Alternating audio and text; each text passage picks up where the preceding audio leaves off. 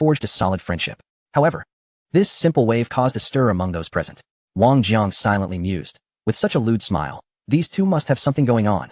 Suddenly, he realized that Zhang Wan is the granddaughter of Zhang Yutong, while Pei Su is the nephew of Li Yong. Originally, it seemed certain that Pei Su would develop at the Long Institute after graduating from Long University. However, it now appeared that if Pei Su and Zhang Wan were to become involved, he might end up in the military district where Zhang Yutong is located. Damn, Zhang Yutong is far too scheming. Wang Jiang maintained a smiling facade while internally grappling with these thoughts. Not far away, Xiaohua and his group observed this scene unfold. This woman is the culprit behind Pei Ge's dark circles. Xiaohua whispered, but no one responded. Turning around, he noticed several burly men wearing knowing expressions that suggested a shared understanding. Wang Qingyu regarded the girl with some admiration. What a striking lady. Chapter 112. A gathering of influential figures. Ah, I see now. Jiang Mingtang smiled as he shook hands with Sun Yun and Li Mutong. His understanding deepened. Indeed, the National Academy has entrusted the Controllable Nuclear Fusion Project to 4 different institutions. The first, of course, is their Long Institute, recognized as the most outstanding research establishment in Huagua, boasting the largest pool of talent. However, these talents are not solely cultivated by the Long Institute, but rather drawn from numerous subordinate units. In other words, they have commandeered human resources from other institutions. Thus, for any major project, the responsibility invariably falls upon the Long Institute. The second unit is Harbin Institute of Technology, where Wang Hongzhe commands immense respect. Not only does he represent a significant portion of the military science sector, but he also leads several exceptional talents. Furthermore, the geographical advantages of the northeastern provinces make them especially suitable for the cooling processes required in controllable nuclear fusion. Therefore, Wang Hongzhe's involvement in this research is most appropriate. As for the third unit, it is the Qian Shuesan Laboratory, established only 11 years ago. Its uniqueness lies in the fact that the nation initially designated it for cutting-edge technology research. Only the most advanced technologies warrant the attention of the Qian Shuesan Laboratory. Every member of its 300-person academic committee is, without exception, a distinguished talent in the military science field. Moreover, the laboratory houses a military-grade national library underground, boasting excellent geographical conditions and human resources. Thus, their involvement in the Controllable Nuclear Fusion Project is equally fitting. The fourth unit is represented by Elder Qin. He does not represent any organization, but solely himself. If one were to insist that he belongs to any institution, it could only be tentatively claimed as Long University. However, Long University itself does not possess the capacity to conduct independent research on controllable nuclear fusion, as it lacks sufficient experts in this particular field. Qin Lao incorporated the 6 members of the inaugural Longkai class, including Pei Su, into the Longkai Institute to assist with research. It was only at this moment that Jiang Mingtang realized the numerous arrangements made by Li Jinyuan from the National Academy. It seemed he was resolutely determined to achieve controllable nuclear fusion. Jiang Mingtang pondered this when, at that instant, another vehicle slowly approached. The eyes of the crowd turned towards the approaching car. Could it be that this was the 5th institution responsible for researching controllable nuclear fusion, following the Longkai Institute? Harbin Institute of Technology, Qian Shuesan Laboratory, and Longkai University? However, as the vehicle drew nearer, the crowd discerned its true identity. It was a military district official car. Clearly, someone of importance from the military was inside. Soon, an elderly man in military uniform, adorned with a red star on his shoulder, stepped out. It was Zhang Yutong, the commander of the army in the Central Theater. Jiang Mingtang quickly stepped forward, beaming as he shook hands with Zhang Yutong. Grandfather, Zhang Wan also hurried over. Standing beside them, Zhang Yutong, with a broad smile, shook hands with Jiang Mingtang and affectionately ruffled Zhang Wan's hair. His gaze then wandered over the group, eventually landing on Pei Su. He chuckled, "Little Pei, when do you plan to fulfill your promise to old Zhao regarding the nuclear-powered tank?" This unexpected remark left everyone momentarily stunned. Pei Su was speechless, astonished that Zhang Yutong was aware of this matter. Upon reflection, it made sense. Zhao Lingguo was indeed the commander of the Central Theater's military district, and Zhang Yutong was technically his superior. Given the magnitude of the project, it was only fitting that he informed his superior. However, Pei Su speculated that it was more likely Zhao Lingguo boasting to Zhang Yutong. After all, Zhao was the commander of the military district and possessed a certain level of authority. With this in mind, Pei Su stepped forward and replied with a smile, "Commander, we should be able to present it by June. For the past few months, I have been assisting the Longkai Institute with the research on controllable nuclear fusion." Zhang Yutong paused. "You? Assisting the Longkai Institute? You understand this matter?" The concepts of nuclear-powered tanks and controllable nuclear fusion were indeed distinct. While nuclear-powered rockets utilizing nuclear fission already existed, Zhang Yutong assumed that Pei Su's nuclear-powered tank would also be based on fission rather than fusion. However, her assertion cast doubt on his prior assumptions. Others present, including Jiang Mingtang, felt a bead of sweat form. How was he to respond? Should he candidly declare, The reason we at the Lonka Institute are able to research controllable nuclear fusion is entirely due to Pei Su's contributions. If it weren't for her, they might still require an additional 5 to 8 years to achieve this breakthrough. Such an admission would be exceedingly awkward. Jiang Mingtang cleared his throat and remarked, indeed. Little Pei has made numerous exceptional contributions to the Lonka Institute during this period. Zhang Yutong appeared contemplative before casting a glance at Zhang Wan and quietly inquired, "How is the interaction with my granddaughter progressing? Is there hope of bringing her into our fold?" Although he spoke in a low voice, others had already heard. Zhang Wan's face darkened. "Grandfather, your words have embarrassed me in front of the family." Zhang Yutong was momentarily taken aback. His loud voice was a result of hearing loss from past battles, leading him to speak habitually loudly. Jiang Mingtang's expression soured. Previously uncertain about Pei Su, he was now resolute. He must ensure her development at the Lonka Institute. She could not be swayed to the military district. With this thought, Jiang Mingtang stepped forward with a smile, positioning himself perfectly between Pei Su and Zhang Yutong, effectively blocking their interaction. "Commander, I have a granddaughter around the same age as Wan Wan. She plans to return from studying abroad soon and intends to work at the Lonka Institute. Perhaps you could transfer Wan Wan there as well, so they can keep each other company." Zhang Yutong scoffed, not uttering much more. "Are you joking? My granddaughter is exceptionally gifted. Once the Qianshuesan laboratory wraps up its current projects, I will certainly bring her to the military district, not to the Lonka Institute. Transferring her there would not be about bringing Pei Su over, but rather taking Zhang Wan away." As they conversed, another vehicle slowly approached. The eyes of the crowd turned towards the new arrival. Chapter 113, Li Jingyuan's arrival. Present were Wang Hongzhe from Harbin Institute of Technology, Sun Yun, Li Mutong, Zhang Wan, and others from the Lonka Institute, forming a truly impressive assembly. Yet, they were taken aback to see yet another vehicle heading toward the Lonka Institute. Everyone's attention was fixed on the slowly approaching off-road vehicle, which appeared to be used primarily by the military. Jiang Mingtang turned to Zhang Yutong and inquired with a smile, "Commander, do you recognize whose vehicle this is?" Zhang Yutong glanced over and shook his head. "I don't know, but it shouldn't belong to the military." Jiang Mingtang, curious, asked, "Why not?" Off-road vehicles are typically used by the military due to the harsh environments they operate in, often situated in remote areas that facilitate soldier training while also helping to evade satellite surveillance. Thus, many military vehicles are indeed off-road types. Navigating through rocky, muddy terrain is challenging for ordinary sedans, and even SUVs are generally inadequate. Only genuine off-road vehicles can traverse such conditions smoothly. However, as the vehicle parked at the Lonka Institute, a woman emerged, clad in a simple white outfit topped with a reflective fluorescent green vest. Her face was dusty, and her complexion bore a healthy tan. Yet, upon her arrival, the crowd immediately recognized her identity. It was Lu Saran. Indeed, the newcomer was none other than Lu Saran. As she stepped out of the vehicle, she approached the group with practiced ease, greeting them, "Director Jiang, Commander Zhang, Academician Li, Academician Wang, Academician Tang, Pei Su hello." After speaking, Lu Saran realized something was amiss. She abruptly turned her gaze towards Pei Su. Pei Su? Behind her, a photographer emerged from the car, carrying a camera and tripod, equally stunned. They had been ordered to document the occasion, but the specifics of the project were unknown to them. However, notifications had come directly from their station chief, indicating a high level of confidentiality. To their surprise, they encountered Pei Su in such a setting. "Why are you everywhere?" "Hello, Lu Jia," Pei Su beamed, extending her hand to shake Lu Saran's. "It's good to see you again." Lu Saran smiled in astonishment. "I didn't expect to see you so soon again. You must be in your third year now, right?" Pei Su nodded with a smile. "Not yet, but soon. I'm currently in the second semester of my sophomore year." Lu Saran felt a wave of nostalgia wash over her. When she first met Pei Su, he was merely a fresh-faced youth emerging from an examination room. Now he was nearing his third year. Reflecting on the past 2 years, she realized she had encountered Pei Su multiple times, each occasion occurring in such significant contexts. Quickly regaining her composure, Lu Saran turned her attention back to Jiang Mingtang. She brushed a few stray strands of hair from her ear and smiled, saying, "The station chief mentioned that the national leaders have sent us here to document the event. He personally dispatched me. I apologize, Director Jiang, for my attire. I just finished an outdoor recording session and feel somewhat underdressed for such a grand occasion." With a hint of embarrassment, Lu Saran felt out of place standing there in such a disheveled state. Jiang Mingtang chuckled, understanding the reason behind her rugged appearance.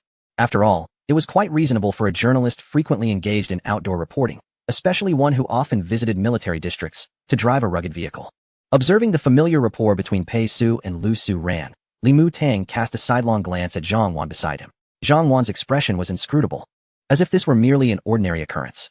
Yet, after 2 years of working alongside her, Li Mutang noted the way Zhang Wan's fingers lightly drummed against her thigh, an indication of her craving for a cigarette.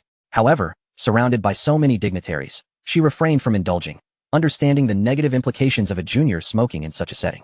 This was commonplace, yet the sudden urge to smoke was intriguing. Li Mutang silently contemplated that if Zhang Wan could bring Pei Su to the Qianshuesan laboratory, he would be confident in retaining her there, even if Zhang Wan ultimately returned to the military district for further studies. At that moment, another vehicle approached, its identity unmistakable. It was a government car adorned with the national emblem and a series of consecutive license plate numbers. Clearly, the individual within could only be Li Zhengyuan. At this moment, everyone hurried forward, particularly Jiang Mingtang, who jogged to the front of the car. Without waiting for the driver to exit and open the door, he swung open the rear door to welcome Li Zhengyuan. "Leader, we are honored by your presence," Jiang Mingtang said. Li Zhengyuan nodded, his gaze sweeping over the crowd, pausing first on Jiang Mingtang. "Old Jiang, you have truly worked hard these past few months. It is no trouble at all." Jiang Mingtang replied with a smile. "The matter of controllable nuclear fusion concerns everyone, the nation, and the future's development. We are naturally compelled to exert our utmost effort." Li Zhengyuan nodded in agreement, and then glanced at Pei Su without further comment, opting instead to shake hands with Li Yong. "Academician Li, your family truly boasts remarkable genes. Talents emerge one after another." Li Yong felt a surge of surprise. "Oh no, you flatter me, leader." "This is no flattery." Li Zhengyuan smiled. "Your family is thriving with talent. You are an academician. Your niece is the chief designer at the Beijing laboratory.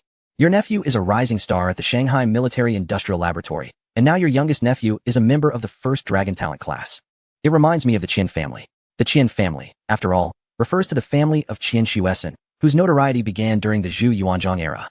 The ancestors of the Qian family once received a pardon from Zhu Yuanzhang, allowing them to flourish and produce three remarkable individuals who made significant contributions to the nation. Hearing Li Zhengyuan's words, Li Yong felt a rush of exhilaration, an overwhelming sense of happiness. This was not merely surprise, it was akin to basking in glory. What an honor!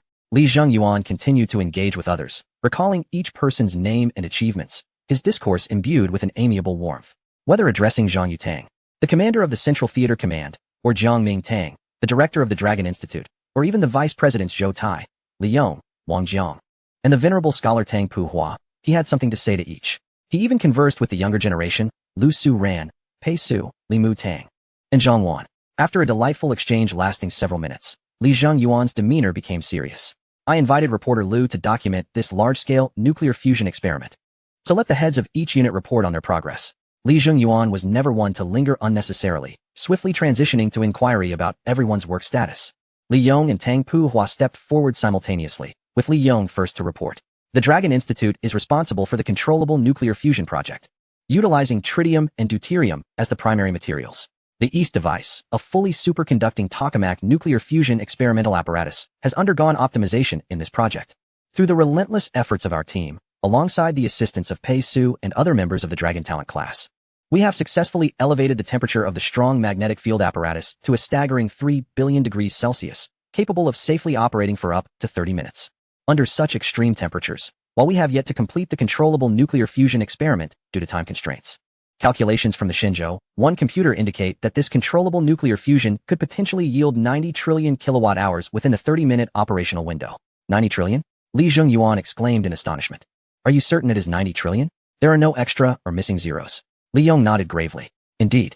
Both my research and that of academician Tang Puhua beside me confirm that we can produce 90 trillion kilowatt-hours of electricity within 30 minutes. This is both normal and reasonable.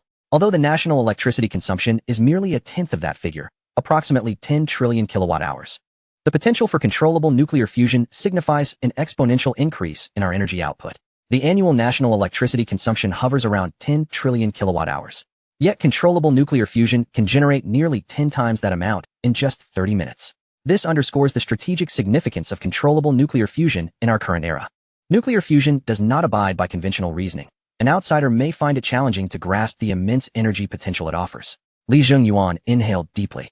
Feeling an unprecedented sense of awe, Zhang Yutang's eyes sparkled with excitement. 90 trillion kilowatt-hours? And that is merely the energy produced in 30 minutes. If it could operate indefinitely, what would the future look like? Both men's faces broke into smiles. "Excellent, very excellent," Li Zhengyuan declared. "It is imperative that we meticulously document who contributed what to the project manual. After today, please prepare a copy and send it to the national office at the fastest speed. I wish to review it personally." Li Yong nodded solemnly. "Yes, leader." Next, it was the turn of Li Mutang, Sun Yun, and Zhang Wan from the Qianshuesan laboratory. Li Mutang stepped forward, stating, "Our project at the Qianshuesan laboratory focuses on controllable nuclear fusion using helium-3 as the primary material. We refer to this as secondary nuclear fusion. Under the concerted efforts of our 300 academic committee members and 150 management committee members, the secondary nuclear fusion project has made remarkable progress, overcoming the majority of technical challenges, with only a few residual issues remaining to be resolved. At the same power and temperature, helium-3 produces energy approximately 125 times greater than that of traditional nuclear fusion. However, like you, we too are pressed for time and have yet to conduct large-scale nuclear fusion experiments. However, the supercomputers have also calculated a staggering figure for us. When two powerful magnetic field devices operate at a temperature of 3 billion degrees Celsius for just 30 minutes, they can produce approximately 10 trillion kilowatt-hours of energy. This immense energy surpasses the total consumption of energy by humanity since the discovery of fire, electricity, and light. In other words, the energy generated from 30 minutes of helium-3 nuclear fusion is dozens, if not hundreds, of times greater than all the energy utilized by humanity from the dawn of civilization to the present day. Li Jinyuan, despite his leadership role, managed to maintain his composure upon hearing the figure of 10 trillion kilowatt-hours. Yet, beside him, Zhang Yutong appeared somewhat unsteady. Even fellow elites in the military science community, such as Li Yong and Wang Hongzhe, exhibited expressions of astonishment. The notion that such a colossal amount of energy could be produced in just 30 minutes, far exceeding that which has been consumed by human civilization, is simply incomprehensible. This is the essence of helium-3 nuclear fusion, the second-generation controllable nuclear fusion.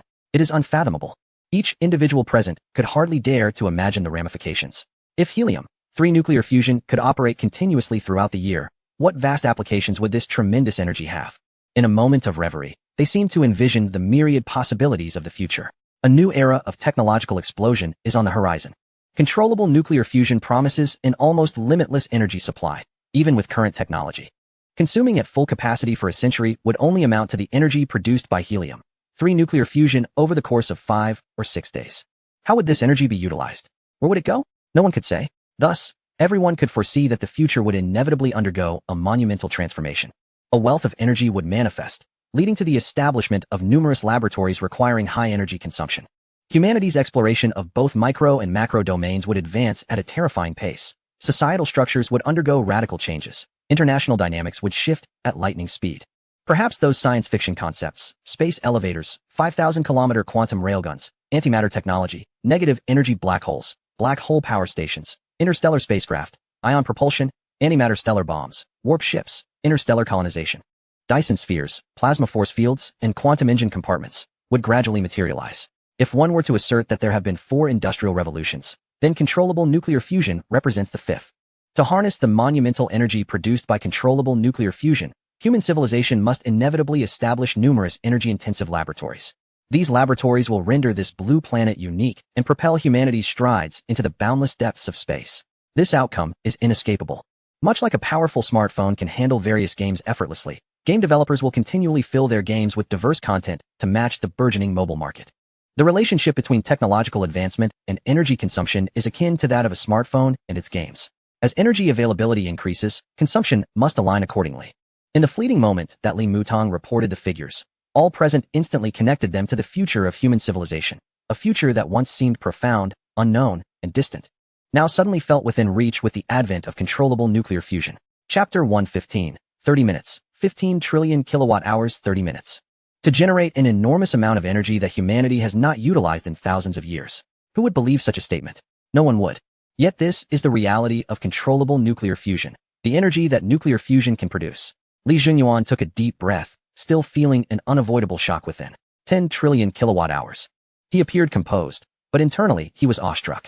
Li Yong stepped forward to comfort him, saying, "Leader, this is perfectly normal. The sun is perpetually undergoing exaggerated nuclear fusion. Theoretically, if we could perfectly harness its energy, it produces approximately 400 trillion kilowatt-hours every second. In a minute, that amounts to 24 quadrillion kilowatt-hours. In an hour, it is 14 trillion kilowatt-hours. In a day, 336 trillion kilowatt-hours. At our current energy consumption levels, it would take hundreds of thousands of years to deplete such energy. These figures from astronomy are staggering. We have successfully transitioned from terrestrial to astronomical data." Li Yong consoled Li Jinyuan, who took a deep breath and managed to calm his emotions. Although this number was astonishing, he was, after all, a leader in the National Academy. "Wang Hongzhe, could you share the situation at your Harbin Institute of Technology?" Li Jinyuan inquired. Wang Hongzhe, feeling the weight of everyone's gaze upon him, stepped forward reluctantly. "Unfortunately, we have not yet achieved controllable nuclear fusion at Harbin Institute of Technology. We are still grappling with temperature control issues, and our strong magnetic field devices cannot operate safely for extended periods. Li Junyuan furrowed his brow slightly. It was surprising that Wang Hongzhe had not accomplished this. Upon reflection, it was evident that Harbin Institute of Technology, due to its climatic conditions, was well suited for establishing a controllable nuclear fusion laboratory. However, time constraints had hindered Wang Hongzhe from conducting more thorough research in this field. Otherwise, his results would likely have emerged sooner than those of others. Understanding this, Li Jingyuan remarked, "All right, I see." Wang Hongzhe sighed and stepped back. In truth, he was puzzled as to why Lonka Academy and the Qianshuesan Laboratory had successfully completed their controllable nuclear fusion projects. Was there a vast difference in expertise? No. He refused to believe that was the case. Li Mutong, although he was a peer, in terms of knowledge, he surely could not match Wang Hongzhe. Zhongwan. Youth was her advantage, but currently, in terms of knowledge, she was even inferior to Li Mutong. So how could she possibly surpass him? As for Sun Yun, he was merely an outsider. Li Yong and Tang Pu Hua were indeed excellent academicians, but so was Wang Hongzhe. He could never have imagined that, in reality. Even Li Yong, Tang Pu Hua, and Li Mutong had not resolved many of the issues surrounding controllable nuclear fusion. All of this had been achieved by Pei Su. All right, Li Jinyuan said, surveying the room and feeling that everything was in order. This afternoon, we will officially conduct the controllable nuclear fusion experiment. Just as he spoke, Pei Su raised his hand. Li Yong was startled and whispered, "What are you doing?" Pei Su replied earnestly, "I have not yet reported my findings." Upon hearing this, Li Jinyuan shot Pei Su a glance. Jiang Mingtang chuckled awkwardly and explained to Li Jinyuan, "This child probably wasn't paying attention. He doesn't realize that Li Yong has already reported on all matters concerning Lonka Academy." In the eyes of Jiang Mingtang and others, Pei Su seemed not to have listened attentively. Since Li Yong had just reported on Lonka Academy's situation, what more was there for Pei Su to add? Li Jinyuan nodded, dismissing it as inconsequential, and walked alongside Li Mutong deeper into Lonka Academy. However, a light-hearted remark hung in the air. "I do not represent Lonka Academy. I represent Elder Qin and Lonka University." Li Jinyuan stood frozen for a second, then turned to Pei Su. "What did you say?" Pei Su stepped forward and replied earnestly, "Leader, I am not representing the Lonka Institute, but rather Elder Qin and Lonka University. We are an independent research institution, equally tasked with the responsibility of researching controllable nuclear fusion. Furthermore, over the past 3 months, by assisting the Lonka Institute, we have successfully developed our own controllable nuclear fusion device." Everyone was taken aback. Li Jinyuan exclaimed, "Are you telling the truth?" "Indeed," Pei Su replied with a serious expression. "Allow me to report to you that our controllable nuclear fusion project is a tertiary project, neither traditional controllable nuclear fusion nor the secondary fusion using helium-3 as the material, but rather a tertiary fusion utilizing boron-11 as the material. I, along with members of the first phase of the Long Talent class including Xiaohua, Chen Ke, Wang Qingyu, Li Bei, and Zhang Ming, have successfully created a tertiary controllable nuclear fusion device while assisting the Lonka Institute with their project. Based on the comparative data between boron-11 and helium-3, we initially predict that the energy produced by boron-11 controllable nuclear fusion is approximately 15 times that of helium-3 fusion. In a complete 30-minute operation, it could generate 15 trillion kilowatt-hours of energy with no pollution or wear, allowing for prolonged operation. As Pei Su's voice faded, Li Yong gasped. "What did you say? Tertiary controllable nuclear fusion? Is this real?" Boron-11 is indeed a material capable of nuclear fusion. However, there are 2 significant issues. First, achieving nuclear fusion with boron-11 necessitates temperatures of 3 billion degrees Celsius. This challenge is evidently one that Pei Su has resolved. Yet, there is a second issue. Due to the differences in materials, adjustments to the device are required when using boron-11 instead of helium-3. The extent of these adjustments remains unclear within the current scientific community, as even traditional controllable nuclear fusion research is in its infancy. If Pei Su has indeed achieved boron-11 nuclear fusion, it implies that he has not only overcome the extreme temperature of 3 billion degrees, but has also made substantial modifications to the strong magnetic field apparatus. Even more astonishing is that all of this was accomplished while Pei Su was simultaneously aiding the Lonka Institute in developing traditional controllable nuclear fusion devices. "You really did it," Li Mutong exclaimed in disbelief. Everyone immediately turned to Li Mutong, and even Li Jinyuan glanced at him. "You were aware of this?" Chapter 116, Artificial Sun, Surpassing the Sun. "No, I don't have all the details," Li Mutong admitted, his gaze distant. "About 3 months ago, during Pei Su's assistance with the helium-3 fusion, you mentioned he could make one request. He asked me for essential materials for achieving controllable nuclear fusion, including 150 tons of boron ore. I never anticipated he would succeed." "Yes, I never expected it," Li Mutong continued, utterly astonished. "Initially, when Pei Su requested 2 strong magnetic field devices, 2 cyclotrons, a certain amount of graphene, and the aforementioned boron, Li Mutong had surmised that Pei Su intended to experiment with boron-11 fusion. However, he never imagined that Pei Su would actually accomplish it. This achievement is unprecedented in the realms of research, military science, and the broader scientific community. The most comprehensive data regarding boron-11 nuclear fusion available within military circles states that boron-11 can indeed undergo fusion, but requires a temperature of at least 3 billion degrees Celsius. In other words, how can boron-11 undergo fusion? What adjustments are necessary for the strong magnetic field apparatus? What changes, and where will boron-11 nuclear fusion inflict upon the instruments? These questions remain unanswered. In essence, it is akin to traversing an infinitely dark path, for no one can wield a torch hot enough to illuminate 3 billion degrees, leaving the path shrouded in obscurity, inaccessible to inquiry. Yet, Pei Su has achieved what others deemed impossible. Amidst the incessant demands of aiding the Lonka Institute with controllable nuclear fusion, he found the time to create a boron-11 controllable nuclear fusion device. This is nothing short of miraculous, Li Mutong thought, instinctively swearing in astonishment. Wait. Wang Hongzhe finally grasped the situation. He recognized that Pei Su's controllable nuclear fusion project at the Qianshuesan laboratory is not merely a backdrop to the Lonka Institute's project. On the contrary, this young man may have made a significant contribution. So you mean to say that at the end of December last year, he helped you resolve the temperature and magnetic field constraints for helium-3 fusion at the Qianshuesan laboratory, and then from January onward, he assisted the Lonka Institute with ongoing issues? Now, in March, he has managed to find time to create the boron-11 controllable nuclear fusion device? Wang Hongzhe's eyes widened in realization. Li Mutong nodded affirmatively. Wang Hongzhe took a deep breath, overwhelmed with mixed emotions. On one hand, he marveled at Pei Su's contributions. This young man, having begun his career with the 8th generation technology, has made achievements for the nation and military science that others could only dream of. On the other hand, he sighed in relief. When Wang Hongzhe witnessed the Qianshuesan laboratory and Lonka Institute both successfully complete their controllable nuclear fusion projects, he pondered whether he was growing too old to keep pace with the times. Yet, it was evident that the issue lay not with him. Wang Hongzhe remained a formidable figure in military science, still holding his ground alongside Li Mutong, and still a respected academician at the Lonka Institute. His knowledge had not fallen behind the times, nor lagged behind other distinguished experts. The only distinction was that the Qianshuesan laboratory and Lonka Institute had both benefited from Pei Su's assistance, while Wang Hongzhe, conducting research at Harbin Institute of Technology, had not. Upon comprehending the entire situation, Wang Hongzhe felt a sense of relief wash over him. As one ages, unavoidable anxieties tend to arise. Initially, he had contemplated whether it was time for him to retire and pass the baton to more capable young talents. However, it now appeared that he was still a vigorous steed, yearning for distant horizons. As everyone absorbed the gravity of the situation, Li Jungyuan turned to Pei Su, his voice trembling slightly.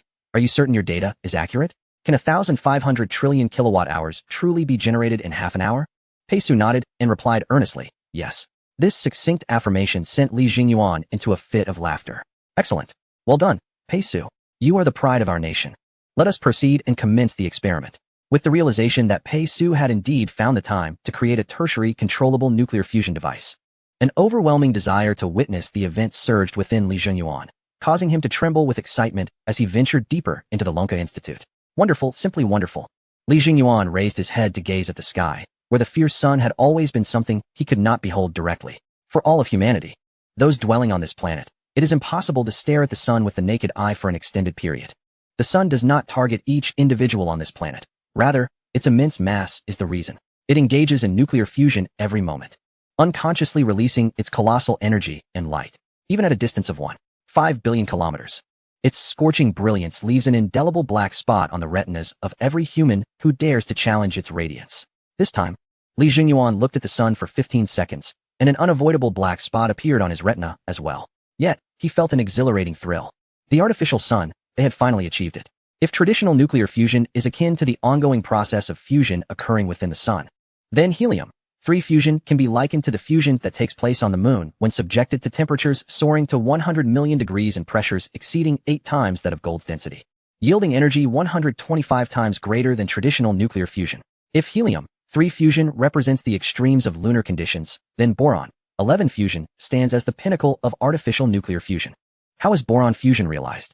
Observing a supernova explosion would reveal the emergence of boron fusion.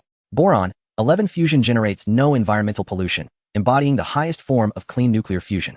It surpasses the sun's fusion model and exceeds the energy generated by the moon under extreme conditions, representing a fusion process that occurs only in supernovae. When Pei Su announced the feasibility of boron fusion, It was transcendent news for Li Zhenyuan, who had long harbored ambitions for controllable nuclear fusion and had meticulously researched the subject, often surrounded by at least 4 fusion experts. This was monumental, signifying that humanity residing within the solar system had, for the first time, transcended all celestial bodies within it. Furthermore, in the realm of temperature creation, it extended beyond the solar system and surpassed what humanity has thus far observed in the universe. Even the largest observed stars, which possess more than 200 times the sun's mass, typically only reach core temperatures of around 1 billion degrees Celsius. Chapter 117. The experiment begins in the laboratory. A gathering of individuals assembled. For the first round of testing, let us proceed with the Lonka Institute, Li Yong stated solemnly, seeking guidance from Jiang Mingtang. Jiang Mingtang turned to Li Zhenyuan, who nodded in agreement. Yes, let Lonka Institute take the lead. Wang Hongzhe, who had not completed the controllable nuclear fusion project, was unable to participate in the experiment. Given that helium-3 fusion is a secondary fusion stronger than traditional fusion, it was entirely appropriate for Lonka Institute to commence the experiment. As Li Zhenyuan issued the command to begin, the atmosphere grew tense. Beside him, Lu Su-ran also adopted a serious demeanor, instructing a photographer to operate 2 cameras for recording, while she herself carried one to capture 3 perspectives of the controllable nuclear fusion experiment. Her camera, however, was primarily aimed at Pei Su. Lu Su-ran pondered, noting that old Qin's health had been deteriorating. Had he been well, he would undoubtedly have participated in such a significant project. Clearly, preparations on her part were essential. After old Qin's passing, the military science community fell into disarray. Her duty was to ensure that the achievements of Pei Su, the direct disciple of old Qin, resonated throughout the nation and across the military science sector. This initiative was entirely self-motivated, aimed at stabilizing the military science community. Meanwhile, the rest of the team stood ready and vigilant. This experiment represented one of the few fully controllable nuclear fusion tests conducted in the country so far.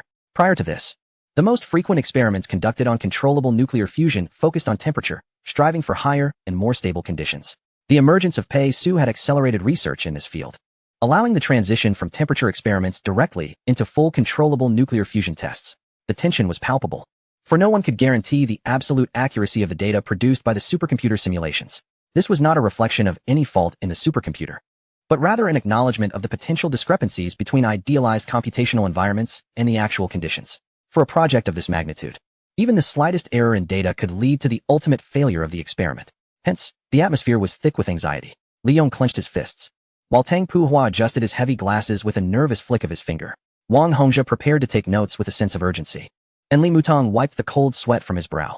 Zhang Wan appeared anxious, scarcely daring to breathe loudly.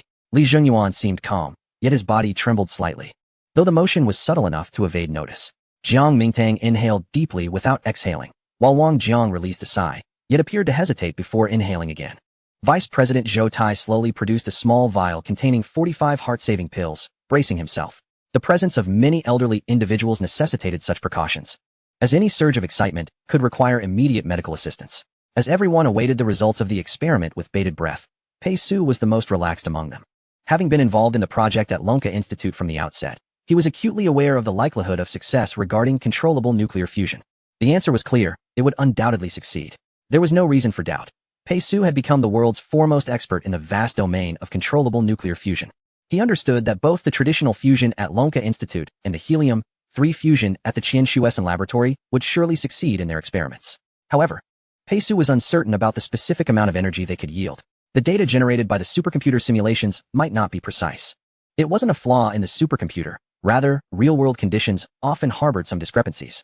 Thus, even Pei Su himself could not ascertain how much energy these 2 forms of controllable nuclear fusion would produce under 30 minutes of full-power operation.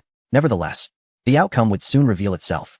The objective of controllable nuclear fusion is to enable extremely light atomic nuclei to overcome electrostatic repulsion under extreme conditions, merging into heavier atomic nuclei while releasing immense energy in the process. To commence, the complete controllable nuclear fusion apparatus comprises a vacuum chamber, superconducting magnetic coils, fuel, heating systems, and filtering devices. The vacuum chamber combined with the superconducting magnetic coils forms what is known as a strong magnetic field device. Discharge. Li Yong calmly pressed a button. A powerful electric current surged through the coils, generating a formidable magnetic field capable of containing extremely high temperatures. Pei Su. Suddenly, Jiang Mingtang approached Pei Su and whispered, "As the principal contributor to this project, you should stand by the leadership and explain each step of the process to them." Pei Su was taken aback, but quickly understood the intention behind Jiang Mingtang's words. He realized that Jiang Mingtang aimed to utilize this opportunity to make an impression on Li Jingyuan, which would benefit future developments. He naturally would not refuse, and thus stepped over to Li Jingyuan's side. Leader, allow me to explain the process of each step. Li Jingyuan fixed his gaze intently on the scene within the laboratory and replied, all right, go ahead. Pei Su took a deep breath and began her explanation. If we regard controlled nuclear fusion as a performance, then the vacuum chamber, superconducting magnet coils, and fuel constitute the core elements of this stage. First, the vacuum chamber, which is the strong magnetic field apparatus, is a donut-shaped metallic chamber. The superconducting magnet coils are woven into the outer wall of this metallic chamber, and once electrified, the immense current generates a powerful magnetic field.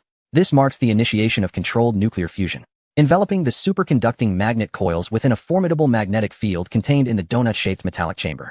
Li Jingyuan's interest peaked. It seemed Pei Su had made an effort to describe everything in layman's terms for his benefit, even likening the experiment to a performance. He observed the laboratory scene while attentively straining to hear Pei Su's explanation. Initially, the vacuum chamber emits a deep, whale-like hum, drawing all the air from the environment. Subsequently, the fuel is injected. Traces of deuterium and tritium gas are carefully introduced into the vacuum chamber through precision valves and pipes, appearing as soft, silvery white mist swirling gently into the dark, empty chamber.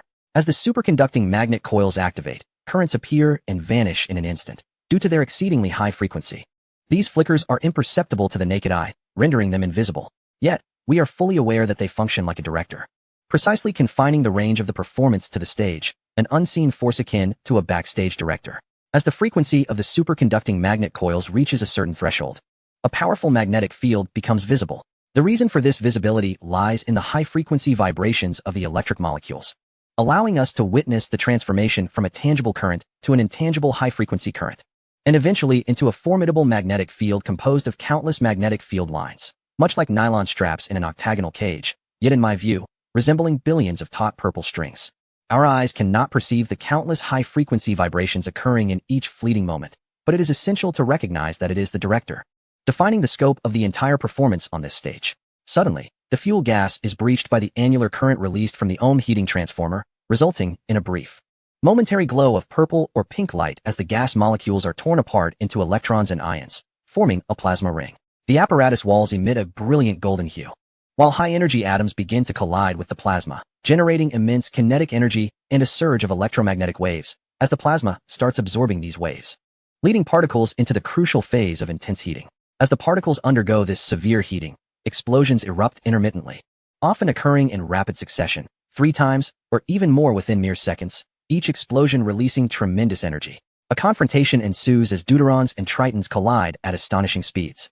Most pass by, yet sufficient collisions overcome the electrostatic repulsion and fusion occurs. Each fusion event births a high-energy neutron, akin to a performance reaching a critical juncture. A sudden hero or a malevolent force that ignites the scene, causing the strong magnetic field to tremble violently. Each high-energy neutron harbors vast amounts of energy, and nearly every moment witnesses the birth of numerous high-energy neutrons. The high-energy neutrons, in a frenzy, yearn to escape the stage and engage the audience in more exhilarating interactions. Yet the director refuses. The strong magnetic field created by the superconducting magnet coils firmly restrains the high-energy neutrons, preventing their escape. Were they to break free, the audience's enthusiasm would be ignited, and the outcome would be unpredictable, something neither the director nor the behind-the-scenes crew desires to witness. Thus, the director ultimately confines the high-energy neutron actor, compelling it to continue its restless performance on stage as the intense heating phase draws to a close. Ushering in the final act, the performers prepare to take their bows. Although they cannot leave the stage, their voices break free, reaching the audience as the high-energy electron flow, with the audience embodying the structure that receives this energy.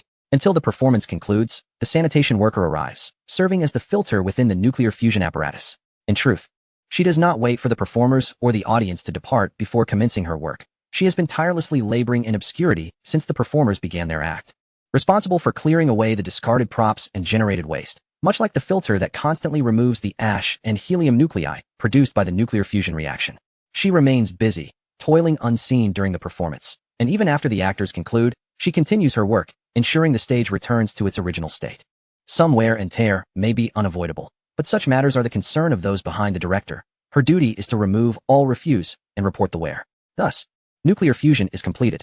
Pei Su's words emerged like a submerged iceberg suddenly surfacing. Li Jingyuan exclaimed in astonishment, truly exquisite. He was an outsider, an utter novice, unfamiliar with filters, strong magnetic field devices, or superconducting magnet coils. He did not grasp their functions, but Pei Su's explanation illuminated the roles of each component in the controlled nuclear fusion experiment, revealing it as a vast machine where each screw plays a unique part. Marvelous. Not only Li Zhenyuan but also Li Mutong and Zhang Wan looked at Pei Su with expressions of admiration and appreciation. Indeed, Jiang Mingtang stepped forward and remarked, "Leader, Xiao Pei's abilities are exceptional. He has not only mastered controlled nuclear fusion research but has also delved deeply into the subject. Moreover, he is not rigid. He applies his knowledge flexibly, even managing to convey such a complex concept in plain language." Upon reflection, Pei Su had elucidated every detail of the controlled nuclear fusion apparatus clearly. Each component's role manifested as a specific character. Even a fool would comprehend it after listening. Indeed. Wang Jiang nodded. "I confess my understanding of controlled nuclear fusion is not profound, but Pei Su's explanation is indeed meticulous, making the principles of nuclear fusion accessible to the layperson." In Pei Su's narrative, the vacuum chamber represented the stage. The strong magnetic field created by the superconducting magnet coils served as the director, while the filter played the role of the sanitation worker. The other components were akin to the actors, with the various occurrences during the theatrical performance almost vividly illustrating the myriad situations of nuclear fusion. Nearby, Wang Jiang laughed heartily. "This is splendid. I shall borrow it when I write my book, young man." Upon hearing this, Pei Su's expression turned dark. Never mind. Regardless, as he was a friend of his uncle, there would be no mistreatment. At that moment, one could exaggerate and say that he too had become an author. Just then, the controllable nuclear fusion device, under Li Yang's command, began its operation. The temperature immediately exceeded the threshold for nuclear fusion. With each passing breath, the containment structure of the controllable nuclear fusion absorbed vast amounts of energy, connecting to the external display, where a value was soaring at an astonishing rate, 1,500 kilowatt-hours. Due to adjustments made to the display's programming, the units here were not measured in joules but directly converted to kilowatt-hours. In the next instant, the value surged dramatically, 230,000 kilowatt-hours. Chapter 119.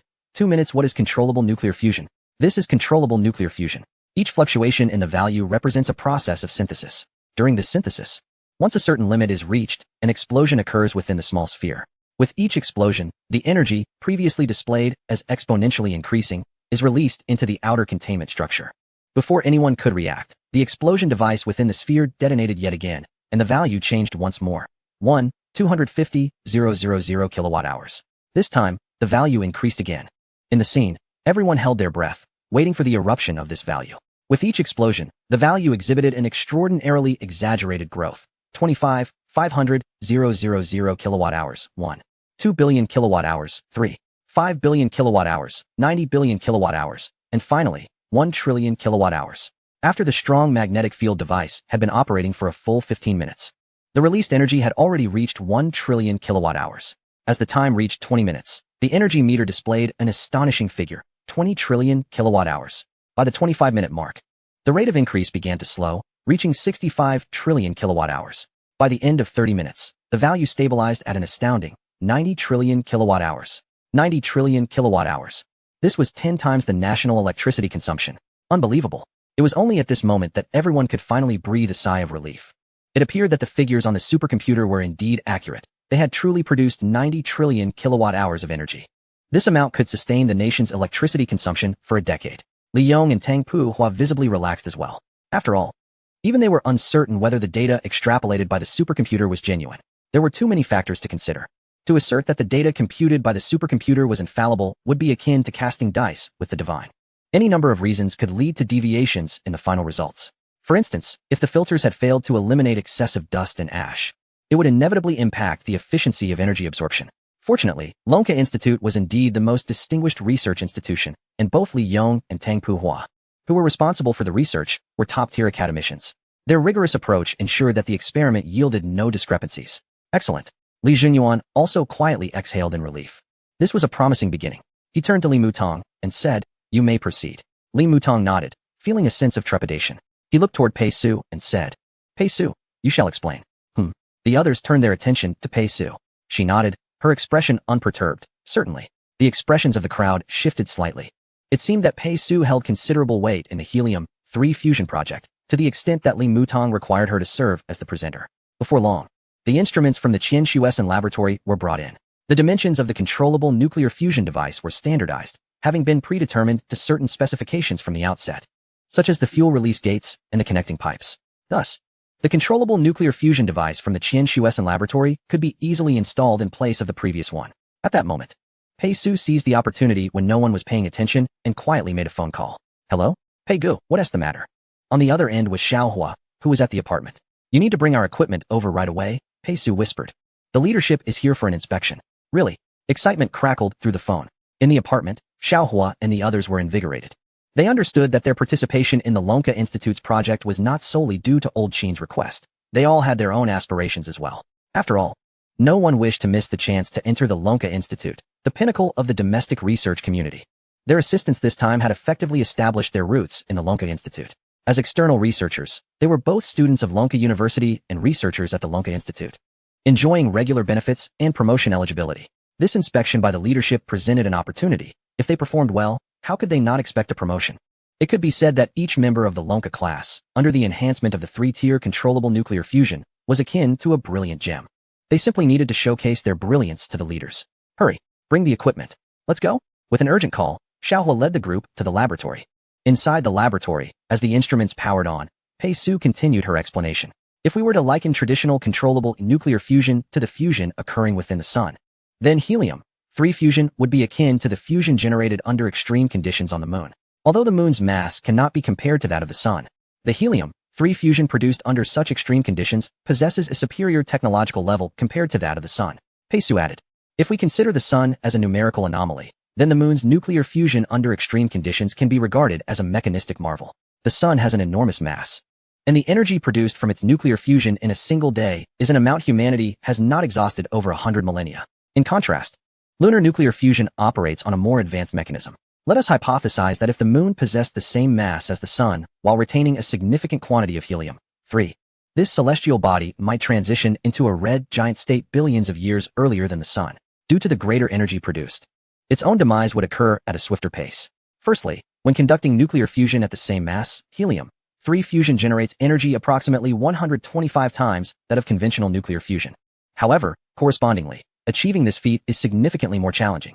For instance, helium-3 fusion requires temperatures of at least 1 billion degrees Celsius, which was previously deemed impossible. After all, among all the celestial bodies observed by humanity, the largest star is over 200 times the mass of the sun, and its core temperature barely reaches 1 billion degrees Celsius, only under rare conditions. However, I have stumbled upon a technology known as the cyclotron acceleration and 11-folding technique. This involves utilizing a cyclotron, 2 sheets of graphene exhibiting superconductive phenomena in an 11 configuration, and the folding technique.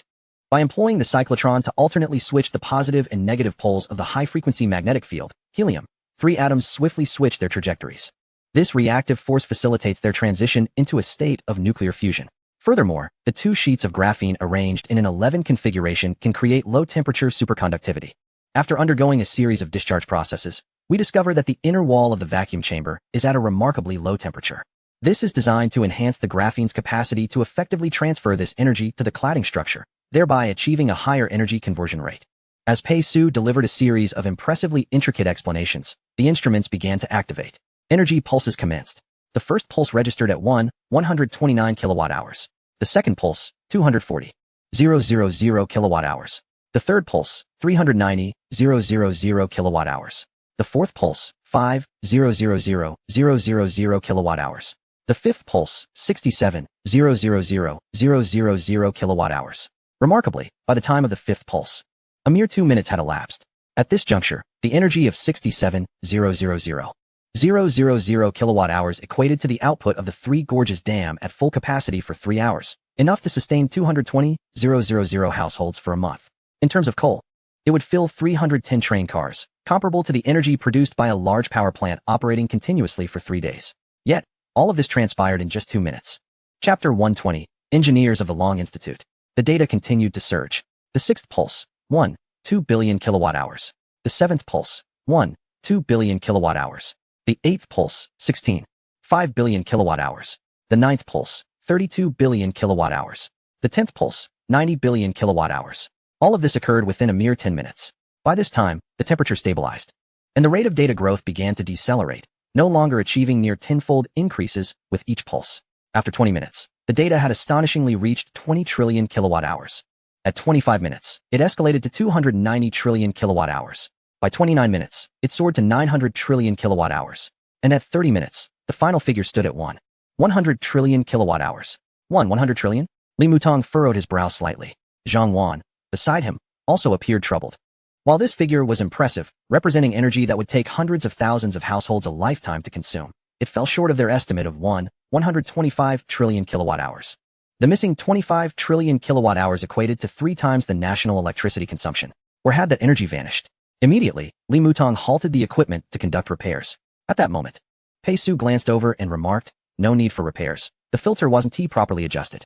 The equipment we brought over hasn't fully matched the Long Institute systems, resulting in a slight reduction in energy efficiency. Is that so?" Li Mutong nodded, deciding against the repairs. Since Pei Su asserted this was the issue, it must be true. Yet soon, he found himself pausing in surprise. When had he become so trusting of Pei Su? In the past, he would never have abandoned repairs based on a mere statement. He was stubborn and resolute, not easily swayed by others. But now, Pei Su's words led him to accept that it was indeed the filter's fault. He realized that Pei Su's words had come to hold an almost authoritative weight, compelling belief. The significance of 100 trillion kilowatt hours was like a bomb detonating in Li Jingyuan's heart. With this figure, all his plans could be realized. However, this was not the end, but rather a pivotal transition. Pei Su's 3-tier controllable nuclear fusion utilized boron, 11, which theoretically possessed energy 15 times greater than that of helium-3 fusion. Even accounting for some discrepancies, even if energy efficiency was not perfect, achieving 500 trillion kilowatt hours should still be feasible, right? If that were the case. Li Jingyuan swallowed hard, his expression grave. He turned to Pei Su. "It's your turn." Pei Su nodded. Indeed, it was his moment. Just then, a commotion arose outside the laboratory as a group entered. Xiaohua had arrived. "Let's move the equipment," Xiaohua exclaimed excitedly, looking at Pei Su. Pei Su nodded and exited the lab. The others exchanged glances and followed suit.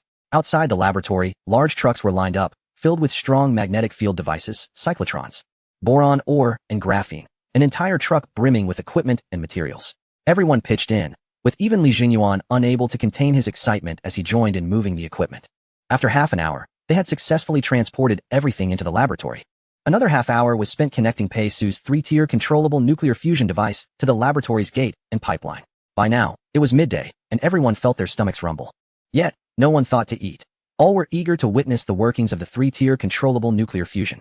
Li Jingyuan looked at Vice Dean Zhou Tai, saying, "Vice Dean Zhou, if you could kindly arrange for some food to be brought over, everyone is quite hungry."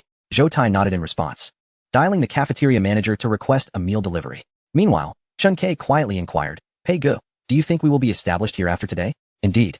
Wang Qingyu added softly, "We have worked so hard, not merely to secure a job with a monthly salary of 6,000. The compensation for external researchers was indeed 6,000 a month, decent, but barely sufficient to sustain oneself in Kyoto. Given their unique abilities and knowledge, talents like Wang Qingyu, Li Bei, and Zhang Ming could easily command salaries in the tens of thousands in private enterprises. Even Xiaohua and Chun Kei possessed the qualifications to earn such wages. Yet, here they were, dedicating 3 months to assist the Long Institute. While ideals of technological advancement were noble, such monumental matters were beyond the consideration of their humble ranks.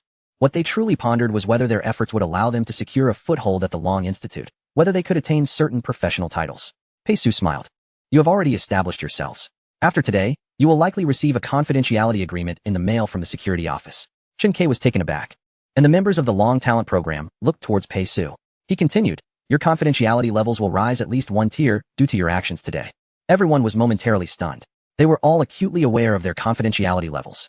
Each member of the first cohort of the Long Talent Program, aside from Pei Su, held a military secret level classification.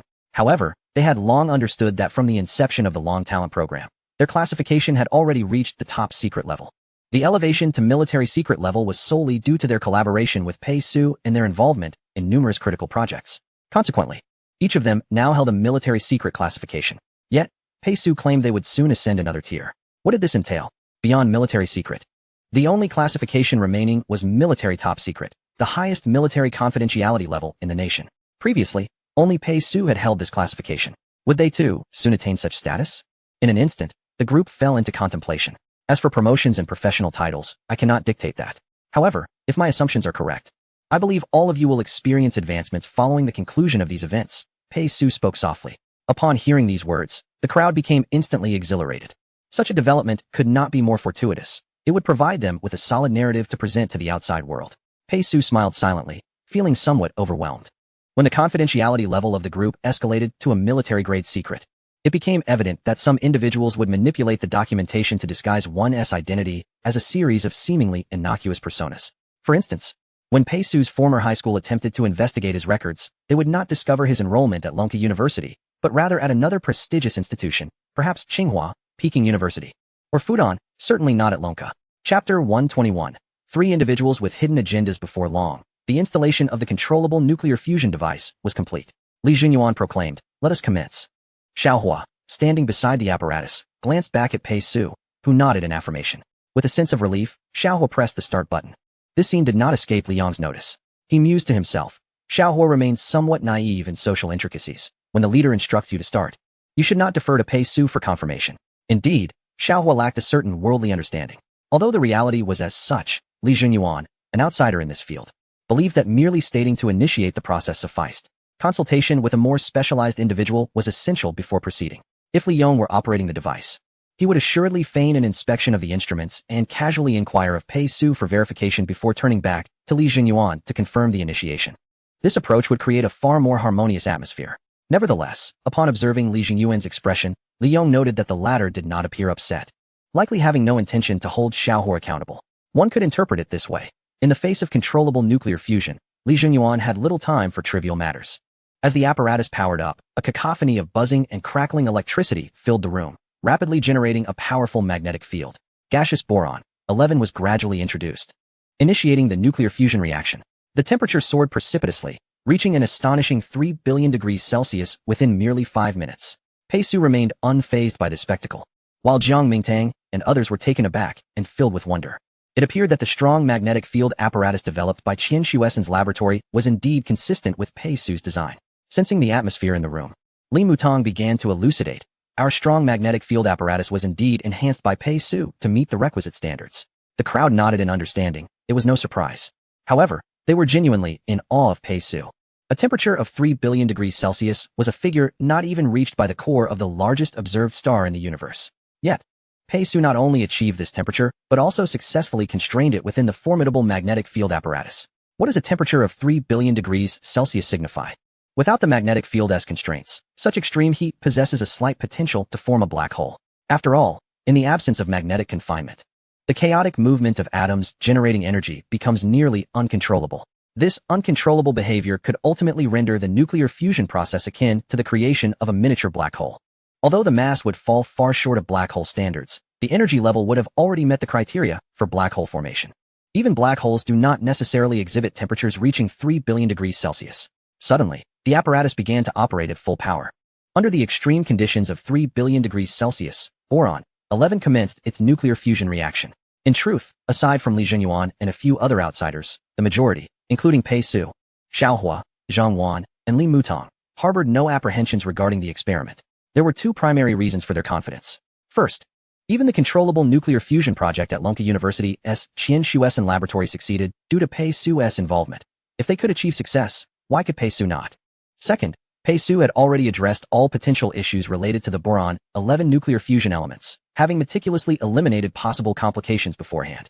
The entire apparatus exuded a sense of unwavering stability. In the hearts of the onlookers, the only variance lay in their individual thoughts. Li Yong pondered, should my nephew succeed this time, with his previous accomplishments, how could the director not elevate him to the status of a national engineer? It is worth noting that a national engineer is merely a step away from becoming a reserve academician, and from there, a full academician. In fact, he began to feel that his aspirations were somewhat conservative. Considering his achievements, Pei Su could very well ascend directly to the rank of academician.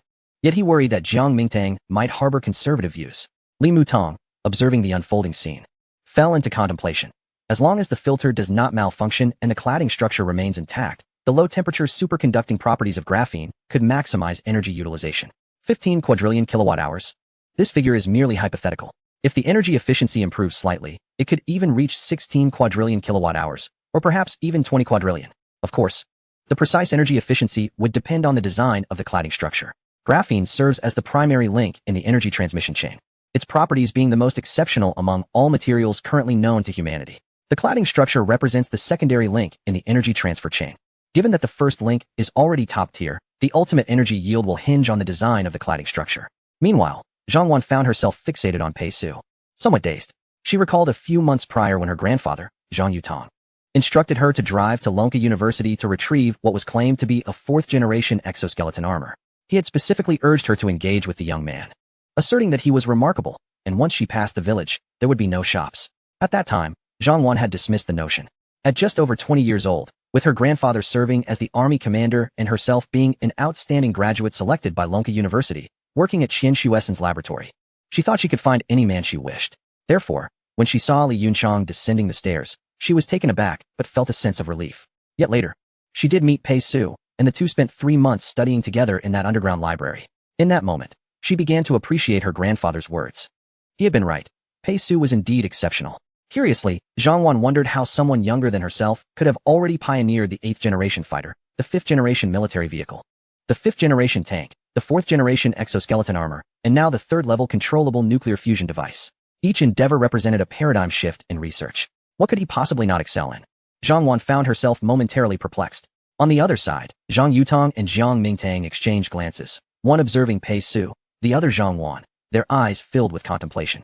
Zhang Yutang mused, I must ensure Wanner finds a way to entice Pei Su to the military district. Jiang Mingtang considered, perhaps I can persuade Pei Su to bring Zhang Wan to Lonka University. Wang Hongzhe, standing behind them, felt envious. If only I could lure Pei Su, Zhang Wan, and even all the students from the first Lonkai class to Harbin Institute of Technology, my institute would flourish. In that moment, the three harbored their own clandestine intentions. Chapter 122. The unveiling of Pei Su's triple-controlled nuclear fusion. Lu Su Ran contemplated. It appears that Pei Su is once again poised to make history. She suddenly realized that her understanding of Pei Su was still insufficiently profound. Every time she believed that Pei Su had reached the pinnacle of brilliance, this young prodigy would conjure up even more astonishing feats, shocking everyone anew. Momentarily, Lu Su Ran fell into deep thought. Meanwhile, the cameraman mused, if controlled nuclear fusion is successfully implemented, might I soon wield a nuclear-powered camera? Imagine. A small nuclear fusion battery could allow the camera to operate continually for an entire year. If that were the case, it would be nothing short of fantastic.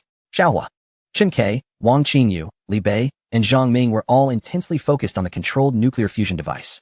More precisely, they were fixated on the data displayed on the screen. The energy conversion had commenced.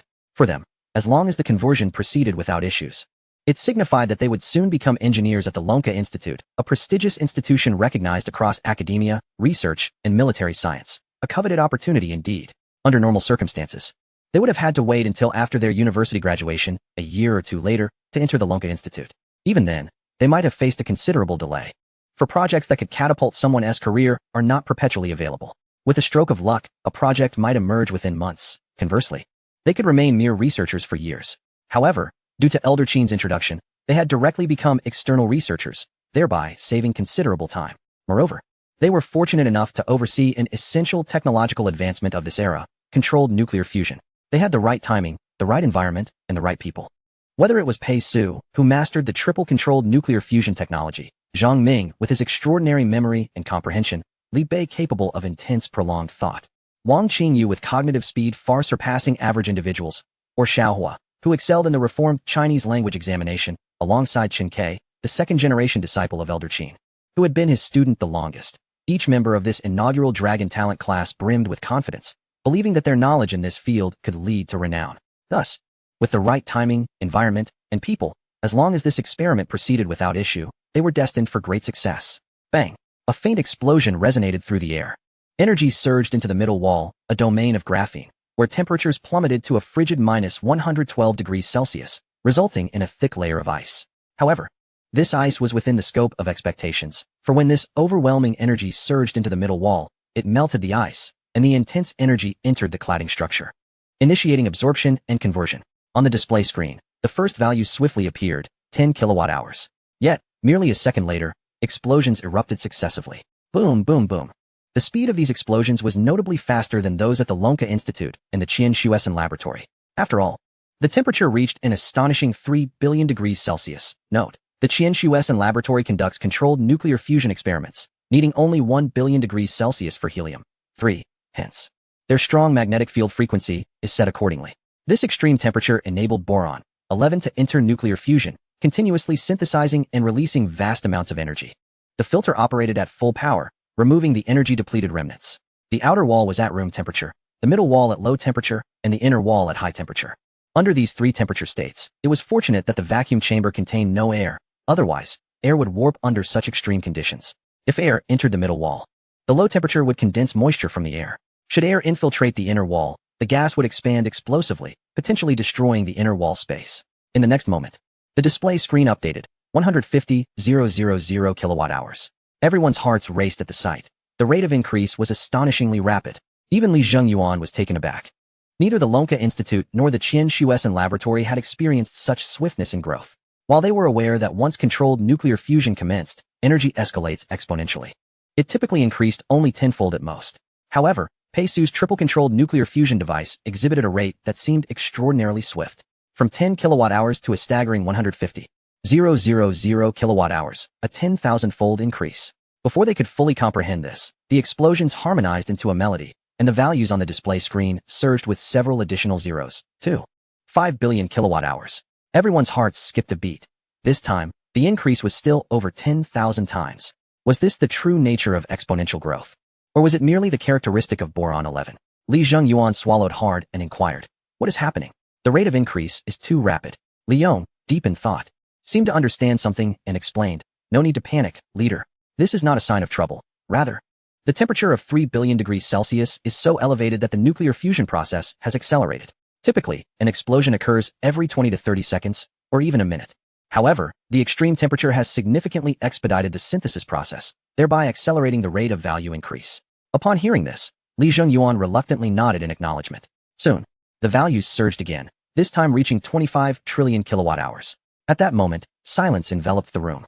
Everyone held their breath, filled with anticipation as they listened to the rhythmic explosions, awaiting the conclusion of this value. If this number were truly to reach 15 quadrillion kilowatt-hours, Li Zhengyuan pondered, "I must find old Qin quickly to halt his plans." Standing in the controlled nuclear fusion laboratory, he suddenly thought of Qin Tianlin. Pei Su was Elder Qin's disciple, wielding the technology of triple-controlled nuclear fusion. If Elder Qin were to learn of this technology and initiate a secondary nuclear deterrent plan, he could likely produce that terrifying super hydrogen bomb at an astoundingly low cost in a short time. Gazing at Pei Su standing before him, Li Zhengyuan's demeanor gradually cooled. Now was not the time for such thoughts. The most pressing concern was to carefully consider how to utilize such an immense amount of energy. Chapter 123, 30 million kilowatt-hours. 125 trillion kilowatt-hours. 600 trillion kilowatt-hours. 1.05 million kilowatt-hours. 15 million kilowatt-hours. Until this figure reached the anticipated value, the crowd exhibited little change in expression. Their astonishment had long since faded. However, they soon discovered something rather alarming. The elapsed time was still far from 30 minutes. This meant that within 30 minutes of operation, the triple-controlled nuclear fusion device could potentially generate even more exaggerated figures than 15 quadrillion kilowatt-hours. How could this be? At this moment, not only was the crowd astonished, but even Pei Su furrowed her brow in confusion. How peculiar. Why does this value differ from what was anticipated? If there are no discrepancies in the data regarding controllable nuclear fusion and helium-3 fusion, then theoretically, the energy output should be 15 times that of helium-3 fusion with boron-11 controllable nuclear fusion. Why, then, has the value changed? For a moment, even Pei Su found himself bewildered. However, it was not long before Li Yong provided his explanation. It is quite simple. The structure of boron-11 is different, and thus the energy output rate has varied. The utilization rate of boron-11 is indeed higher than that of traditional controllable nuclear fusion, and it surpasses all forms of nuclear fusion in energy output. This is precisely why boron-11 fusion is heralded as the ultimate form of nuclear fusion, as it embodies the supernova aspect of fusion. At this moment, everyone gazed intently. 5 trillion kilowatt-hours, 20 trillion kilowatt-hours, 5 trillion kilowatt-hours, 25 trillion kilowatt-hours. When the energy appeared clearly on the display, no one could remain unmoved by such figures. Li Zhengyuan exclaimed, "How long has it been? What time is it now? Zhou Tai, check the clock." He was at a loss for words, struggling to articulate a coherent thought. No one responded until the jarring chime of the clock jolted everyone back to reality. Li Yong quietly stated, 30 minutes have passed. And at that moment, what did the display indicate? 30 trillion kilowatt-hours. The more Li Zhengyuan looked at this figure, the more his delight grew, until it culminated in a euphoric ecstasy. He felt as if he were floating, smiling broadly, only to suddenly collapse, covering his face. Thud. It wasn't until Li Zhengyuan fell to the ground that anyone noticed him. The crowd remained fixated on the third-level controllable nuclear fusion device, their hearts stunned into silence. They had succeeded. Zhang Wan was astounded. She had never imagined that the third-level controllable nuclear fusion device, celebrated as the final form of nuclear fusion, would truly come to fruition under Pei Su's guidance. Moreover, This monumental achievement was accomplished with just 6 individuals over a few months, even while assisting in various tasks. This was nothing short of incredible. Beside him, Li Mutong stared blankly at the device. Had they truly succeeded? The energy had even reached 30 trillion kilowatt-hours. This was hailed as the pinnacle of nuclear fusion, boron, 11 fusion. When he provided the 150 tons of boron ore, he had never anticipated that this outcome would genuinely materialize. It was astonishing, almost beyond belief. But the reality was undeniable. It had all come to pass. The crowd was filled with awe, excitement, and exuberance until Zhou Tai shouted, "Why has the leader fainted?" Only then did they emerge from their exhilaration to notice Li Junyuan lying on the ground. "Oh no, this is bad. Where's the quick-acting heart medicine? Hurry, help him." In an instant, Zhou Tai stood there, bewildered, completely forgetting that he had the medicine in his pocket. It was Pei Su, quick-witted and swift, who rushed to Li Jingyuan's side, retrieved the quick-acting heart pill from his chest, and administered it without hesitation. He couldn't help but wonder why these elders were so prone to fainting. Was it merely a minor technological breakthrough? Nearby, Xiaohua stared in disbelief. "Pei Go, you can make the leaders faint? I admire you. Enough. This is serious. You all share responsibility for what has happened." Pei Su retorted. The group made a commotion, but ultimately managed to revive Li Jingyuan. As he slowly regained consciousness, he noticed the crowd gathered around him, feebly gesturing as if to grasp something. "What happened, leader?" Jiang Mingtang stepped forward, immediately inquiring. "Is there anything you need to instruct us on?" He shouted, "Everyone, give the leader some space to breathe." Then, he helped Li Jingyuan sit up, concern etched on his face. Taking a deep breath, Li Jingyuan finally uttered his first words, "Call Pei Su over." Jiang Mingtang was taken aback, and Pei Su, feeling a bit anxious, approached cautiously. "Leader, are you all right?" Pei Su asked nervously. Upon seeing this, Li Jingyuan chuckled. "Look at you, so timid. There's no need to worry. I do not blame you. On the contrary, I must thank you for ushering us into a new era. This is a new era. 30 trillion kilowatt-hours. What immense energy. I cannot afford to faint. There is still much to be done." With that thought, Li Jingyuan stood up, still slightly dizzy, but he patted Pei Su's shoulder. "Well done, my boy. I must return to the State Council. In the future, if you have any requests, do not hesitate to voice them." Upon hearing this, the crowd was astounded. This was a promise. As long as Pei Su did not violate national laws, the state could very well support him for a lifetime. Yet Li Mutong looked on in shock. Compared to the previous promises made, this one was evidently broader. The last time, it was stated that the requests must not breach regulations. This time, there were no such limitations. As long as he had a request, he could speak freely. It could be said that if Pei Su were to ask for Liu Yifei to come and be his girlfriend, it would indeed happen the very next day. After all, in light of the value Pei Su had provided, any request he made seemed trivial. Leader, please, take care," they urged as they escorted Li Jingyuan away. Once he was gone, Jiang Mingtang turned to Pei Su. After some contemplation, he said, "In a bit, you all should come to the conference room. You have performed excellently this time. Although the leader fainted, that does not diminish your contributions. Promotions and raises are in order, and we will discuss the specifics soon." The crowd erupted in excitement. At that moment, they still felt a surreal sense of disbelief. Chapter 124, Different Thoughts in the Conference Room. Everyone gathered. Wang Hongzhe, Lu Saran, and the photographers also attended this meeting as observers. In reality, the process of promotion and salary increase was not as complicated as many had imagined. There were no intricate meetings or convoluted procedures. Jiang Mingtang simply asked, "How do you wish to be promoted?" Xiaohua, Chun Ke, and others exchanged glances before responding. "We will follow the class leader's lead." "Class leader?" Jiang Mingtang sipped from his cup and looked at Pei Su. "How do you plan to proceed?" Pei Su pondered for a couple of seconds and inquired, "How does one typically get promoted starting from the researcher level?" Uffed. Jiang Mingtang nearly spat out his drink, almost dousing Li Yong and Tang Puhua beside him. Zhou Tai, standing behind, instinctively stepped back, realizing he would not be splashed, and regained his composure. "Are you saying that after working at the Dragon Institute for so long, you still do not understand its hierarchical structure?" Jiang Mingtang stared incredulously at Pei Su, finding it hard to fathom.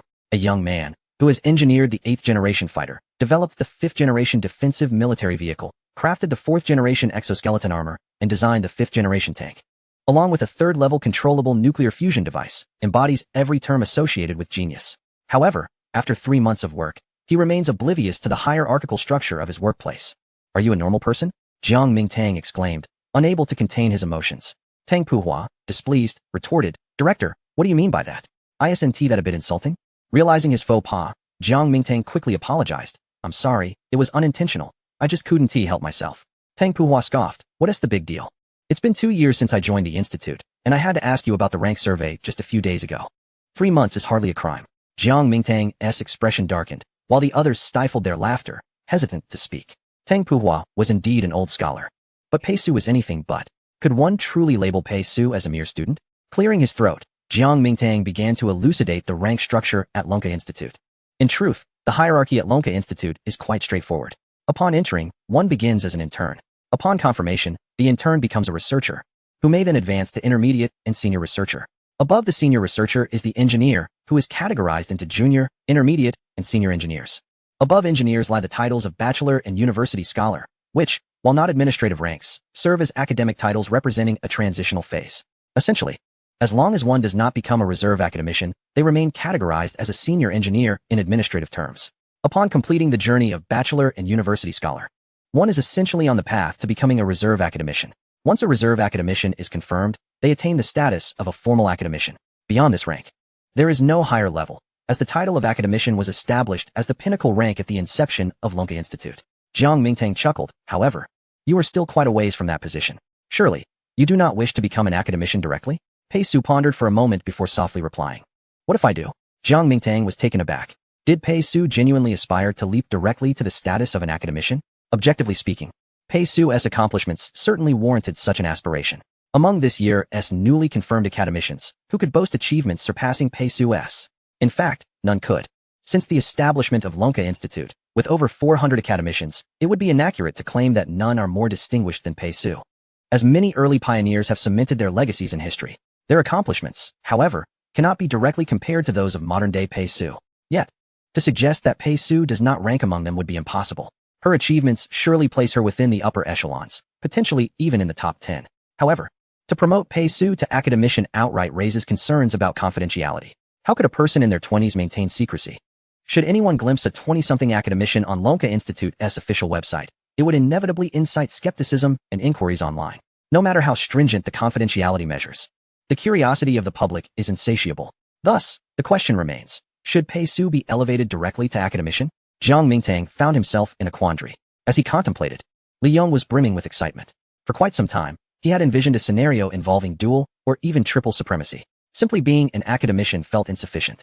After attaining that rank, one would primarily interact with peers of similar age and status, which could become rather monotonous.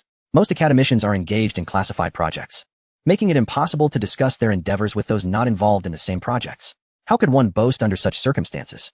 Yet, if a junior were to also become an academician, it would provide ample opportunity for bragging. He could casually mention, "Oh, my academician nephew, child, younger brother, cousin, distant relative, is quite the handful, achieving academician status at such a young age, and still seeks my guidance." Imagining the astonished and envious expressions of his peers filled him with delight. His initial inspiration for this idea came the day Su Zhihui graduated and chose to work in the Kyoto University laboratory. The thought resurfaced when Zhao Lin graduated and joined the military-industrial laboratory in the magical city. Now, he found himself contemplating the possibility of Pei Su becoming an academician, which seemed far more likely than either Su Zhihui or Zhao Lin's chances. Perhaps it could happen at any moment. At this point, Li Yong dared not breathe, fearing even his inhalation might disrupt Jiang Mingtang's thoughts. Meanwhile, Lu Su Ran, who was filming, was in a state of shock. She began to consider the implications of Pei Su becoming an academician. If that were to occur, her plans would likely stabilize. Once Pei Su achieved academician status, when Elder Qin retired from the limelight, she could release her videos with the accompanying statement. This is the research chronicle of Pei Su, the youngest academician of Lonka Institute. This would dispel all doubts. Simultaneously, Wang Hongzhe, Zhang Wan, Li Mutong, and Sun Yun, who were also fortunate enough to attend the hearing, harbored various thoughts. Wang Hongzhe felt envious, glancing at the proudly smiling Li Yong. He pondered, if only I had been bold enough, like Major General Chu, to seize Pei Su back then. Perhaps I would now be among the proud. Regret washed over him for not having been more daring. If he could turn back time, perhaps he could devise a better strategy to bring Pei Su to his university. Yes, although Harbin Institute of Technology is in the northeast, could they not establish a branch campus? Establishing a branch in Kyoto is challenging, and making it as renowned as Lonka University is even more daunting. However, compared to the value of attracting Pei Su, these challenges seem trivial. Alas, there is no turning back. Wang Hongzhe could only lament his missed opportunity. Zhang Wan gazed at Pei Su, her heart fluttering. She had never realized how remarkably handsome he was. Lost in thought, she began to contemplate an important matter. Her grandfather had subtly suggested that Pei Su was well suited for her. Initially dismissive, she had thought, what could a mere mortal possibly offer me? Even though she had been aware of Pei Su's talent in creating the 8th-generation fighter, it mattered little to her at the time. Her pride had prevented her from considering anyone before meeting them. However, after spending 3 months studying alongside Pei Su in the underground library. She began to reflect seriously on her grandfather's advice, pondering whether it was time to engage with Pei Su. Later, she noticed that Pei Su's brilliance began to shine, reminiscent of a resting cheetah. When at rest, one can only perceive its gentleness, but once it springs into action, the cheetah's perfect musculature and near-violent speed become apparent. In that moment, she felt a twinge of hesitation, akin to the feelings evoked by someone who, while not vastly superior, possesses qualities that ignite your pursuit. Yet, when faced with someone significantly more accomplished, one might feel a sense of inadequacy. During that time, Zhang Wan began to grapple with feelings of inferiority. However, now, Zhang Wan took a deep breath and wore a smile of acceptance. If she was deemed unworthy, then few in this world could possibly be considered worthy. In terms of experience, she had graduated 2 years ago and had already ascended to the position of vice chair of the Qian Shuesan Laboratories Academic Committee, second only to the esteemed Li Mutong and Sun Yun. Regarding her administrative rank, as vice chair, she also served as an external researcher at Lonka Institute. Though she held the title of junior engineer, this was merely due to her limited time spent at the institute. Had she begun working there immediately upon graduation, she would likely be a senior engineer by now. In terms of wealth, Zhang Wan believed that there were scarcely any of her peers in the country who surpassed her financially, aside from a few heirs to fortunes. Scientists, she contended, are the true earners. A single patent, once licensed, can yield millions. If it is a unique patent, its value can soar by hundreds of millions in mere moments through a few simple licenses. In summary, those richer than Zhang Wan are not her age. And those her age are not richer than her. Those who are both younger and wealthier than Zhang Wan are not experts in the field. Zhang Wan concluded that, apart from the girl named Wang Qingyu beside Pei Su, no one else posed a threat. She gathered her hair and resolved to find time to diet. Ready to embark on her formal pursuit, Li Mutong and Sun Yun exchanged glances, each with their own thoughts, then quietly drew closer. Sun Yun whispered, "Is there a way to bring him over?" Li Mutong replied in a hushed tone, "Are you mad? Do you think this is a movie? Such talent cannot be swayed with mere words." Sun Yun responded, "Then what can we do? This is indeed a remarkable talent, a true heavyweight. If we could secure his involvement in the Qian Shuesan laboratory, we would be unstoppable." Li Mutong frowned and said, "I do have a method in mind, but it requires Zhang Wan's assistance." Sun Yun suddenly understood, "You mean, using charm?" They exchanged knowing looks, both aware that to entice Pei Su from Lonka Institute, they would have to resort to such tactics. Indeed, one might argue that such stratagems are unbecoming of gentlemen, more suited for the less scrupulous. Yet, talent is scarce, and individuals of Pei Su's caliber are exceedingly rare. One could hardly find a second like him, not just in the nation but globally. A genius of such stature is, by all accounts, irreplaceable and unique. If they could manage to win him over, the means, be they honorable or otherwise, would not matter. Even a forcibly acquired watermelon quenches thirst. With this resolve, they turned their gaze towards Zhang Wan. Upon seeing her, they were momentarily taken aback. Initially, they intended to persuade her, but they found her enraptured by Pei Su, her eyes shimmering like autumn waters. They exchanged knowing smiles. Success was within reach. Jiang Mingtang pondered for a long while before glancing at Pei Su and stated, "I can now offer you 2 options for your consideration." Pei Su perked up. "Please go on." The others listened intently, eager for his words. "The first option is that, based on your achievements, you are eligible to become an academician immediately. However, due to your confidentiality level, age, and various other issues, I cannot register your information on the official website, and it will only appear once you turn 30. Additionally, you will need to adopt a pseudonym to align with your confidential status."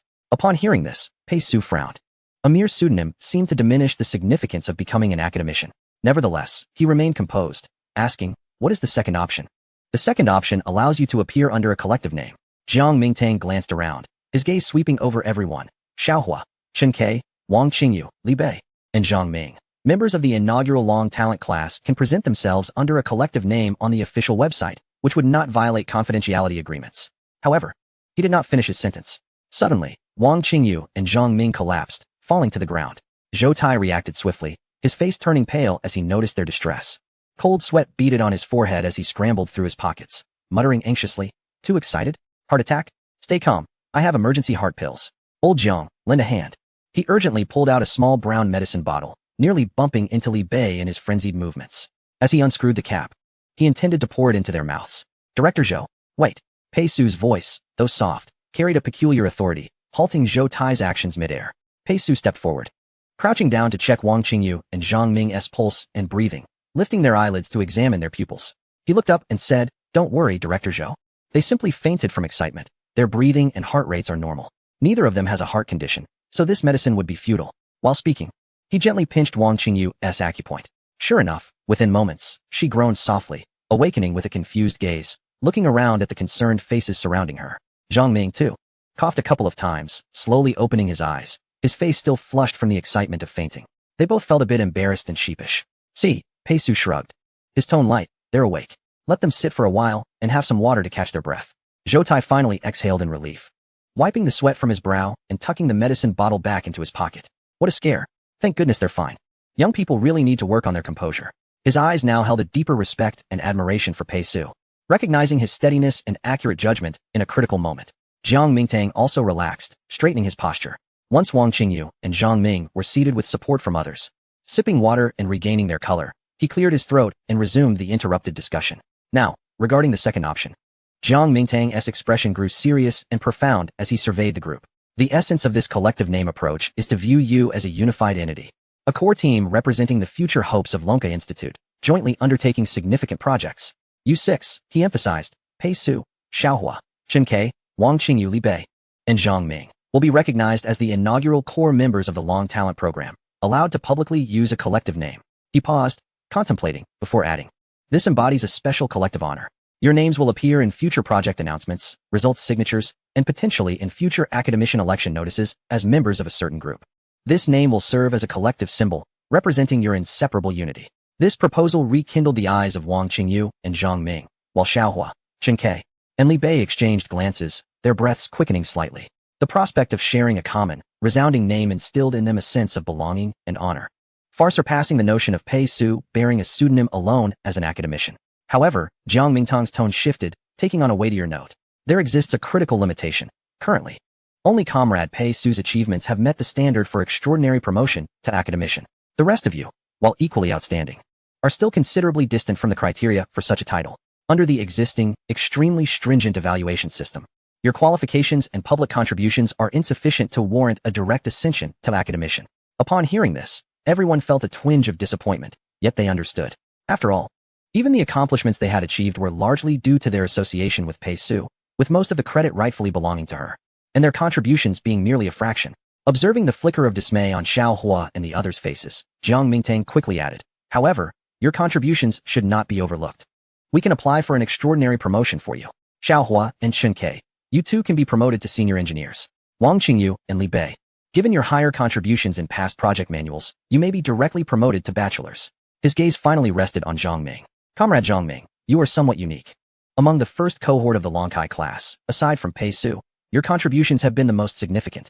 Many technical aspects were thoroughly grasped and utilized by you at the outset. Thus I have decided to promote you to a Bachelor of Science. This is one of the highest honors within the Lonka Institute. Zhang Ming nodded vigorously. He understood his position. Being a part of this group and receiving the title of Bachelor exceeded his expectations. He looked at Pei Su, his eyes filled with encouragement and anticipation. Pei Su, your achievements are sufficient for you to become an academician. But you must wait until all members of your group have reached the academician standard before I can register your group name on the official website. It is not enough for you to attain the title alone. Do you understand my meaning? Pei Su nodded. He surveyed his classmates, Xiaohua, whose eyes burned with the fire of a technical enthusiast, Chen Ke, whose calm exterior masked a readiness to leap, Wang Qingyu, whose pale face regained its luster, Li Bei, whose fists were clenched, and Zhang Ming, who adjusted his glasses with unwavering determination. He felt the unspoken camaraderie and yearning among them. All right, Pei Su declared. Director, I choose the second option. The weight on everyone's mind seemed to lift instantly, and the atmosphere became relaxed and lively. The next task was to devise a resonant name for this collective, which bore their future and glory. Li Bei suggested, what about Morning Star, symbolizing guidance for the future of scientific research? Xiaohua countered, that's too oldly. And if I recall correctly, isn't that the name of a military GPS technology? Li Bei sheepishly scratched his head. It is. We must come up with a name that has never been used before, not merely to avoid copyright disputes, but for the sake of consideration. Xiaohua shrugged. After all, if we become too famous, what happens to those who share a name with us? How about deep space? It signifies our future, not the starry seas, but the vast emptiness of deep space. It's both stylish and meaningful. His audacity left the others bemused, some on the verge of laughter. Too ordinary. Our roots are in Lonka University, grounded in the Lonka Institute. How about Dragon Ascending, the Soaring Dragon? Chen Ke pondered. Dragon Ascending? Acceptable, but it feels a bit dated. Wang Qingyu, having regained some strength, spoke with clarity. Zhang Ming had remained silent, seemingly contemplating something essential. Pei Su listened to the discussion, his gaze settling outside, where the Lonka Institute's iconic dragon sculpture, a symbol of strength and ascension, came into view. Suddenly, he recalled that they were students of the Lonkai class. Lonkai class, he murmured softly, the two characters carrying a unique rhythm and weight. At that moment, Zhang Ming abruptly raised his head and whispered, Lonkai? Lonkai? The group paused in surprise. Yes, Lonkai? Zhang Ming's thoughts seemed to converge in an instant. We are the first cohort of the Lonkai program. This name embodies our mission and positioning as selected individuals. Dragon represents our roots, our nation, and symbolizes our pursuit of strength akin to a dragon soaring across the vast sky. Kai embodies the essence of this group, talent and responsibility. Thus, the name of our group shall be Longsai. It is both a continuation of the program and a declaration of our identity. Simple, direct, powerful, and imprinted with our uniqueness. Zhang Ming finished in one breath, his face flushed with anticipation as he looked at everyone. Lonkai, Xiaohua repeated, his eyes brightening. Good. This is perfect. Those who emerge from the Lonkai class should indeed be called Lonkai. It makes perfect sense. Exactly. More fitting than Morning Star or Deep Space. This is our name, Li Bei exclaimed, slapping his thigh. Lonkai, Lonkai, Chun Kei murmured, a smile of agreement slowly forming on his lips. Yes, that's it. No embellishments, straight to the core. Wang Qingyu looked at Pei Su and nodded emphatically. I believe Zhang Ming is right. We shall call ourselves Lonkai. Chapter 127. Promotion to Academician thus. The days passed uneventfully for a few days. An internal announcement regarding the promotions of the Lonkai class members at the Lonka Institute was subsequently released. Pei Su was promoted to Academician. Xiaohua and Chun Kei were promoted to senior engineers. Wang Qingyu and Li Bei were promoted to bachelors. And Zhang Ming was promoted to Bachelor of Science. This announcement, confined to the internal sphere of the Lonka Institute, sparked a wave of astonishment. In the Lonka Institute Academician chat group, which comprised 422 members, most academicians remained inactive, rarely stirred by announcements. However, this time was an exception. Academician Jiang Xiaoyan from the Life Sciences sector remarked, Li Yong, if I recall correctly, this Pei Su is your little nephew, right? I remember he was here as a part-timer a couple of years back. Academician Wang Jiang from the Military Sciences sector replied, Yes, that's him. Jiang Xiaoyan continued, I remember he was only 17 or 18 back then, preparing for the college entrance examination. Is this announcement definitely accurate? Academician Jiang Can from the energy sector inquired. Director Jiang Mingtang, is everything all right? I recall that child being quite young. How has he suddenly become an academician? At this moment, the previously silent chat group buzzed with activity. Some individuals familiar with Pei Su were also present in this group, including Li Mutong, who had just been elected as an academician this year, and Wang Hongzhe, who had long since become one.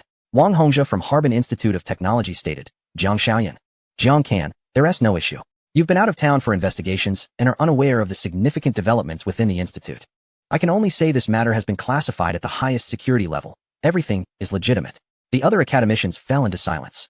The news of Pei Su's exceptional election as an academician rippled through the circles of power like a stone cast into a deep pond. Seemingly calm on the surface, yet stirring powerful undercurrents beneath. That highly confidential internal notification was delivered through specific channels to only a select few key individuals. At the headquarters of the Beijing military region, Zhao Lingua was engrossed in studying a border defense map when a service member quietly placed an encrypted document beside him. Glancing at the distinctive seal, Zhao set aside his red pencil and swiftly opened the document. His gaze traversed the few succinct yet weighty lines of text. And he paused momentarily, taken aback. Good heavens, this young man has become an academician, he murmured, removing his reading glasses and rubbing his temples. A sense of relief washed over him. Fortunately, this lad had caught the attention of old Chu. Otherwise, such a talent might have been overlooked. Initially, Pei Su had been discovered and monitored by Major General Chu. This led to numerous collaborations between Zhao Lingua and Pei Su. Correction, he should now be referred to as Lieutenant General Chu. Reflecting on this, Zhao pondered the immeasurable potential of this young man and acknowledged old Chu's contribution to his rise. Furthermore, given old Chu's extensive experience over the past 2 years, it was time to consider promoting him to a higher rank. Zhao contemplated the promotion of Major General Chu. Chu Zhenhua, the youngest Major General, hailed from a lineage steeped in revolutionary heritage. His grandfather was a general, his father a heroic firefighter who perished in the line of duty, and his mother a dedicated rural teacher who lost her life in a flood rescue. With such a distinguished background and proven capabilities, promoting him was a matter of both merit and practicality, particularly as it would enhance collaboration with Pei Su, thereby strengthening the military capabilities of the Beijing military region. Moreover, Zhao Lingua was preparing for his own retirement, and Chu had been meticulously chosen as his successor. Given these factors, it was inevitable that Major General Chu would ascend to the position of Lieutenant General. However, the momentous news regarding Pei Su prompted Zhao to expedite Chu's promotion.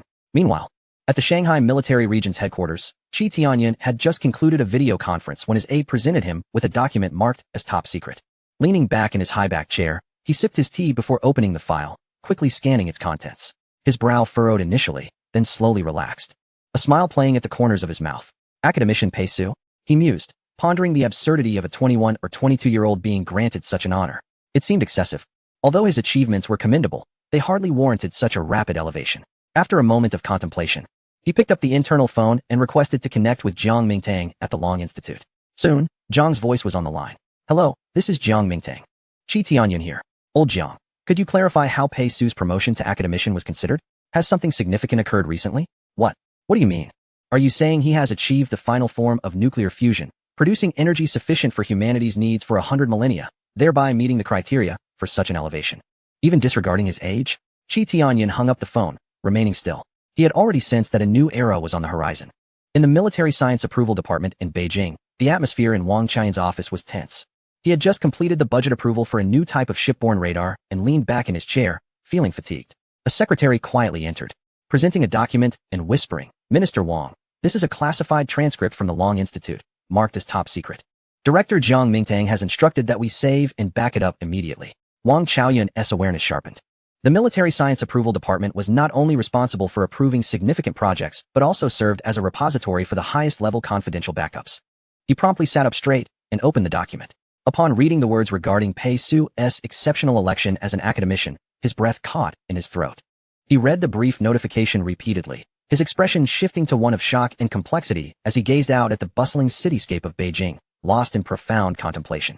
After the initial astonishment faded, a thought emerged uncontrollably, akin to a spring shoot breaking through the earth. His daughter had always possessed a visionary outlook and had never been in a romantic relationship. Wang Qiaoyun had often pondered whether to find her a suitable partner, believing that a researcher should ideally marry someone within the field, and sooner rather than later, as early marriage signified stability, allowing one to focus on research. However, despite his connections, finding a match worthy of his daughter seemed a formidable challenge. Now, he began to realize that Pei Su might indeed meet those criteria, making a union with his daughter highly appropriate. Yet, a nagging question remained. Did his daughter truly deserve someone of Pei Su's caliber? Wang Qiaoyun found himself deep in thought. His daughter, Wang Qingyu, was a member of the Dragon Talent class and an external researcher at the Long Institute. Thanks to the recent advancements in nuclear fusion, she had soared from an ordinary external researcher to a scholar. While her achievements were remarkable in their own right, Wang Qiaoyun acknowledged that much of her success was undoubtedly illuminated by Pei Su's brilliance. He decided to cease pondering the compatibility issue. After all, his daughter had now attained the status of a scholar. Were there many young female scholars of her caliber in the country? Moreover, in administrative terms, her rank was not significantly lower than his own. Having spent so much time in the same laboratory with Pei Su, was it not natural that she might develop a closer bond? Wang Qiaoyun recalled his daughter's recent demeanor, the spark in her eyes when discussing work, and the slight change in tone when she mentioned Pei Su's name. Such an exceptional young man was rare to find, not just nationally but globally. The notion of matchmaking took root in his mind, growing uncontrollably like wild grass. He understood his daughter's pride and recognized that love could not be forced. Yet as a father, it seemed only natural to create opportunities and gently guide the tide. However, the question remained, how could he accomplish this? Suddenly, a wave of discouragement washed over him. Given Pei Su's stature, it was unlikely he could influence the young man. In fact, once this news began to circulate among the elite, it might become exceedingly difficult for him to even meet Pei Su. Meanwhile, in the Beijing laboratory, Li Jing's desk bore a copy of the notification. He lingered over the words, his fingers tapping on the surface. His heart was a tumult of emotions, astonishment mingled with a tinge of envy. Currently, he was a preparatory academician, still years away from achieving full academician status. As a result, Pei Su had unexpectedly ascended early. However, upon learning about the matters concerning the Long Institute of Technology, he found some solace. For someone so formidable, disregarding qualifications, age, and even procedural norms, to become an academician in just a few days seemed reasonable. He was well aware of the immense challenges posed by boron-11 controlled nuclear fusion. When the project was allocated to the Long Institute, Harbin Institute of Technology, and Qianshuisen Laboratory, the leader of the National Academy, Li Jingyuan, had approached him, inquiring whether their unit had the capability to achieve this technology. At that time, Li Jing had decisively declined. Even traditional controlled nuclear fusion was beyond the capabilities of the Kyoto laboratory. He understood the complexities of this technology all too well. Yet, Pei Su not only accomplished it, but also completed the boron-11 project, lauded as the ultimate form of nuclear fusion. After a moment of contemplation, he picked up the internal phone and calmly instructed, "Have Comrade Su Zhihui from the Kyoto University Laboratory come to see me at the earliest convenience." Shortly after, Su Zhihui knocked on the door. In truth, The Kyoto University Laboratory and the Kyoto Laboratory were not far apart, merely a 20-minute journey. She approached with a sense of trepidation and knocked on Li Jing's office door right on time. "Xiao Su is here, come in."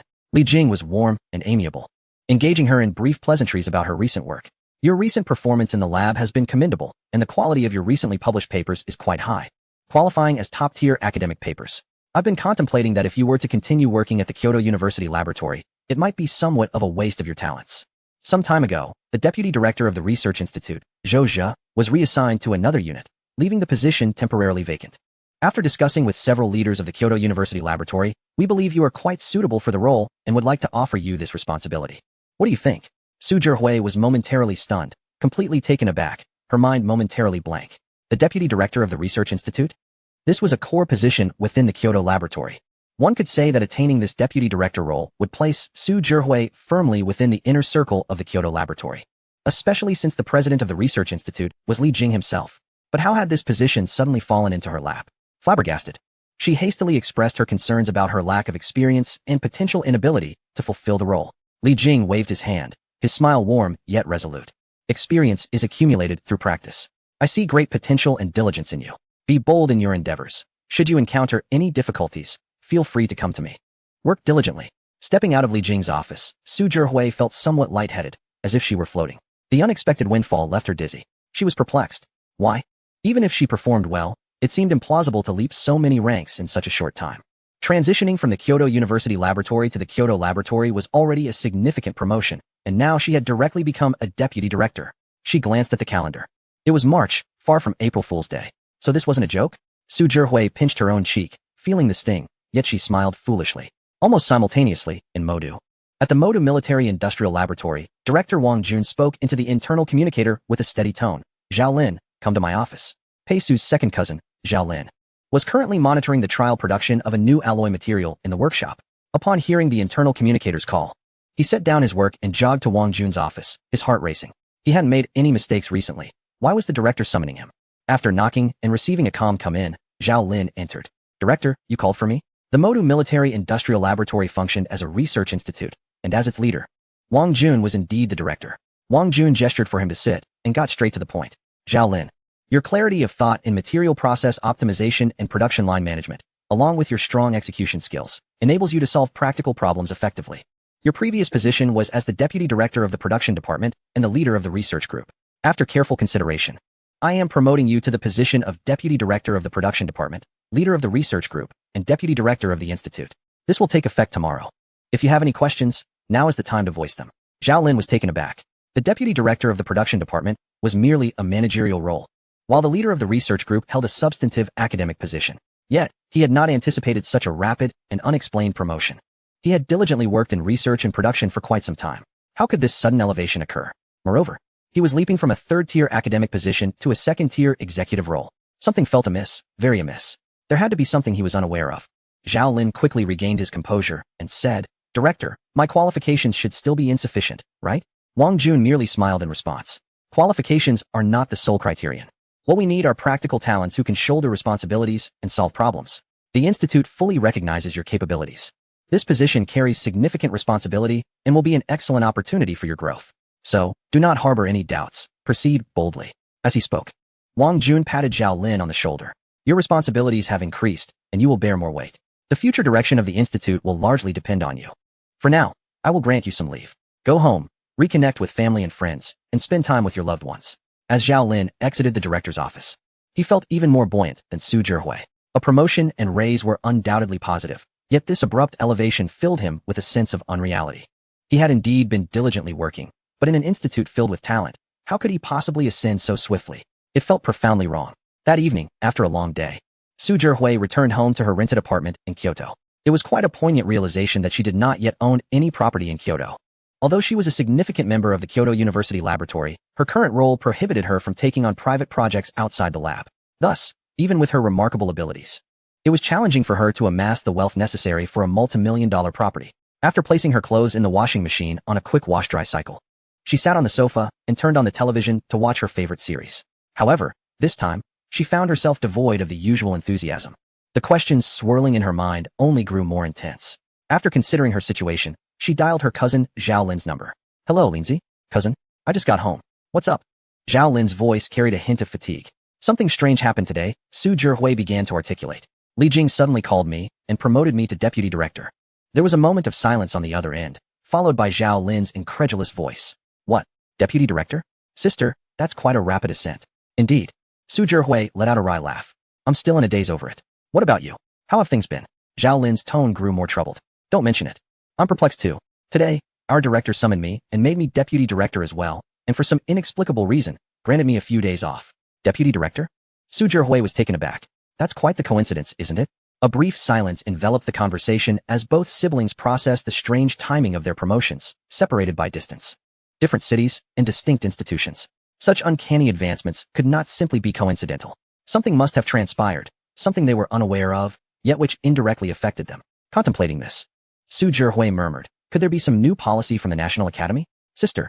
Zhao Lin's voice held a contemplative tone. Do you think this could be related to the family? Any news from Uncle or Xiaosu recently? He astutely connected the dots to his enigmatic and accomplished cousin, Pei Su.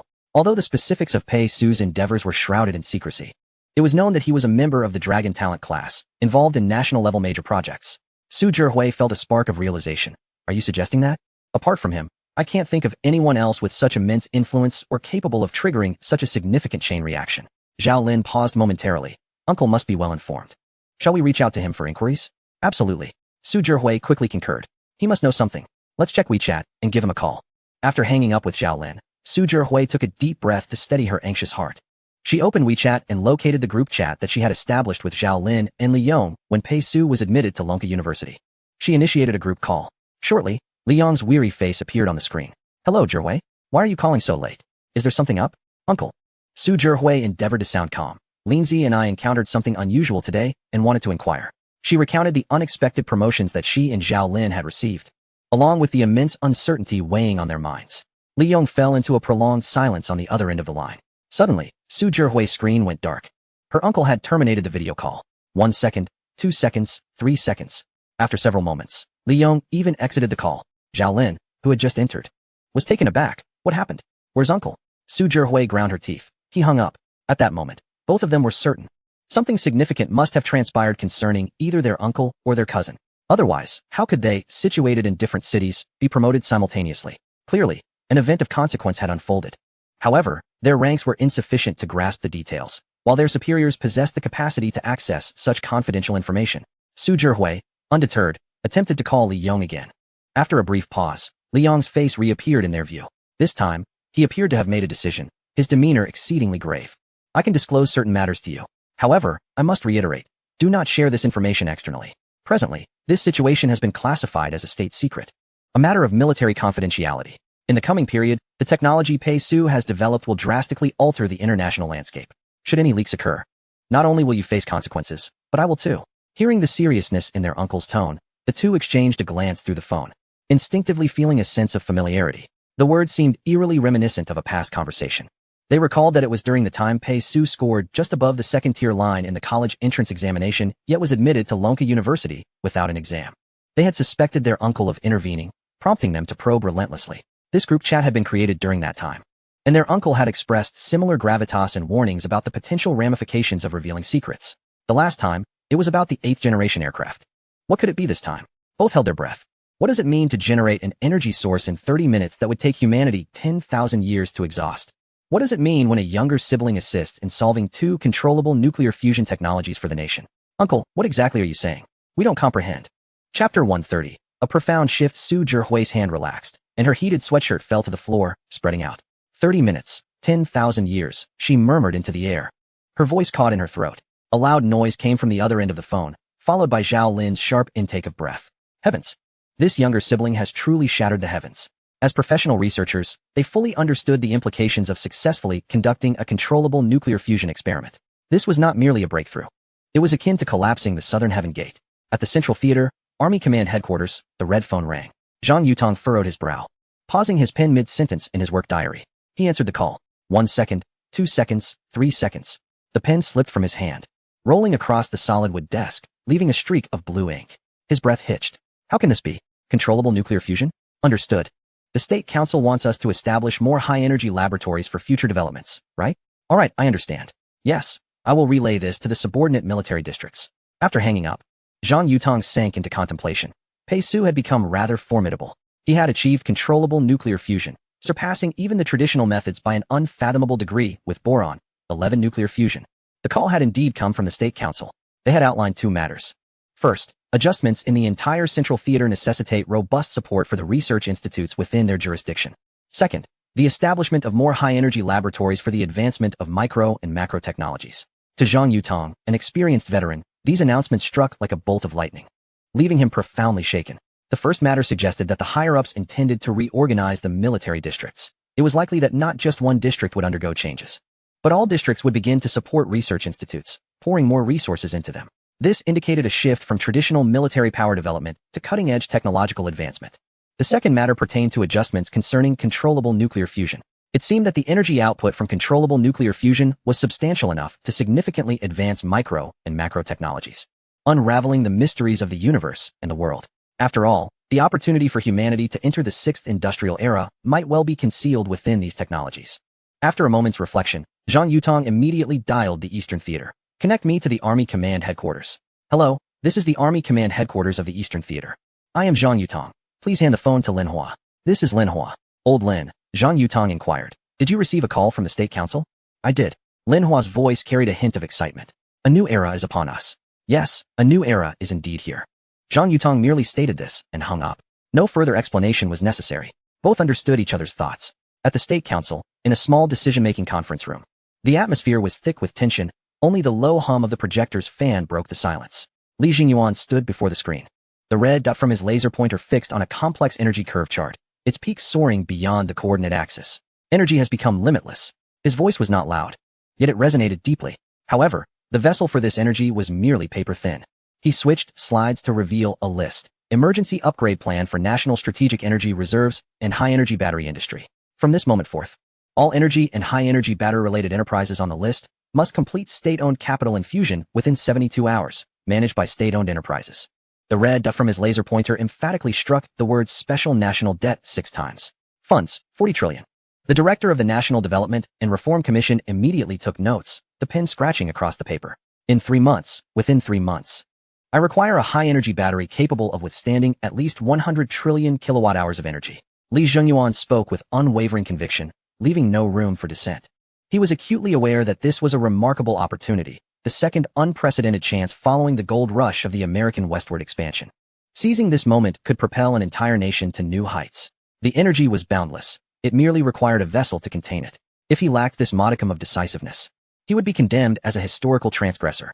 In the heart of the bustling metropolis, Fujian Era stood as a premier energy corporation, its scale rivaling the largest in the nation, boasting an astonishing market value of 12 trillion yuan, making it the most substantial private energy firm. At that moment, in the chairman's office, Lu Mingyu gazed at the document titled Notice of Shareholder Changes and Inclusion into the National Energy Strategic System. The crimson seal resembled a branding iron. His secretary's voice trembled. Chairman Lu, please sign. Everyone is waiting downstairs.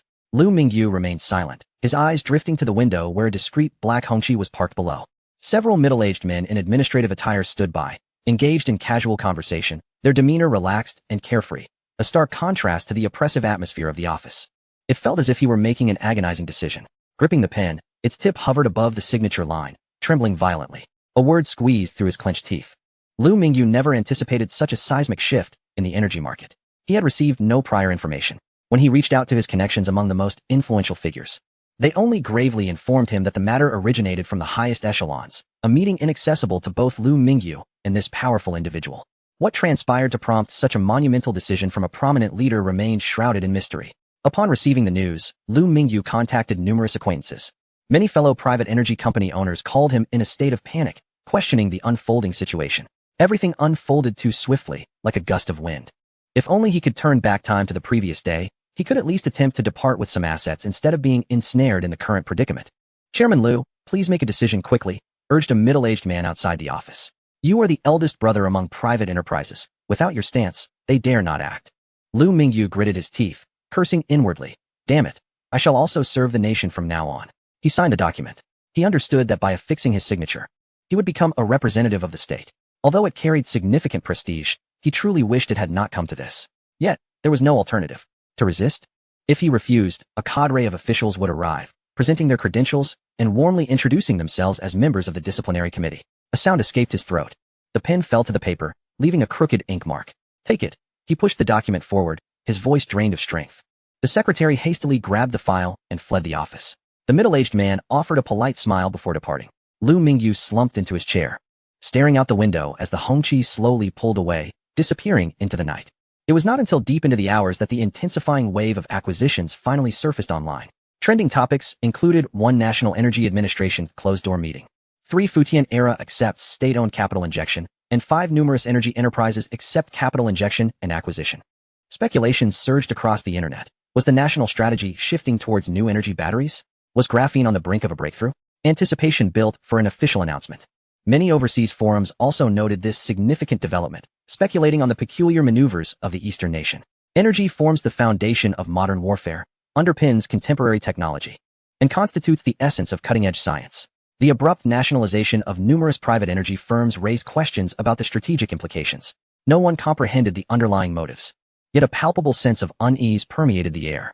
Chapter 131. The shock of the ordinary. While the online commotion continued unabated, at Lonka University in apartment 437, Pei Su sat on the edge of his bed, pouring himself a glass of water. He glanced at his phone, evidently aware of the news circulating online. Following the announcement of controllable nuclear fusion technology, Li Zhenyuan had begun to reorganize the high-energy battery sector.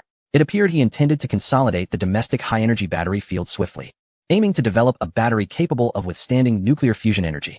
However, it would likely take time, as current high-energy batteries could not accommodate the tremendous power generated by fusion, an energy output that would overwhelm even 100,000 high-energy batteries. Lost in thought, his phone rang. Ding, ding, ding. The caller was Zhao Linghua. He answered and activated the speakerphone. Xiao Pei, the tank. When will my nuclear-powered tank be ready? Pei Su chuckled. Commander, your news travels fast. Of course, you should know who I am. Your information remains confidential, but I've arranged for someone to keep tabs on it. And my clearance is high, you know. Pei Su understood. Before June, ahead of the military's equipment overhaul. Great. I'll personally come to collect it in June. The call ended with a busy signal. Just after hanging up, he received another call, this time from Qi Tianyan. Pei Su pressed the speakerphone again. Comrade Pei Su. Qi Tianyan's voice was steady yet slightly hurried. When will my nuclear-powered pistol be produced? June, Pei Su replied. Congratulations on becoming an academician, given our national context. Achieving this at your age is no small feat, so congratulations. Pei Su smiled. Thank you. If you need anything, just let us know. We can provide extensive resource support. My only request is to make the gun look impressive. Not too flashy, just more appealing than old Zhao's nuclear-powered tank. With that, Qi Tianyan promptly hung up. Pei Su set his phone down and took a sip of water. He realized he needed to visit the Qian Shuesan laboratory. There were essential resources in that underground military-grade national library that he required. With ambition and determination, he decided to surprise both commanders with his latest endeavor.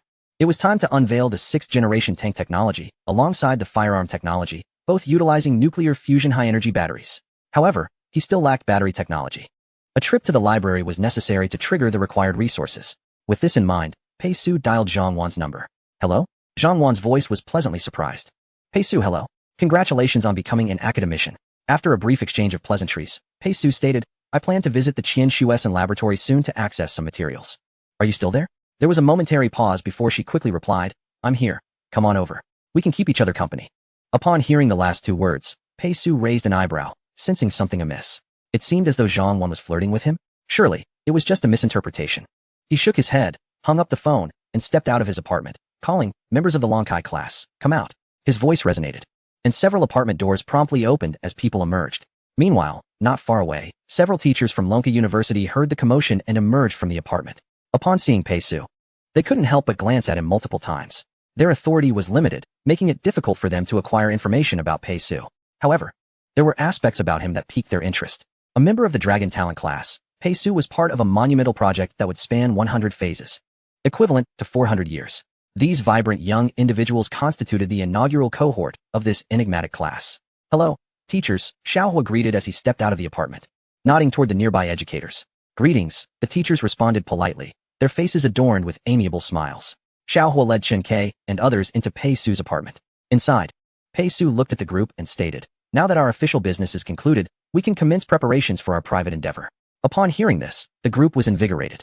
This was a project worth 200 million. Pei Gu, Xiao Hua spoke first. I have already devised some tank designs. He produced a design blueprint, which Pei Su glanced at. The quality was exceptionally high.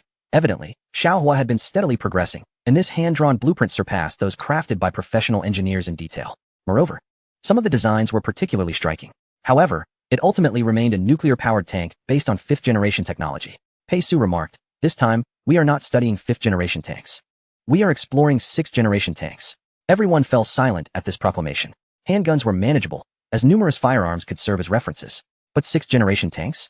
They had only developed fifth-generation tanks thus far. Pei Gu, Xiaohua hesitated to voice his concerns. Meanwhile, Wang Qingyu bluntly stated, "Pei Su, we do not have the luxury of time to delve into this technology. Didn't you say we need to present a finished product to the two commanders by the end of June? It's already March, and we have less than 3 months left." Pei Su nodded, responding matter-of-factly, "I am aware. Therefore, you need not worry about the technicalities. I will take full responsibility." His words prompted a moment of contemplation among the group. Subsequently, Chun Kei asserted, "If that's the case, a sixth-generation tank is undoubtedly superior. As the first batch of Dragon Talent class members, every achievement we make will elevate our standing in the industry. A sixth-generation tank could make us renowned far and wide." Xiaohua echoed, "It could also enhance our ranks at Lonka University." The others nodded in agreement. Even Wang Qingyu chimed in, "If you can handle the technical aspects, then a sixth-generation tank indeed becomes the better choice." They unanimously consented, showing little astonishment. They had grown somewhat desensitized to Pei Su's remarkable assertions over time, making his extraordinary declaration seem routine. Chapter 132. A return to the Qian Shuesan laboratory. Pei Su's gaze swept across the youthful, spirited faces before him. The elite members of the first phase of the Dragon Talent class were all present. He lightly tapped his fingers on the table, clearly issuing commands. "Xiaohua, present." Xiaohua stood upright. "You are responsible for the overall structural design and conceptual integration of the power system for the sixth-generation tank, building on our existing fifth-generation tank experience. Be bold in your innovations, and do not let current frameworks constrain you. Focus on how to accommodate and utilize the ultra-high power output from nuclear fusion energy sources, as well as the corresponding heat dissipation and protection." "Understood, Pei Gu." Xiaohua's eyes sparkled with excitement. The power system was his forte. "Chen Quebec. Here." Chen Kei adjusted his glasses. "You will handle the preliminary research on new armor materials and the conceptual systems for electromagnetic energy weapons.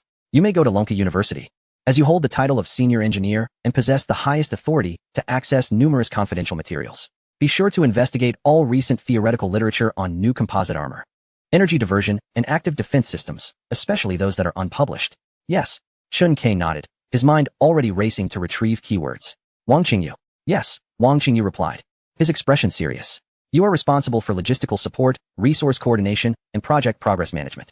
Compile a list of all necessary equipment, materials, and specialized processing techniques, along with estimated time and costs. Additionally, contact the university administration and Lonka University to apply for the highest priority laboratory usage and confidentiality support under the banner of the first phase of the Dragon Talent class special research project. Time is short, and your tasks are significant. Leave it to me. You can rest assured," Wang Qingyu succinctly assured. Li Bei Zhongming. "Here," the two responded in unison. "You two will assist Xiaohua and Chen Quebec. Li Bei will focus on preliminary simulations of structural strength and suspension systems. Zhang Ming will gather all publicly available analysis and prediction reports on sixth-generation main battle tanks, compiling a summary analysis. Furthermore, you both will assist Wang Qingyu with coordination tasks." Received. The two were filled with vigor. "Excellent." Pei Su paused before continuing. "All materials and discussions utilized in this research are restricted to this apartment or the confidential laboratory. If any teacher or school leader inquires, tell them we are conducting a joint research project on high-energy physics applications." "Understood." The group responded in unison. This time, Pei Su demonstrated a maturity that surpassed his previous demeanor, clearly grasping the nuances of the process. Their eyes gleamed with enthusiasm. While 200 million for a private project was indeed tempting, the honor and challenge of participating in the groundbreaking development of the sixth-generation tank ignited their passion. Once the deployment was complete, Pei Su wasted no time. He needed to head to the Qian Shuesan laboratory promptly. As he exited apartment 437 and descended the stairs, he unexpectedly encountered the hurried figure of Principal Li Yunchang. "Pei Su." Li Yunchang noted the bag slung over his shoulder, seemingly indicating a long journey ahead, and was taken aback. "Where are you headed?" "I'm going to the Qian Shuesan laboratory to recharge," Pei Su replied. "Recharge?" Li Yunchang pondered briefly before adding. "But several leaders are visiting today, likely to commend you for your work on controllable nuclear fusion. You are indispensable to this matter." "It doesn't matter," Pei Su casually remarked.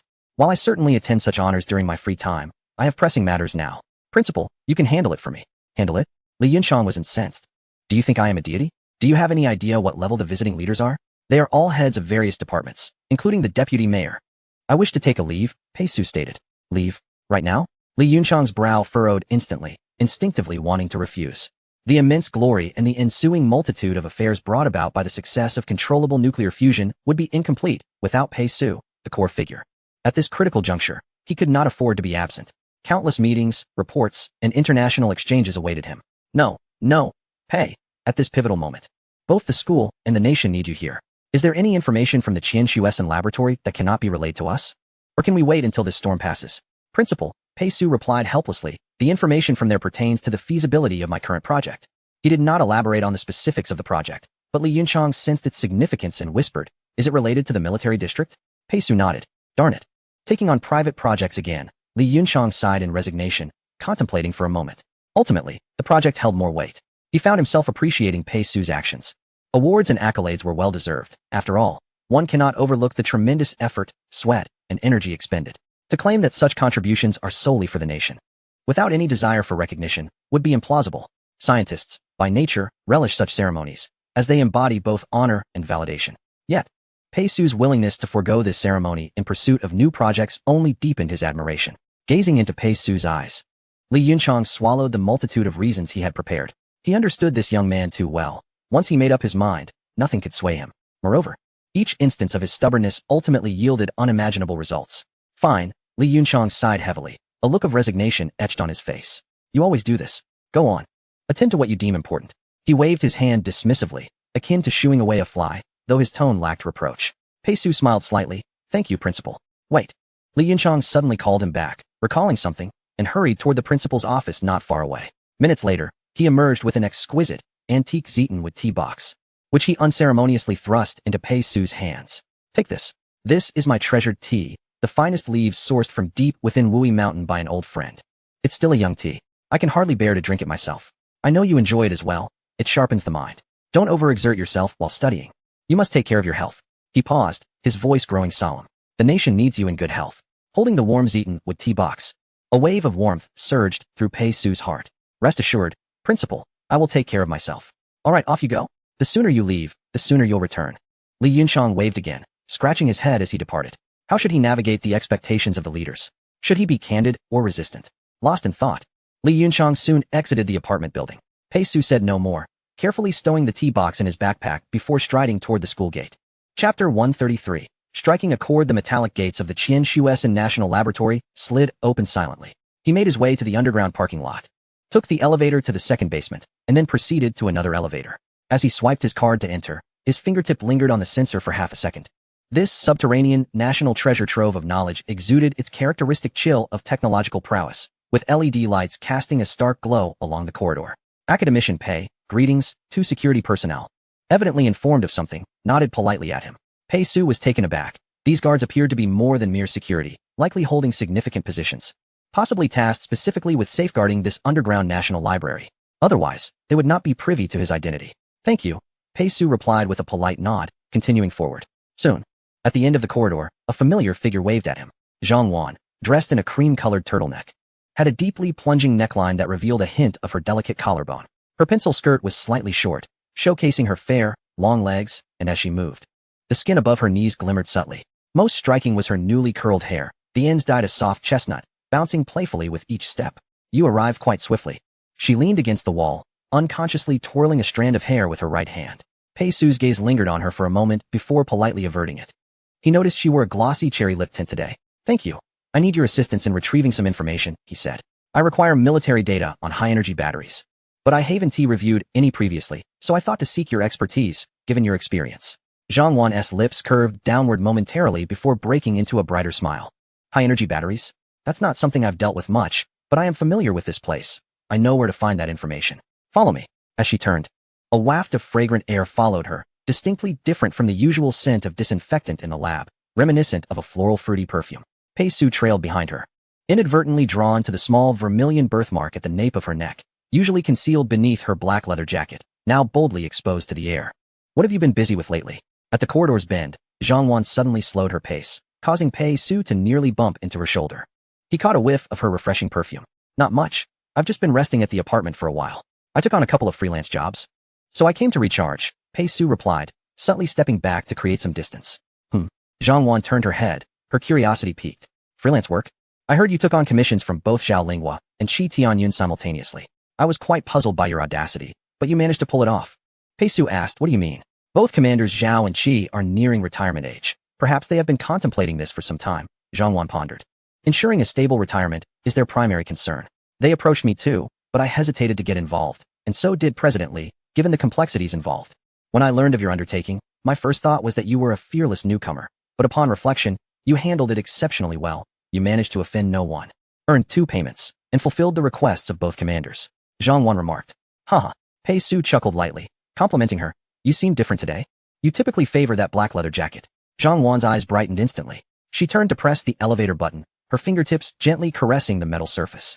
What is different? Her voice suddenly softened, like a feather brushing against the eardrum. The elevator doors opened just in time, rescuing Pei Su from his uncertainty. Within the confined space, the scent of her perfume intensified. Zhang Wan deliberately positioned herself in front of the control panel, her arm nearly brushing against his chest as she operated the buttons. This underground National Military Library was labyrinthine, with an elevator leading even deeper down, concealing countless military documents. She pressed the button, her hand lingering, leaning against the handrail beside Pei Su. The high-energy batteries are located in the 3C area on the 5th basement level. Just walking there would take at least 10 minutes.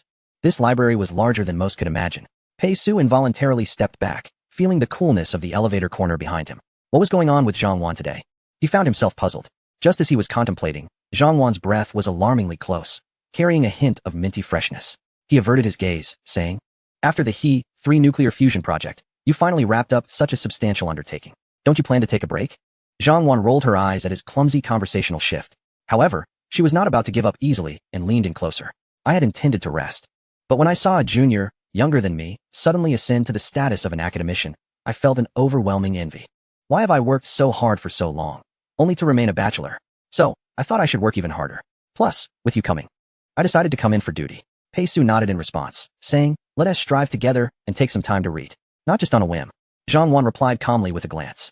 The primary reason I am on duty is not for a promotion, but to be with you. Such words were refreshingly candid. Pei Su, not one to be easily fooled, finally grasped Zhang Wan's intentions. Yet, uncertainty lingered. Was she truly interested in him? Zhang Wan was undeniably beautiful. Her allure heightened by the black trench coat she often wore, embodying a striking elegance. Today, however, her attire exuded a profound sensuality. But if she were indeed interested, why hadn't she made her feelings clear sooner?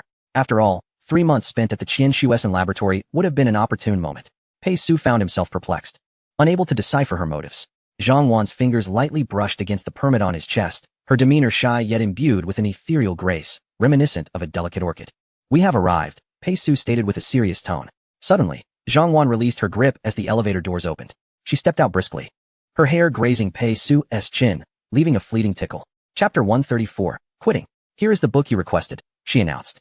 On the 5th basement level, the air conditioning felt noticeably chilly, causing Pei Su's breath to condense in the air.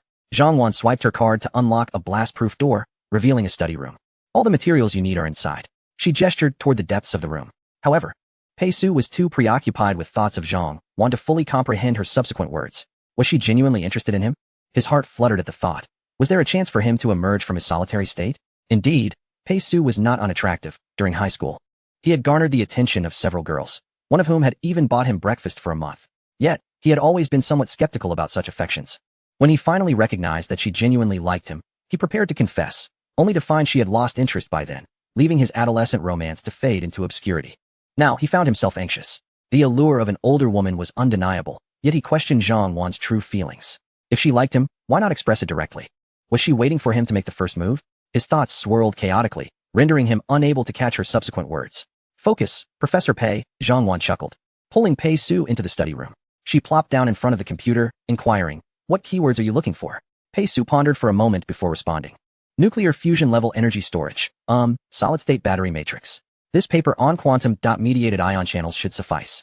She opened the literature, and as the page loaded, she suddenly turned her head. Are you sweating? Shouldn't we adjust the air conditioning? Pei Su managed a strained smile. It's just my inner fire. The air conditioning can't quite keep up. Zhang Wan felt a surge of joy, her chestnut waves cascading as she gathered her hair. Please download the entire article. No rush. Let me find the exact location first. Zhang Wan's expression turned serious as she focused on the computer. Found it. When she turned back, she noticed Pei Su gazing at her with a dazed expression. Is there something on my face? She asked.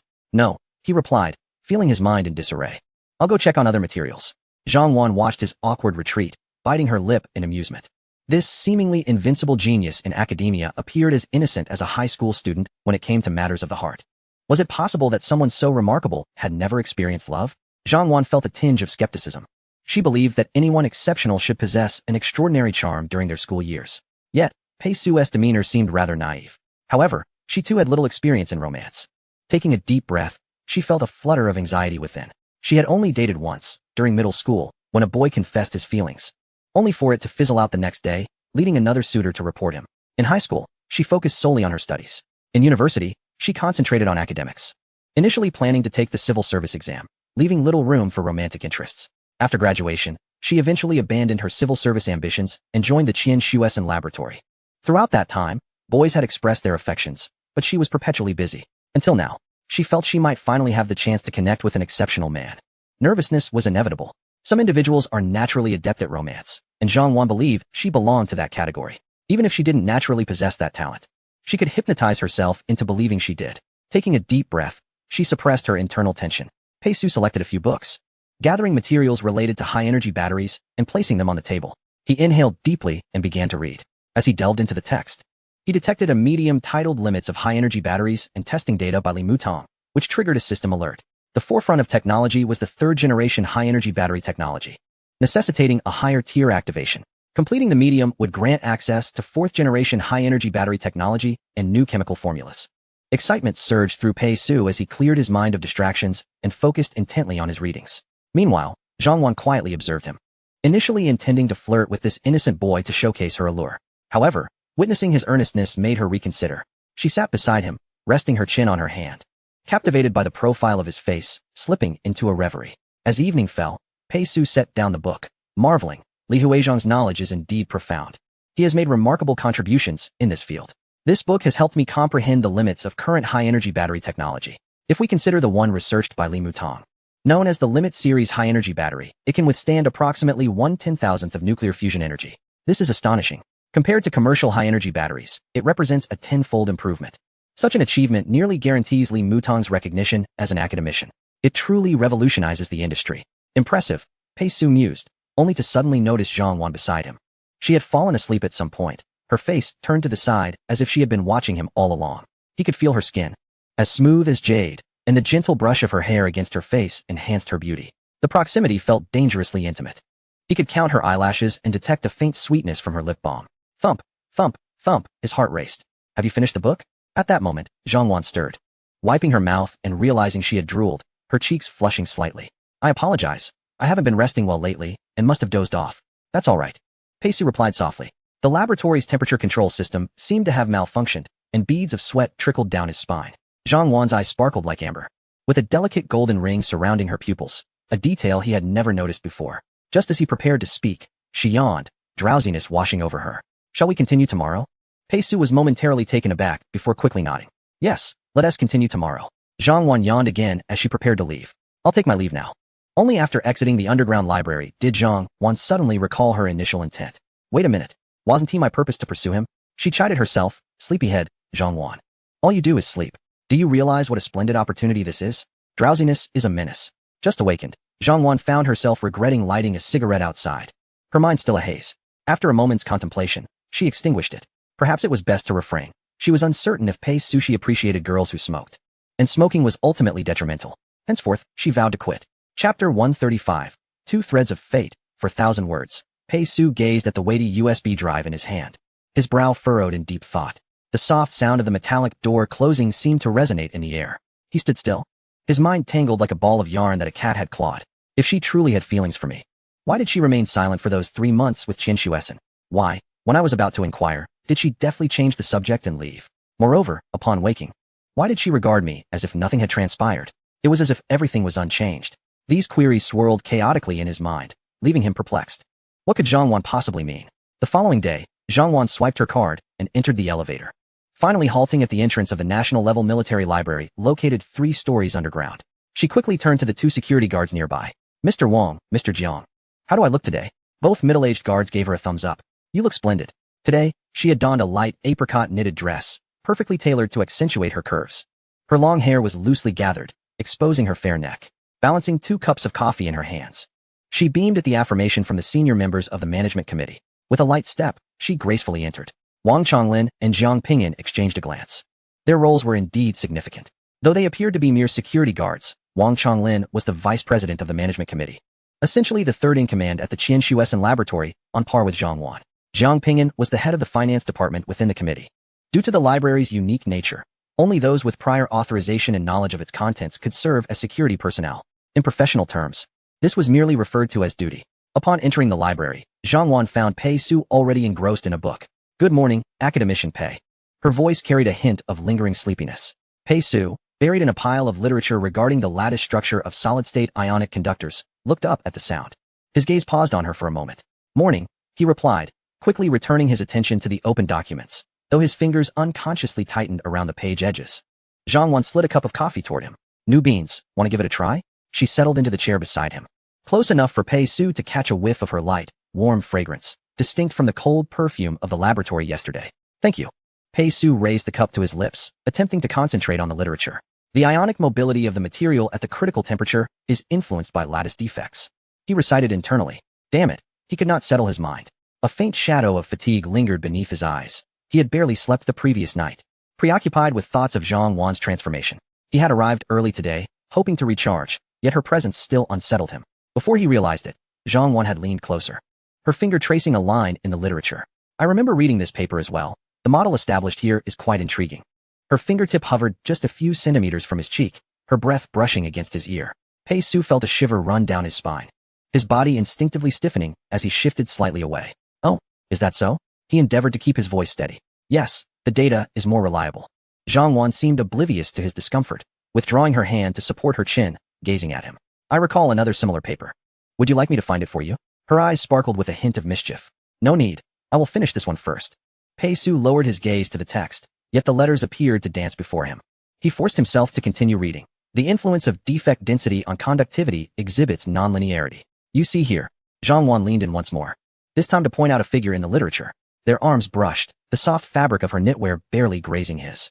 Pei Su inhaled deeply, striving to focus on the chart, but the distraction she presented was inescapable. Yes, this trend, he mumbled. Throughout the morning, Zhang Wan remained a constant presence. Sometimes, she would pass him a small biscuit.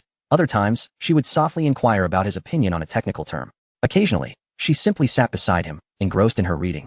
But the sound of her page turning, her gentle coughs, and even the rustle of her adjusting her posture amplified in Pei Su's ears. He felt as though he were submerged in a deep sea, with a siren serenading him, while he stood as a young captain upon a fragile vessel. The captain was uncertain whether the siren was genuinely enamored with him or merely sought to ensnare him, as the legends foretold.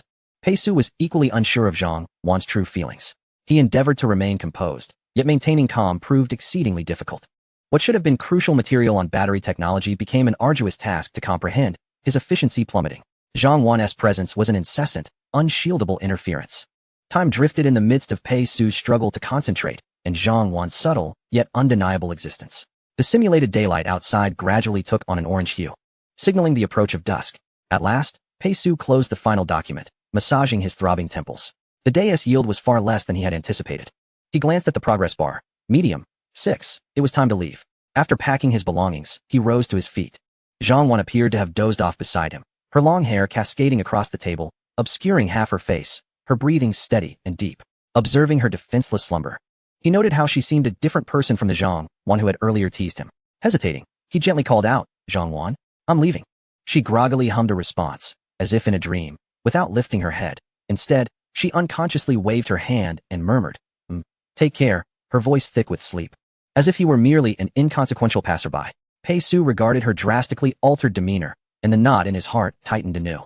Shaking his head, he refrained from further contemplation and turned toward the exit. Minutes later, Zhang Wan suddenly recalled something, jolting upright, wide awake. She slapped her forehead in vexation, producing a soft thud. I fell asleep again. What a waste of a day.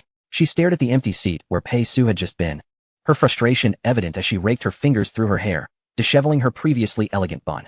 No, I must seize the opportunity tomorrow. Her gaze sharpened with determination as she clenched her fist. Ding ding ding. Upon returning home and setting down her bag, her phone rang. It was her grandfather, Zhang Yutong. She pressed the answer button. Hello, Grandpa. Zhang Yutong's steady voice came through, warm as always. Wan, are you off work? Yes, I just got back. That's good. I recall that Pei Su has been quite busy at Longkou University lately. Zhang Yutong's tone sounded casual, as if he were merely making small talk. Since your project with Qian Shuessen has concluded, I suppose communication has dwindled? Zhang Wan instantly grasped the underlying implication of her father's words. Her father was subtly inquiring about the progress of her relationship with Pei Su. With a glint of mischief in her eye, she smirked slightly. Oh, him? She deliberately elongated her tone. He just happened to be at the lab these past few days, gathering information. Grandpa, didn't you mention last time that Pei Su is a rare talent and encouraged me to engage with him? I remember.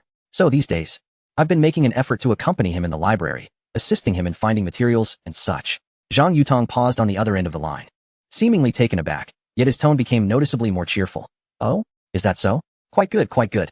It's wonderful for young people to learn from one another and progress together. Academic exchange is indeed commendable. You are absolutely right. How is he adapting? Quite well. Zhang Wan replied, suppressing a laugh as she spoke earnestly. He is very dedicated, perhaps a bit too focused on academics. That is a good thing. Zhang Yutong immediately responded. Such spirit is essential in research. You should take good care of him. Understood, Grandpa. You can rest assured. Zhang Wan's voice carried a hint of playfulness. I will certainly follow through on your advice to communicate more. Very well, very well. Now you both stay busy and take care of your health. You too, Grandpa. The call ended. Central Theater Command, Army Headquarters. Zhang Yutong hung up the phone, a smile lighting up his face like the blooming of a long-forgotten flower. How delightful. His granddaughter was wonderful in every way. Yet each time she encountered an outstanding young man and he wished to play matchmaker, she would invariably decline. This time, however, she not only did not refuse, but appeared to be genuinely falling for him. This is splendid. Once you both achieve your results, I shall promptly summon Wan back to the theater command. At that time, will you come along? Hee hee. Zhang Wan gazed at the dimming screen and could not help but burst into laughter. At this moment, in Zhang Wan's home, holding her phone, she too was grinning foolishly. Hee hee hee. Now it is perfectly justified. The grandfather and granddaughter shared a simultaneous fit of silly laughter. Meanwhile, at Longkou University, in apartment 434, Wang Xingyu had just concluded a day of classes and was walking back to her apartment with her books. She was exceedingly busy, particularly after Pei Su had efficiently organized everyone. Besides attending classes, she was also responsible for an array of miscellaneous tasks. She had to manage logistics and oversee various specifics of 2 different projects. Time seemed to slip away. However, the days were fulfilling. Wang Xingyu tossed her clothes into the washing machine and stepped into the shower. When she emerged, wrapped in a towel, she stood before the mirror, contemplating before removing the towel and gazing at herself, murmuring, truly beautiful. Then she turned to glance at her wardrobe, overflowing with luxury items, bags, exquisite clothing, skirts, and even fur. All of these were lavish purchases made after securing the projects. She fell into deep thought. How should I coordinate these outfits? Humming a tune, Wang Xingyu picked up a piece of clothing and stood before the mirror, scrutinizing it. Dissatisfied, she changed into a white lace-trimmed dress, yet still felt it was lacking. She then pulled out a rather provocative leopard print outfit. Upon seeing it, she felt even less suited to it. She was not one to embrace a seductive style. What a headache. Wang Xingyu gazed at her reflection and suddenly had a thought. What if I wore this to meet Pei Su? She quickly dismissed the notion. How could such an idea even arise? They were merely classmates. Sitting on her bed, she sank into contemplation. Yes, for now, they are just classmates. She recognized her significant advantages.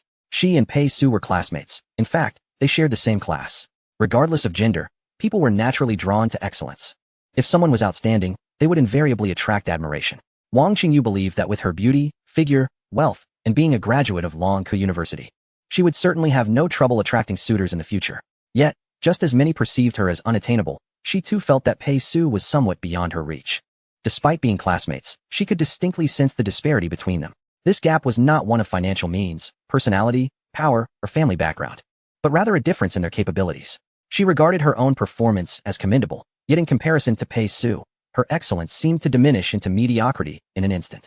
This made her perceive Pei Su as exceptional. To claim that she felt no affection would be disingenuous. Yet, precisely because of this, she often felt that her pursuit of him would be awkward and that perhaps she was unworthy of him. Sigh. Wang Xingyu lay on her bed, her gaze vacant until the phone rang. She answered, surprised, Dad? You're here? Okay, I'll come down to find you. Wang Xingyu exited the apartment building. A discreet black sedan slowly came to a stop beside her.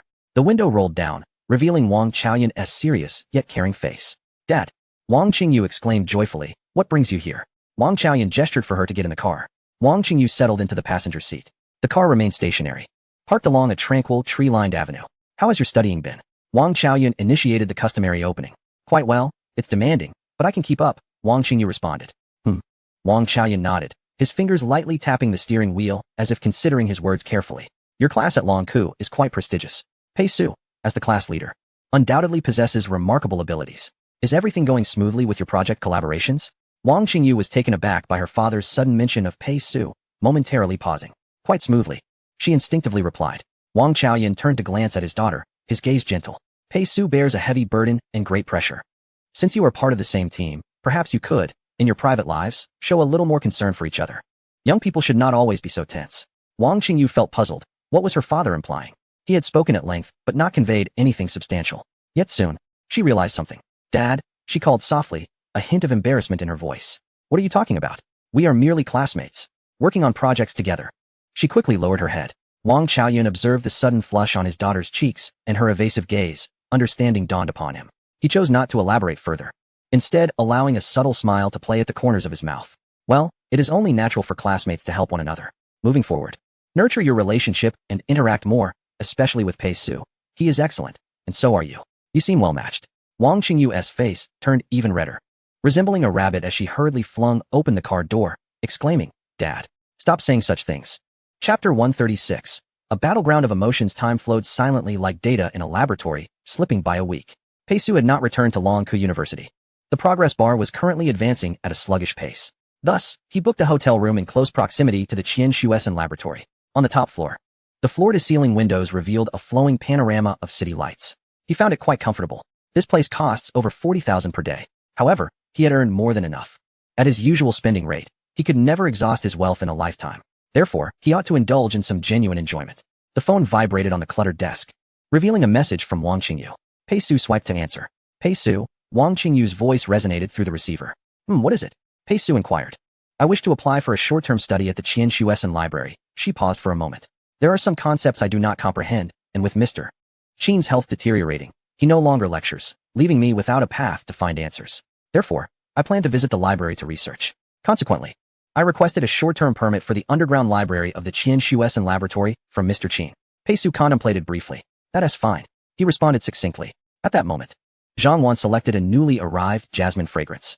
The light green dress accentuated her fair complexion. She practiced her smile in the elevator's metallic reflection. Today, I shall impress that boy. She inhaled deeply, her fingertips unconsciously fiddling with the hem of her dress. The elevator door opened with a chime. At the library's entrance, besides Pei Su, another figure stood, Wang Qingyu. Clad in a simple white shirt, jeans, and canvas shoes, she radiated freshness. Their gazes met softly in the air, akin to feathers descending upon a tranquil water surface, ripples spreading silently. Zhang Wan immediately adjusted her practiced smile, adopting a courteous and professional demeanor. Good morning, Pei Su. May I ask who this is? Pei Su introduced them. This is Zhang Wan, the vice president of the academic committee at the Qianshuesan laboratory. This is Wang Qingyu, one of the first cohort of the Longkai class, my classmate, and also a distinguished scholar selected by the Longkai Institute this year. Wang Qingyu nodded, her gaze sweeping over Zhang Wan's meticulously styled curls and dress hem. Sister Zhang, thank you for your help. Zhang Wan's smile appeared somewhat stiff, not a bother. The three of them entered the library side by side. The air was infused with jasmine and the subtle scent of books, intertwining delicately. Pei Su settled into his familiar spot, immersing himself in study. Zhang Wan naturally positioned herself beside him. Would you care to glance at this new paper? She pushed a book toward Pei Su, leaning slightly forward, her hair almost brushing against his hand. Wang Qingyu, seated nearby, prepared to search for a book but hesitated at the scene before her. Pei Su instinctively leaned back against the chair. Two girls, one pointing at the book with glistening fingertips, the other smiling gently with neatly trimmed nails, exchanged a glance, both realizing they shared a common purpose. Thus, in such moments, one must not reveal any weakness. Much like a duel between swordsmen, where the first to display eagerness loses the advantage. The atmosphere was devoid of gunpowder, filled only with the sounds of turning pages and quiet breaths. Pei Su remained unaware, engrossed in calculations on a sheet of draft paper, the ink bold and dark. A week later, Pei Su glanced at the progress bar. Medium, 30. The pace of growth is significantly faster than before. He pondered the reason behind this change. After Wang Qingyu's arrival, Zhang Wan had become notably more subdued. The two conversed daily, sharing topics that Pei Su found somewhat perplexing, resembling the camaraderie of close friends. Yet, he sensed an inexplicable tension between them, akin to a silent rivalry. He found himself enveloped in a peculiar calmness. Perhaps this was for the best. Pei Su sighed in relief. At this moment, the most crucial matter was to hasten the development of high-energy battery technology and secure a job, for time was increasingly pressing. Pei Su had initially believed this tranquility would persist until the progress bar reached 100. However, another weekend evening arrived. Wang Qingyu closed her book. Sister Zhang, Pei Su. Her voice was soft. I noticed a new craft beer bar downstairs on my way here. There's a delightful brew. Zhang Wan was tidying up the empty teacup on Pei Su's desk, beside which sat a teapot steeping fragrant tea. Indeed, the very tea gifted to Pei Su by Li Yunchang. Her fingers paused at the rim of the cup, glancing at Wang Qingyu. Wang Qingyu's expression remained tranquil. Zhang Wan's lips curved into the faintest of smiles. Sounds good. I'm feeling a bit fatigued. Pei Su, would you join us? Pei Su, absorbed in his formulas, replied without lifting his head. You may go. I'll continue calculating. The two girls were insistent. Come on, come on. Unable to resist their pleas, Pei Su relented. All right, but I don't handle alcohol well. He had discovered his low tolerance. A little beer was manageable, yet even a hint of liquor would render him incapacitated, almost instantly. Nevertheless, he could not refuse the two girls, for the thought of their voices, sweet and melodic, flanking him was irresistible. As a new day dawned, Pei Su awoke with a slight headache. Damn it, I must have overindulged. He shrugged it off and decided to see. After tidying himself, Pei Su made his way to the National Military Library located on the third underground level of the Qian Shuessen Laboratory. With the watchful eyes of two security guards upon him, he entered the elevator. The moment the doors opened, he hesitated. Zhang Wan wore a wine-red silk blouse today.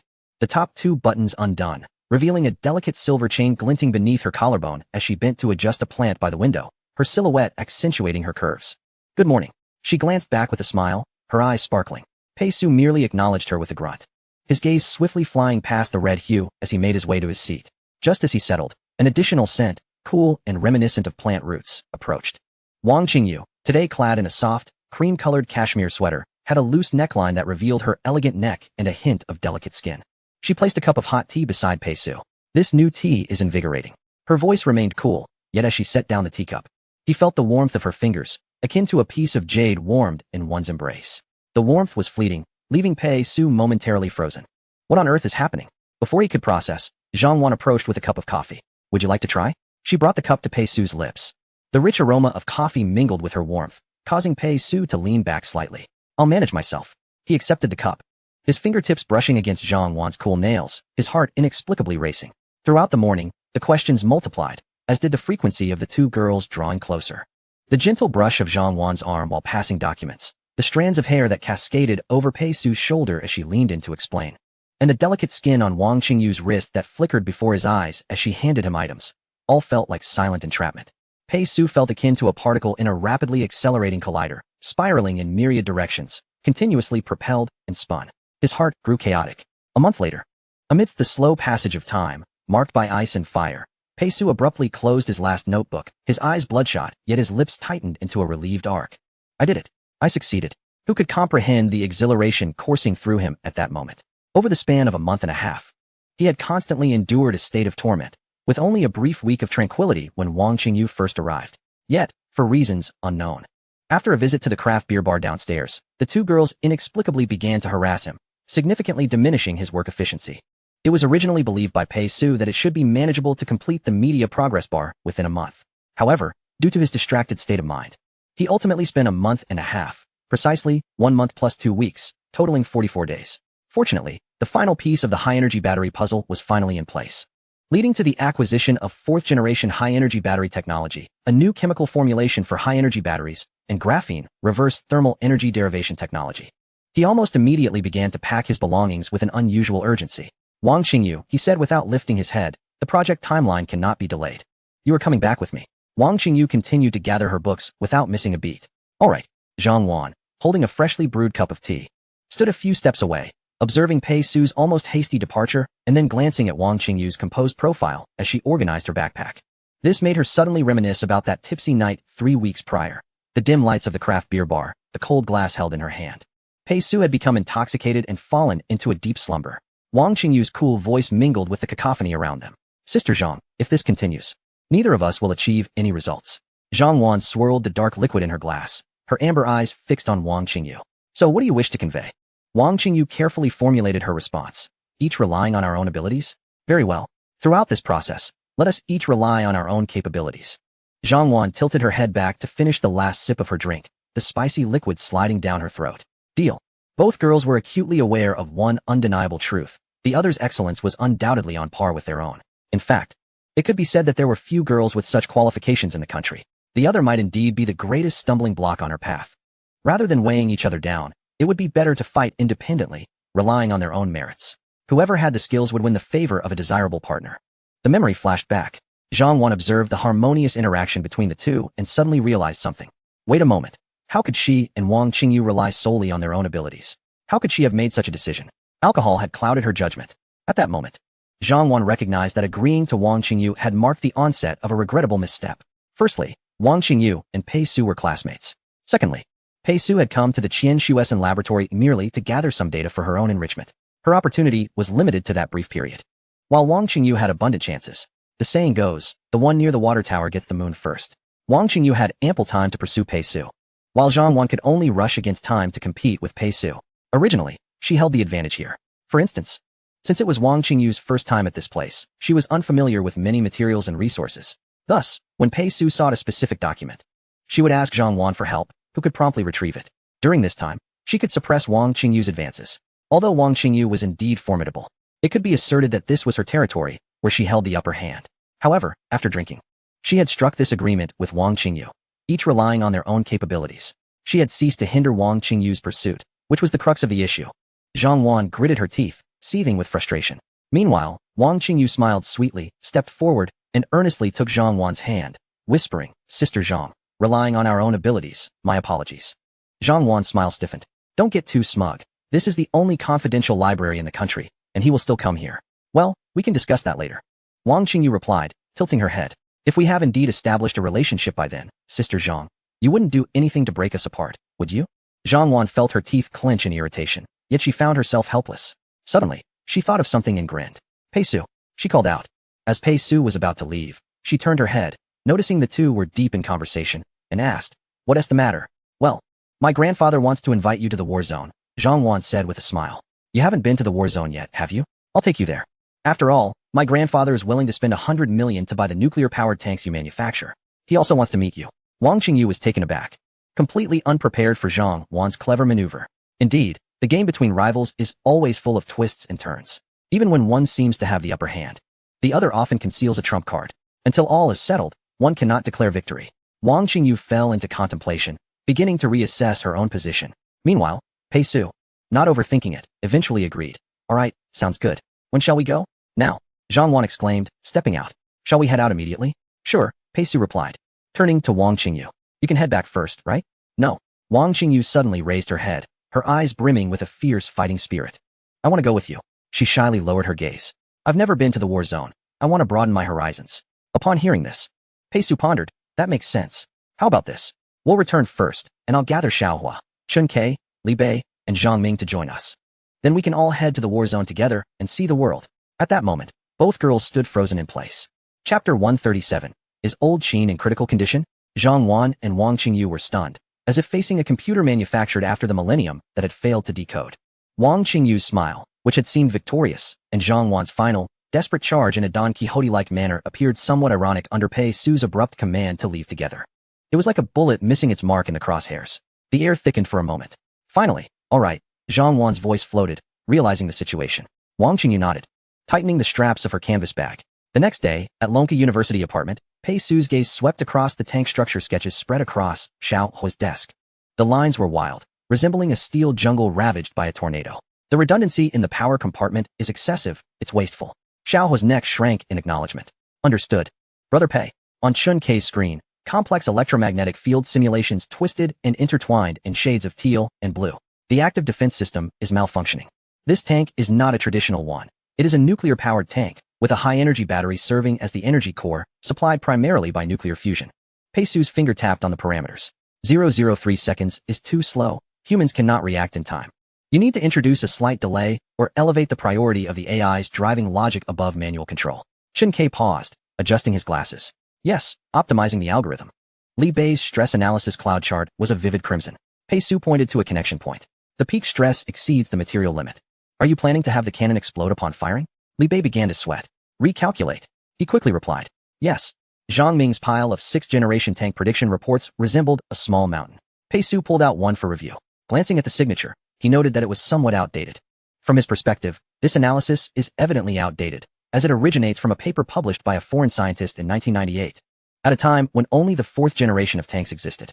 The interpretations concerning the 6th generation are merely speculative extrapolations based on the 4th generation.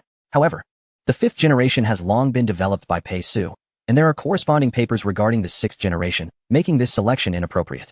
He discarded the paper into the shredder. Zhang Ming hurriedly tossed the analysis report into the shredder while Wang Qingyu observed quietly.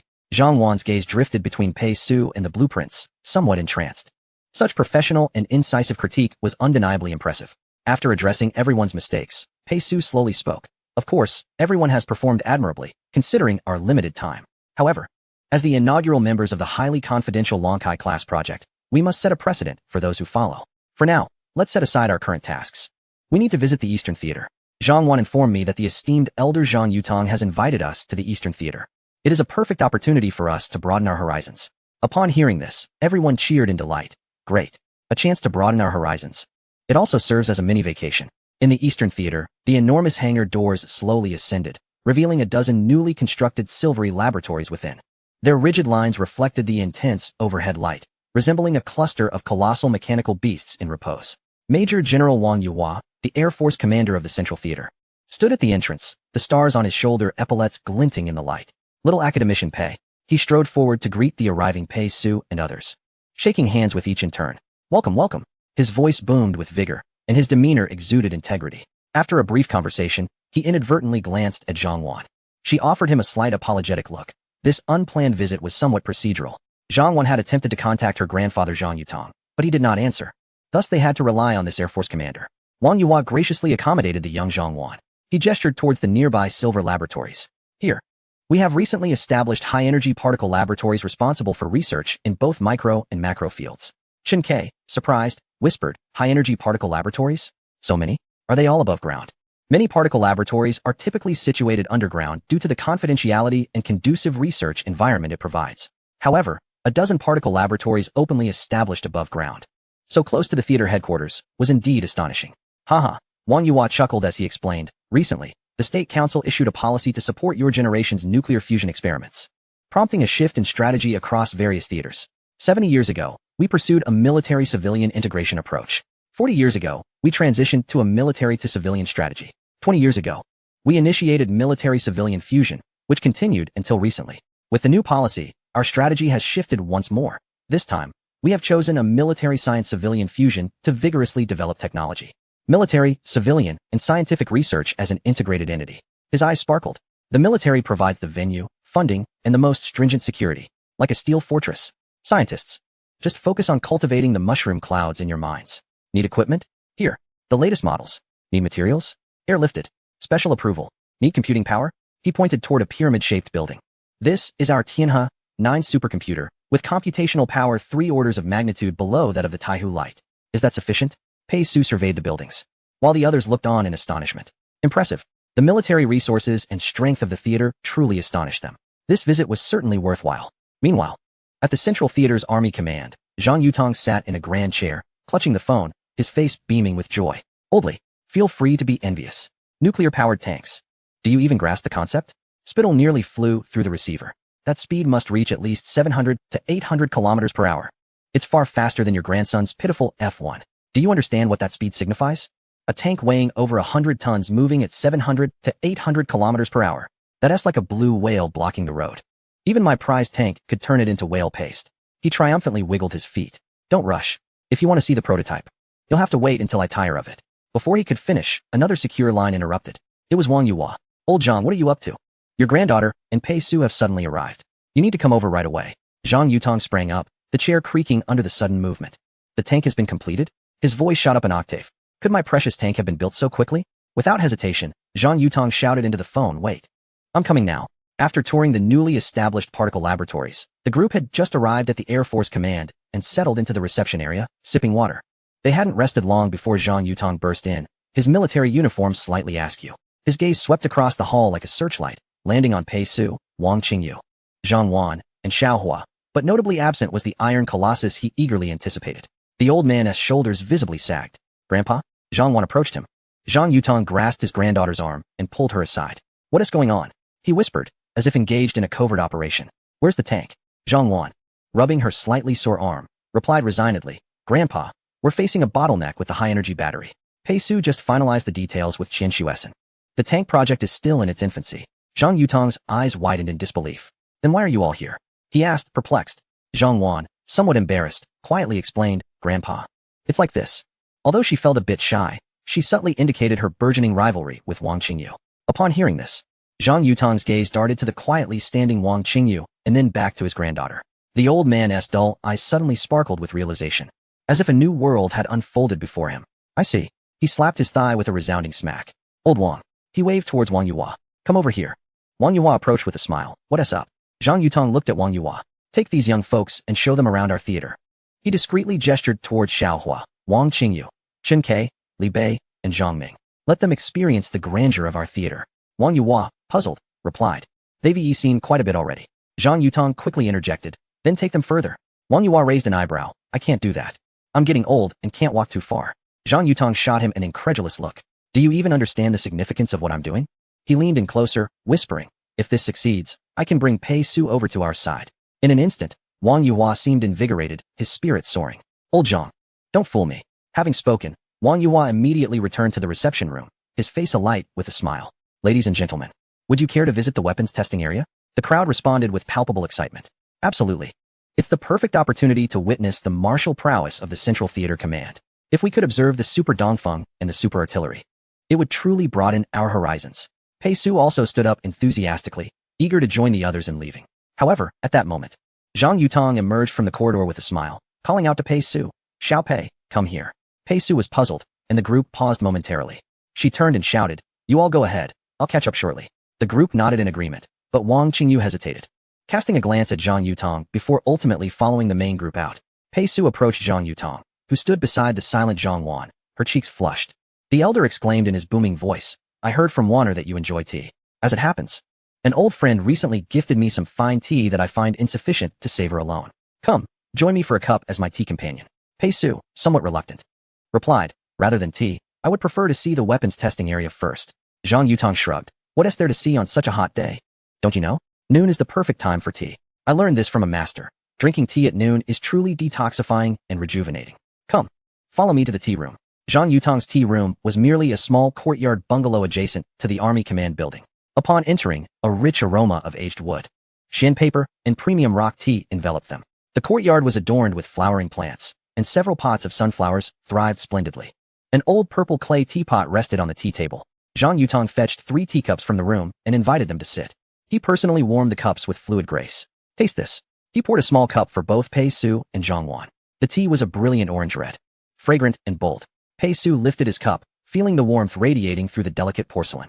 Zhang Wan sat opposite him, separated by a narrow TC just half a meter wide, allowing her to see his lowered eyelashes and the slight curve of his fingers gripping the cup. The tea room was profoundly quiet, the only sounds being the low gurgle of boiling water in the iron kettle and the gentle trickle of tea pouring from the teapot. Zhang Yutang savored his tea leisurely, his gaze sweeping over the two like a cunning old fox. Xiao Pei, he set down his cup. Doesn't this tea resemble scientific research? Pei Su, taken aback, set down his cup in confusion. What an unusual metaphor, tea akin to research. Indeed, Zhang Yutang continued, pointing at the tea. It starts off bitter and astringent, difficult to swallow. But endure it, and the sweetness will emerge, lingering long after. Right? Pei Su gazed at the amber liquid in his cup. Yes, you are quite wise, given your age. Suddenly, Zhang Yutang sprang to his feet. Oh dear. How could I forget? I left a confidential document in the adjoining secure room. Continue enjoying your tea. I will return shortly. He hurried out of the tea room, but not before casting a furtive glance back at Zhang Wan, conveying a silent message. Grandfather may be a commander with considerable power, but I can only assist you so far. This young man, Pei Su, is genuinely admirable, capable, handsome, and young, and he even appreciates tea. If he were to become part of our family, it would certainly be a point of pride. The door clicked softly shut, the sound of the lock falling resonating clearly in the warm afternoon. Only the two remained in the tea room, alongside the teapot exuding warmth and fragrance. The atmosphere suddenly thickened, and Zhang Wan could feel her heart pounding, echoing in her ears like a war drum. She inhaled deeply, the scent of tea mingling with the clean, slightly sterile aroma of the laboratory that clung to him. Her fingers unconsciously traced the smooth rim of the cup, her gaze fixed on Pei Su's hands, the hands capable of crafting blueprints to change the world, capable of igniting the button for an artificial sun. Yet at that moment, they appeared somewhat rigid. Pei Su, she began, her voice slightly hoarse. He looked up at her, their eyes meeting. Her courage ignited like solid propellant, fiercely burning within her chest. She leaned slightly forward, her fingertips just centimeters from his hand resting on the edge of the TC. A wispy plume of steam rose straight up from the teapot spout, piercing the still air. But just as the moment hung delicately in the balance, bang! The door to the tea room burst open with a force that slammed it against the wall, creating a sound that was neither too loud nor too soft. Zhang Yutong stood at the threshold, the relaxed demeanor of the cunning old fox replaced by an expression of grave concern. He held nothing in his hands. Pei Su. His voice trembled with urgency. I just received word that Elder Qin is gravely ill and bedridden. Your principal, Li Yinchang, called to inform me that you must return at once. Chapter 138. A dilemma. Upon hearing the news of Elder Qin's critical condition, panic swept through the group. Since 2009, a paper authored by Elder Qin had salvaged a tumultuous situation. Now, at the venerable age of 97, people wished fervently for him to live 1,000 years, to become a legendary figure. A lifespan of a century hardly encapsulated his monumental contributions. Outside the emergency room of the Kyoto 9th Hospital, a sea of people gathered. The majority middle-aged or elderly, with only a few youthful faces among them, each bearing a look of concern. The stars on their epaulets gleamed under the overhead lights, resembling a constellation of formidable forces. CCTV journalist Lu Saran leaned against the wall, her eyes slightly reddened, her fingers unconsciously twisting the edge of her notepad. Commander Zhao Linghua of the Kyoto Military Region and Commander Qi Tianyun of the Magic City Military Region stood like silent sentinels at the forefront of the crowd. Wang Hongzhe from Harbin Institute of Technology, Li Mutong from the Qian Shuesan Laboratory, Su Zhihui from the Kyoto University Laboratory, Li Jing from the Kyoto Laboratory, and Wang Jun, the young leader of the Magic City Military Industry Laboratory, were present as well. Among them was Pei Su's mentor, young Deputy Zhao Ling, and important figures like Li Yinchang, President of Long University, Jiang Mingtang, Dean, and Zhou Tai, the Vice Dean. Academicians Li Yong, Pei Su's uncle, Wang Jiang, and Tang Puhua were also in attendance. Alongside Lin Hua, the army commander of the Eastern Theater, Zhang Yutong furrowed his brows tightly, surrounded by even more faces, some exuding authority, others embodying elegance or anxiety, each one remarkable, as if a pod of colossal whales had gathered suddenly in the deep sea. Many gazed at the scene, unable to discern the identities of these individuals, yet each radiated an extraordinary presence, hinting that perhaps the individual in the emergency room was indeed an extraordinary figure. They whispered among themselves, speculating about the significance of this matter. The red light outside the emergency room pulsed like a frozen heart, suspended above everyone's heads. The air was so heavy it seemed capable of bending alloy beams. Zhao Linghua paced back and forth, hands clasped behind his back, his military boots thudding against the tiled floor, echoing like tank treads over frozen earth. Qi Tianyun absent-mindedly rubbed his waist, where no firearm was holstered. Only the cold metal of the belt buckle remained. Wang Hongzhe and Li Mutong whispered rapidly to each other. Su Zhihui stood with her arms crossed, her gaze fixed intently on the door. Li Yinchang rubbed his hands together, beads of sweat forming on his forehead. Jiang Mingtang and Zhou Tai murmured quietly amongst themselves. Li Yong leaned against the window, staring down at the street below, his silhouette rigid, akin to a weathered rock. Wang Jiang and Tang Puhua engaged in a hushed discussion about the possibility of resuscitation. Elder Qin, who was already frail, had his birthday approaching in a couple of days. At such a critical juncture, a calamity had erupted. Elder Qin's health had deteriorated. He had smoked during his youth in the cultural troupe, and although he had managed to quit with the help of doctors, his body never fully recovered. He was too old, his organs beginning to fail. Lin Hua was on the phone, speaking in a hushed tone. Yes, the top external cardiac team. Immediately, at the far end of the corridor, Pei Su stood slightly behind the crowd. Beside her were Wang Qingyu, Xiaohua, Chen Kai, Li Bei, and Zhang Ming. Zhang Wan stood on her other side. The air was thick with the scent of disinfectant, and an invisible, immense pressure loomed, reminiscent of the weight of deep ocean waters, compressing every inch of space. Everyone was in motion, some pacing, some whispering, others making calls to the finest doctors they knew, some staring at screens, and some with their hands clasped. They resembled screws within a grand machine, each bearing immense pressure as a massive load-bearing beam suddenly collapsed.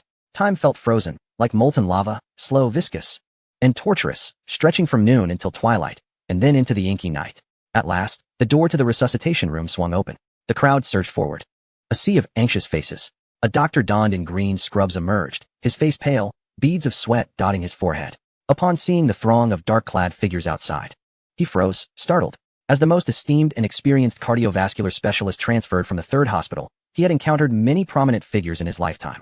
Yet, he had never witnessed them in such a state of urgency.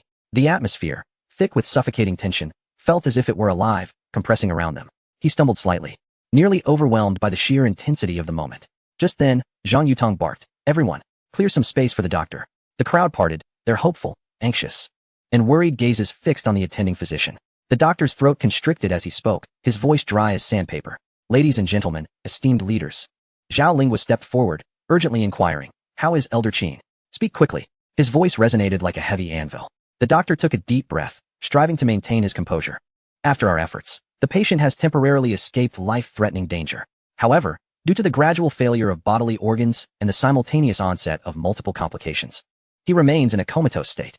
Preliminary assessments indicate that, aside from the physical ailments, there is a significant psychological burden. It appears he has entered a self-preservation mode, slipping into a deep slumber.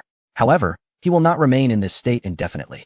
He will require time to recover both physically and mentally." A taut silence enveloped the room, punctuated by a collective sigh of relief. Lu Saran covered her mouth, her shoulders trembling slightly.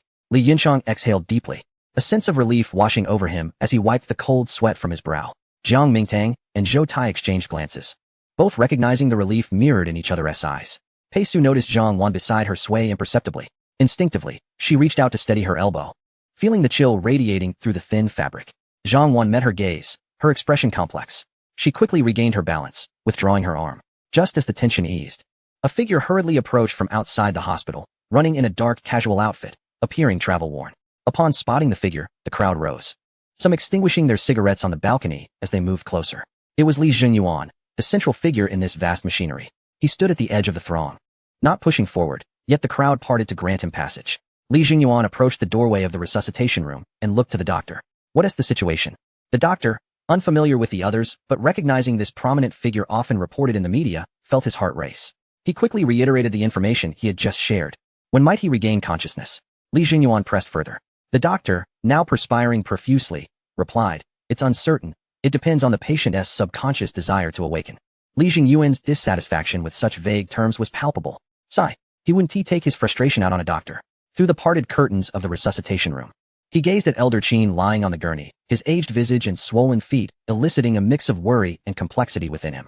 Since 2009, he had been in a near 2-decade-long rivalry with this old man, Qin Tianlin. Initially, he had appreciated the contributions this elder had made to the nation. However, as he became aware of Qin Tianlin's ambitions for a secondary nuclear deterrent plan, he had vehemently opposed it, recognizing the implications of plunging humanity back into an era of nuclear deterrence. If Qin Tianlin always placed the nation's position in its most precarious moments, envisioning the worst-case scenarios, his push for a secondary nuclear deterrent was a direct reflection of such fears, a nation pitted against the world, potentially beset by both internal and external strife. He tended to envision calamities with excessive pessimism. Perhaps it was due to Elder Qin's advanced age, having lived through events nearly 70 years past, that had shaped his cautious nature. Yet, Li Jingyuan did not believe his perspective was correct. Conversely, Elder Qin had long viewed him as overly complacent.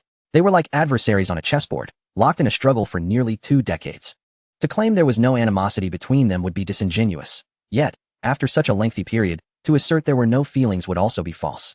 Thus, when Elder Qin's predicament arose, Li Jingyuan found himself enveloped in a complex array of emotions, difficult to articulate, a sentiment few could comprehend. He sighed and retreated to the balcony, lighting a cigarette. A few others joined him, seeking solace in the smoke as their anxieties lingered stubbornly. As the night deepened, and after confirming that Elder Qin was temporarily stable, the massive crowd began to disperse in an orderly manner. Li Yong approached Pei Su, giving her shoulder a reassuring pat. "Take care of yourself, Xiaosu. Call home if anything arises." Academician Wang Jiang also came forward, handing her a business card. "This is old Lin from Xia, a national treasure. If you need anything, mention my name." Tang Puhua merely nodded at Pei Su, his gaze heavy with responsibility. Jiang Mingtang and Zhou Tai approached together. Young academician Pei, Jiang Mingtang spoke in a low voice. "The Long Institute stands as your support. Should you require anything, do not hesitate to reach out to me." Zhou Tai added, "Old Master Qin has the heavens on his side." Li Mutang and Zhang Wan arrived subsequently. "Pei Su, I have matters to attend to, so I must take Zhang Wan and leave. Please call me once Old Master Qin has regained his strength." Pei Su nodded, bidding farewell to Li Mutang and Zhang Wan. Wang Hongzhi then approached and shook Pei Su's hand. "I too must take my leave." Su Jihui stepped forward, gently embracing Pei Su for a brief moment. "Take care of yourself. We are deeply saddened by Old Master Qin's condition," she whispered, adjusting his slightly wrinkled collar. Li Jing and Wang Jun also said their goodbyes to Pei Su. "Engineer Pei, we are leaving now." Zhao Lin gave Pei Su a firm hug around the neck. "Hang in there, kid." Lin Hua saluted Pei Su with a solemn gesture. "Young academician Pei, we too must take our leave." One by one, they departed. Lastly, Zhang Yutang approached, saying nothing but placing a small, exquisite Zeton tea box into Pei Su's hand. "Top quality, it will invigorate you." He gazed deeply at Pei Su.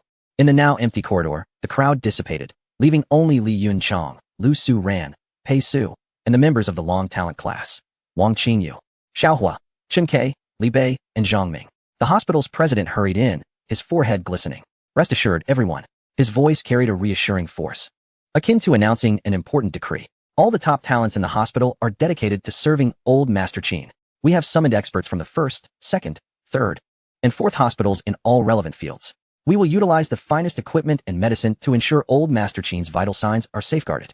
We will ensure the old gentleman recovers swiftly. Li Yunchang nodded wearily. Lu Su Ran leaned against the wall, closing her eyes. Pei Su approached the window, gazing at the dazzling lights of Kyoto, resembling a suspended galaxy.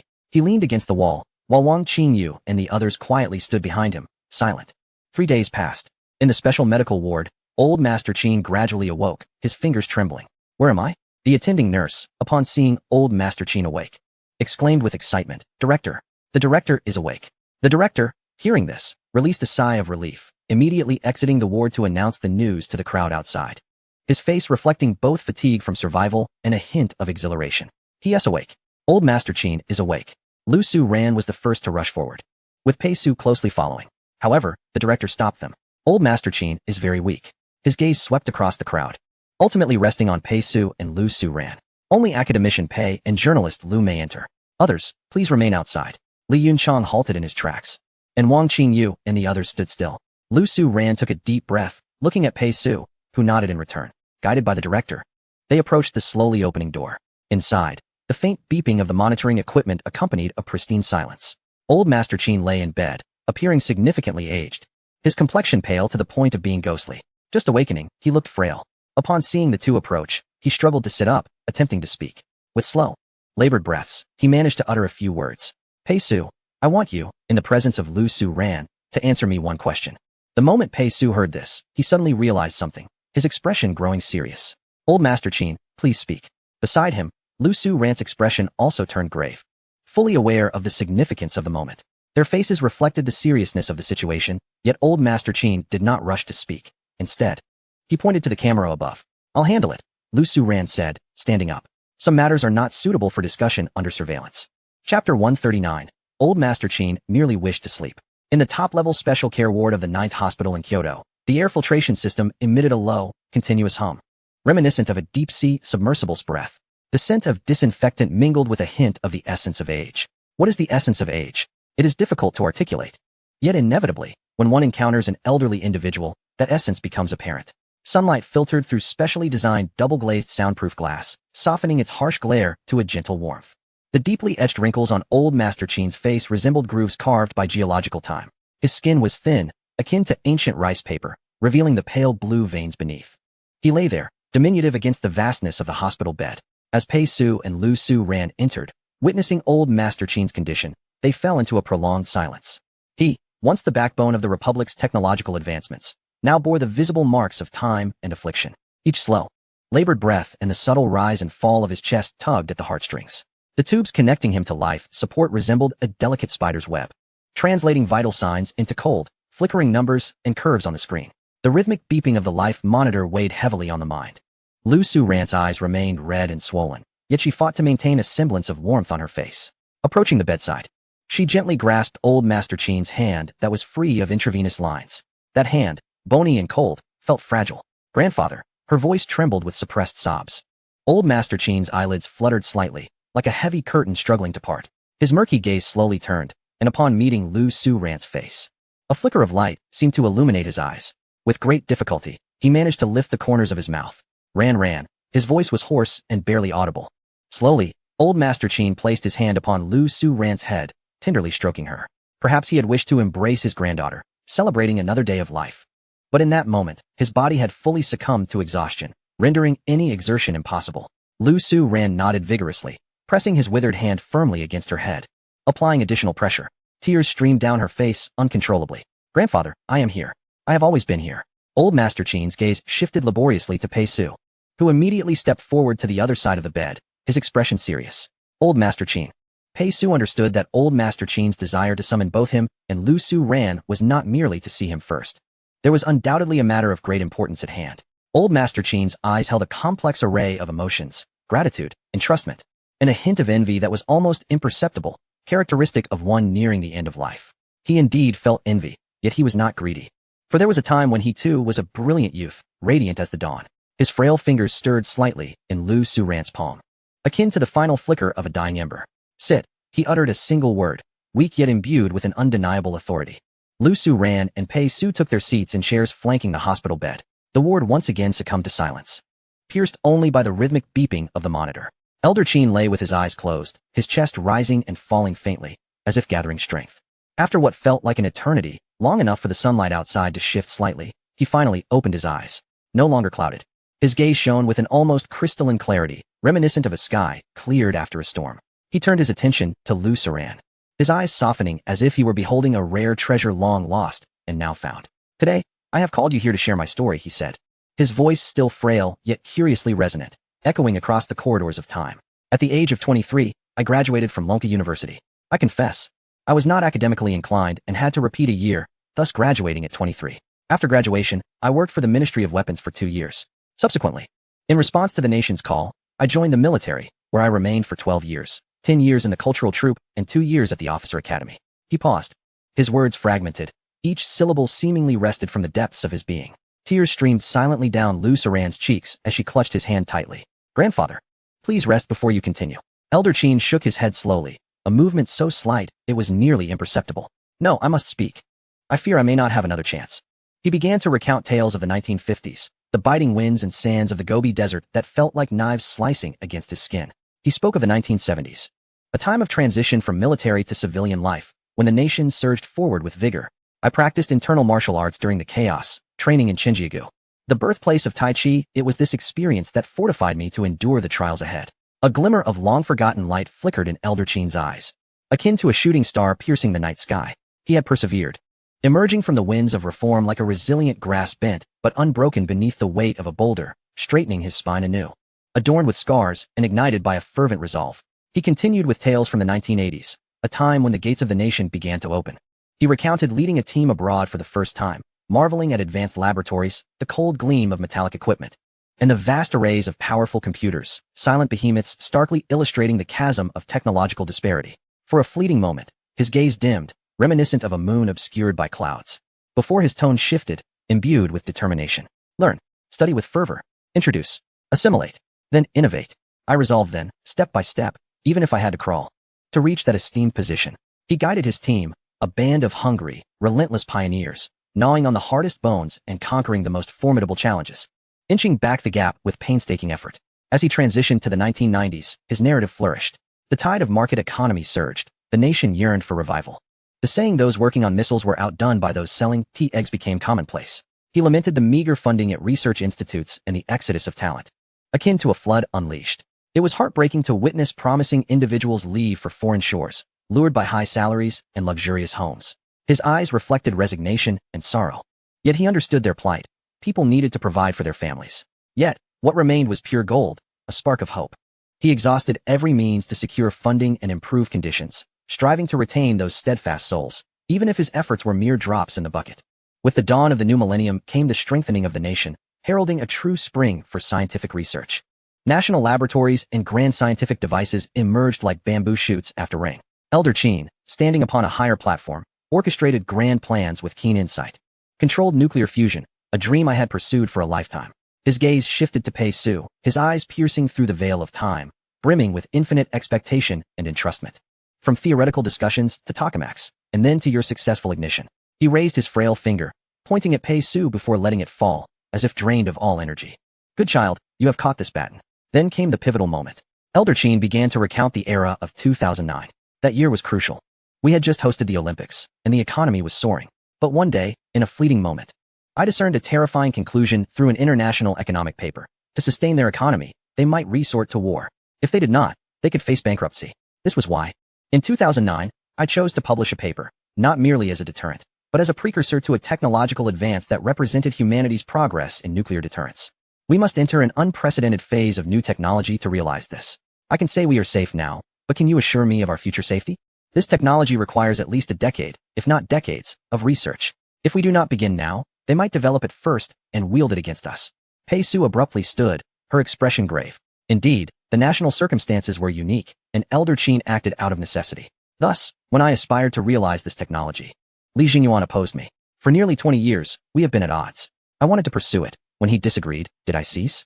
No. I continued my research in secrecy. At this juncture, Elder Qin finally posed the most critical question. The air in the ward grew heavy. The monitors beeping the only sound accompanying the tension. Elder Qin's gaze fixed intently on Pei Su, his parched lips struggling to part as he whispered, Pei Su, I must ask you a vital question. A fit of violent coughing interrupted him. The monitor shrieked in alarm. Lu Saran instinctively reached for the call button, but Pei Su raised her hand to halt her. She leaned closer to Elder Qin's ear, her voice penetrating the chaos. Elder Qin, I am listening. A sudden brilliance ignited in Elder Qin's clouded eyes. Super hydrogen bomb fusion on the moon. Can you comprehend my meaning? Pei Su stood resolute, her gaze unwavering as she faced the final flickering flame. I understand. Elder Qin's frail fingers stirred beneath the covers, albeit weakly. Helium-3, concentrated areas on the lunar surface. Millions of tons. Can it be extracted and purified? Yes, Pei Su replied, her voice steady and resolute. Drilling into the lunar regolith, implanting thermonuclear warheads. Capable of withstanding extreme pressure and temperature, can it be done? Yes. Fusion ignition, non-traditional configurations, gravitational lensing focus, supercritical confinement. Can it be achieved? Yes. Energy transfer, lunar core activation. Controllable chain reactions, non-destructive ignition. Can it be accomplished? This ultimate inquiry drained him of his remaining strength. Pei Su inhaled deeply, meeting his penetrating gaze with unwavering clarity. Her voice imbued with absolute resolve. Yes, yes, yes. The ward fell into profound silence. The last glimmer in Old Qin's eyes shone brightly upon hearing the 3 words, it can be done. It was a profound sense of solace. A trust that transcended life and death. He had never questioned Pei Su's unwavering confidence in her ability to succeed. This was trust. And he urged Lu Su Ran to remember it well. You must hold on to this sentiment firmly. Lu Su Ran wiped the tears from her eyes, replying, I will. At that moment, she grasped why Old Qin had summoned her. She was the supervisor of this project, while Pei Su was its executor. Gradually, his radiance dimmed. His tense body relaxed, sinking deeply into the mattress.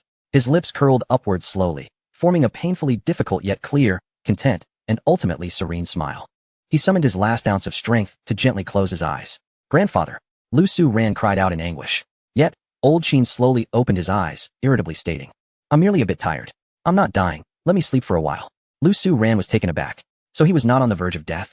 Anger mixed with relief surged within her as she stepped out of the ward, smiling at the crowd outside, proclaiming, Old Qin is fine. Old Qin is fine. A wave of jubilation erupted. No one wished for Old Qin's demise, not even the authoritative Li Jingyuan. Meanwhile, Pei Su remained silent, seeking out the director. Director, is Old Qin truly in no danger? There are no issues, Academician Pei, the director affirmed earnestly. Old Qin's condition is simply due to the natural process of aging.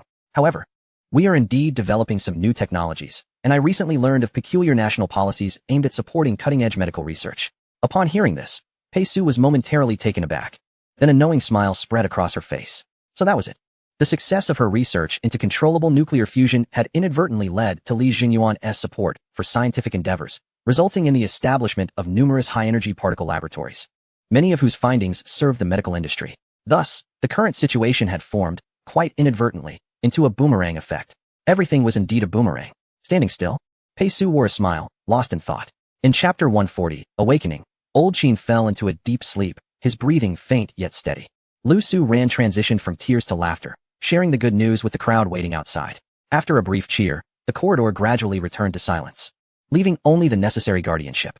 Pei Su stood before the director's office window, gazing out at the myriad lights of Kyoto. The director's words echoed in her mind. The government-supported cutting-edge medical research and high-energy particle laboratories were akin to a boomerang. A subtle smile graced Pei Su's lips as she realized the truth. The success of controllable nuclear fusion had ignited the fuse of technological advancement, triggering explosive chain reactions that reached unforeseen corners. Old Qin's miraculous recovery stemmed from the fire she had kindled. A colossal, invisible boomerang cut through time and space, striking precisely at this moment. Standing there, she shook her head with a smile, feeling an absurd sense of fate. As time quietly progressed, Pei Su did not linger in Kyoto. After Old Qin was out of danger, she returned to Lonka University. The clamor of the outside world held no significance for her. Her focus remained solely on the fortress she aimed to conquer, the container for a man-made sun, a high-energy battery. More precisely, it should be referred to as a high-energy battery. The laboratory was ablaze with light. Pei Su resembled a tireless statue, immersed in the storm of the microscopic world. Equations danced wildly on draft paper, and data flowed on screens, Failure was the norm. Each minuscule breakthrough was accompanied by tenfold setbacks. Sweat soaked her lab coat, only to be dried by the constant airflow of the air conditioning, leaving salt stains. In times of exhaustion, she would collapse onto her army cot, fully clothed. Her goal was singular: to create a super high-energy nuclear fusion battery capable of withstanding temperatures of millions of degrees. Meanwhile, in the National Academy, Li Jungyuan sat behind a large desk, his brow furrowed. The report spread before him was like a needle, each word piercing. The progress assessment on the high-energy battery was bleak. Several laboratories, pooling the nation's top talent, had expended vast resources, yet progress crawled like a snail. The report was rife with terms such as bottlenecks, theoretical limits, and insufficient material endurance. He pushed the report away, fatigue pressing against his temples, and gazed out the window. As the lights outside began to illuminate, they reflected the deep worries in his eyes. The success of controllable nuclear fusion was a double-edged sword. It promised nearly limitless energy, while simultaneously revealing a significant dilemma: a lack of suitable containers. The immense energy had nowhere to reside. Even the most powerful engines felt futile.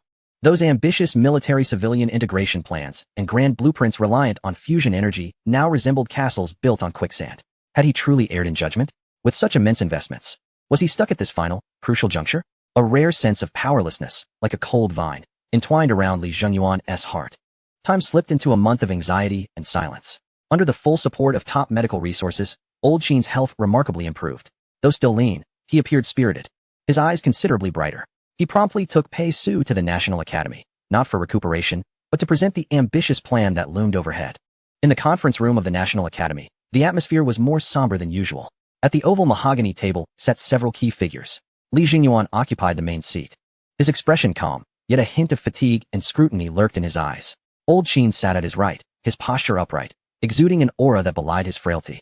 Steam rising from the teacup before him, his gaze sharp as an eagle's. Lin Guodong, head of National Defense Technology, sat to Li Jungyuan's left. His square face marred by furrowed brows, his fingers nervously tapping on the table, betraying his inner turmoil. He was the executor of Li Jungyuan's policies, bearing immense pressure at this moment. Zhou Qiming, director of the National Science and Technology Bureau, was seated beside Old Qin, his graying hair and gold-rimmed glasses framing a face deeply engrossed in reviewing a thick stack of materials, his brow knitted in concentration. He was the navigator of the technical route, acutely aware of the challenges ahead. Zhao Lichuan, Minister of Equipment Development, sat next to Lin Guodong. A military man through and through, he maintained a meticulous posture, his gaze fixed on Li Jungyuan, awaiting the final decision. The air felt almost palpable. The only sounds were the low hum of the air conditioning and the occasional rustle of paper. Each individual understood that Old Qin's presence after his recovery was not merely for casual discussion. It was for that plan, the so-called Secondary Nuclear Deterrence Initiative. Lin Guodong cleared his throat, breaking the silence. Old Li, Old Qin, comrades. Based on the current progress reports from various laboratories, along with the joint evaluation from the Science and Technology Bureau and the Equipment Department, he paused, his tone heavy. The conclusion is clear.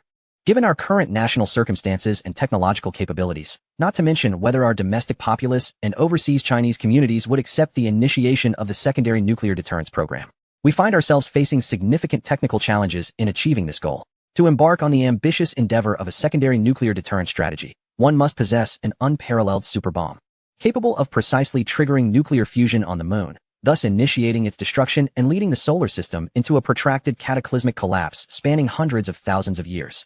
The challenges in materials science, energy density control, and thermal management pose insurmountable hurdles.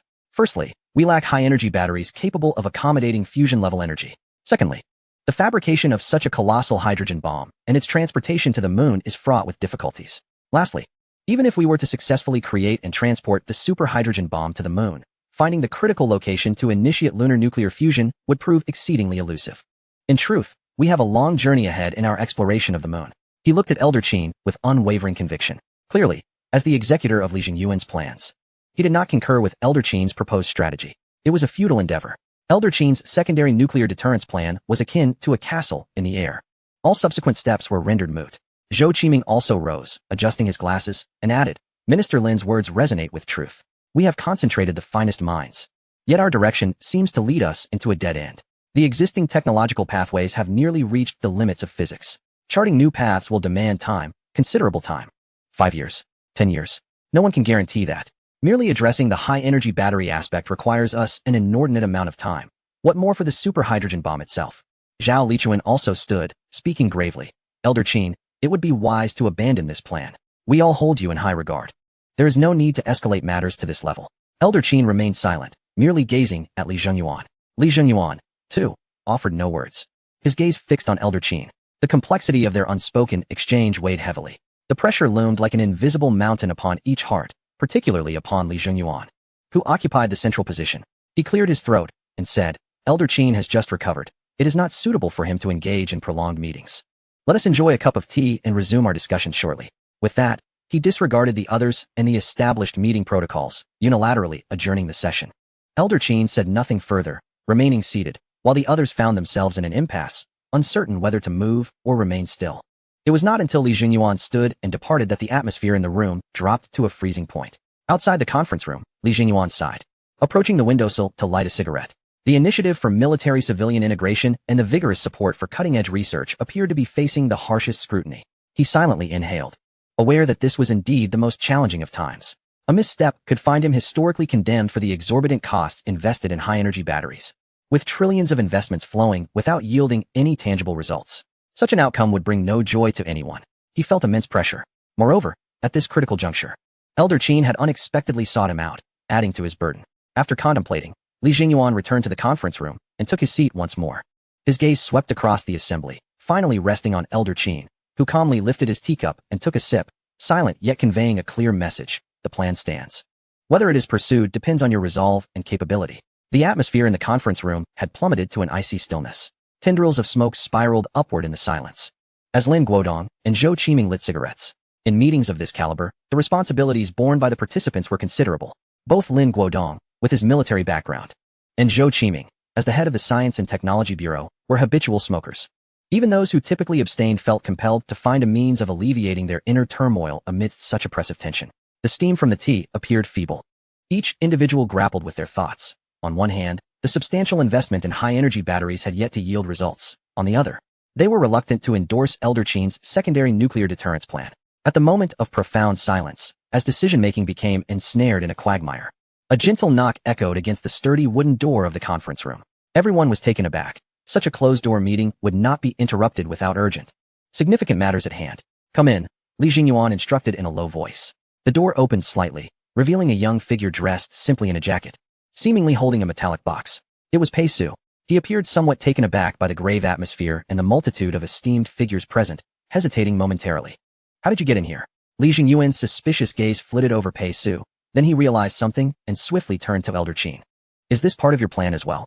However, Li Zhengyuan felt a sense of futility. He had begun to suspect that Elder Qin had brought Pei Su in an attempt to secure approval for his secondary nuclear deterrence plan. Yet, while Pei Su was undoubtedly a talented young individual capable of succeeding Elder Qin, therein lay the problem. In Li Zhengyuan's view, Pei Su must not inherit Elder Qin's ambitions.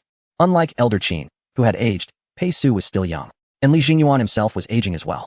If, upon his retirement, Pei Su chose to pursue the secondary nuclear deterrence plan, no one could stop him. By then, Pei Su would likely have garnered significant prestige under Elder Qin's mentorship. At that moment, all the leaders turned their gazes toward Pei Su, who looked somewhat bewildered.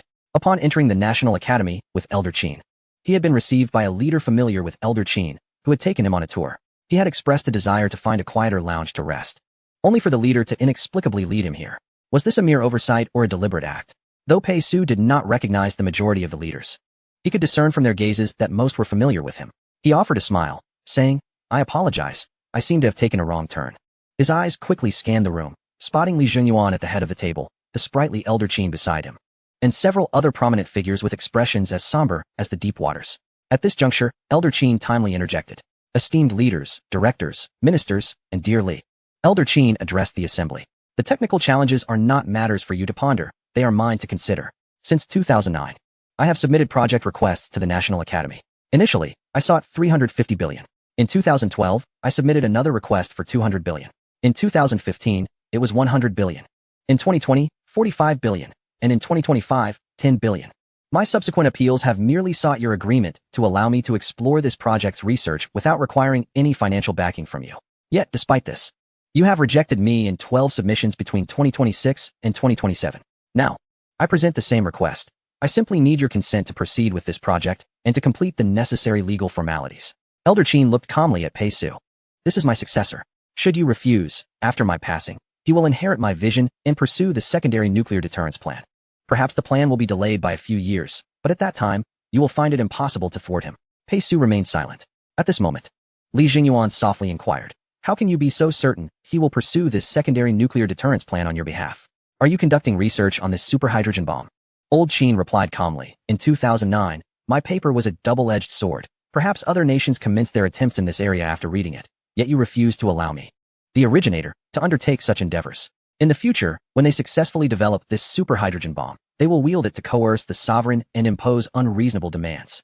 Pei Su will comprehend my intentions and rise to the occasion during this critical juncture. Therefore, it is not merely my teachings that have instilled my will, but an innate understanding that, in times of peril, one must be willing to step forward and bear the weight of a collapsing edifice. Li Jingyuan's countenance darkened as he fell into contemplation. Chapter 141. Everything, so ask you. In the conference room, the air felt as though it had been infused with lead. The gazes of Li Jingyuan and Old Qin clashed silently in a tacit contest. Li Jingyuan scrutinized Old Qin, then cast a glance at Pei Su, standing by the door. His mind raced. Old Qin had deliberately brought Pei Su along. His intentions unmistakably clear. He aimed to exert pressure through this young protege. Pei Su, the carefully nurtured successor, the soul of the Dragon Talent Program, was rapidly ascending in both reputation and capability. Lin Guodong, Zhou Qiming, and Zhao Lichuan wore serious expressions. They understood that Old Qin's words were not mere rhetoric, but rather a likely scenario for the future. If Old Qin were to pass, Pei Su would indeed be the most probable and capable individual to inherit the perilous banner of secondary nuclear deterrence. At that point, who could possibly impede him? Old Qin would undoubtedly leave behind contingencies to elevate Pei Su's renown. In due time, this 21-year-old would ascend to become the most esteemed young figure. Not merely in the nation, but indeed, in the world, as his achievements would influence countless lives. Li Jingyuan felt an unprecedented weight of pressure, one that eclipsed even the stagnation of the high-energy battery project. Old Qin, too, observed Li Jingyuan, approaching with the mindset of an ultimatum. He was prepared to burn bridges. He understood Li Jingyuan's apprehensions all too well, fear of losing control, dread of unbridled power. Yet, Old Qin was also fearful. He feared not witnessing that day. He wished to see this plan officially recognized by the state and permitted to commence research before he closed his eyes. Even if it were merely a beginning. A legitimate status, it was the culmination of his lifelong pursuits. A stalemate ensued. The conference room was filled only with the sound of labored breaths. And no one dared to speak. Normally, during such moments, someone would seek to ease the tension, yet each individual felt the heavy burden of the meeting's contents. Aware that a single misstep could alter the course of history, Pei Su stood at the door, sensing the suffocating standoff. He was unclear about the specifics of the situation. But Old Qin's earlier remarks about succession and awareness weighed heavily on his heart. Clearing his throat, Li Jingyuan abruptly broke the silence. He turned to Pei Su. His expression complex, yet his tone deliberately slowed, infused with a hint of redirection. Comrade Pei Su, what do you have in your pocket? How did you arrive here just now? Instantly, all eyes converged on Pei Su and the conspicuous bulge in his trouser pocket. Pei Su hesitated for a moment before retrieving the item. This is candy, given to me by the staff. They said that someone as young as I might experience low blood sugar, so they prepared some sweets. Li Jingyuan responded with an "oh," accompanied by a smile, prompting others to chuckle lightly. Indeed, such a place as the State Council was not typically accessible to the youth. Those who could attend likely bore some minor ailment. After all, vibrant young individuals must exert greater effort to gain entry. This blunder somewhat alleviated the atmosphere in the room. Li Jingyuan seized the moment to rise. Fatigue evident on his face. Let's pause the meeting for a moment. Everyone, take a breather. Guodong, Qiming, contemplate further. He waved his hand and made his way to the small balcony outside the conference room. Lin Guodong and Zhou Qiming exchanged glances and silently retrieved their cigarettes. While Zhao Lichuan remained seated, his brow furrowed tighter. On the small balcony, Li Jingyuan lit a cigarette, taking a deep drag. Usually, he smoked with moderation. But today was different. The high-energy battery project loomed like an abyss, with trillions of investments pouring in like water into sand, yielding no substantial results. The bottlenecks and limitations outlined in the reports pricked at him like needles. Enormous fiscal pressures and societal expectations weighed heavily upon his shoulders. Failure would lead to unimaginable consequences. Yet, at this critical juncture, Old Qin had brought forth that audacious plan, even presenting Pei Su as a trump card. The dual pressures intertwined, rendering him breathless. Despite his seemingly glamorous exterior, he bore burdens unimaginable to others. He smoked one after another, the swirling smoke mingling with the furrows of his brow as he pondered potential solutions. He needed time, and a moment to breathe. Back in the conference room, Old Qin remained seated, eyes closed in contemplation, though the knuckles resting on his lap were slightly pale, betraying his inner unrest. He waited for Li Jingyuan's decision. That decision could either represent the culmination of a lifetime of aspirations or mark the beginning of a new, protracted struggle. Pei Su stood to the side. somewhat at a loss. He sensed the tension in the air but could not fully grasp the deeper implications of this power struggle. Such matters felt distant to him. He wished to disengage from this gathering. Had he known, he would not have come. An idea surged in Pei Su's mind. After a significant pause, Li Jingyuan returned. Reeking of smoke, he resumed his seat, his gaze sharp as it fixed on Old Qin. His tone returning to its usual steadiness but laced with an imperceptible probing. Old Qin, even if I were to say, hypothetically, that I agree to the initiation of your project, what would be the technological pathway? He leaned slightly forward, posing the pivotal question. How is one to construct a superhydrogen bomb? By employing the most rudimentary method, accumulating materials to create an unprecedentedly massive traditional nuclear weapon? Or perhaps, Li Jingyuan's gaze swept over Old Qin before ultimately resting on Pei Su, scrutinizing him. Do you have alternative thoughts? For instance, utilizing the terrifying energy from boron, 11 nuclear fusion to create a vessel capable of withstanding that energy? He deliberately emphasized the word vessel. Finding a container. Using boron, 11 fusion as a core, to forge a new, more efficient hydrogen bomb. Old Qin remained silent. Li Jingyuan's intentions were transparent. He sought to deftly shift the burden of solving the high-energy battery dilemma onto himself. If his plan required high-energy batteries as a foundation, then the support of Old Qin's initiative hinged on first resolving the technological bottlenecks surrounding high-energy batteries. This was a masterstroke. Addressing his own demands while returning the ball to Old Qin and uncovering a potential breakthrough for his own core predicament. Old Qin immediately discerned Li Jingyuan's strategy. His brow furrowed deeply. This was indeed a conundrum. A battery capable of accommodating nuclear fusion energy posed technical challenges and energy density requirements that far exceeded any known energy storage technology. It was almost a paradoxical cycle of chicken and egg. Without high-energy batteries, discussions of a new superhydrogen bomb were futile. Conversely, without the pressing need for a new superhydrogen bomb, the motivation and resources for developing high-energy batteries would likely diminish significantly. He could not produce results, thus failing to secure Li Jingyuan's approval for his plan. Yet, if Li Jingyuan did not endorse his initiative, he would be unable to yield results. It seemed, yet another deadlock had emerged. Conquering high-energy battery technology in a short time? How easy it is to say? He opened his mouth to retort, yet found himself momentarily devoid of compelling arguments. Instinctively, he glanced at Pei Su, his eyes reflecting a blend of inquiry and an unrecognized anticipation. At that moment, Pei Su, standing beside Elder Qin, seemed to finally clarify his thoughts. He took a small step forward, meeting Li Jingyuan's scrutinizing gaze, Elder Qin's questioning and expectant eyes, as well as the complex stares of Lin Guodong, Zhou Qiming, and Zhao Lichuan. His voice was not loud, yet it resonated with remarkable clarity, akin to a stone cast into a still, profound pond. Esteemed leaders, he paused, allowing his calm gaze to sweep across the assembly. Regarding high-energy batteries, I have successfully developed a system capable of stabilizing and outputting the core energy flow of a controllable nuclear fusion reactor. The technical challenges. Pei Su's eyes finally settled on the suddenly constricted pupils of Li Jingyuan. My colleagues and I have resolved each of them. As his words fell, the conference room was enveloped in an absolute silence, so profound that one could almost hear a pin drop. Lin Guodong's fingers, which had been clutching a cigarette, froze in midair, ash silently cascading down. Zhou Qiming, who had just raised his teacup to his lips, forgot to drink. Zhao Lichuan's previously straight back exhibited its first signs of noticeable tremor. Elder Qin's eyes widened in disbelief as he stared at Pei Su. An overwhelming, indescribable ecstasy and relief surged within him, quickening his breath. Li Jingyuan, too, was utterly immobilized. The weariness, anxiety, scrutiny, and calculation that had marred his countenance were abruptly frozen, replaced by sheer astonishment. He gazed intently at Pei Su, as if truly seeing this young man for the first time, envisioning the dawn that was about to break after countless investments and sleepless nights. Resolved? That seemingly insurmountable chasm that has obstructed the nation's energy strategy and equipment upgrade has been surmounted with such an unadorned statement? Time appeared to freeze in that instant, with Pei Su becoming the undeniable focal point. Indeed, Elder Qin was the first to regain his composure, murmuring to himself, bringing you here was undoubtedly the right decision. Even Elder Qin had not anticipated such an outcome. His initial intention had merely been to have Pei Su present as leverage against Li Jingyuan, a means to threaten a leader of such high stature. In truth, he felt a twinge of anxiety, fearing he might be cast as a villain in the annals of future history. Yet, he had no choice. Without taking such risks, he would truly face an inevitable decline. What he had not foreseen, however, was that Pei Su would deliver an unexpected surprise. The scene rewinds to 2 hours before the meeting's commencement. In a tranquil lounge within the State Council, Elder Qin reclined on a sofa, eyes closed in repose, though his fingers unconsciously tapped lightly on the armrest, betraying his inner turmoil. He needed to ensure that this plan was foolproof. Pei Su was his trump card, intended to disrupt the status quo and to serve as a means of coercion against Li Jingyuan. This was a high-stakes gamble. Thus, He could not afford a direct appearance, but rather had to time his entrance perfectly. With this thought, he opened his eyes, reached for his phone, and dialed a familiar number. Xiao Feng. Elder Qin's voice was low but carried an undeniable authority. It is I. The response on the other end was respectful and efficient. Elder Qin, how may I assist you?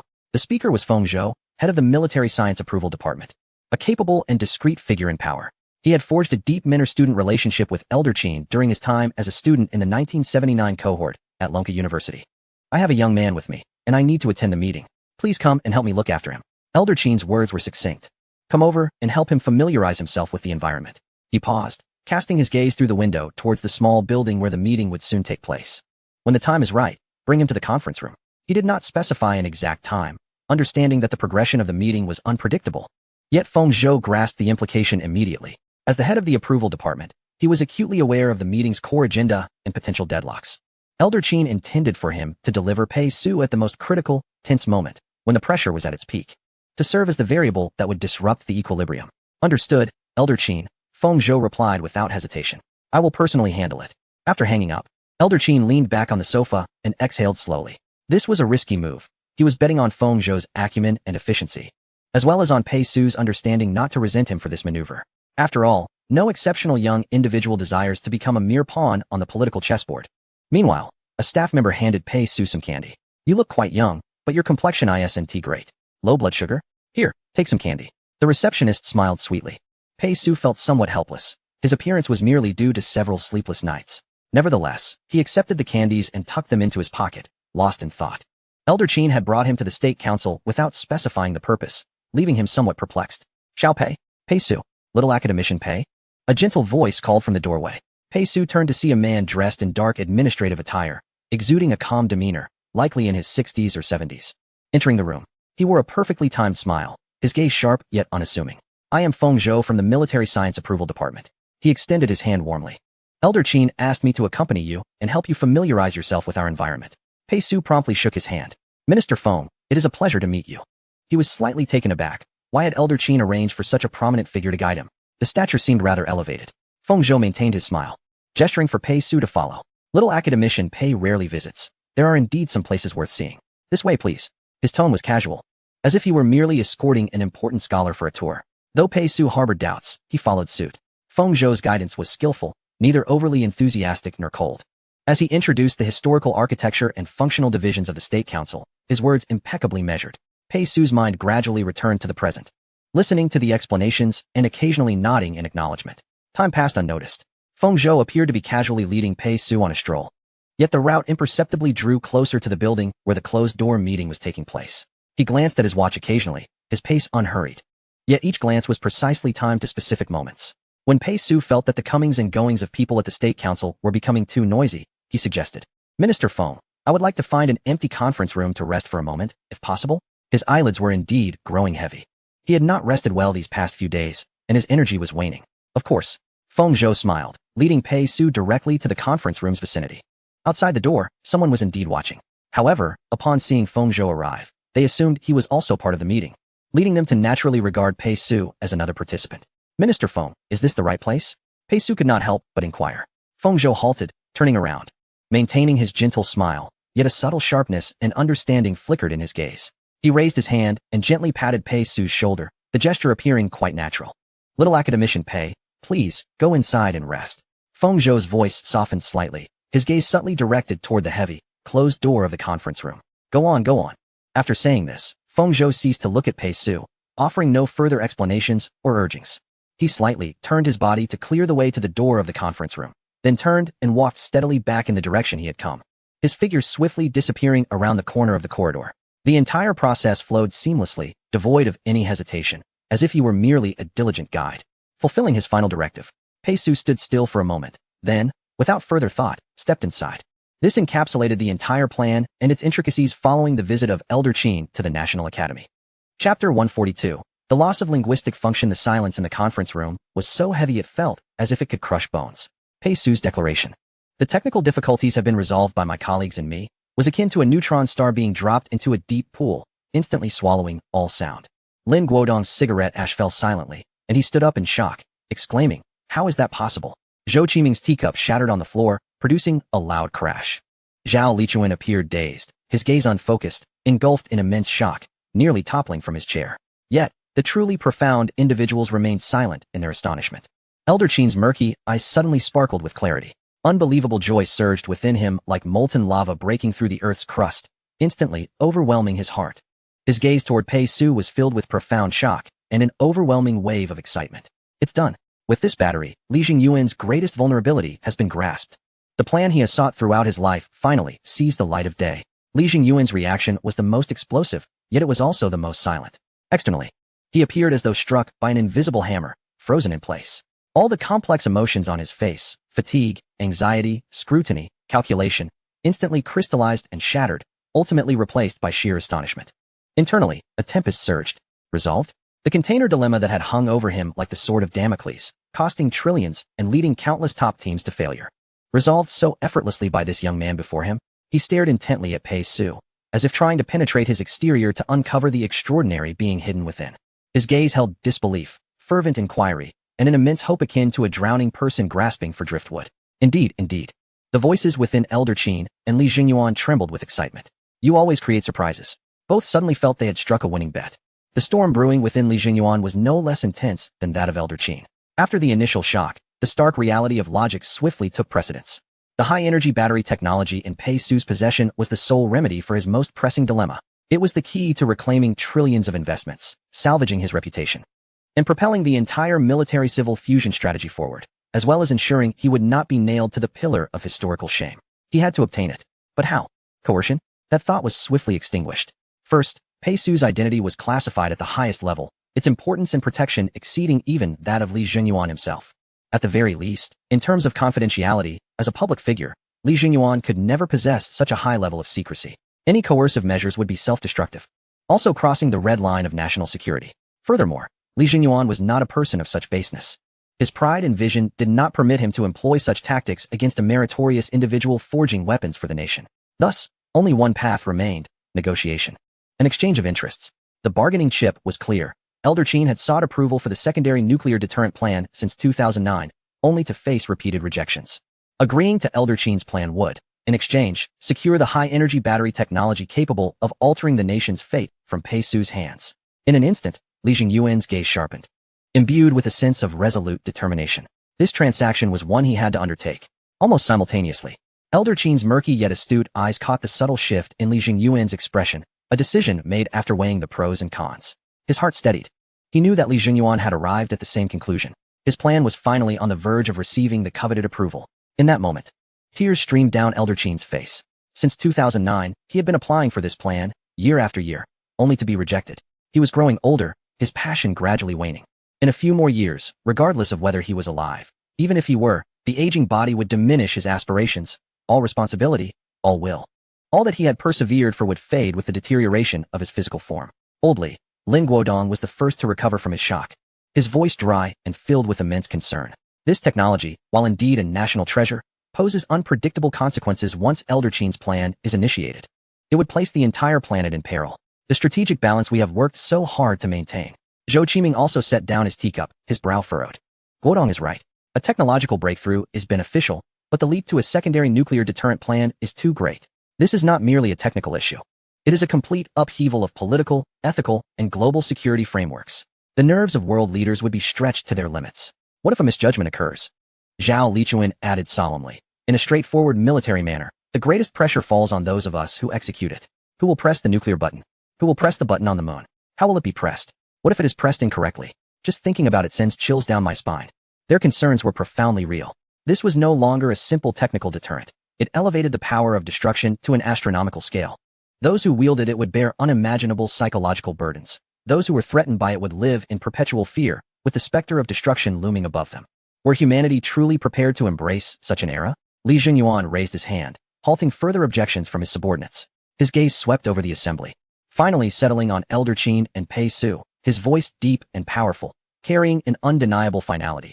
A technological breakthrough is a national fortune, a culmination of countless researchers' dedication. And it fortifies our resolve to face future challenges. He affirmed Pei Su, his eyes lingering on him for a moment, filled with complex admiration. Old Qin, regarding your plan. He paused, looking at Elder Qin with profound depth. It bears significant implications for the nation's long-term strategic security. The technical feasibility now appears to possess critical support. He inhaled deeply, as if making an immensely weighty decision. I have decided to grant, in principle, the preliminary research and validation work for the secondary nuclear deterrent plan, led by Old Chin, with the full cooperation of the Science and Technology Commission and the Equipment Department, to expedite the submission of a detailed technical roadmap and safety assessment report. He refrained from using the term approval, instead opting for principal agreement for preliminary research and validation. Yet, Elder Chin erupted into hearty laughter. Although Li Jingyuan's words left room for interpretation, the door had been opened. Simultaneously, Li Jingyuan's tone shifted.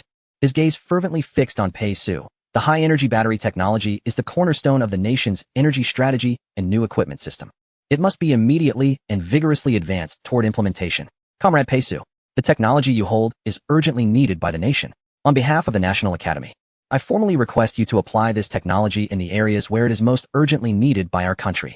In Old Chin's eyes, a brilliant light flickered as he suppressed his excitement, his fingers gently tapping the armrest in a rhythm reminiscent of a victory code. It is done. It has all been accomplished. Pei Su felt the weight and gravity of Li Jingyuan's words, laden with a profound request. Straightening his back without a hint of hesitation, he declared, "It is my duty. I am ready to commence the transfer of this technology to the nation at any moment." Li Jingyuan nodded solemnly, the taut lines on his face finally easing, revealing a trace of fatigue from the burden lifted, coupled with a glimmer of hope. "Excellent. There is no time to lose. Let us depart at once." Half an hour later, a discreet black sedan glided into a heavily fortified expansive complex on the outskirts of Beijing. Towering walls and an array of surveillance cameras silently spoke of the significance of this location. This was the core research and development base of China Electronics Technology Group, the national team for the electronics industry, and the absolute mainstay responsible for the country's major project on high-energy batteries. Awaiting at the main building entrance were Chen Jinbang, the chairman, and Sun Qiming, the vice chairman and chief engineer of China Electronics. In his 50s with a square face and steady gaze, Chen exuded the demeanor of a leader at the helm of a large state-owned enterprise. Sun Qiming, more refined in appearance, with graying hair and gold-rimmed glasses, possessed a sharp gaze that signified his authority in technology. As the car door opened, Li Jingyuan and Old Chin were the first to alight, followed closely by Pei Su. "Mr. Li, Old Chin, welcome." Chen Jinbang strode forward, extending a warm handshake, though a hint of barely perceptible tension lurked in his eyes. The sudden visit of these two esteemed figures was no trivial matter. Sun Qiming also offered a respectful greeting, his eyes scanning the young Pei Su with curiosity. Li Jingyuan, eschewing pleasantries, directly addressed the matter at hand. "Jinbang, Qiming, the situation is urgent. There has been a significant breakthrough in the high-energy battery project." He gestured towards Pei Su. "This is academician Pei Su from Lonka University. He brings the key technology to resolve the core bottleneck." "Academician Pei?" Both Chen Jinbang and Sun Qiming exclaimed in unison, their gazes on Pei Su filled with incredulous astonishment and scrutiny. They were well aware of Pei Su, even though his identity was classified at the highest level. Such monumental developments and transformations could not possibly escape their notice. They, after all, were not merely a chairman and vice chairman. They belonged to one of the 10 largest military-industrial giants in the country, occupying significant positions within this vast system. They recognized Pei Su as the igniter of controlled nuclear fusion, a remarkably young academician. But had he truly solved the high-energy battery dilemma? How could that be? The meeting commenced in a conference room. Old Chin spoke succinctly. The group swiftly assembled in a highly confidential top-floor conference room. Li Jingyuan issued a direct command. "Qiming, summon the core members of your battery project immediately. All group leaders must convene in conference room 1 within 10 minutes. Sun Qiming, not daring to delay, promptly issued the orders through secure internal communications. 10 minutes later, in conference room 1, seated at the elongated conference table were several core figures of the National High-Energy Battery Project. Wu Tianlei, the materials group leader, in his 40s, with a slightly plump build. Thinning hair, yet an exceptionally bright and determined gaze. He was a titan in the field of materials science, harboring an almost obsessive pursuit of new energy storage materials. Known for his fiery temper and intolerance for mediocrity. Presently, his brow was furrowed, clearly displeased at being abruptly pulled from a critical experiment. Next to Wu Tianlei sat a woman, Shen Jing, in her 30s, with a cool demeanor, wearing rimless glasses, meticulous in her appearance. She was a rising authority in electrochemistry. Known for her meticulous thinking, experimental data was her scripture. She had once spent 28 consecutive days in the laboratory, sleeping only 15 hours in total, completing a project deemed nearly impossible in the country. Quietly seated, she unconsciously tapped her fingers on her notebook, betraying her inner unrest. Opposite her sat Zheng Tao, the systems integration group leader, in his 50s, a military veteran turned technical officer, with a robust stature and an upright posture, exuding an air of decisiveness. He was responsible for translating laboratory breakthroughs into engineering products, emphasizing practical efficiency and feasibility. At this moment, his sharp gaze swept back and forth over Pei Su. Lastly, there was Wang Rui, the theoretical modeling group leader, the youngest among them at under 30, a prodigious returning PhD. His hair was disheveled, and his gaze appeared somewhat distracted. Lost in the realms of mathematical and physical models, representing the strongest intellect within the team. He seemed somewhat absent-minded, preoccupied with an unresolved equation. The atmosphere in the room was tense. Each of these individuals was a leader in their respective fields, proud and ambitious. They had invested years of effort and countless resources. Yet the project remained mired in uncertainty. Originally, they had a group leader, but he had recently passed away due to illness, leaving the position vacant amidst undercurrents of internal competition. The sudden summons from the highest echelons undoubtedly heightened their anxiety, especially with rumors circulating that the two chairmen intended to assign them a special personnel whose rank would equate to that of the group leader. Bringing in such a young external aide only added to the brewing tension, particularly for Wu Tianlei, who believed himself most qualified to assume the leadership role. Chairman Chen Jinbong presided over the meeting, his tone serious. Ladies and gentlemen, the situation is exceptional. Mr. Li and Old Qin have personally arrived. And academician Pei has brought forth significant advancements in high-energy battery technology. Now, I invite academician Pei to introduce the situation. All eyes instantaneously converged on Pei Su, akin to searchlights illuminating him with skepticism, scrutiny, curiosity, and dissent. A myriad of emotions interwove silently. Pei Su stood, moving to the front of the conference room where the holographic projection area was. His expression was calm, exhibiting no sign of trepidation. He activated his personal terminal and presented a concise report summary. Esteemed seniors, I am Pei Su. Regarding high-energy batteries, our team has designed and preliminarily validated a novel architecture based on the principles of lattice field topological constraints. No sooner had he finished speaking than Wu Tianlei could contain himself no longer, his voice tinged with repressed frustration. Academician Pei, with all due respect, high-energy batteries are not a trivial matter. We have labored for so many years and understand the challenges intimately. The lattice field topological constraints you mentioned have only seen scattered discussions in academia, yet the theories remain immature, let alone engineering applications. Our current third-generation technology route is still ensnared by fundamental material issues. He seemed to find an outlet for his grievances, his words rushing forth in a rapid-fire explanation. Almost a display of defiance. Our first generation, based on an improved lithium-sulfur system, has theoretically achieved an energy density limit of 350 Wh/kg, with fast charging barely meeting standards, but the cycle life and safety are significant drawbacks. It cannot withstand fusion-level pulses. The second generation shifted towards a solid-state electrolyte route, targeting an energy density of 500 Wh/kg. Material purity, interfacial impedance, ionic mobility, each is a formidable barrier. How many nights has Chief Engineer Sun endured with us? And yet, what is the result? We are far from stable output. The third generation. Wu Tianlei's voice escalated. Laced with indignation and fury, we bet on the miniaturization of the stellar constriction concept. We aim to harness strong magnetic fields to confine high-energy ion flows. The theoretical ceiling is exceptionally high, and yet, the energy consumption is immense, the size exceeds limits, and the materials for miniaturized strong magnets are simply unattainable. The project is on the brink of failure. He slammed his palm on the table. Academician Pei, you claim to have achieved a breakthrough? On which generation's foundation do you stand? Which generation's fatal issues have you resolved? Empty rhetoric will not convince those of us who toil on the front lines. Shen Jing adjusted her glasses and calmly added, while Group Leader Wu's words are impassioned, they reflect the reality. We require rigorous experimental data and theoretical deductions to support these claims. Zheng Tao spoke solemnly, emphasizing that the feasibility of engineering is paramount. The distinction between laboratory toys and products capable of stable operation within equipment is significant. Wang Rui raised his head, unusually serious as he regarded Pei Su, his eyes shimmering with analytical brilliance. A novel high-energy battery? To transcend existing limitations, the boundary conditions are exceedingly sensitive. How does your team address this issue? Undeterred by the unreserved skepticism and palpable pressure from the four distinguished experts, Pei Su remained unflappable. He waited for Wu Tianlei to finish speaking, allowing Xin Jing, Zheng Tao, and Wang Rui to express their inquiries before he calmly nodded in acknowledgement of their concerns. His voice remained steady and clear. The third-generation technological route mentioned by Group Leader Wu indeed presents dilemmas. Our technology, Pei Su asserted, does not belong to any of those generations' advancements. His gaze swept across Wu Tianlei's flushed face, brimming with excitement, then to Xin Jing's calm, scrutinizing eyes behind her glasses, Zheng Tao's imposing figure exuding pressure, and finally to the mathematical glint in Wang Rui's eyes. It is based on an entirely new physical mechanism, a strong magnetic field incapable of confinement, and a compact nuclear fusion device. He announced a staggering figure, It can accommodate 100 trillion kilowatt-hours and withstand temperatures of 100 million degrees Celsius. He paused, allowing his gaze to settle on Wu Tianlei's face, which was etched with disbelief. It can stably carry and instantaneously output fusion energy flows equivalent to the power of a medium-sized fission power plant. I refer to it as the fourth-generation high-energy battery. At that moment, voices of doubt erupted. What nonsense is this? 100 trillion kilowatt-hours? A nation's annual electricity consumption barely reaches 900 trillion kilowatt-hours. Do you intend for a single battery to contain 1/9 of the country's electricity usage? Fourth-generation high-energy battery. This is impossible. Four voices echoed in unison. Filled with identical shock and incredulity, Wu Tianlei leaped to his feet, the chair behind him screeching against the floor, his eyes wide, as if he had seen a ghost. The numbers he had tirelessly pursued were casually multiplied by not just dozens, but thousands, tens of thousands, hundreds of thousands, millions. Xin Jing's pen clattered to the table, the usually composed expression on her face cracking for the first time.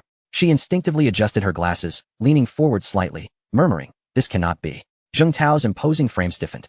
As a systems integration expert, he understood all too well the implications of this figure. It was nothing short of a revolution in the energy sector. His gaze towards Pei Su was filled with both astonishment and a hint of fervor. Wang Rui appeared as though struck by lightning, muttering, "A compact nuclear fusion device. What are you joking about? No, wait, it might actually be feasible. After all, our ability to determine how much energy a controllable nuclear fusion device can produce relies on the structural composition. If the structural challenges of nuclear fusion are overcome, then a compact nuclear fusion device could indeed be created. If this device is small enough to fit in a handgun or a bicycle, then it has truly succeeded." The entire conference room fell into a profound silence once more. The elite team from the China Electronics Technology Group was left utterly speechless by the revelations of a young man and his fourth-generation concept. Chapter 143. Convinced by Pei Su, the silence in the conference room was shattered by Wu Tianlei's almost roaring skepticism. What international joke is this? He stood abruptly, the legs of his chair scraping the floor with an ear-splitting noise. 100 trillion kilowatt-hours? Mr. Pei, do you know the total annual electricity consumption of the country? It's around 900 trillion. Are you proposing that a battery the size of a palm contain 1/9 of that? His fingers trembled. What on earth is this? Even science fiction films don't envision such absurdity. What about the materials? What materials could withstand this? Xin Jing's voice followed, cold and sharp as a scalpel. Data. We need raw data, tested environmental parameters, and complete charge-discharge cycle records. Instantaneous outputs at fusion levels? That seems unrealistic, Mr. Pei. What about heat dissipation? Energy release control? With such a high energy density, energy could erupt instantaneously, leading to user self-destruction. Her glasses reflected a cold light, fixated on Pei Su, leaving no room for ambiguity. Zheng Tao leaned forward, exuding immense pressure. Engineering, academician Pei. No matter how beautiful the theory, if it cannot be realized, it is merely worthless paper. Tell me, how will this be encapsulated? How will it be protected? How will it integrate into systems? Resistance to shock?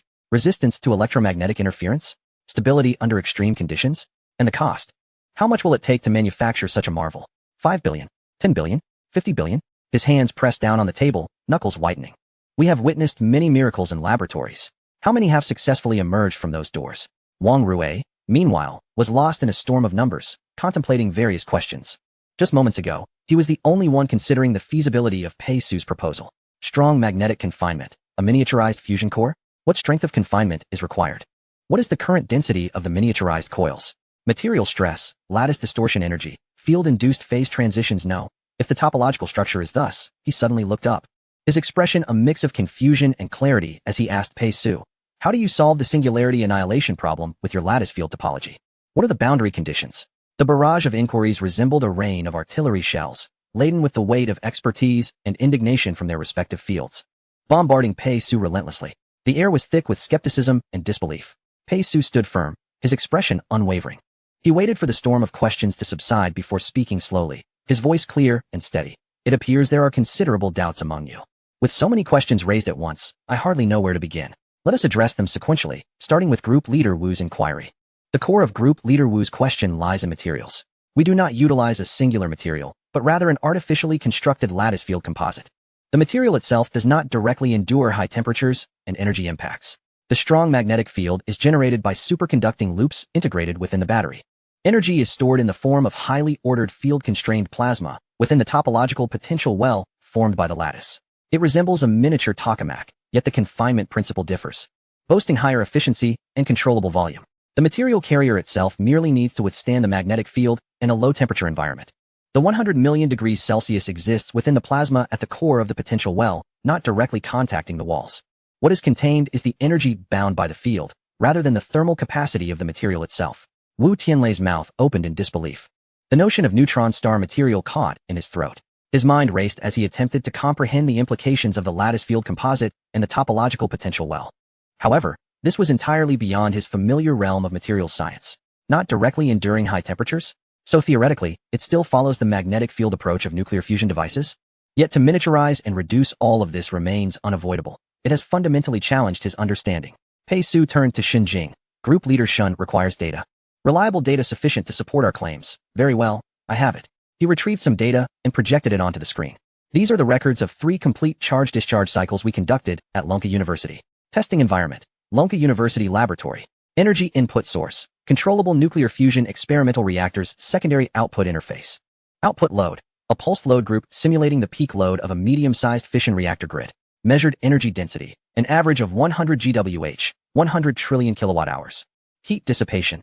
Utilizing the directional energy flow of the constraint field itself and the phase change cooling cycle, the dissipated energy is less than 0. 1. The original data package is available for authorized access. The data is comprehensive and the logic is clear. The gaze behind the comm lens sharply scanned every number. Her fingers subconsciously halted their typing, and her body unconsciously leaned closer to the projection. Her professional acumen told her that this data did not appear to be fabricated. But how could that be?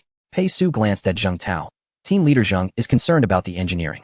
The encapsulation employs multi-layer composite armor, embedded magnetic field stabilizers, and phase change cooling pipelines.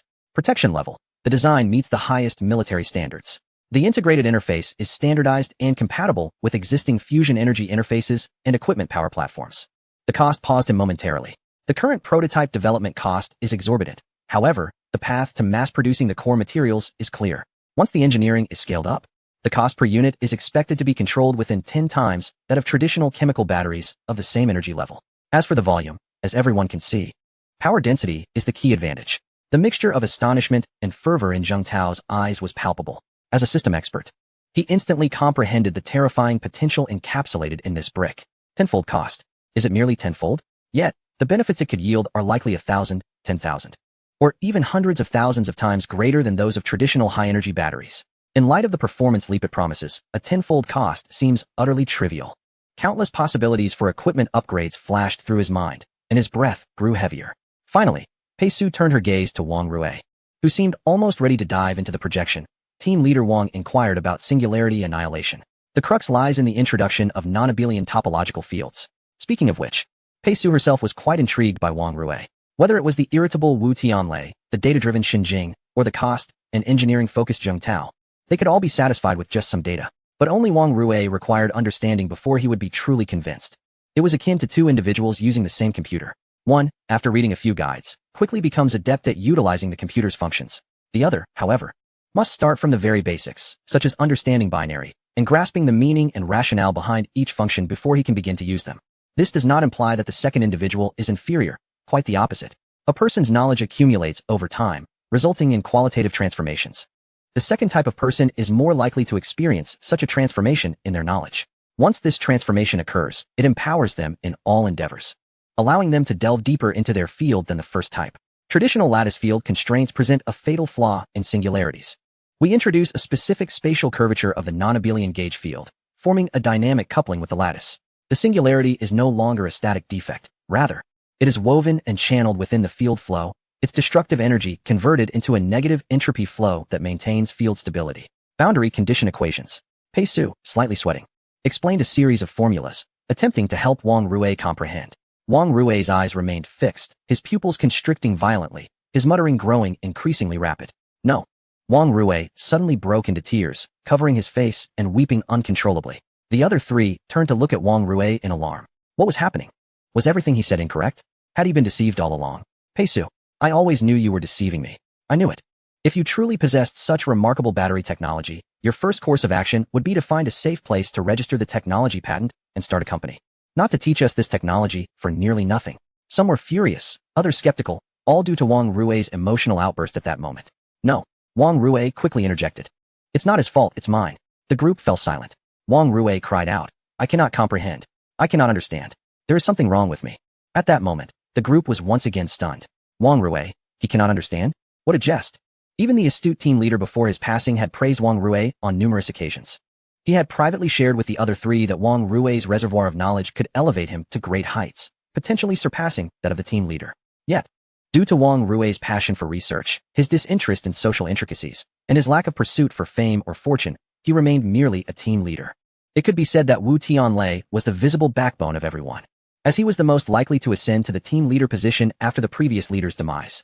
Conversely, Wang Rui was the silent backbone, even for Wu Tianlei, as his research in this field was unparalleled, making him the most exceptional mathematical researcher in the entire China Electronics Technology Group. The outcome? Such an outstanding individual claimed he could not comprehend. This perhaps only served to validate one thing. Pei Su's assertions were indeed true. Coupled with his earlier explanation and his confident demeanor, the atmosphere in the conference room shifted. The tension dissipated, replaced by a profound silence, a silence born from being thoroughly overwhelmed by absolute knowledge and power. Wu Tianlei slumped back in his chair, the flush on his face fading into confusion and a hint of shame. His prideful third-generation approach seemed clumsy and primitive in comparison to the vision described by Pei Su. Xin Jing removed her glasses, rubbing her brow vigorously, and when she glanced back at the data on the holographic screen, her expression was complex, revealing astonishment mingled with admiration. Data does not lie. Zheng Tao exhaled heavily, his robust physique relaxing, and his gaze towards Pei Su radiated fervent anticipation mixed with respect. He was already contemplating how to compose the report. Meanwhile, Wang Rui continued to weep, oblivious to everything around him. Just as the dust settled and the group's emotions stirred, the conference room door was thrust open. Chun Jinbang and Sun Qiming rushed in, visibly anxious and breathless. They had just escorted Li Zhenyuan and Elder Qin out when they suddenly realized they had forgotten to clarify Pei Su's temporary consultant status during the meeting. They also neglected to emphasize the vacancy of the team leader position and the internal sensitivities. They feared that these proud team leaders, particularly the hot-tempered Wu Tianlei, would embarrass Pei Su on the spot or even ignite conflict, leading to dire consequences. Everyone, please listen to me, Chun Jinbang called out, his voice preceding his arrival, filled with urgency. Academician Pei is here to assist us as a special consultant on technological breakthroughs. His words trailed off as he took in the scene in the conference room. There was no anticipated tension, no glaring confrontations, no arguments, no tumult of doubts, only an extraordinary silence. Wu Tianlei sat like a defeated rooster, slumped in his chair. Xin Jing, holding her glasses, stared blankly at the projection. Zheng Tao looked at Pei Su with eyes that seemed to behold a mountain of gold. Wang Rui, completely collapsed on the table, sobbed as if he had endured some profound anguish. And Pei Su stood there calmly, as if nothing had transpired. Chun Jinbang and Sun Qiming exchanged bewildered glances. What was happening? It was entirely different from their anticipated script. Sun Qiming, reacting more swiftly, tentatively inquired, Team Leader Wu? Team Leader Shen? How did your discussion with Academician Pei go? Wu Tianlei, as if awakened, lifted his head, glanced at Chun Jinbang and Sun Qiming, then at the composed Pei Su. His expression a complex tapestry of emotions. Ultimately, he let out a long sigh, his voice tinged with an unprecedented dryness and a weary acceptance of fate. Chairman Shun. General Sunday. He gestured towards the holographic projection, displaying a brick-like structure adorned with flowing dark golden stars. The fourth generation is indeed real. He sighed again, his shoulders slumping. I'm done. Shin silently donned her glasses, regaining her composure, yet her tone carried an undeniable certainty. The data chain is complete. The theoretical model is subversive yet self-consistent. We must replicate and validate it promptly. Zheng Tao nodded vigorously, his voice resonant. Chairman Chun, General Sun, let's initiate the engineering pre-research immediately. This is of utmost importance. He nearly cursed in his fervor. Wang Rui continued to weep. Chun Jinbang and Sun Qiming were utterly bewildered. How much time had passed? Half an hour? 40 minutes? The scenario they had anticipated requiring vigorous suppression had not only failed to materialize, but had instead transformed into a one-sided veneration and submission. What on earth had Pei Su done? The two cast astonished and curious glances at Pei Su. He nodded at the two hurriedly returning leaders. His tone still flat. Chairman Shun, General Sun, the technical details have been preliminarily communicated. The subsequent work requires the robust support of experts from China Electric Power Research Institute. I propose we swiftly establish a joint task force. In the conference room that evening, Pei Su finally conveyed some preliminary concepts regarding the fourth-generation high-energy battery technology to the four individuals. They needed time to digest the information, and Pei Su required time to plan his forthcoming itinerary.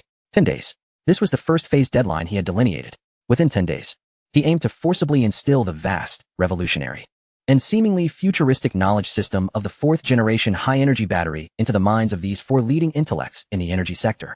After 10 days, He needed them to grasp and assimilate the concepts so that, upon his departure, they could independently advance the technology without derailing its trajectory.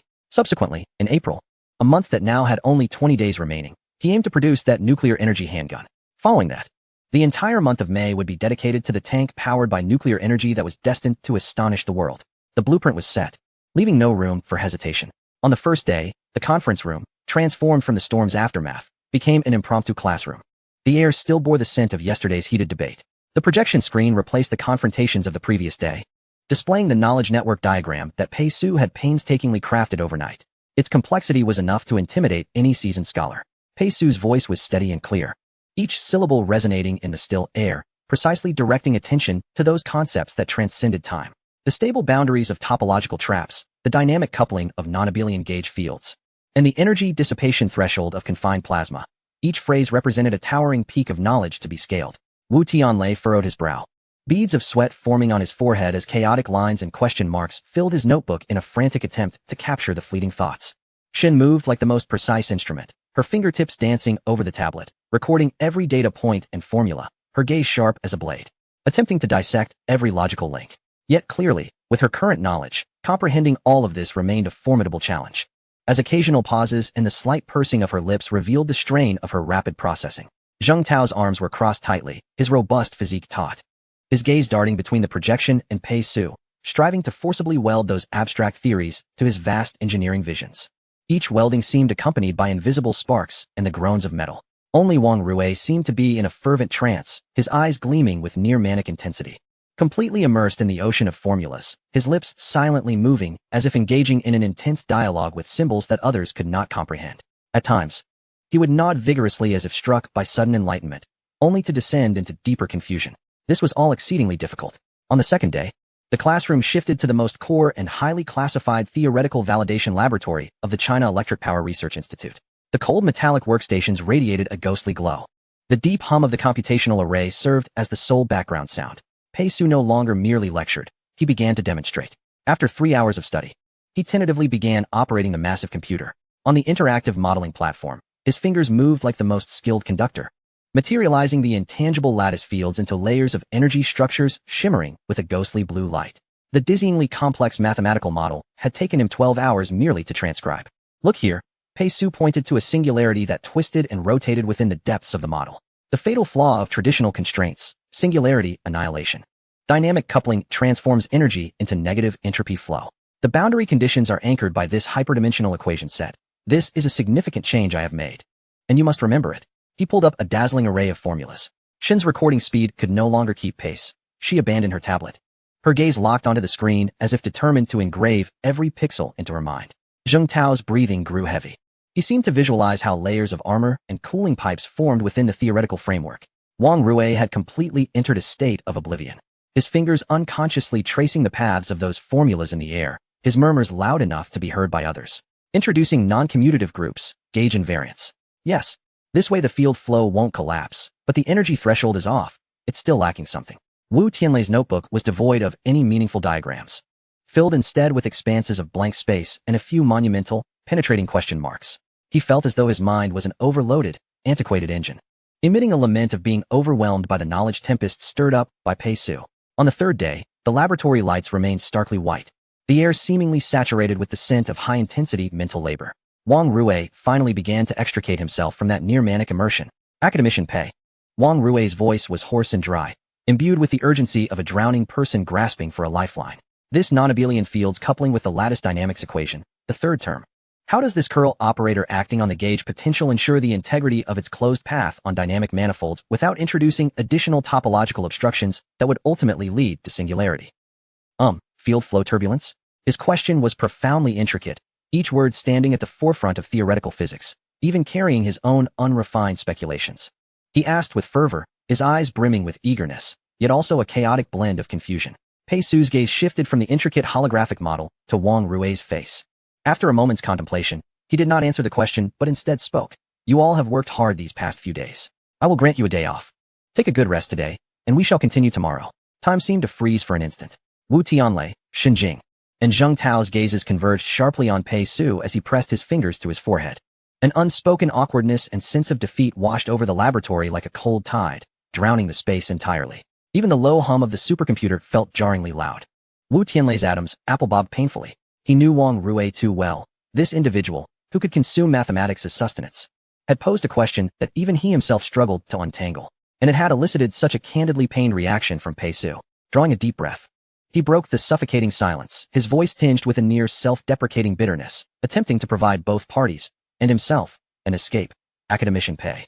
Wang Rui has perhaps delved a bit too deeply and become a touch too eager. He chuckled dryly, gesturing towards his chaotic notes, then pointed at Shen Jing's tablet, nearly filled with formulas, and Zheng Tao's furrowed brows, remarking that what you are teaching us feels like a chasm too vast to bridge. He paused, seemingly searching for a metaphor that vividly encapsulates the disparity. It's as if we are still laboriously counting on our fingers to determine that 1 + 1 = 2. Struggling with basic arithmetic, while you, with a snap, thrust a calculus exam onto our desks. He spread his hands, a smile on his face that was more tragic than a cry. This is not merely a question of intelligence. It's as if the foundation has yet to be laid, and you expect us to erect a skyscraper. This structure, it's suspended in midair. The last few words he uttered were almost a sigh, resonating the sentiments of everyone present. Pei Su lowered her hand from her forehead, maintaining her serene expression. As the heavy radiation-proof door of the laboratory slowly closed behind them, isolating the cold light and the hum of the supercomputer, the corridor outside felt like an entirely different realm. The evening's thin light streamed through the high windows, imbued with an unreal warmth. The four of them emerged like fish dragged ashore, their steps unsteady. Silence reigned. The weight of frustration and the fatigue from intense mental exertion enveloped them like a drenched blanket, pressing heavily upon their breaths. Wu Tianlei felt his temples thumping, his mind crowded with buzzing fragments of topology, potential wells, and non-abelian concepts. Shen Jing removed her glasses, pinching the bridge of her nose, her fingertips icy. Zheng Tao stretched his stiff neck, producing a soft crack, and let out a long, silent sigh. Wang Rui, with his head bowed, stared vacantly at the smooth floor, his lips moving unconsciously as if still grappling with that damned curl operator. The silence spread between the four like ink. This quietude held more potency than any complaint. Ultimately, it was Wu Tianlei who shattered the suffocating stillness. He lifted his head, rubbed his face, his voice hoarse from a sleepless night, infused with a reckless determination. Let us go. The cafeteria? No, the cafeteria is dull. Let us find a place to drink. Damn, I feel suffocated. This proposal was met with silent agreement. No one had the appetite for food, but alcohol had become the sole refuge to temporarily numb their frayed nerves, washing away the chaos of formulas. Without further deliberation, the four of them trudged out of the imposing and oppressive gates of the China Electronic Science and Technology Group. The city's lights began to twinkle. Streams of traffic wove a river of light. They slipped into a modest yet well-regarded Sichuan restaurant not far from their workplace. The owner clearly recognized these familiar faces and, without further inquiry, led them to a quiet private room at the back. A plate of spicy chicken drenched in red oil, a bubbling pot of hot and spicy broth, several refreshing cold dishes, and a case of chilled beer appeared before them. The dishes arrived promptly, and the alcohol flowed even faster. The clinking of glass bottles against the table resonated crisply. Wu Tianlei grabbed a bottle, forgoing a glass, and tilted it back, downing half the bottle in one go. The icy liquid slid down his throat, bringing a fleeting rush of exhilaration and numbness. He exhaled deeply, as if trying to expel the pent-up frustration within his chest. Zheng Tao mimicked him, grabbing a bottle and gulping it down, then slamming it onto the table, wiping the foam from his lips. The bewilderment in his eyes dulled slightly, leaving only exhaustion. Shen Jing opted for a pot of steaming chrysanthemum tea instead of beer. She sipped delicately, the hot tea seemingly soothing her frayed nerves, yet her fingers gripping the cup remained slightly pale. Wang Rui appeared somewhat distracted, mindlessly stirring his chopsticks in the oily, spicy chicken, his gaze unfocused, clearly still trapped in the labyrinth of unresolved equations. 10 days. Wu Tianlei took another swig of beer, his gaze fixated on the flickering candlelight on the table. Pei Su truly regards us as celestial beings. He chuckled bitterly. No, even celestial beings couldn't endure such an overwhelming deluge. Zheng Tao picked up his chopsticks and jabbed a piece of duck blood soaked in red oil into his mouth, mumbling in agreement. Not just a deluge. It's like a high-pressure water cannon aimed at our foreheads. That feeling. It's even more mentally taxing than conducting impact resistance tests in the Gobi Desert back in the day. Where are the blueprints? My mind is now filled with lattice fields. Everything appears as a topological structure. Shen Jing set her teacup down, her voice returning to its cool tone, tinged with a barely perceptible weariness. The data chain and core model framework were clearly laid out by Pei Su. However, the underlying physics and mathematics supporting these frameworks presented a daunting gap. As Old Wu said, we are engaged in simple addition and subtraction, while he is attempting to teach us calculus. She furrowed her brows. This is not a chasm that can be bridged through mere effort. It requires time and a systematic reconstruction of knowledge. What she did not voice was the sense of near despair evoked by Pei Su's effortless mastery of high-dimensional mathematics and cutting-edge physics. Reconstruction? Wang Rui seemed suddenly jolted by that term. Not reconstruction. It's a subversion. It's an entirely different system. The non-abelian field gauge invariants and the integration techniques he introduced on the manifold are beautifully intricate, but also maddeningly difficult. He became somewhat incoherent with excitement. Seizing Wu Tianlei's bottle of beer beside him, regardless of ownership, and downing a large mouthful, only to be seized by a fit of coughing, his face turning crimson, tears streaming from his eyes. He clumsily set down the bottle, wiping his mouth with the back of his hand, his voice strained and filled with profound helplessness. I've spent half my life working on mathematical models, and for the first time, I feel like a newly literate illiterate. I can't comprehend it. So many aspects are utterly incomprehensible. Wang Rui's breakdown became the final straw. The room fell silent once again, with only the bubbling of the hot pot and the faint sounds of the city outside filling the air. The sense of frustration permeated the room like the lingering spicy oil smoke, inescapable, pressing heavily on each heart. 10 days. They hadn't even grasped the mere tip of the iceberg of Pei Su's knowledge system. Wu Tianlei, agitated, ran his fingers through his hair, tangling the greasy strands into a mess. His gaze unconsciously drifted across the table, over the steaming dishes, and the equally weary and bewildered faces of his companions. Finally landing on his phone positioned at the corner of the table. The screen lit up momentarily due to a previous message notification, then quickly dimmed. In that fleeting moment, a name surfaced in his alcohol-fogged and formula-riddled mind, akin to a pearl within the wreckage of a sunken ship, abruptly shining forth. It was a name buried deep within his contacts, noted with a remarkably simple label, Old Zhou. Wu Tianlei's eyes snapped into focus, his scattered spirit suddenly coalescing. It was as if he had been jolted by an electric current, sitting upright, even holding his breath. Wait, he suddenly shouted, his voice cracking with excitement, startling Zheng Tao, who was immersed in his drinking beside him. Wu Tianlei swiftly snatched his phone, the motion creating a gust of wind. His fingers trembled as they swiftly scrolled across the screen, the contact list whirling by. Zheng Tao, Shen Jing, and even Wang Rui, still coughing, looked up in confusion. Old Wu, what is going on? Have you seen a ghost? Zheng Tao queried, puzzled. Wu Tianlei ignored him, his eyes glued to the screen, his finger finally pausing on a name. The faint glow of the screen illuminated his suddenly animated face, a look of sheer ecstasy akin to discovering a lifeline in desperation. He abruptly lifted his head, his gaze intense as it swept over his three companions, his voice trembling with excitement. Each word bursting forth as if released from prolonged suppression. How the hell did I forget him? There is hope.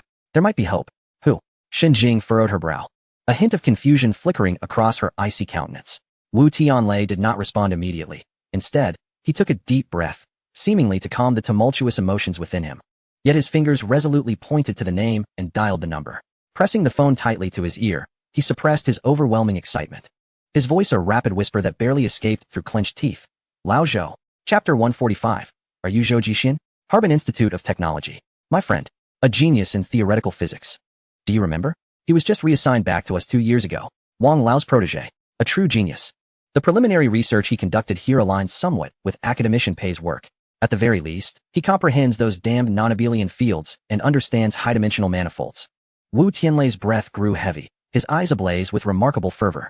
Su Jing also felt a surge of joy, but soon her brow knitted in concern. However, having him come here to explain these concepts might be somewhat against protocol. No issues with the protocol. His files are still with us. It's merely a return. Absolutely compliant. I'll call him right now. Immediately. The call connected. Wu Tianlei did not wait for the other party to speak. He urgently shouted into the receiver, his voice laced with an undeniable plea and tremendous excitement. Lao Zhou, it's me, Wu Tianlei. This is an emergency. Don't ask. Drop everything. As fast as you can. Instantly. By the next available flight to Beijing. Come to Zhongdian to find me. What is the matter? It's monumental. It concerns the fate of the nation. I'm begging you, brother. You'll understand once you arrive, and if you don't come, you'll regret it for a lifetime. Hurry. His voice echoed in the quiet room, infused with a reckless fervor. Over 2,000 kilometers away, at Harbin Institute of Technology, night had deepened. An old experimental building. Its walls draped in evergreen ivy, bore the marks of time, now a deep gray, with a few scattered lights illuminating its interior. This place, far removed from the bustling teaching and living areas, was so quiet that only the sound of the night wind rustling through the vines could be heard. Within the depths of the building, a laboratory bore no distinguishing signs, merely a long, cold string of numerical codes. The interior was vast yet eerily empty, dominated by immense cryogenic cooling units and towering particle detectors, casting silent shadows under the harsh fluorescent lights. The air was thick with a distinctive blend of metal, liquid nitrogen, and specialized insulating materials. Only the control console area glowed with several screens, data silently scrolling across them. A slender man, dressed in faded dark blue work attire, hunched over, intently focused on the intricate waveform displayed on the main screen. He appeared to be in his early 30s, his features unremarkable, almost bland, the kind that would easily blend into a crowd. Yet, his eyes, illuminated by the cold light of the screen, were exceptionally focused and profound. Suddenly, the sharp ringtone of a mobile phone abruptly shattered the tranquility of the laboratory, its monotone repetition strikingly jarring in the vast space. Zhou Jixian's brow furrowed slightly. He was not fond of interruptions during work hours, especially not at this late hour, unless it were from someone familiar. However, those who truly knew him would understand that Zhou Jixian preferred to ponder and work during the night, often staying later than others. His gaze remained fixed on the critical waveform on the screen. Reluctantly, he slowly extended his hand to retrieve an old, slightly greasy mobile phone from the nearby workbench. He did not even glance at the caller ID, relying on muscle memory to swipe the answer button, bringing the device to his ear with a low, steady voice. Hello? The next moment, Wu Tianlei's familiar yet unprecedentedly excited and urgent voice exploded in his ear. Lao Zhou. It's me, Wu Tianlei. This is an emergency. Don't ask. Drop everything. As fast as you can. Instantly. By the next flight to Beijing. Come to Zhongyankou. It's monumental. It concerns the fate of the nation. I'm begging you, brother. You'll understand once you arrive, and if you don't come, you'll regret it for a lifetime. Hurry. The intensity of the voice resonated within the quiet laboratory, creating a faint echo. Zhou Jixian's body momentarily froze. He knew Wu Tianlei all too well. While he could be a bit boisterous and impulsive, he was fundamentally composed and reliable. Especially concerning matters of national significance, he would never speak so recklessly without reason. Wu Tianlei. Zhou Jixian's voice remained low, but the calmness was disrupted, his tone rising with evident surprise. Clarify, please? Zhongyankou? Now, what does fate of the nation mean? I can't say too much over the phone. Disclosing details would be a violation. Wu Tianlei's voice crackled with an almost frantic excitement, resolute in its urgency. All I can tell you is that this matter will shatter the heavens. If I were to reveal even a hint and it accidentally leaked, the inspectors would have me detained in no time. Do you believe it? You'll understand once you arrive. In a flash of insight, Zhou Jixian made his decision. I'll gather my things. I'll take the next flight. Let us stay in touch. Without further ado, he hung up the phone. The laboratory fell silent once more. Zhou Jixian remained rooted in place, listening to the busy tone emanating from his phone for several long seconds without moving. Wu Tianlei's impassioned shout still reverberated through the empty lab. Slowly, he lowered the phone, the screen's glow illuminating the tumultuous waves of astonishment and doubt in his eyes. Although Wu Tianlei was often loud and boisterous, he possessed a remarkable sense of propriety, adept at discerning the gravity of certain matters. The topic he dared not even allude to must be a closely guarded secret. He resolved to set forth immediately for Beijing. Just as Zhou Jixian was preparing to book his flight, a faint sound of footsteps echoed from the thick soundproof door of the laboratory. Zhou Jixian halted his actions and turned to look at the door. It slid open silently, revealing an elderly man standing at the threshold. He was of modest height, slightly stooped, clad in a similarly faded gray Zhongshan suit. His silver hair was meticulously groomed, his face gaunt, etched with the deep lines of time. The old man held a thermos, from which steam still wafted gently. He stood at the entrance, not fully entering, simply observing Zhou Jixian with his seemingly murky eyes that harbored boundless wisdom and insight. Teacher. Zhou Jixian's voice held genuine respect as he slightly bowed. Wang Hongzhi's gaze lingered on his face for a moment. It's quite late. Is there an urgent matter? Are you leaving? His voice, low and tinged with the characteristic rasp of age, penetrated Zhou Jixian's ears with remarkable clarity, each word resonating deeply, as if striking directly at the core of thought. Zhou Jixian nodded. Yes, teacher. Wu Tianlei from Zhongyankou just called. He mentioned an urgent matter requiring my immediate assistance. The situation is rather special. Wu Tianlei. Wang Hongzhi repeated softly, a flicker of faint reminiscence passing through his murky eyes. He did not inquire further about the urgent project or the specifics of the situation. As if the mere name of Wu Tianlei was sufficient to explain everything. He simply nodded slightly. That boy Tianlei can be a bit hasty, but he never speaks without reason. Wang Hongzhi's voice remained slow, yet his gaze refocused on Zhou Jixian's face, imbued with a weighty sense of entrustment. Go. Since you have been summoned, it must mean you have encountered an insurmountable obstacle. I understand, teacher, Zhou Jixian replied solemnly, bowing once more, his tone grave.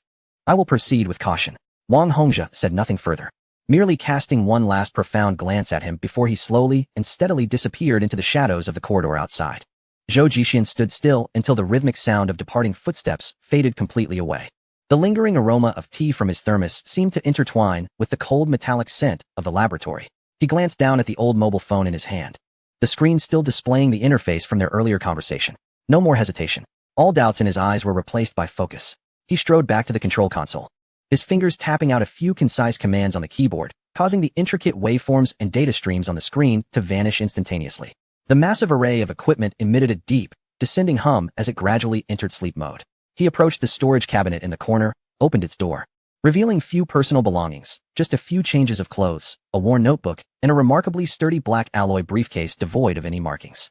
He swiftly stuffed the notebook into the case, closed the cabinet door, and lifted the briefcase. As he reached the laboratory door, the heavy vacuum-sealed door slid open soundlessly. Outside, an expansive corridor awaited, with only a trace of the tea aroma lingering in the direction Wang Hongzhe had departed.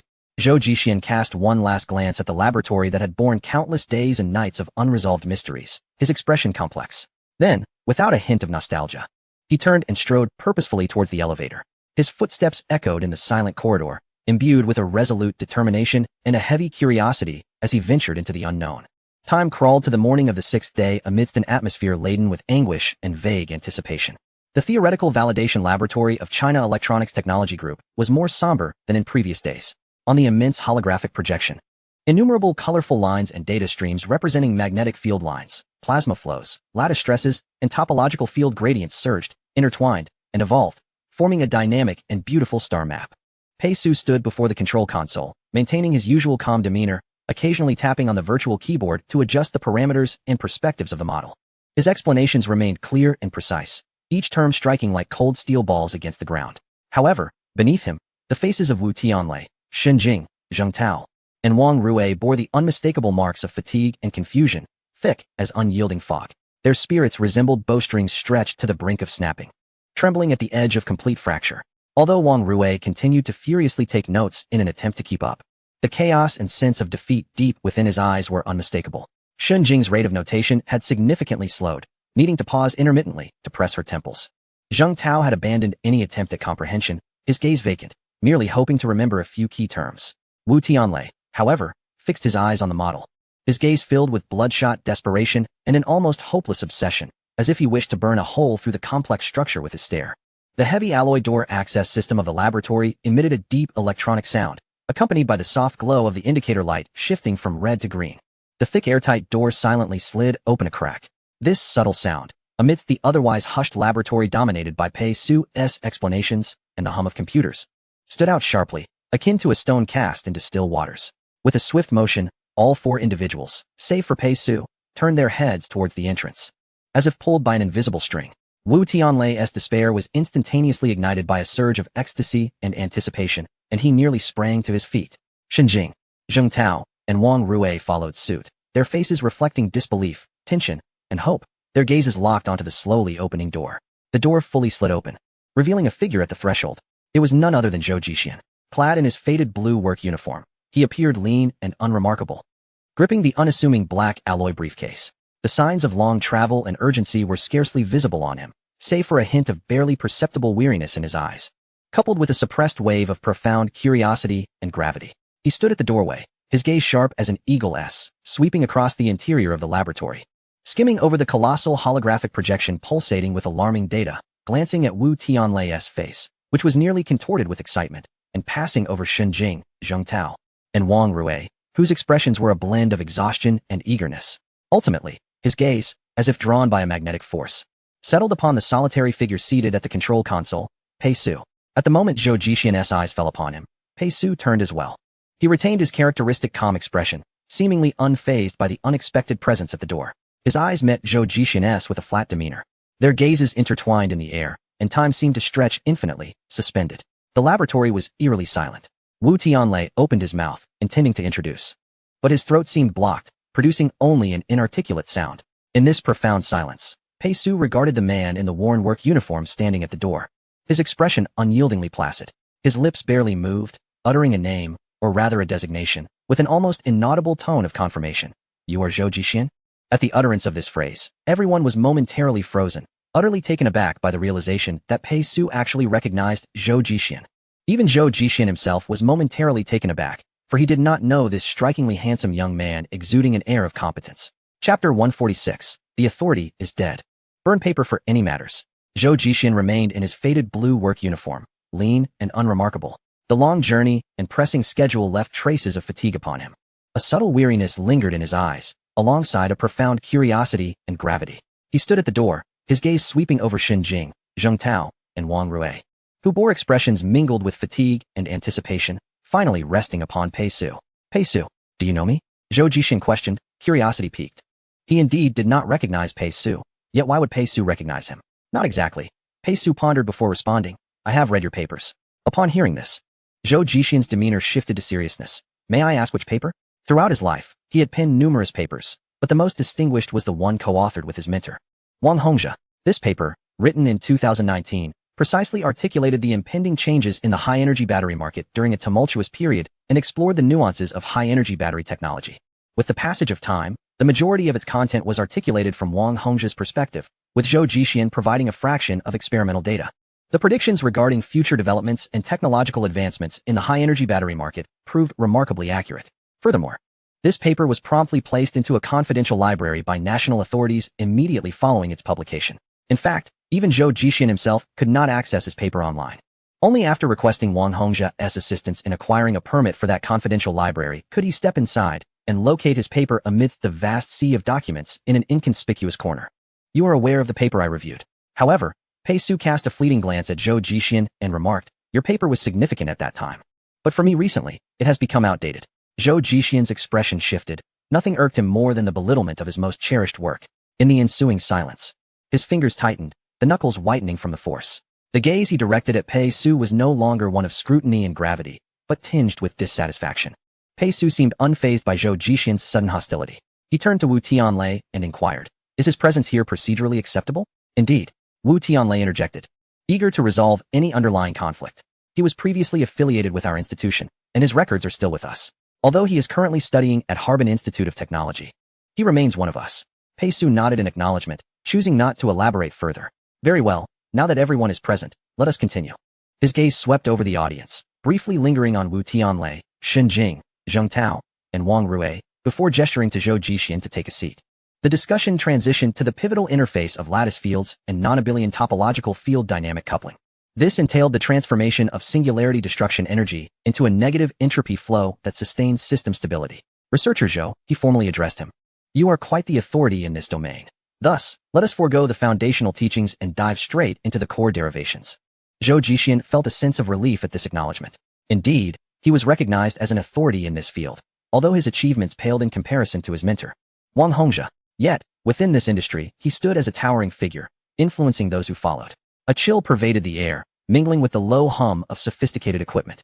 A massive holographic projection dominated the space, revealing the core constraint model of the fourth-generation high-energy battery. Pei Su's gaze shifted from the model to Zhou Jixin, calm and unruffled.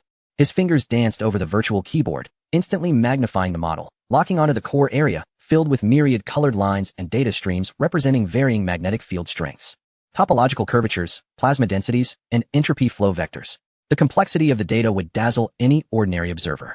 No educator would present such intricate information all at once. However, Pei Su was pressed for time, needing to impart the technology to them within 10 days before attending to his own affairs. He delved into the covariant derivatives under the influence of non-commutative groups and the coupling equations induced by lattice defects on local spacetime curvature tensors. The dynamic solutions determined the directional diversion paths and efficiency of the singularity annihilation energy.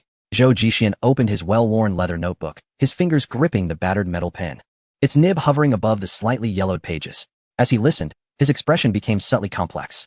He comprehended each word spoken by Pei Su, yet when they coalesced, the meaning eluded him. He felt akin to a novice grappling with the resolution of a linear equation, unexpectedly thrust into a premier seminar on the Riemann hypothesis. The distorted symbols, the pulsating topological structures, and the flowing data transformed from a clear knowledge map into a chaotic fog. He instinctively straightened his slightly hunched back, striving to concentrate fully and capture the significance of each symbol, tracing the trajectory of every logical connection. A fine sheen of almost imperceptible cold sweat emerged on his forehead. Hope blossomed. Wu Tianlei's toes tapped excitedly beneath the table, suppressing a grin. He nudged Zheng Tao lightly with his elbow, exchanging a glance that seemed to say, see, I told you old Zhou would manage. The sight of old Zhou, intently focused on the projection, slightly leaning forward, epitomized the essence of a dedicated scholar. Confidence soared. No matter how rapid or profound Pei Su's discourse, Zhou Jixin would undoubtedly grasp it, later simplifying it for them. The dawn of understanding was within reach. Zheng Tao sensed the shift, the tension at the corners of his mouth easing. He discreetly glanced at Zhou Jixian's open notebook, noting that he appeared to be jotting down notes. A weight lifted from his heart. He relaxed his arms, leaning back slightly. Already pondering how to approach the design of the palm-sized high-energy battery once old Zhou clarified the fundamentals. Xinjing, her gaze equally fixed on Zhou Jixian, was more measured and discerning than Wu Tianlei's blind optimism. Observing his intense focus and the pen poised above the page, her own taut nerves relaxed slightly. Perhaps there was a genuine possibility? She forced herself to redirect her attention back to the daunting formulas displayed on the projection, yet a flicker of hope ignited within her. Wang Rui, however, was entirely absorbed in his own world, oblivious to Zhou Jixian, his attention solely devoted to the swirling holographic imagery. Each word from Pei Su struck like a hammer against the walls of his knowledge, leaving him lightheaded, yet he persisted in his learning despite the overwhelming difficulty. Pei Su continued unabated, conveying more data and insights. The efficiency of this process dictated the stability of the constraint fields and the ultimate energy density limits. His gaze briefly lingered on Zhou Jixian's perspiring brow before shifting away. Wu Tianlei and Zheng Tao exchanged a more excited glance. Look, the esteemed academician is engaging with old Zhou. What does that imply? It signifies that old Zhou comprehends the material. Moreover, he has gained recognition from academician Pei. They both subconsciously relaxed further, even beginning to envision the days of liberation ahead. Xinjing noted Pei Su's fleeting glance, her hope reigniting with renewed vigor. She took a deep breath, compelling herself to focus intently on the projection, attempting to decipher the specific mechanisms of the negative entropy input. Just then, Pei Su admonished. Wu Tianlei and Zheng Tao, focus. No distractions. The lightness and daydreams vanished from their faces instantaneously. They inhaled sharply, forcing themselves to adopt a serious demeanor. Subsequently, once Pei Su diverted his attention from them, they exchanged glances, feeling somewhat deflated. Damn it. They were well past the age where they should be reprimanded like children. Yet, what could they do? Here, Pei Su held the position of the lead, his knowledge acknowledged by all. In this realm, knowledge was paramount. Xinjing too felt a jolt of urgency, quickly centering her thoughts and eliminating all distractions to refocus on the intricate data. Wang Rui remained unaffected, still immersed in his own world, oblivious to the minor commotion. Zhou Jixian's fingers, gripping the pen, turned pale from exertion. Each of Pei Su's utterances made sense individually. Yet when woven together, they resembled an incomprehensible string of binary code. Every symbol resembled a frigid chain, ensnaring his thoughts. The knowledge he once took pride in now seemed utterly feeble. He forced himself to concentrate, striving to grasp every word that Pei Su would elucidate next. Surely, it was merely a consequence of my hurried arrival. Fatigue had dulled my focus. A day of rest would surely remedy this. At that moment, Zhou Jixian silently encouraged himself, convincing his own mind. Yes, it must be so. Hadn't he heard that this individual was an authority in the field? He, too, was an authority. Could there truly be such a disparity between authorities? Zhou Jixian remained unconvinced. He believed that it must simply be his exhaustion. With a day of rest, he would surely prevail tomorrow. On the fourth day, the atmosphere in the laboratory grew increasingly tense. Beneath the ghastly pale lights, the enormous holographic model continued its relentless motion. Terrifying streams of data and knowledge were somewhat roughly thrust into each individual's mind by Pei Su. His pace of explanation showed no sign of abating.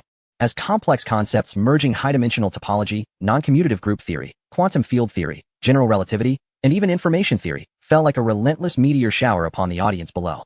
Zhou Jixian sat upright, his back straight as a taut sculpture. His notebook lay open, no longer a mere collection of scattered concepts or formulas, but instead a frenzied record densely covering every inch of the paper. Various symbols, arrows, question marks, and abbreviations known only to him, along with fragments of derivations. His fountain pen had carved deep furrows into the pages, the ink nearly bleeding through to the next sheet. Yet, he was drenched in sweat, cold beads cascading down his brow. Upon closer inspection, despite the density of his notes, they were rife with chaos and struggle. Lengthy derivations were brutally struck through. Massive question marks scrawled beside them. Different colored inks annotated key points repeatedly, challenging, attempting to establish connections, yet time and again falling into dead ends. Sweat trickled perpetually from his temples and sideburns, coalescing into tiny streams that dripped along his taut jawline, with a few drops splattering onto his chaotic notes, causing the ink to blur. He listened intently, yet despair grew ever more palpable. No, this cannot be right. Zhou Jixian felt as if his mind had been thrust into a high-speed centrifuge. Fragments of knowledge were frantically stirred and torn apart, rendering any coherent picture impossible. A wave of dread washed over him. This is it. At that moment, he abruptly shut his eyes, shaking his head vigorously, surrendering entirely. He finally understood. There exists a significant gap, even among authorities. Though only a day had passed, he comprehended that the young man at the podium was imparting knowledge of far more advanced technology, surpassing the current military applications of high-energy batteries by an entire generation. Yet, what good was it? He could not comprehend it in the slightest. Perhaps, in this world, no one could grasp it all in such a short time. It was insurmountably difficult. It was akin to an ethereal castle in the air. It was hard to fathom how this young man had conceived such technology from thin air. It was utterly outrageous. Thus, having come to a stark realization of reality, Zhou Jixian fell into despair. He slumped there, feeling utterly depleted. Only one thought resided in his mind. I want to go home. Back to the laboratory at Harbin Institute of Technology. Though challenging, the difficulties faced in both places were not even comparable. In the laboratory at Harbin, the project he oversaw was uncharted territory, despite the challenges. There was a certain joy in exploring the unknown. But what of now? The knowledge imparted by Pei Su resembled an airy castle in the sky. If his perspective were that of the 99th floor of a skyscraper, then Zhou Jixian's perspective was firmly on the ground. He needed to climb step by step, assimilating all the knowledge of those 99 floors to comprehend the essence of this technology. It was exceedingly daunting. Moreover, it was crude, lacking elegance. It was akin to a child being force-fed by a grandmother, who, fearing that the child might not be full, relentlessly delivered bite after bite. Even more exaggerated than her love. Have you ever witnessed a grandmother cooking 50 kilograms of rice, and then frantically trying to feed it all to you? Zhou Jixian had utterly surrendered. Authority? Huh. Authority is dead. If anything happens, burn paper offerings. Chapter 147. Are you referring to Pei Su? Wu Tianlei, Zheng Tao, and Shun Jing glanced at Zhou Jixian, their eyes betraying an uncontrollable urge to check on him every few minutes. They observed his frenetic note-taking. The beads of sweat cascading from his brow, and his body trembling slightly from intense concentration. The flicker of hope that had lingered after Pei Su's earlier cold water had now rekindled fiercely. Yes, it had ignited. Look at old Zhou's determined demeanor. He has recorded so much. Surely, there is a way. All that sweat will not be in vain. Hang in there, old Zhou. They exchanged silent glances, as if Zhou Jixian was the only lifeline their small group could grasp. Wang Rui remained immersed in his own world, oblivious to everything around him. Only occasionally would he lift his head in contemplation when Pei Su discussed a particularly intricate mathematical construct. Finally, the long and torturous day came to an end. As the closing bell chimed like heavenly music, everyone in the laboratory, except for Pei Su, exhaled a collective sigh of relief. After work, they found themselves at the familiar Sichuan restaurant. In the innermost private room, spicy chicken drenched in red oil and bubbling hot pot filled with blood pudding awaited, while chilled beer bottles glistened with condensation. However, the atmosphere was starkly different from 3 days prior. The faces of Wu Tianlei, Zheng Tao, Xin Jing, and Wang Rui were no longer etched with the numbness and despair of being utterly crushed, but rather wore the lightness of having survived a catastrophe. Before all the dishes had even arrived, Wu Tianlei eagerly seized a bottle of beer, expertly popping the cap with his teeth, foam spilling forth as he took a hearty swig, releasing a satisfied sigh. Finally, I've made it through another day. Setting down the beer, he wiped his mouth and looked brightly at Zhou Jixian, who had remained silent since entering the room. Old Zhou, you've worked hard. You look utterly exhausted. Here, have a sip of this cold one to refresh yourself. He unceremoniously pushed a bottle of beer toward Zhou Jixian. Zheng Tao grinned, clinking his beer bottle against Zhou Jixian's. Exactly. Old Zhou, we owe it all to you today. Your notes are a true work of art. How about it? Wasn't Pei Su's lecture today even more exhilarating than the last 2 days? Give us the lowdown. How much have you managed to digest? He rubbed his hands together, a look of impatience on his face. Xin Jing remained silent, yet her gaze was focused intently on Zhou Jixian's face.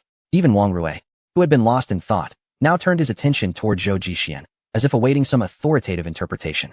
The room fell silent, the only sound being the bubbling of the hot pot, the surface of the red oil rippling with tiny pops. For pairs of eyes, like searchlights, fixated on Zhou Jixian, brimming with eager anticipation and a yearning for redemption. The spicy aroma in the air seemed to hang suspended in time. Zhou Jixian sat there, his body appearing somewhat rigid. He did not reach for the chilled bottle of beer before him. Sweat silently seeped from his forehead and temples, gathering and then trickling down his cheeks. It lingered for a moment at his chin before ultimately dropping onto the collar of his deep blue work uniform, leaving a small dark stain. He lowered his head, his knuckles turning white. The notebook, filled with chaotic symbols, lay heavily on the chair beside him. The stillness in the private room persisted, imbued with a disquieting tension. Wu Tianlei's smile gradually froze, while Zheng Tao's grin slowly faded. Xin Jing's brow furrowed slightly, and a flicker of confusion passed through Wang Rui's eyes. Old Zhou. Wu Tianlei tentatively called out again, a hint of barely perceptible anxiety in his voice. What's wrong? Was Pei Academician's lecture too profound? Do you need time to digest it? It's fine. Take your time. We're not in a rush. Could you first clarify the core points for us in plain language that we can comprehend? Zhou Jixian's body trembled almost imperceptibly. It seemed he had finally made some resolution, and he slowly lifted his head. Under the light, His face was alarmingly pale, his lips devoid of color.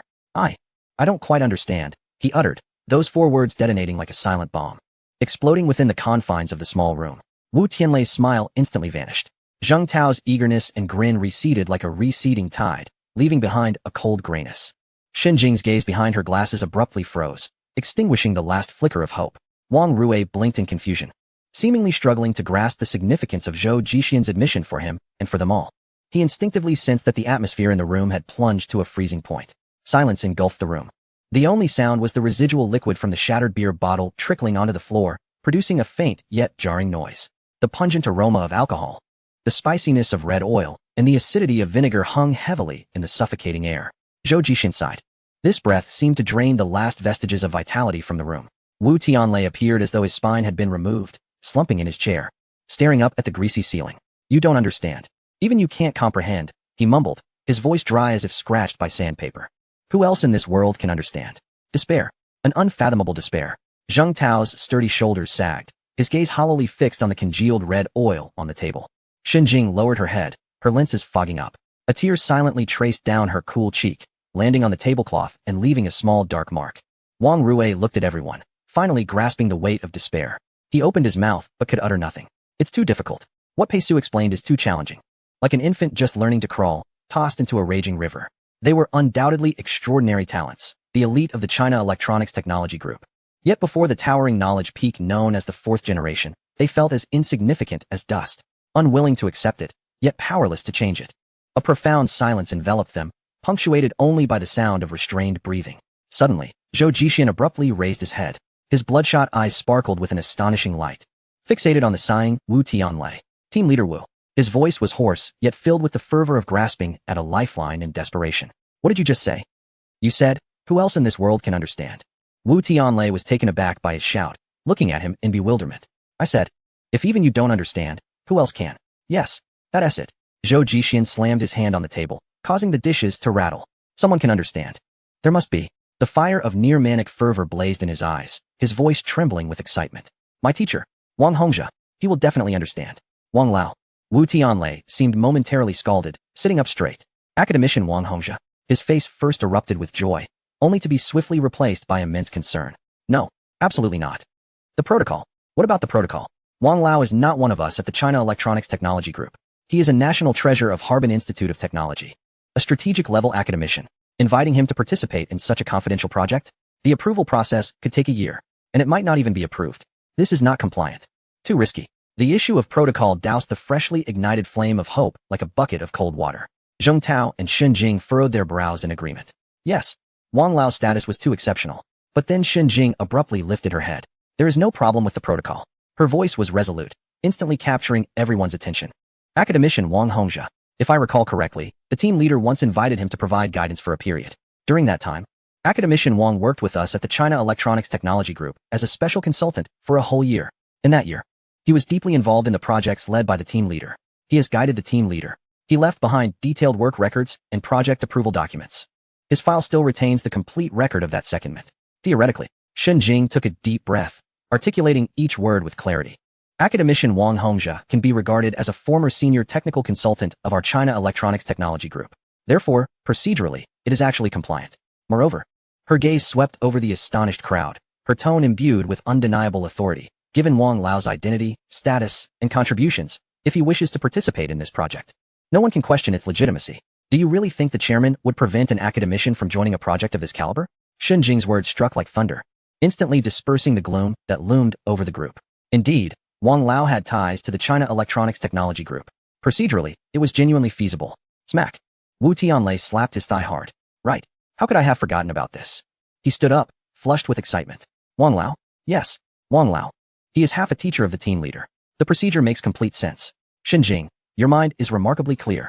Zheng Tao also clenched his fists in excitement, fire igniting anew in his eyes. Let us do it. Let us invite Wang Lao back. Wang Rui finally grasped the situation, his eyes bursting with intense hope. Let us invite Wang Lao. Quickly invite Wang Lao. All eyes turned back to Zhou Jixian, akin to searchlights, filled with fervent anticipation. This time, it was their last hope. Zhou Jixian felt the intense gaze and nodded solemnly.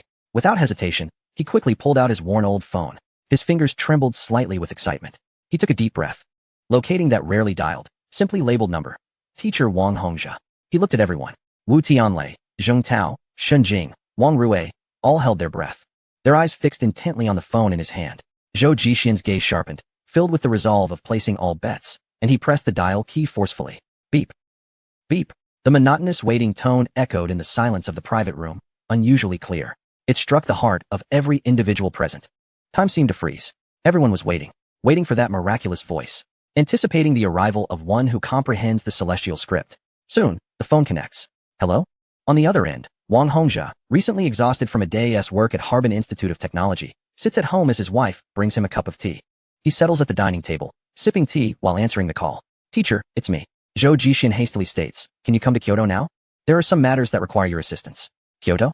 Forget it, my child. Wang Hongzhe chuckles softly. I am getting old, and my current projects demand my attention. Kyoto? He often travels between Kyoto and Harbin Institute, yet at this moment, he feels no desire to make the journey again. The reasons are manifold. Firstly, every time he visits Kyoto, he encounters that young man, Pei Su, who consistently unveils astonishing results. Each encounter leaves him pained, pondering why he hadn't taken Pei Su along to Harbin Institute.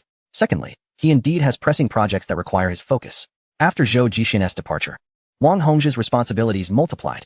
The institute boasts many academicians, yet each is engrossed in their own endeavors. Zhou Jixian was his most exceptional protege, and with his departure, Wang Hongzhe must now shoulder many tasks alone. Teacher, due to confidentiality agreements, I cannot disclose much. However, I assure you, this is a groundbreaking project. Zhou Jixian, constrained by the secrecy, dares not reveal even a hint of information, even to his mentor. Yet, Wang Hongzhe is not swayed by such tactics. He savors a mouthful of tomato scrambled eggs, the flavors rich and delightful, followed by a bite of northeast rice, which enhances his spirits, and finally, a cucumber dipped in sauce that leaves him feeling elated. Little Zhou, it's not that I refuse to come. It's just that after your departure, I am left to oversee this project entirely. If I were to follow you, the project would inevitably stagnate. To put it plainly, in Wang Hongzhe's perspective, no matter how significant the undertaking, it pales in comparison to his own responsibilities. One might label this as selfishness, but the truth remains. He cannot divert his attention away from his own incomplete projects. Upon hearing Wang Hongzhe's response, Zhou Jixian gritted his teeth and softly remarked, Teacher, all I can divulge is that the one imparting knowledge to me is a young man named Pei Su. Who? Wang Hongzhe's voice rose sharply, abandoning his meal. Momentarily stunned at the table. Chapter 148. A sharp intake of breath. Wang Hongzhe set down the phone, the echoes of Zhou Jixian's voice still lingering in his mind, accompanied by the hurried breaths of Wu Tianlei and others in the background. Teacher, it's only you now. We are utterly baffled by Pei Su's lessons. They are incomprehensible. Old Wang, we have the procedure ready. You just need to come. Academician Wang, Shun Jing has confirmed it's compliant, entirely compliant. Teacher, that material transcends the times. It's extraordinary. You must come at once. Transcending the times.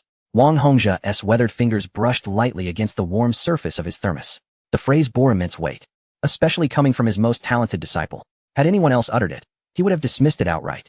But this was his best pupil, a disciple, not merely a student.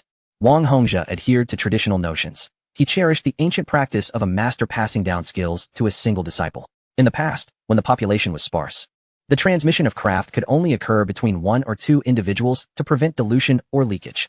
However, society has evolved. While people are plentiful, the gifted remain few and far between. Zhou Jixian is indeed the singular, most remarkable disciple Wang Hongzhe has encountered in over 40 years at Harbin Institute. And he cannot dismiss his words. Furthermore, his understanding of Pei Su allows him to realize that Zhou Jixian speaks the truth. In the dead of night, Wang Hongzhe left his home, returning to his office at Harbin Institute. He paced to the window, gazing out at the familiar nightscape. The distant glow of the teaching buildings appeared solitary in the cold night. He has rooted himself here for a lifetime, enduring the harsh winters and scorching summers. Away from the core academic circles, opportunities to leave for the capital or other better conditions had presented themselves, yet he declined them. Why? Because he understands his value. The projects he leads are spears probing the unknown, beacons piercing through the mists of the future. To assist others with their projects? To guide the next generation? While that is a responsibility, it ultimately leads down others' paths. His journey, Wang Hongzhe's path, lies beneath the frozen soil of Harbin Institute. Within his laboratory filled with extraordinary instruments, he requires absolute focus, a command of the overall rhythm and time. To go to the capital? To Zhongyan Science and Technology? For the sake of a so-called project, to interrupt his painstaking research that is on the verge of reaching a critical threshold?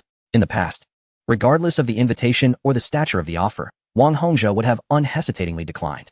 His reasons were ample. key project phase, insufficient energy, cumbersome procedures, and more. No one dared to press him, for in a sense, he embodies Harbin Institute, representing the Department of Weaponry and Equipment established by the National Defense 7. Yet Pei-Su. The name resonated like a stone cast into a still well, stirring ripples that had lain dormant for years. Before Wang Hongjia's eyes flashed several highly confidential technical briefs. 8th-generation aircraft, 5th-generation defensive military vehicles, 5th-generation tanks, 4th-generation exoskeleton armor.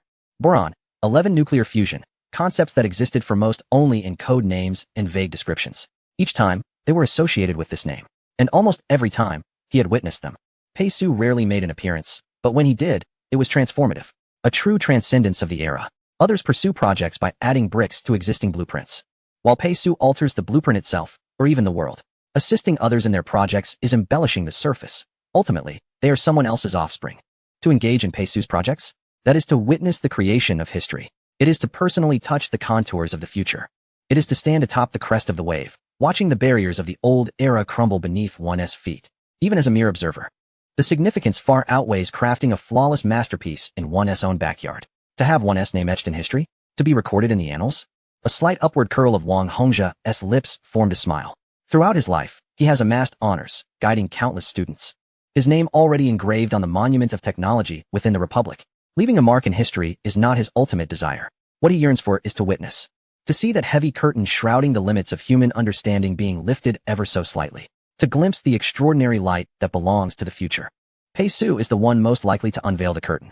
To venture into the capital and interrupt his own project? Worth it. As a distinguished scholar, an academician, and a treasure of Harbin Institute of Technology, Wang Hongjia is also a passionate lover of science, though admitting this about an elder feels somewhat awkward. Yet, it is the undeniable truth. For over 40 years at Harbin Institute of Technology, he has maintained a pure heart for research. Wang Hongjia is no longer indecisive. He steps out of the laboratory, one measured step at a time. On the 7th day, within the China Electronics Technology Laboratory, the air feels as heavy as solid lead. Suffocatingly dense. Pei-Su continues imparting knowledge. Thus, the spontaneous symmetry breaking of the lattice field ground state under non-abelian gauge field strong coupling is a prerequisite for the formation of stable topological traps. The choice of its breaking mode is directly related to the audience. Wu Tianlei, Zheng Tao, Shen Jing, Wang Rui, and Zhou Jixian sit before him, resembling 5 battered statues ravaged by a storm of knowledge. Their spirits have long been stretched to the limit, their eyes hollow. Faces etched with the numbness of fatigue and a profound sense of confusion. Notebooks lie open, either blank or filled with frantic, meaningless doodles. Zhou Jixian's notebook is the thickest, crammed with dense symbols and question marks. Yet at this moment, he merely stares mechanically at the projection, his pupils devoid of focus. Wang Rui's condition is slightly better, but only marginally so. His gaze fluctuates between frenzy and bewilderment, his lips silently moving, resembling an overloaded CPU desperately dissipating heat. He struggles to process the overwhelming flow of information that exceeds his computational limits. But he falters. Everyone fails. To comprehend such an immense body of knowledge in such a brief time is, for most, an exercise in futility. Even for the 4 outstanding research team leaders at China Electronics Technology. Even for Wang Hongjia's most exceptional disciple, one of the foremost authorities in the field of high-energy batteries. All 5 exert their utmost effort, yet none succeed. Understanding something, for them, proves exceedingly arduous on this first attempt. However, within their hearts, despair does not reign. Instead, a flicker of hope persists. 3 days have elapsed since Zhou Jixian invited Wang Hongjia, the revered elder, to return. Although there are direct flights and routes from Harbin Institute of Technology to Kyoto, considering the elder's health, it was expected that upon arrival, he would need to rest. Yet now, 3 days have passed. If all goes well, Wang Hongjia has surely arrived. At this moment, hope ignites within them. If Zhou Jixian was the initial spark of their hope, then Wang Hongjia represents the final beacon. If even he cannot comprehend, then they would truly be lost. After all, if Wang Hongjia cannot understand, how could these mere novices possibly grasp it? Just then, the heavy alloy door access system of the laboratory emits a faint hum of electronic currents. Except for Pei-Su, the heads of the 5 below are suddenly jerked towards the entrance, as if pulled by an invisible string. In their dulled pupils, a spark of ecstatic light ignites. The door silently glides open. A figure appears at the threshold, not tall, and perhaps a bit stooped, clad in a faded dark gray Zhongshan suit. With meticulously arranged silver hair and deeply etched wrinkles, Wang Hongjia has arrived. He stands at the entrance, not immediately stepping inside. His seemingly murky eyes, steeped in profound wisdom and the vicissitudes of time, calmly scan the interior of the laboratory. Zhou Jixian abruptly stands, his body taut and straight, lips moving yet producing no sound. For reasons unknown, he resembles a child seeking an adult's support, nearly 40 yet on the verge of tears.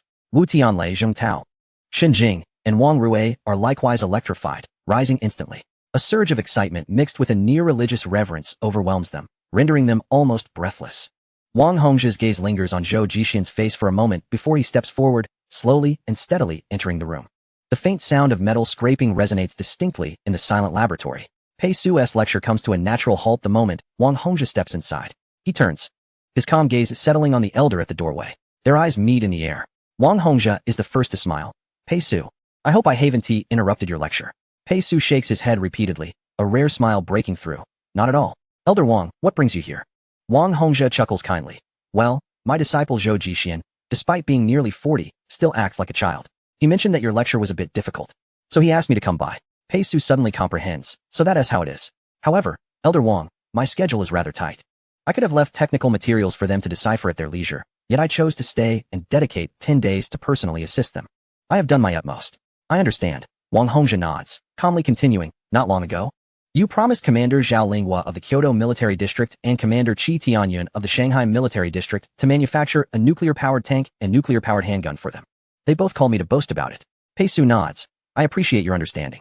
They sit down, not rushing into the lecture, reminiscing about old times. The group breathes a collective sigh of relief.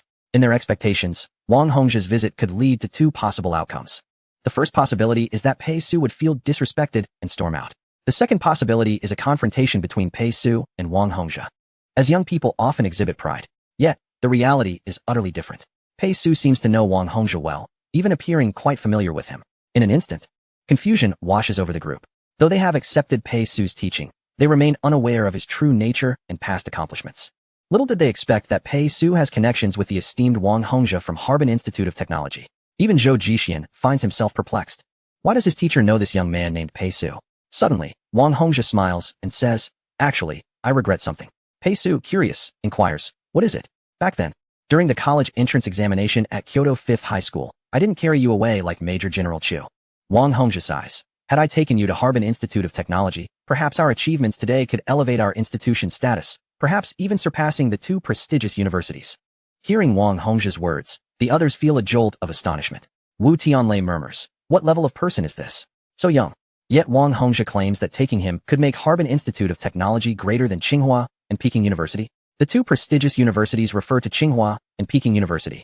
Yet how can someone so young be so formidable? A wave of confusion sweeps through the group, and they shake their heads, unable to comprehend. At that moment, Wang Hongzhi seems to recall something. By the way, we shouldn't refer to him as Major General Chu anymore. Chu Jinhua has already been promoted to Lieutenant General. Pei Su is taken aback. Lieutenant General? Indeed. Wang Hongzhi nodded, acknowledging that Zhao Linghua had appointed Major General Chu, or rather, Lieutenant General Chu, as his successor. Additionally, given that Chu was the one who had discovered him and provided numerous advantages to the Beijing military district, Zhao Linghua had already requested the committee to promote Major General Chu to Lieutenant General. However, this was merely a rank at present, lacking a specific position. Once Zhao Linghua retired, he would become the new commander of the Beijing military district. Pei Su smiled and said, he deserves congratulations. After a brief moment of reminiscing, Pei Su resumed her lecture while Wang Hongzhi listened attentively beside her. Zhou Jixian watched his teacher with a mix of inexplicable shame and anticipation. He subtly pushed his notebook, filled with chaotic symbols, towards where Wang Hongzhi might sit. Wu Tianlei and the others held their breaths, their hearts racing. A savior, the true anchor had arrived. Wang's focused gaze radiated an aura of wisdom that seemed to command everything. Hope. An unprecedented light of hope pierced through the despair that had enveloped them for days. Yet, as he continued to observe, Wang Hongzhi's brow gradually furrowed. He scratched his head, revealing an unusual bewilderment on his face. Finally, he gasped sharply. In Chapter 149, the painstaking effort, Wang Hongzhi's brow twitched slightly when Pei Su discussed the vacuum bubble tunneling effect in the context of quantum decoherence suppression under strong magnetic fields. But it soon relaxed. However, as Pei Su elaborated on the new technology of quantumization in high-energy batteries, he gasped again, only to quickly regain his composure. Once Wang Hongzhi took his seat, Pei Su's explanation seemed to ascend to a new level. She introduced the dynamic field flow weaving algorithm, which focused on utilizing the quantum coherence of vacuum bubble tunneling to non-locally weave and guide the energy released from singularity annihilation on the Planck time scale, thereby transforming it into a negative entropy flow that maintains the stability of the topological field.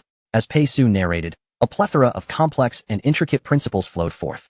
The mathematical expressions of this process were based on an extended M-theory membrane interaction model, incorporating space-time foam corrections under quantum gravitational effects. Boom. Pei Su's voice remained steady. Yet each term she articulated resonated like thunder from the depths of the cosmos. M-theory membrane interactions, quantum gravitational effects, space-time foam corrections. Each of these terms, when isolated, represented the forefront of contemporary theoretical physics, the most profound concepts that existed solely in the minds of a select few geniuses. For the first time, an expression of astonishment broke through Wang Hongzhi's otherwise tranquil demeanor. Goodness, is this even human language? As a national treasure of Harbin Institute of Technology, an academician of the Lonka Institute, and someone of even higher standing than Pei Su's uncle, Li Yong, the aging Wang Hongzhi was suddenly reminded of his own confusion during his night classes years ago. Back then, he had felt similarly lost. However, through relentless study, he gradually enriched his knowledge, transforming many once daunting concepts into mere stages of understanding that could be conquered with time. Yet now, he found himself once again engulfed in that feeling of confusion. His eyes, which had once perceived the mysteries of physics with clarity, suddenly narrowed. The once sharp glimmer deep within his murky gaze was swiftly drowned by overwhelming astonishment and disbelief. Wang Hongzhi felt as though the rock-solid framework of his lifelong understanding of physics had been violently cracked open by a few fleeting words. He understood vacuum bubble tunneling and quantum decoherence, but non-local weaving on the Planck-time scale? Utilizing space-time foam under quantum gravitational effects to correct energy flows? This was far beyond the physical landscape he was familiar with. It was as if he were gazing upon a castle in the air. The research materials concerning these domains were virtually non-existent. Some concepts were ones Wang Hongzhi had never even encountered before. Was this not a scenario even science fiction would hesitate to portray? A chilling sensation shot up Wang Hongzhi's spine, spreading swiftly throughout his limbs. He instinctively straightened his slightly hunched back, striving to concentrate all his faculties on grasping every logical nuance in Pei Su's discourse. He endeavored to discover a fragment of stability amidst the ruins of his collapsing understanding.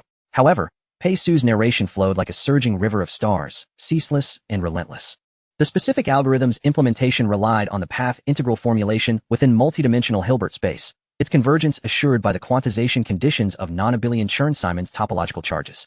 Multidimensional Hilbert space path integrals and non-abelian Chern-Simons topological charge quantization. These daunting terms left ordinary physicists trembling with trepidation, piercing Wang Hongzhi's thoughts like chilling steel needles. Sweat beads formed on Wang Hongzhi's forehead, layer upon layer, gathering and trickling down the deep furrows etched upon his brow. Drip. One drop of sweat fell onto his dark gray Zhongshan suit, creating a small dark patch. He comprehended everything. Each word was understood, every symbol recognized. Yet, when those words and symbols coalesced in the manner Pei Su described, forming an energy cage and transformation logic that transcended imagination, the knowledge system he had meticulously built over decades began to groan under the weight of its own inadequacy. It was a fear born of a shaken foundation, a vertigo in the face of an unknown abyss. He attempted to mentally simulate the model Pei Su articulated, but each endeavor felt like constructing a castle on quicksand. Just as he began to sketch a vague outline, Pei Su's next statement, even more revolutionary and surpassing, washed away his efforts like a tremendous wave. Wang Hongzhi's body began to tremble uncontrollably. Confusion, utter confusion. His once discerning eyes, which had unraveled countless secrets of the physical world and were hailed as the nation's precious gaze, were now filled with immense bewilderment, horror, and a near-desperate perplexity. He instinctively turned his head to look at his disciple, Zhou Jixian. Zhou Jixian was also gazing back at him. Their eyes met. In Zhou Jixian's gaze, the previous shame and anticipation had vanished, replaced by a profound, almost sorrowful understanding. As fellow wanderers in the same desolate realm, his eyes seemed to convey, "Teacher, do you comprehend? Do you grasp my despair? This is not our fault. It is that concept. It simply does not belong to this era." Wang Hongzhi understood. A wave of absurdity and powerlessness seized his heart. He could not comprehend. He could not grasp. He could not learn. How was this possible? He was Wang Hongzhi. As a scholar, and indeed an esteemed one, he had believed himself to stand atop the summit of knowledge. Yet Pei Su, if he could perch upon that pinnacle as well, was akin to those ancient emperors who ascended Mount Tai for sacrificial rites. Pei Su seemed to stand not just upon the clouds, but beyond the stars. What he showed them was not the scenery below, but rather an enlightenment akin to a celestial being touching his brow. Wang Hongzhi abruptly turned back to the projected lesson plan. The densely packed complex data made his breathing heavy. He sought to find a flaw, to uncover a thread of logical inconsistency, to discover a point that would allow him to stabilize his mind and launch a challenge. Yet, there was none. The model is breathtakingly perfect. Every derivation is seamlessly precise. Each topological transition is self-consistent and harmonious. It resembles a masterpiece from a distant future, cold, flawless, and beyond imagination. Thus, Pei Su's eerily calm voice resonated once more. The The conversion efficiency of negative entropy flow can approach 9,998 at theoretical limits. This provides a mathematical guarantee for the ultimate energy density and stability of the fourth-generation battery. 9,998.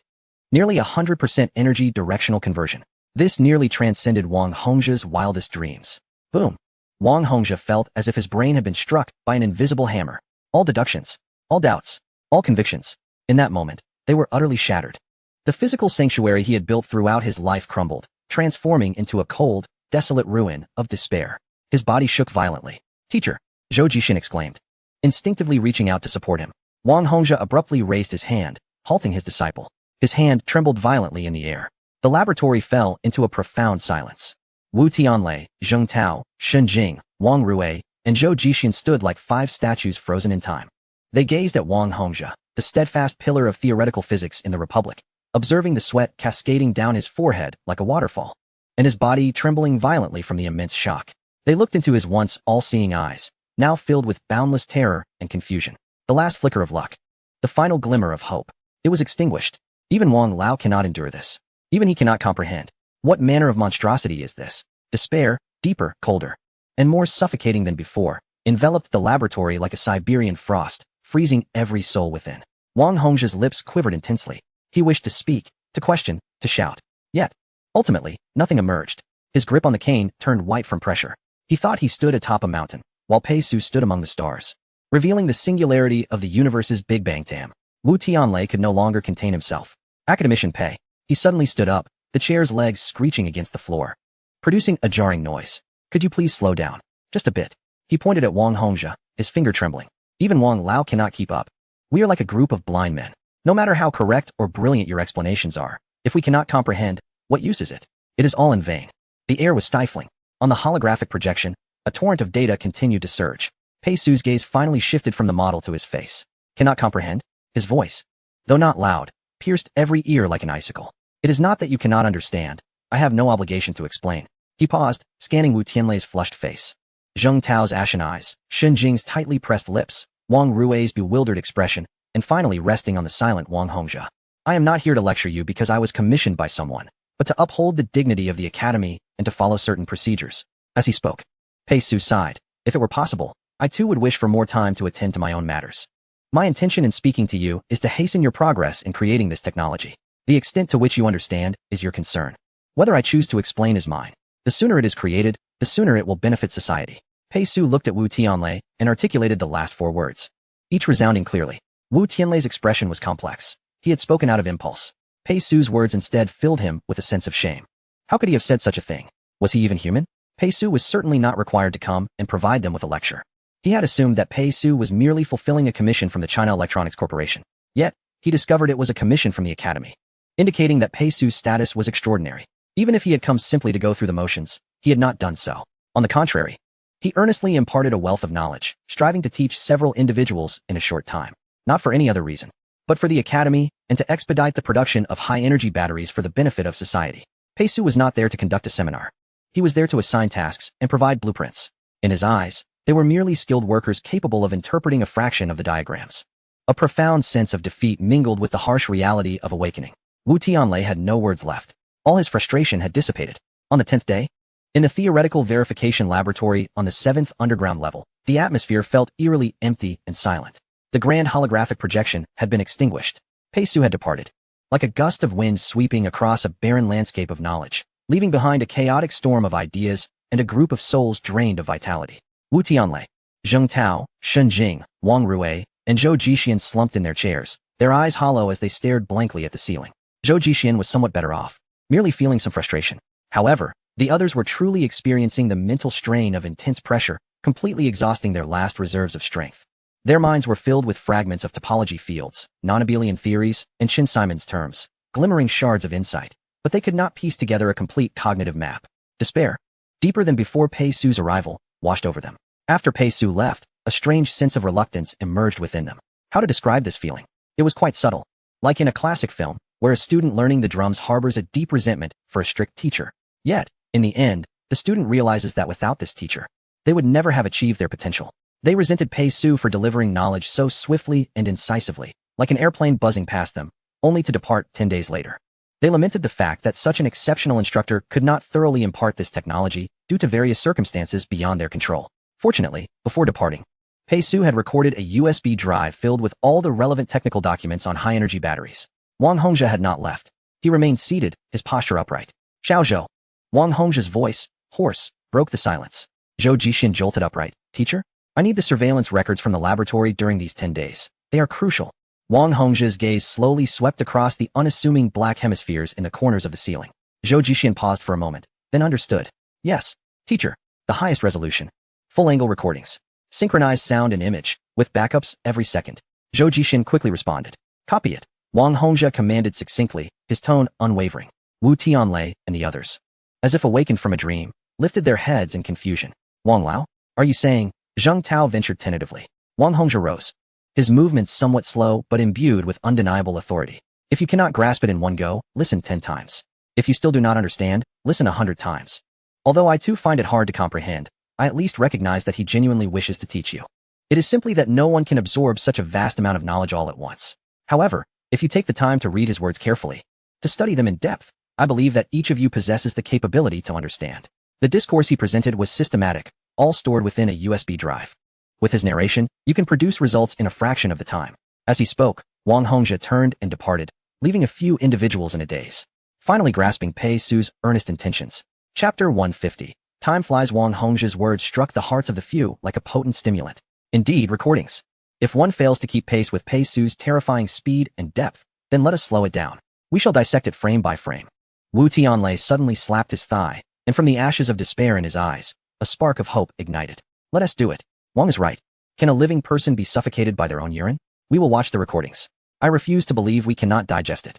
Zheng Tao also exhaled deeply, his robust form sitting up straighter. Yes, grind it down. To the very end. Shen Jing remained silent, but swiftly opened her tablet. Accessing the remote interface of the laboratory's monitoring system, Wang Rui nodded in agreement. Hope, an awkward, almost self-destructive hope, yet the only one available. Lonka University, apartment 437. Outside the window, the city's lights began to twinkle. Pei Su stood before the expansive floor-to-ceiling window, his silhouette appearing somewhat solitary. 10 days had passed. The delegation from China Electronics Technology Group served as a cold mirror, reflecting the chasm of understanding that lay between him and this era. Wang Hongzhe, a luminary in theoretical physics, exhibited the last vestiges of shock and confusion in his eyes, which Pei Su observed clearly. This was not ignorance. It was a generational gap, the despair of primitive man gazing upon a space shuttle. He dashed forward, scattering blueprints and laying out plans. Controlled nuclear fusion had been ignited. The 8th-generation fighter jet had taken flight, and the theoretical model for high-energy batteries had been launched. However, to ensure these concepts took root, blossoming and bearing fruit, time was essential, an abundance of it. Executives on the ground needed to comprehend, digest, and overcome the immense cognitive barriers. A vast industrial system was required to adapt and iterate. Programs needed to circulate and receive approval. Countless individuals like Wu Tianlei, Shen Jing, and even Wang Hongzhe were necessary. Amidst confusion and frustration, they replayed the recordings repeatedly, grappling with knowledge that transcended their era like ants gnawing at a bone. He was creating the future, yet for that future to truly manifest, a long and arduous path of understanding lay ahead, one that no one could bypass directly. Pei Su exhaled softly. He picked up his phone and dialed a number. After a brief moment of waiting, a deep, steady voice with a metallic timbre, characteristic of a soldier, resonated through the receiver. This is Zhao Linghua. In the apartment. Pei Su leaned back in his chair, his fingers unconsciously tapping on the table. The intense output over the past 10 days felt as though a significant portion of knowledge had been forcibly excavated from his mind, leaving behind a peculiar void. Commander Zhao. Pei Su. My dear academician Pei. Zhao Linghua's voice immediately rose an octave, accompanied by the sound of rustling papers in the background. You finally called. How are things? Did those bookworms at CET bother you to death? Have you managed to sort out that little brick? As the commander of the Beijing military region, Zhao Linghua appeared to be remarkably well informed about Pei Su's recent experiences. Pei Su couldn't help but smile. It has been quite exhausting. By the way, have you completed your tasks? Is my nuclear-powered tank ready for production? Zhao Linghua sounded anxious. Give me a straight answer. I haven't slept well these past few days. When will my tank be ready? Is it feasible? How feasible? I need to know where I stand, or how can I report progress to those old-timers? Zhao Linghua nearly let slip a secret, but managed to rein himself in just in time.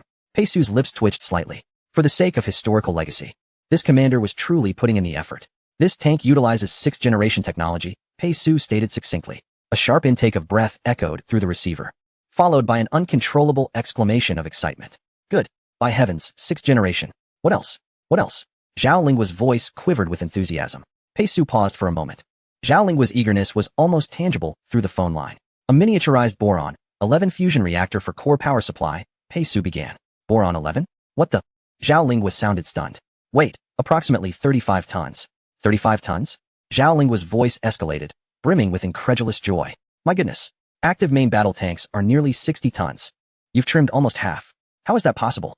Pei Su contemplated briefly before responding. There are likely two reasons. On one hand, the engine has undergone significant redesign. On the other hand, we plan to employ new technologies for the armor, which will undoubtedly reduce weight considerably. Excellent. What about speed? How fast can it go? Acceleration to 100 kilometers in how many seconds? Zhao Linghua inquired eagerly, akin to an enthusiast anticipating supercar specifications.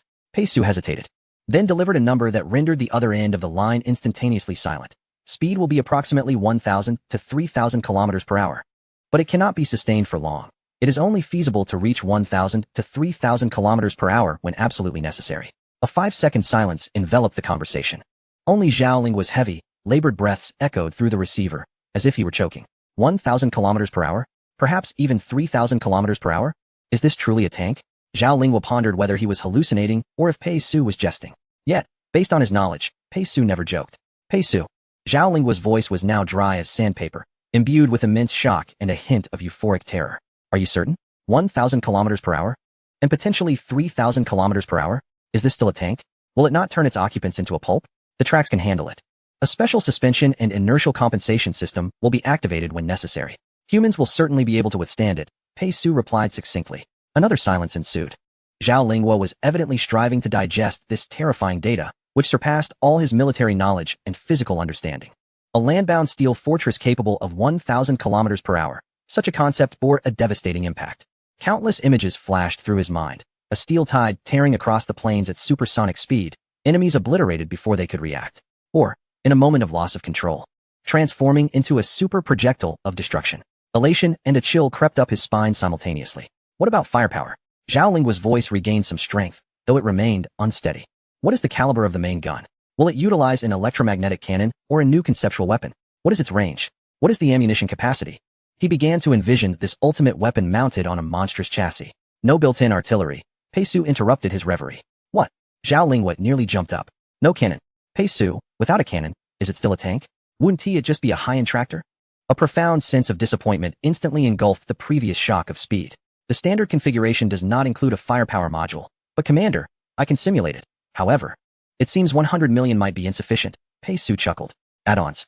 Zhao Linghua paused. Then suddenly, as if enlightened, the urgency and disappointment in his voice vanished, replaced by a cunning glee akin to that of a seasoned fox. Oh, add-ons. Splendid. Adding on is brilliant. His mind raced. If this 6th-generation tank were to leave the factory as a complete entity, perhaps even equipped with a terrifying main gun, it would undoubtedly be classified as a top-tier national strategic weapon. The highest decision-making body directly governs. Zhao Linghua, despite his esteemed position as commander, cannot treat it as a personal collection. There is no possibility of that. At most, he may only be allowed to inspect it on specific occasions, and perhaps even be required to submit a report. However, what if it were merely a special engineering vehicle equipped with groundbreaking power, defense systems, and mobility platforms? If it were to leave the factory devoid of any weaponry, the nature of the situation would change significantly. As the initiator and primary advocate of the project, and as a distinguished commander on the verge of retirement, Zhao Linghua's acquisition of an unarmed prototype vehicle for technical validation and sentimental purposes would create a vast operational latitude. The resistance would be considerably less. Procedurally, it would not be entirely impossible. He couldn't help but chuckle, a sense of delight washing over him as if he had stumbled upon a great fortune. Pei Su. Brilliant. Truly brilliant. No enhancements. Absolutely no artillery. Just as you suggested. Standard configuration. A clean, unadorned vehicle is the best. That contraption would only complicate matters. Yes, a significant hassle. We do not want that. Pei Su could almost envision Zhao Linghua on the other end of the line, animatedly rubbing his hands together in contemplation. In his quest to grasp this grand toy firmly in his hands, the commander was willing to go to great lengths, even temporarily setting aside the ultimate weapon form that would etch his name in history. Very well. Pei Su smiled, not revealing her understanding. Pei Su. Zhao Linghua's tone shifted to one of utmost seriousness, laced with an endearing eagerness. Just go ahead and do it. What do you need? Materials? Equipment? Personnel? Space? Permissions? Just say the word. If there's a colossal issue, I, Zhao Linghua, will bear the burden for you. Which department dares to obstruct you? I will personally lead the charge and reason with them. Money is certainly not a problem. My special project fund is at your disposal. In a nutshell, whatever you need. Just ask. As long as you make my 6th-generation tank look splendid. Peisu acknowledged. Zhao Linghua's promises carried considerable weight in resource mobilization. Then it's settled. You get to work. I won't disturb you any longer. Remember, if there's anything, just a call away. I'll be on standby 24 hours a day. For the 6th-generation tank, let us all put in our efforts. Zhao Linghua, content and a bit impatient to end the call and boast to his old friends, hurriedly concluded the conversation. Beep beep. The busy tone rang out. Peisu set down the phone, massaging her temples. In his quest for historical recognition and to satisfy his collecting obsession, Zhao Linghua had indeed employed every means at his disposal. However, this pure and fervent desire, in some respects, seemed more straightforward and direct than the aspirations of the leaders at Zhongdian Technology, who were tormented by the chasm of knowledge. You're back, Peigo? A voice beside her inquired cautiously. Peisu looked up to see Xiaohua, who had entered unnoticed, holding 2 cups of milk tea. She took a cup, sipped it, and sighed in relief. She nodded. What about Commander Zhao's matter? Xiaohua gestured to indicate a tank shape. I've wrapped up my tasks here. So we can focus on the tank project now. Peisu nodded again. Sounds good. But Peigo. Xiaohua took a sip of his milk tea, his tone suddenly turning a bit somber. We don't have much time left. It's not an issue to create the tank. But what about the nuclear-powered pistol from Commander Qi? From my assessment, our time is rather tight. Peisu pondered for a moment and said, call the others over. Got it. Before long, the members of the Longkai class had gathered in Peisu's apartment. Wang Qingyu looked at Peisu. What is the rush to call us over? Well, Peisu thought for a moment and replied, due to time constraints, I plan to temporarily divide our team. Wang Qingyu, Xiaohua, Shenke Li Bei, and Zhang Ming, excluding myself, will be responsible for researching the nuclear-powered pistol. I will go find Commander Zhao to discuss matters with him, stay for a month or so, borrow some personnel, and advance the research on the 6th-generation tank. The others had no objections. Compared to the 6th-generation tank, the nuclear-powered pistol appeared considerably simpler. The core issue was merely how to incorporate a small nuclear fusion device while ensuring the extreme temperatures did not escape. The difficulty was certainly not as exaggerated as that of a nuclear-powered tank, considering the fewer components involved in a pistol. By the way, Peigu, Xiaohua suddenly recalled. Once we wrap up our tasks here, we'll be seniors soon, about to graduate. Upon hearing this, Peisu paused for a moment. Graduating soon? Yes, Peigu. Xiaohua exclaimed, widening his eyes and counting on his fingers. Look, this semester is nearly over. Our Longkai class, as special as it is, will still graduate. Undergraduate. Bachelor's degree. We'll have to prepare for our thesis defense. My goodness, just thinking about it sends shivers down my spine. He lamented as he raked his fingers through his disheveled hair. Graduation. Zhang Ming adjusted his glasses, the lenses reflecting cold light. His tone was flat. But his fingers tightened around the book he held slightly. Indeed, time is running short. Peisu was momentarily taken aback. Graduation design? Defense? Bachelor's degree? These terms were like small pebbles tossed lightly into his mind, which was already filled to the brim with high-tech projects and grand plans, causing ripples of realization. He was somewhat taken aback. Turning instinctively, he gazed out the window. Outside, the campus of Longkai University was shrouded in twilight. The distant library glowed brightly, and he could faintly see students hurrying by, clutching their books. Further away, the city sparkled with countless lights. Had so much time truly passed? The college entrance examination. Joining the Longkai class, the 8th-generation aircraft, 5th-generation defensive military vehicles, 5th-generation tanks, and 4th-generation exoskeletons, scenes flashed rapidly through his mind, as if the fast-forward button had been pressed. It felt as though just yesterday he had stepped through the gates of Longkai University, filled with a sense of uncertainty and wonder about the future.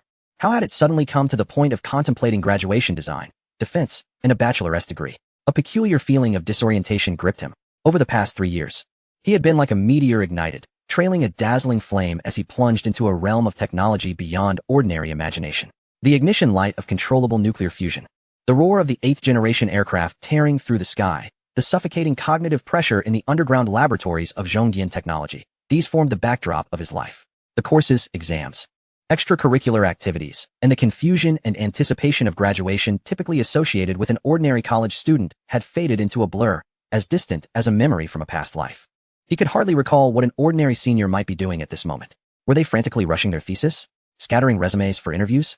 Or planning a graduation trip with their significant other? Those mundane, orderly paths felt too far removed from him. Peigu. Xiaohua noticed Peisu lost in thought by the window and called out again, a hint of worry in his voice. Are you all right? Chapter 151. Military Industrial Laboratory Workshop of the Kyoto Military Region. Peisu withdrew her gaze, refocusing her attention within the apartment. I'm fine. She shook her head, her voice returning to its usual calm. Xiaohua observed Pei Su without saying anything further, only giving his shoulder a reassuring pat.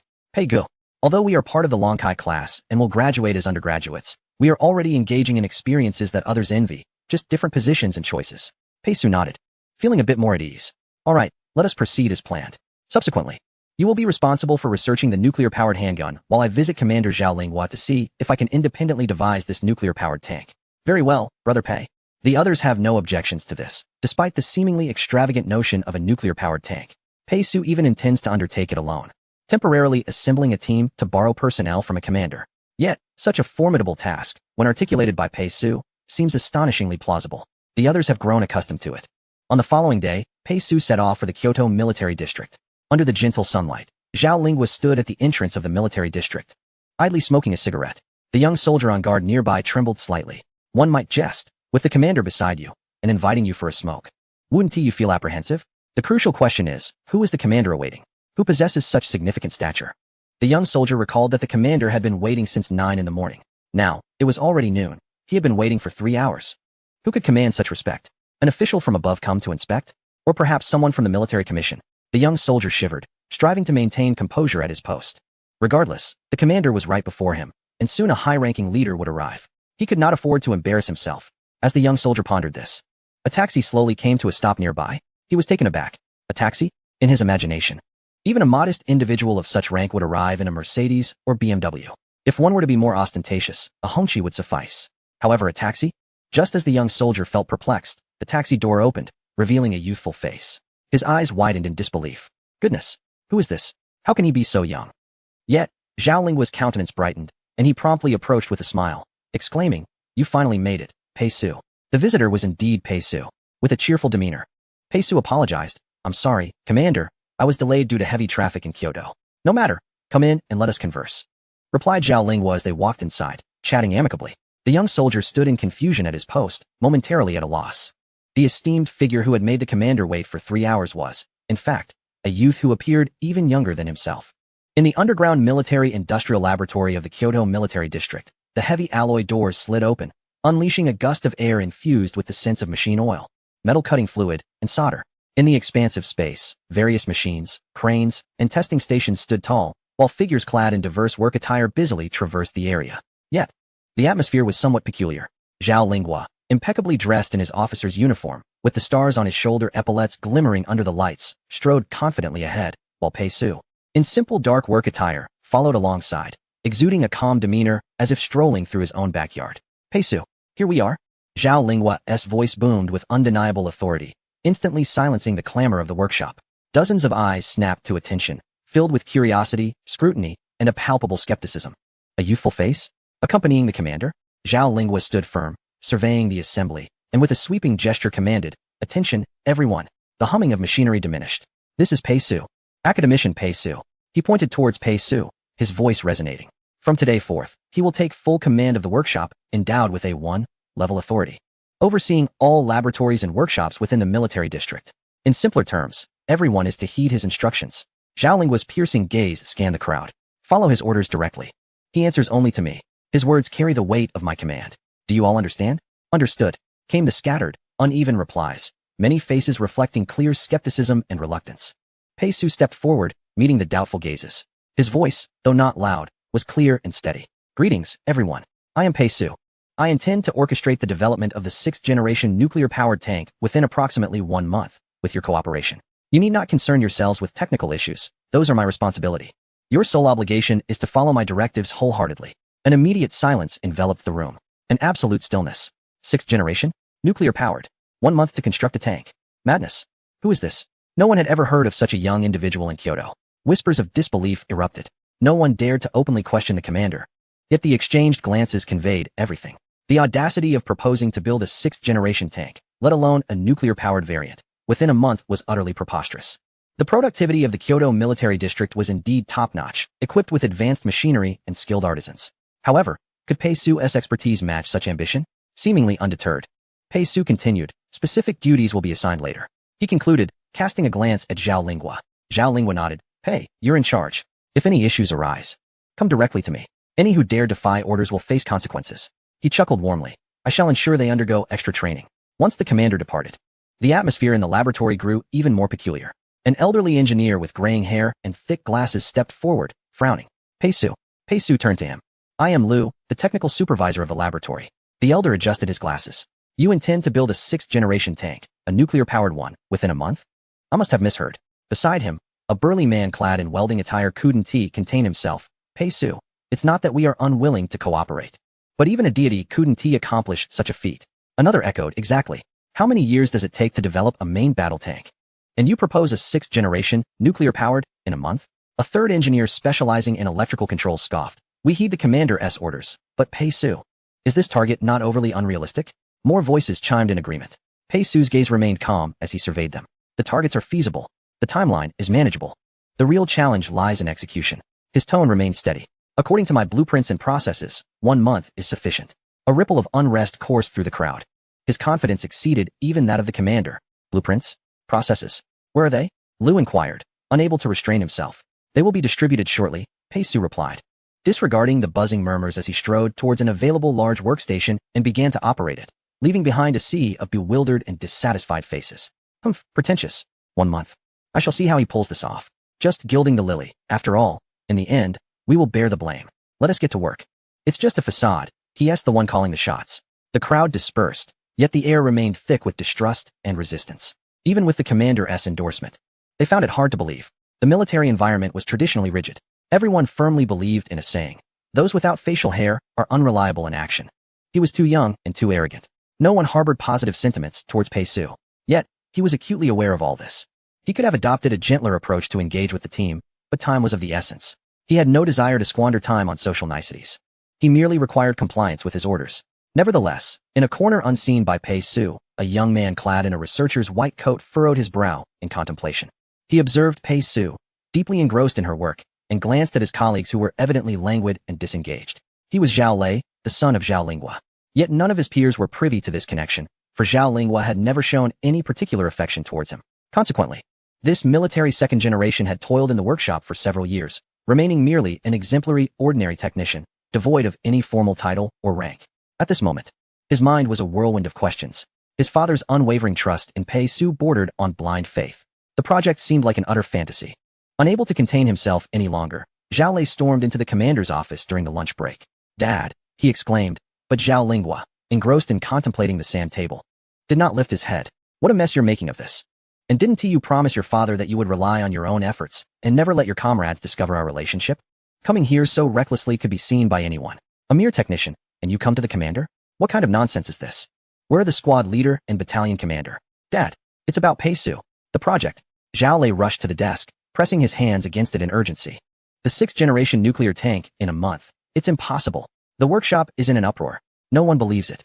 They think he's just gilding his resume. Silence. Zhao Ling was shot up, his gaze piercing like an eagle. Zhao Lei was momentarily taken aback by his father's imposing presence. His subsequent words stuck in his throat. Zhao Lingua approached him, towering with an air of authority. Don't believe it? Think it's gilded? Think it's a fantasy? Zhao Lingua locked eyes with his son, enunciating each word with gravitas. This child, Pei-Su, is younger than you, yet his accomplishments are nothing short of astonishing. He has created a micro-fusion reactor that illuminated Lonka University. He designed and oversaw the production of the 8th-generation fighter. In merely 10 days, he subdued the arrogant experts of China Electronics Technology Group. Zhao Lei's eyes widened gradually. A micro-fusion reactor? The 8th-generation fighter? Subduing CTC? These names and feats were utterly staggering. Suddenly, a memory surged forth from 3 years prior when Zhao Lei had just graduated from Lonka University and chosen to work in the workshop, climbing the ranks through sheer ability. One day, a military defense vehicle was brought in for technical analysis, yet upon closer inspection, it was merely a decrepit yellow Ferrari. After meticulous examination, he discovered its performance and structural design were astonishingly advanced. From that moment, he idolized the designer of that yellow Ferrari, for it had achieved defense vehicle-level performance. Could it be? A conjecture began to form in Zhao Lei's mind. Now, Zhao Linggua's voice was resolute. He claims he can build a 6th-generation nuclear-powered tank in a month. He asserts he can. I believe him. Zhao Lingua gestured towards the window, as if pointing to the boundless stars, his tone imbued with fervent certainty. Don't speak of constructing a tank in a month. If he told me he would pluck a star from the sky for research, I, Zhao Lingua, would not be surprised. Moreover, I will immediately find him a ladder. Zhao Lei stood dumbfounded, staring at his father as if seeing him for the first time. The trust reflected in his father's eyes was almost akin to faith. Who exactly was Pei-Su? Upon returning to the workshop, Zhao Lei's perception of Pei Su had transformed entirely. The previous skepticism was replaced by profound shock and a hint of reverence. He observed Pei Su had already dispatched complex blueprints and detailed work processes to everyone's terminals. Yet most merely glanced at them, scoffing and discarding them, continuing to languidly fiddle with trivial tasks, chatting, sipping tea, operating machines in slow motion. Old Zhang, let us connect that data line later. What is the rush? Engineer Wang, let the simulation run slowly. We have plenty of time. Lu, what should we have for afternoon tea? Zhao Lei inhaled deeply. He approached his workstation, activated his terminal, and summoned the blueprints and task list issued by Pei Su, focusing on the stress distribution modeling and optimization of the new composite armor, a task both arduous and intricate. Yet he hesitated not. Donning his glasses, he began to type fervently, immersed and dedicated, a stark contrast to the sluggish atmosphere surrounding him. A colleague, a researcher of similar age, leaned over, lowering his voice. Hey, Lei, you're really getting into it? Without looking up, Zhao Lei replied, yes. TSK. His colleague scoffed. Why so serious? Haven't you noticed everyone's attitude? This task is clearly impossible. The newcomer is just here to inflate his resume. We'll end up doing all the work while he reaps the rewards. It's not worth it. He patted Zhao Lei on the shoulder. Just coast along. Don't waste your energy. Zhao Lei remained silent, his focus unwavering on the screen, his fingers dancing faster across the keyboard. The colleague, sensing the futility of his persuasion, shrugged and retreated to his leisurely pace. Pei Su busied himself at his workstation, his peripheral vision sweeping across the laboratory, clearly noting the indolence of the majority. Only Zhao Lei, in that corner, was fully engrossed in his work, the screen's glow illuminating his earnest face. Pei Su withdrew his gaze, his expression impassive. He felt no need for explanations or motivation. Time would reveal all truths. He continued to input commands swiftly, calibrating design parameters. As the days passed, the laboratory evolved into two distinct realms. On one side, Zhao Lei represented a minuscule minority, practically residing in the lab, his eyes bloodshot and hair disheveled. Yet his efficiency was remarkable. He adhered strictly to Pei Su's requirements, even completing his modeling tasks ahead of schedule and proactively seeking additional work. On the other side, the vast majority moved at a glacial pace, adhering to their routines while openly defying Pei Su's directives and mockingly deriding Zhao Lei's relentless efforts. Look at that foolish boy. Does he truly think he is a savior? Just putting on a show for the commander? Let him tire himself out. He won't conjure a tank from thin air. Just wait for the end of the month and enjoy the spectacle. Pei Su remained impervious to their jeers, focusing solely on the construction of the core systems and the assembly. The ultra-high-strength alloy chassis was meticulously shaped on precision machinery. The core components of the miniaturized boron fusion reactor were secretly assembled in a cleanroom, and the terrifying suspension and inertial compensation system capable of supporting speeds of 1,000 kilometers per hour glimmered with a cold metallic sheen under Pei Su's meticulous calibration. Zhao Lei became Pei Su's sole efficient executor. Whatever data Pei Su required, a mere glance or succinct command prompted Zhao Lei to retrieve it immediately. Even offering constructive suggestions, he swiftly grasped and completed his portion of the complex blueprints with remarkable understanding. The two required minimal communication, achieving an astonishing efficiency. As for the others, Pei Su chose to regard them as inconsequential.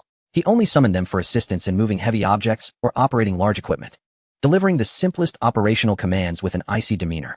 Though reluctant, those individuals, under the commander's intimidation, could only proceed slowly, cursing inwardly. This peculiar dynamic of one person striving, another indifferent, and the rest merely observing, astonishingly persisted for a brief duration. As this monumental project approached its conclusion, the evening sun cast its golden rays through the vast workshop's high windows, enveloping the cold metallic machinery in a warm hue. In the center of the laboratory, a colossal silhouette stood silently, its sharp lines embodying the aesthetic of industrial might. The muted special coating absorbed the light, emanating an oppressive aura. The streamlined turret remained temporarily vacant, as per Zhao Ling's directive, lacking the main cannon. Yet, the imposing and sturdy chassis, the intricate and sophisticated mobility system, and the faint energy fluctuations emanating from the rear, distinct from any conventional fuel engine, foretold its extraordinary nature. The sixth-generation tank, powered by a high-energy battery, weighed a mere 35 tons, had been completed. Outside, a cheerful voice rang out. Pei Su. Is Pei Su around? It's me, Old Chu. Entering the workshop was Major General Chu, who, having previously allied with Pei Su to enhance the technological prowess of the Beijing military district, had recently been promoted to the rank of Lieutenant General by the military committee under Zhao Linghua. Now, Chu Jinhua was a general in his 40s, one of the youngest in this era. Notably, even Zhao Linghua held only the same rank, albeit at the threshold of retirement, while Chu was over 20 years his junior. All of this was attributed to Pei Su. As Chu Jinhua stepped into the workshop, he exuberantly exclaimed, I just returned from a busy stint in the Magic City. And I've missed you terribly. His gaze was solely fixed on Pei Su, momentarily overlooking the massive iron behemoth within the workshop. After all, such heavy machinery was commonplace in such settings. Pei Su, he called with a radiant smile, let us go out for a drink later. Pei Su turned, offering him a gentle smile. Sure, it'll be a celebration. A celebration? Chu Jinhua paused, then glanced at the heavy, unadorned black iron mass before Pei Su. At that moment, an astonishing realization dawned upon him. Wait, Chu Jinhua exclaimed, I knew you were developing a nuclear-powered tank. But how did you manage to complete it so quickly? Although he had been in the Magic City, his concern for Pei Su's work had led him to frequently inquire about it from Zhao Lingua. The commander had shared everything about Pei Su's situation, even noting the presence of some disinterested workers in the workshop. This apathy stemmed from two primary reasons. First, Pei Su had not exhibited a particularly commendable attitude. Second, her youth rendered her unable to command the respect of the seasoned veterans. However, given Pei Su's pressing timeline, Zhao Lingua found himself unable to intervene directly, as his elevated position made it politically unwise to meddle in matters that seemed trivial. Nonetheless, he had devised a plan for Chu Jinhua to step in and inform him of the situation. Upon returning to the Beijing military district, Chu Jinhua sought out Pei Su immediately, partly out of genuine longing, and partly to support her in winning over the old-timers in the workshop. Yet, what he never anticipated was that a sixth-generation nuclear-powered tank had actually been constructed. What is going on? Chu Jinhua stood frozen, bewildered. The atmosphere was eerily silent. Unable to contain his curiosity, he turned to Zhao Lei, the son of Zhao Lingua, who stood nearby, his face a mix of extreme fatigue and overwhelming excitement. The sixth-generation tank, equipped with a miniaturized boron fusion reactor, theoretically weighed a mere 35 tons. It had been realized right there in the workshop, described by Zhao Lingua as inefficient and disheartened, and it had quietly come to life while Chu Jinhua was rushing back to intervene. An absurd sense of disbelief surged within him. Wait, Chu Jinhua's voice rose sharply. I knew you were building a nuclear-powered tank, but how did you finish it so soon? He abruptly turned to Pei Su. How long has it been? Old Zhao was just lamenting over the phone about how everyone except Zhao Lei was slacking off. In discussing the lack of diligence, he couldn't suppress his voice, as his confusion regarding the situation had reached a peak. Pei Su's smile deepened, radiating a calmness that followed the storm. She did not directly address Chu Jinhua's bewilderment, but slightly turned, raising her oil-stained hand. General Chu, her voice was steady, as though stating an undeniable truth. You are mistaken. This tank has never been solely my achievement, nor merely Zhao Lei's. Chu Jinhua quickly followed the direction of her finger. Behind the lathe stood several figures leaning against the cold steel columns. Beneath the enormous gantry crane, others rested against toolboxes. By the stacks of spare tracks in the corner, a few more crouched. Even alongside the completed tank's tracks, groups of workers lounged. They all donned oil-stained overalls, their original colors indistinguishable, their faces and hands smeared with a thick layer of grime, a mixture of sweat and oil. These were faces he had recognized from the images provided by Zhao Lingua, those seasoned veterans in the core assembly workshop, often described privately by the commander as technically proficient yet difficult to manage, nearing retirement and disinterested in exerting themselves. At that moment, however, the expressions he encountered were devoid of the laziness, evasion, or embarrassment he had anticipated. Instead, they collectively bore a profound, unyielding fatigue. Their eyes were sunken, bloodshot, and their cheeks slightly hollowed from prolonged sleeplessness, reflecting a total depletion of energy, teetering on the brink of exhaustion. Yet, amidst this oppressive weariness, a flicker of something else burned in the depths of their murky eyes, a spark of excitement, akin to the fervor seen only in the eyes of the most passionate recruits or veterans who had just secured a decisive victory. Chu Jinhua's gaze was abruptly drawn to a figure closest to him, an elderly man with graying hair, slightly hunched, his deeply lined face capable of pinching a fly. Leaning against a silent precision milling machine, he supported himself with one hand on the frigid machine's exterior while the other hung limply, his knuckles thick and smeared with black, viscous oil that had yet to dry. Chu Jinhua recognized him, Zhang Weigua, the workshop's most senior level 8 machinist, renowned for his impeccable skills yet notorious for his laid-back attitude, always adhering to the notion that close enough is good enough. The old fellow is eagerly awaiting his honorable retirement come spring next year. When Zhao Lingua speaks of him, his tone bears a hint of exasperation mixed with indulgence. Old Zhang, your skills are a treasure, but alas, your spirit seems to be waning. Relying on him to exert himself is a tall order. At this moment, the seasoned veteran Zhang Weigua, with his murky old eyes, peers through the air thick with oil and metallic dust. When Chu Jinhua's incredulous gaze lands upon his face, Zhang appears to sense it, slowly and laboriously turning his neck, his bloodshot eyes meeting the stunned gaze of the Major General. This thing, Zhang Weigua gasps, gathering enough breath to speak, is the last screw I personally tightened. A profound silence envelopes the room, an absolute hush. Is he slacking off? Is he a sloth? Is this a jest? What on earth is happening? It feels surreal. He abruptly turns to Pei Su, his eyes filled with confusion. Pei Su chuckles softly, casually tossing the oil-stained cotton cloth into the nearby waste bucket with a gentle clang, which resonates distinctly in the stillness. He approaches Zhang Weiguo, who is slumped on the ground, but refrains from offering assistance. Knowing the old craftsman requires something other than a helping hand at this moment. Instead, Pei Su picks up a military canteen smeared with grease from the workbench, unscrews the cap, takes a hearty sip, and silently offers it to Zhang. Zhang Weiguo, with hands speckled with age spots, trembles as he accepts the canteen. Tilting his head back and gulping down several large swigs of water, a smile breaking across his face. Only then does Pei Su stand tall, meeting Chu Jinhua's probing gaze with calmness. He does not glance at the weary workers, yet his voice resonates for the entire workshop to hear. Old Chu, and Commander Zhao, I believe you may have misunderstood something. Pei Su smiles. I am no deity, incapable of conjuring such extraordinary creations single-handedly. As remarkable as my skills may be, it is your team that aids me in productivity. He pauses, and Major Chu's confusion deepens. Yet, this is not what old Zhao conveyed to me. At this moment, Zhao Lingguo arrives, somewhat belatedly. In truth, according to the original plan, Chu Jinhua should have already managed to extract the most from the seasoned workers by now. His presence was initially intended to mediate the situation. After all, the reason these old hands remain, despite their age and cunning, for several cycles, is their technical expertise, an invaluable asset.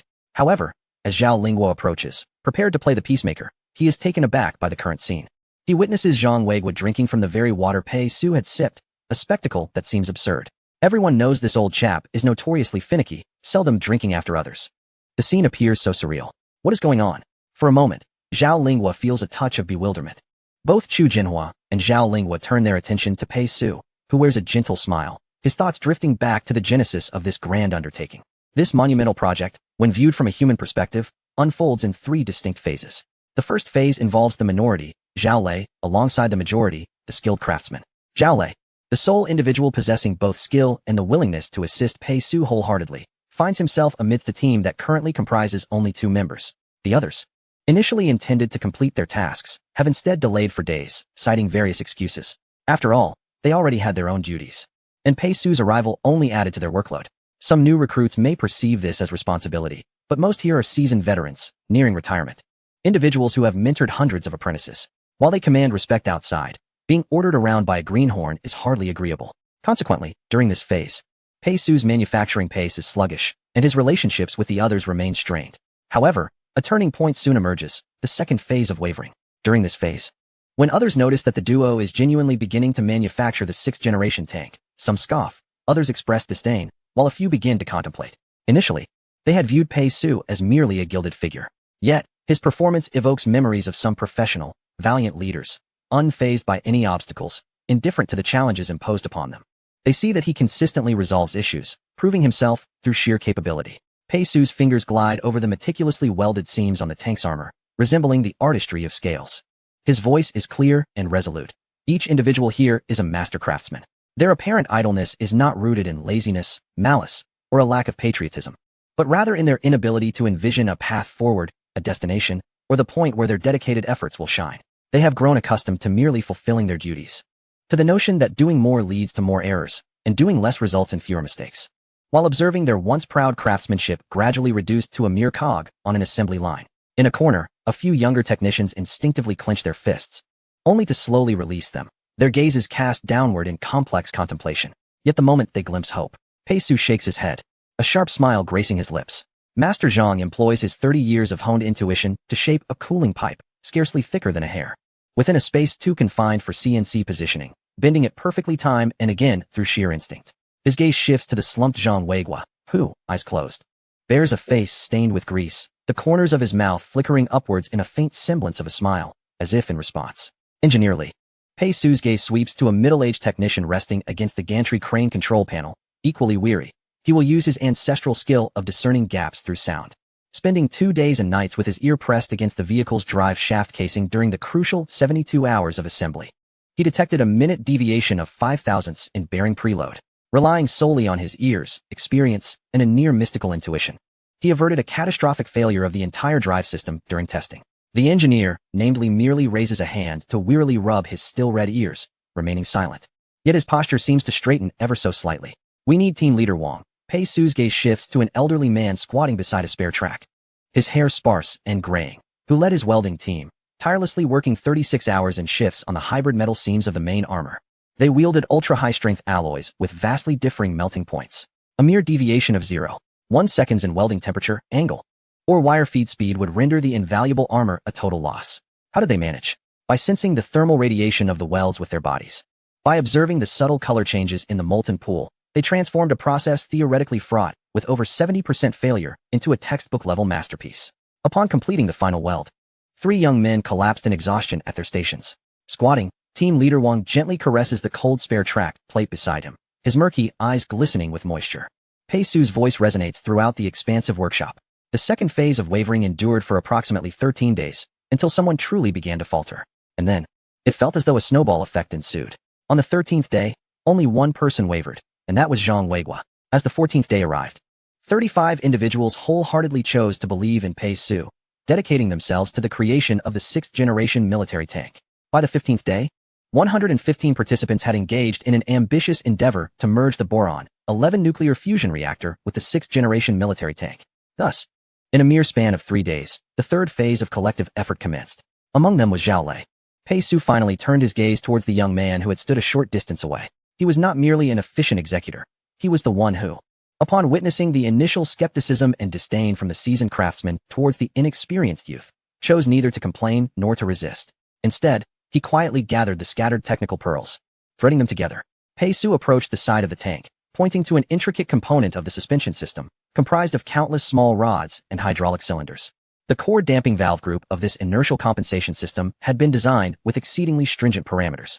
Simulation models indicated that our current processing accuracy would yield a theoretical success rate of less than 1%. To follow a routine? To dawdle? To wait for failure and then shift the blame? That had been their initial choice, but it proved too daunting. It was Zhao Lei. Pei Su's voice carried an undeniable affirmation. He had immersed himself day and night in the data, exhausting himself to the brink of exhaustion. Ultimately, he approached several of the most skilled yet obstinate precision machinists in the workshop, not with commands, but by painstakingly breaking down, analyzing, and demonstrating every tolerance limit of each part, every stress distribution of each mating surface, and the cumulative errors that could arise from each processing step. He revealed to them why adhering to old experiences and conventional ideas would inevitably lead to failure. He also conveyed that if everyone was willing to muster their utmost capabilities, raise the precision just a notch higher, and enhance the synergy of their collaboration, they might just succeed in this endeavor. Pei Su's gaze swept across several seasoned craftsmen in the crowd. It was he who had persuaded them. During those crucial nights of toil, he had stood beside the most challenging workstations, passing tools, wiping sweat, coordinating materials, and even contributing his modest experience to discussions. It was he who had united them into a cohesive team. Zhao Lei stood there, his lips pressed tight, feeling a mix of emotion and the urge to cry. But as a soldier, he could not allow himself to weep. Yet, suppressing these feelings proved difficult. At that moment, he felt a profound sense of purpose, akin to a noble warrior willing to sacrifice for his cause. As for me, Pei Su spread his hands and smiled. My role was merely to illuminate the path. The achievement belongs to them. The third phase of collective effort. When everyone's hearts aligned, when they united as one, when those seasoned veterans truly chose to embrace hope, the skilled craftsmen demonstrated their true prowess, capable of forging weapons of mass destruction. When the choice was made to commit to a task, failure became an extravagant wish. The world belongs to the public. The hearts of the masses unite. If this ideology were to be pinned into a thesis, it might take the form of an extensive treatise, but in reality, it simply meant that you joined, I joined, and we chose to believe in one individual together, embarking on a hopeful endeavor. And then, we succeeded. Thus, Chu Jinhua finally grasped the situation unfolding before him. He felt a surge of emotion. There was guilt, for he understood the tenacity of these seasoned veterans. Yet he had underestimated their capabilities and failed to recognize that their reluctance stemmed not from a lack of will, but from the overwhelming difficulty that had led them to abandon the task initially, perceiving Pei Su as merely gilded and unworthy of serious effort. However, when tangible results began to emerge, they hesitated not, choosing to partake in the work. There was admiration as well. Pei Su had ultimately proven his mettle, conquering nearly 100 craftsmen in the workshop, and indeed, to extract the latent potential and abilities of these veterans through hope was a testament to his prowess. Yet, more than anything, he felt a stirring of emotion and the unexpectedness of it all. This scene of collective dedication and unity unfolded right before him, leaving him not only astounded but also on the verge of tears. Without revealing his emotions, Chu Jinhua discreetly wiped his face and murmured, "So, the 6th-generation tank has truly been built?" "Yes, it has been built." "Wonderful. I shall notify old Lin and have him come over." In the Beijing military district, Zhao Lingguo was somewhat helplessly observing the elderly man before him. Old Wang, why have you come here? The elder snorted. You call me every day? Boasting about your nuclear-powered tank. Am I not allowed to come and see it? Zhao Ling was suddenly felt a headache. This elder, named Wang Wanggao, had been the head of the armament department in earlier years. You know the armament department, right? It was essentially the precursor to the armament group. The 7 Sons of the Armory were all constructions that Wang Wanggao had approved. Harbin Institute of Technology was one of them. Later, due to policy developments, the armament department reformed and evolved into the armament group, with Wang Wanggao serving as its first chairman. However, due to his advanced age, he had since retired to the military district. One could say that Wang Wanggao was a heavyweight with both military and official backgrounds. He had held significant positions within the military, and even in retirement, his influence remained substantial. He was also an old friend of Zhao Lingguo. Consequently, Zhao Lingguo had never anticipated that, after boasting, this Wang Wanggao would abandon his retirement to come visit him. Hurry up, stop dawdling. Wang Wanggao said, I want to see that tank. Zhao Lingguo, feeling a bit pressured, replied, it's not finished yet. Stop it. Wang Wanggao huffed. How many times have you called me? I remember last time when we were drinking, you said it was already built. Zhao Lingguo broke into a cold sweat. The last time they had been drinking, well, it was a drinking occasion. He had gone to the northeast to gather with Wang Wanggao and a few old friends for a drink. They had all indulged a bit too much. Considering they were all at retirement age and had their share of ailments, making it difficult to enjoy drinking without company. After finally gathering, they had all overindulged. Zhao Lingguo had a tendency to boast when drinking and inadvertently claimed that his tank was already completed. Little did he know, Wang Wanggao took him seriously and even came over personally just to catch a glimpse of the tank. At this moment, Zhao Lingguo felt an overwhelming headache. What's wrong? Why do you look so troubled? Has the tank really not been built? Doubt began to creep into Wang Wanggao's mind. Ah well. Zhao Lingguo's mind raced with 1,000 thoughts. Should he confess? No, that would only lead to laughter at his expense. Should he lie? But one lie would require another to cover it, leading to an endless cycle. How could he possibly deceive his old friend? Zhao Lingguo felt utterly perplexed. Ultimately, he devised a plan. Let us go take a look at the workshop. He neither confirmed the completion of the construction nor denied it. He merely suggested taking a look in the workshop. Wang was instantly filled with delight. I knew it. I knew that old rascal must have completed the treasure long ago, but was just hiding it from me. The two departed the office, heading towards the workshop. Just as they left, the phone rang. Ring, ring, ring. In the workshop, Chu Jinhua, somewhat puzzled, set down the receiver. Not answering? Where could old Zhao be at this hour if he is not in the military district office? He was at a loss. After dialing 2 more times with no response, he decided to disregard it for the moment. Chu Jinhua turned to Pei Su, unable to contain his excitement. Pei Su, what effects does this tank have? Upon hearing this, Pei Su's demeanor became serious. The 6th-generation tank weighs only 35 tons and is equipped with a boron, 11 nuclear fusion reactor. One could say it is undoubtedly the most outstanding tank in the world. If it were to be given a flying capability, it would outpace traditional aircraft. Excellent. That is splendid. Chu Jinhua quickly replied. Let us find a place to conduct a test. Sure. Let us head to the Zhao Wangshan testing site. Agreed. By the way, Chu Jinhua turned to Zhao Lei. Zhao Lei, I remember you graduated from Lonka University and underwent training in tank driving after joining the military district, correct? Zhao Lei replied. That is right, Commander. Perfect, you will drive. Let us go to Zhao Wangshan testing site. Huh, what do you mean? Is there anyone else here who can drive a tank? You're the one. Yes, Commander. Soon, Zhao Lei was driving the tank, taking Pei Su and Chu Jinhua away swiftly. Meanwhile, Zhao Lingguo arrived late with Wang. Where's Pei Su? Where's the tank? He looked towards Zhang Weiguo. Zhang Weiguo lazily sipped some water. Commander, the tank is with Pei Su, Zhao Lei, and Major General Chu heading to the Zhao Wangshan testing site. Zhao Lingguo was taken aback. The tank is finished? It's done, Zhang Weiguo replied. Zhao Lingguo was momentarily stunned. Really finished? Chapter 155, Supersonic Disposable Propulsion Shield Machine. Zhao Lingguo stood in the empty workshop, gazing at Zhang Weiguo's oil-stained face, which bore the marks of exhaustion yet radiated pride. He looked around. The equipment was quiet, tools were in place, and even a single screw was hard to find. The air still carried the residual warmth of an industrial miracle just witnessed. Is it truly finished? Zhao Lingguo's voice wavered, filled with suspicion. He knew these old hands too well. To save face for him in front of old Wang, they could easily concoct a benevolent lie. Wang, however, disregarded these thoughts, and, upon hearing it was finished, his eyes lit up like searchlights. He excitedly patted Zhao Lingguo's arm. Old Zhao, I knew it. Let us go? Take me to see it. Don't keep it hidden. Zhao Lingguo nearly stumbled from the excitement, feeling even more anxious. He grabbed Lu Gong, who was about to fetch water. Old Lu, tell me the truth. Where's the tank? Where are Pei Su and the others? He lowered his voice, his gaze sharp. Are you trying to say you took out a half-finished product to bluff? Lu Gong's usually furrowed face, which always bore a frown, now glowed with an unusual, youthful excitement. He shrugged off Zhao Lingguo's hand. raising his voice triumphantly. Commander, what are you saying? Half-finished product? That is the 6th-generation nuclear-powered tank. The real deal. Pei Gong took the vice commander and Zhao Lei to the Zio Wangshan testing site. They just left. The tracks are still warm. Zhao Lingua. They drove away? A nuclear-powered tank? It can run? His mind struggled to comprehend. Not giving up, he turned to a young worker who was stealthily scrolling on his phone. Shaoli. Did you see what they drove off in? Shaoli nearly dropped his phone in fright. Yes, Commander. It was that one. The one without the turret. Dark and stealthy. It sped off silently, like a big black cat. Silent. It sped off? Zhao Lingua felt his worldview teetering. He finally fixed his gaze on the welder, Chief Wang. Known for his stubbornness, who was tidying up tools in the corner. Feeling the gaze, Chief Wang looked up, his wrinkled face expressionless. Simply pointing with his grimy finger towards the workshop's entrance, giving a thumbs up before returning to his task. The meaning could not be clearer. Zhao Lingua. Wang could no longer contain himself, tugging him along. What are you dawdling about, old Zhao? Hurry up. To Zio Wangshan. Don't let them dismantle the treasure. Zhao Lingua stumbled along, his mind in a tangle. Could it really be finished? In just 1 month? With almost everyone slacking off? Relying solely on Pei Su and Zhao Lei. This script was too fantastical.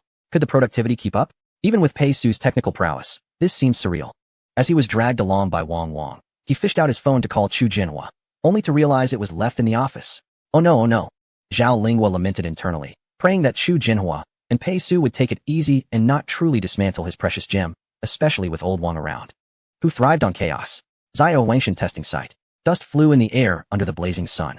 The site manager, Zhou Qing, a sunbaked, stout middle-aged man in a camouflage short-sleeve shirt, leaned against the shade of the command post, chewing on a blade of grass, bored. He gazed at the lone, oddly shaped tank in the distance. No turret, dark as coal, with sharp lines. Ah, the treasure personally brought by Vice Commander Chu? Zhou Qing spat out the grass and remarked to the recording clerk, Xiao Zhang, beside him. It doesn't look like much, does it? The chassis seems solid. What else with this serious testing? They even requested the highest level of collision? When he received the notification, he was still somewhat bewildered. Vice Commander Chu personally called to request preparations for the highest specification collision test. He thought it might be a new armor plate testing from some research institute. But it turned out to be a tank, and one without a turret? Report to Team Leader Zhou, it was requested by Vice Commander Chu, stating it was for the 6th-generation tank prototype testing. Xiao Zhang adjusted his glasses, reviewing the documents. 6th generation? Who are they trying to fool? Zhou Qing scoffed. A good tank is one that can run, jump, and fire, durable and reliable. All this flashy nonsense. Before he could finish, he saw Chu Jinhua, Pei Su, and a young worker approaching. Zhou Qing.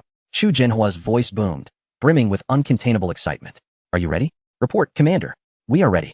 Zhou Qing quickly stood upright. As you requested, we have prepared a heavy target vehicle for a frontal collision test at 100 meters. He pointed to a decommissioned main battle tank, secured and clad in heavy reactive armor, in the distance. This is the toughest target available at the testing site. Chu Jinhua glanced at Pei Su. Pei Su nodded. Excellent. Let us begin. Chu Jinhua waved his hand. Zhao Lei took a deep breath and climbed into the driver's cabin. The hatch closed with a dull metallic sound. Zhou Qing picked up the intercom. Attention, range. Collision test is ready. 3, 2, 1. Begin. There was no deafening roar of an engine. The black tank glimmered with a faint, almost imperceptible azure halo at its rear. Suddenly, it surged forward, not with a gradual acceleration, but as if propelled by an unseen force. Silent as a maiden, swift as thunder. There was no cacophony, only a deep, resonant hum, reminiscent of a sound emerging from the depths of the earth. Under the astonished gaze of Zhou Qing and Xiao Zhang, the 6th-generation tank tore through 100 meters in the blink of an eye. Boom. An ear-splitting crash echoed. Dust and smoke billowed skyward as the two iron giants collided violently. Zhou Qing's heart raced to his throat. Insane. Such a rapid initial speed upon impact. Even if the tank were new, the driver inside would surely be dazed. This test was excessively brutal. As the smoke began to clear, Zhou Qing and Xiao Zhang stood agape, jaws nearly dropping to the ground.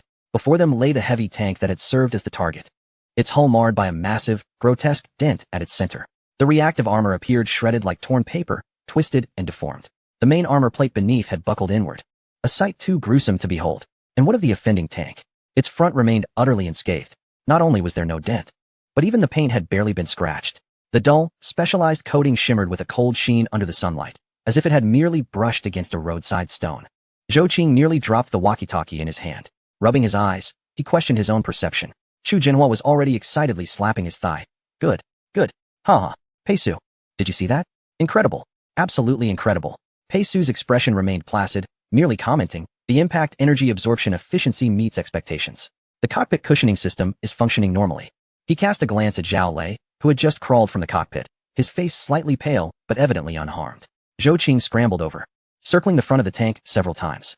His trembling fingers caressed the cold armor plate, muttering incessantly, "Impossible, this can't be. What material is this made of?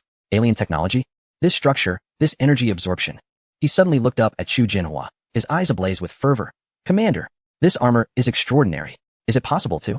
With a grand gesture, Chu Jinhua declared, "This is just the beginning. Zhou Qing, stop holding back. Bring out your ultimate treasure. Today, I want to see where the limits of this tank lie." Zhou Qing's elation instantly froze. "Commander? You mean the pangolin shield tunneling machine? Of course. What else could be classified as a hidden treasure?" Chu Jinhua glared. But Commander." Zhou Qing was frantic. "The pangolin is meant for testing the extreme penetration resistance of special alloy target plates. That thing was designed to pierce the earth. To use it against a tank? This is far too dangerous. What if? Stop the chatter. Execute the order." Chu Jinhua's voice was resolute. Zhou Qing's face turned ashen, as if he had consumed 10 pounds of bitter melon. With a forlorn expression, he shouted into the walkie-talkie, "Target range. Prepare urgently. Deploy the pangolin. Repeat. Deploy the pangolin." Highest alert level. The entire testing ground erupted into chaos. Alarming sirens blared. Unrelated personnel were swiftly evacuated to safe shelters. Amidst this tension, a military jeep, engulfed in dust, barreled into the testing area like a wild dog unleashed. Screech. A sudden brake nearly flung the elderly Wang Wangao from the back seat. "Old Zhao, can you drive or not?" Wang Wangao exclaimed, adjusting his hat, visibly shaken. Zhao Linghua, too preoccupied to retort, jumped from the vehicle and immediately spotted the intact black tank in the center of the field, exuding an air of dominance, alongside the wretched victim. His eyes nearly popped from their sockets. Is it truly built? Did these two tanks collide? Wang Wangao noticed as well, his murky old eyes sparking with excitement. Good heavens. It looks exhilarating. "Old Zhao, quick, take me over to see." Just as they attempted to rush toward the field, a few guards, as if facing a grave threat, blocked their path. "Commander, danger. Please enter the shelter immediately. The pangolin test is about to commence." The guards urgently shouted. "Pangolin? What on earth is that?" Zhao Linghua was taken aback. Wang Wangao's expression shifted. "The pangolin shield tunneling machine impact test? That lunatic Chu Jinhua. Is he really going to use that to collide with a tank?" Before he could finish, a shrill, piercing sound of machinery echoed from afar. A massive, rail-mounted launch platform slowly rose, aimed at the tank in the center of the field. Affixed to the launch platform was a grotesque steel needle, its tip crafted from ultra-hard alloy, with a stout propulsion section behind it. Zhou Qing's voice blared through the loudspeaker, breaking with urgency. "Commander, Engineer Pei, get to the shelter. Countdown begins. 59, 58. Chu Jinhua, spotting Zhao Linghua and Wang Wangao, was startled and quickly waved, shouting, "Old Zhao, old Wang, hurry, this way to the shelter." Zhao Linghua and Wang Wangao were nearly propelled by the guards, scrambling into the nearest heavy concrete shelter. Just as they leaped inside, Zhou Qing's voice roared from outside. 3, 2, 1, launch. Boom. An explosion far more terrifying than the earlier tank collision erupted.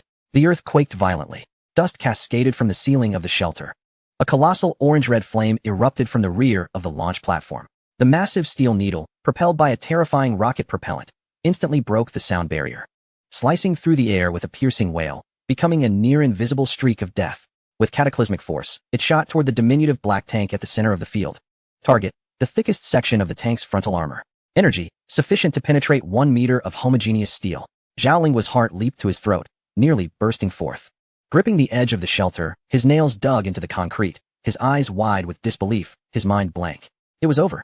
My precious tank. Peisu. Jiaolei. Wang Wangao had forgotten to curse, mouths agape, their graying beards trembling. Chu Jinhua, in the adjacent shelter, felt a cold sweat break out. Peisu remained impassive, merely squinting slightly. Boom. The sound of the collision was beyond description, louder than thunder, more violent than an earthquake. A massive mushroom cloud, a mixture of flames and dense smoke, erupted into the sky, instantaneously consuming the tank's position. The powerful shockwave swept across the entire testing ground. Dust and debris flew everywhere. The observation windows of the shelter buzzed ominously. Zhou Qing, in the command center, despairingly shut his eyes. It was over. All over. My testing recorder. Zhao Linghua felt his legs go weak, muttering, "Nonsense. This is utter nonsense." As the thick smoke gradually dispersed, blown away by the wind, all eyes fixated on the explosion's epicenter. Amidst swirling dust, a silhouette began to emerge. It stood firm. The black tank. It remained steadfast in its position. In front of it, the ground bore a shocking crater. Countless twisted and deformed metal fragments littered the area, remnants of the pangolin's impact. Yet, the tank's frontal armor remained unpierced. Unbroken. There wasn't even a significant dent. Only at the impact point center did the dull, specialized coating show a small section scorched away, revealing the gleaming metallic surface beneath. On the main body, there was only a faint, almost negligible impact mark. The sunlight illuminated the exposed metal surface, reflecting a cold and proud gleam. The entire testing ground was enveloped in a deathly silence, interrupted only by the wind whispering through the dust. Inside the bunker, Zhao Lingwa stood with his mouth agape, frozen in a posture of leaning against the wall, resembling a petrified statue. Wang Wangao's hand, poised on Zhao's shoulder, hung motionless in the air, his mouth agape enough to fit a duck egg. In the command center, Zhou Qing collapsed into a chair, his eyes glazed over, muttering unconsciously, "Impossible, this can't be." The tank withstood the attack of the pangolin? Unscathed? It must be an illusion. He abruptly seized the water jug on the table, gulping down half of it in an effort to regain his senses. Chu Jinhua was the first to react, erupting in thunderous laughter as he burst from the bunker. Ha! Incredible. Absolutely astounding. Pei Su, did you see that? The pangolin is shattered, yet our tank remains intact. Ha ha ha. Pei Su also emerged from the bunker, approached the tank, and touched the area where the paint had been chipped away. He glanced at the twisted fragments on the ground, his brow slightly furrowing in dissatisfaction over the damage to the armor's surface. Zhao Lei slowly crawled out of the trench, his face paler than before, his calves trembling. Yet his eyes shone with an alarming brightness. Zhao Lingwa and Wang Wangao finally snapped out of their shock, scrambling out of the bunker and stumbling toward the tank. Zhao Lingwa's hands trembled as he carefully caressed the cold armor that had withstood a cataclysmic blow, feeling its indomitable quality. He looked at the remnants of the pangolin on the ground, his lips quivering, unable to utter a word for a long while. Wang Wangao circled the tank several times, tapping here and touching there. Finally, he halted at the point where the paint had chipped, his gaze a complex blend of shock, fervor, and disbelief, which ultimately transformed into a long, drawn-out sigh filled with profound emotion. Old Zhao, oh old Zhao. He gave Zhao Lingwa a hefty slap on the back, causing him to stumble. This is not just a tank. This is a land turtle shell of legend. No. Wang Wangao's eyes suddenly sharpened and burned with intensity as he fixed his gaze on the steel behemoth glinting in the sunlight. With unwavering conviction, he declared, "This is a super treasure." In the midst of the silence, Pei Su's voice, calm yet oddly out of place, broke through. He pointed at the chipped paint on the tank's body and addressed the still-stunned Zhou Qing. "Captain Zhou, is there matching armor paint at the range? We need to touch it up." He paused, eyeing Zhao Lingwa and Wang Wangao, who were still excitedly touching and babbling incoherently about the tank, and added, "For the next test, could we perhaps find a different spot to crash? Here." He indicated the chipped armor plate, his brow slightly furrowing. "It affects the aesthetics." Zhao Lingwa and Wang Wangao exchanged incredulous glances, while Chu Jinhua, having just begun to recover from the shock, nearly lost consciousness again upon hearing this. Affect aesthetics? Good grief. It just withstood a supersonic, one-time use tunneling machine capable of piercing a meter-thick steel plate, and you're concerned about a chipped paint job? Chapter 156. The nuclear-powered tank is completed. The dust at the Zio Wangshan testing ground had finally settled, leaving behind a colossal crater littered with fragments of the pangolin's one-time use tunneling machine. There stood the tank, proudly upright, with only a minor paint chip on its front. An eerie silence enveloped the scene, broken only by the wind's lament across the desolate expanse and the flapping of a few startled birds. Zhao Lingwa finally thawed from his petrified state. He lunged at the tank's armor, caressing it as if it were a priceless treasure, though covered in dust. He paid it no mind. His hands trembled as he ran them over the cold, hard surface, speaking incoherently. What a remarkable feat. It truly held up. Old Wang, did you see? Unscathed, just a bit of paint chipped off. Ha ha. Tears of excitement welled in his eyes. All his previous doubts, worries, and even the last shred of uncertainty regarding Pei Su's abilities evaporated in the aftermath of the astounding explosion and the clearing smoke. Wang Wangao remained silent, pacing around the tank 3 times, each step heavy as if he were attempting to measure the depth of this steel behemoth. Finally, he stopped in front of Pei Su, his murky old eyes suddenly gleaming with brilliance. "Pei, my boy," Wang Wangao's voice was low and powerful, imbued with a weight of experience. "I've been in this arms manufacturing business my entire life, and I've seen countless treasures. No less than 800 of them. Many were all talk and no substance. But today..." He inhaled deeply, his gaze returning to the silent black giant. "I'm convinced. I am thoroughly impressed. This is not just a tank. It's a stabilizing force." He turned to the still grinning Zhao Lingwa, his tone resolute. "Old Zhao, this thing is remarkable."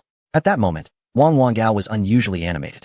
Zhao Lingwa nodded repeatedly, overwhelmed with excitement, exclaiming, "Of course it's remarkable. Why else would I spend $1 billion to acquire it?"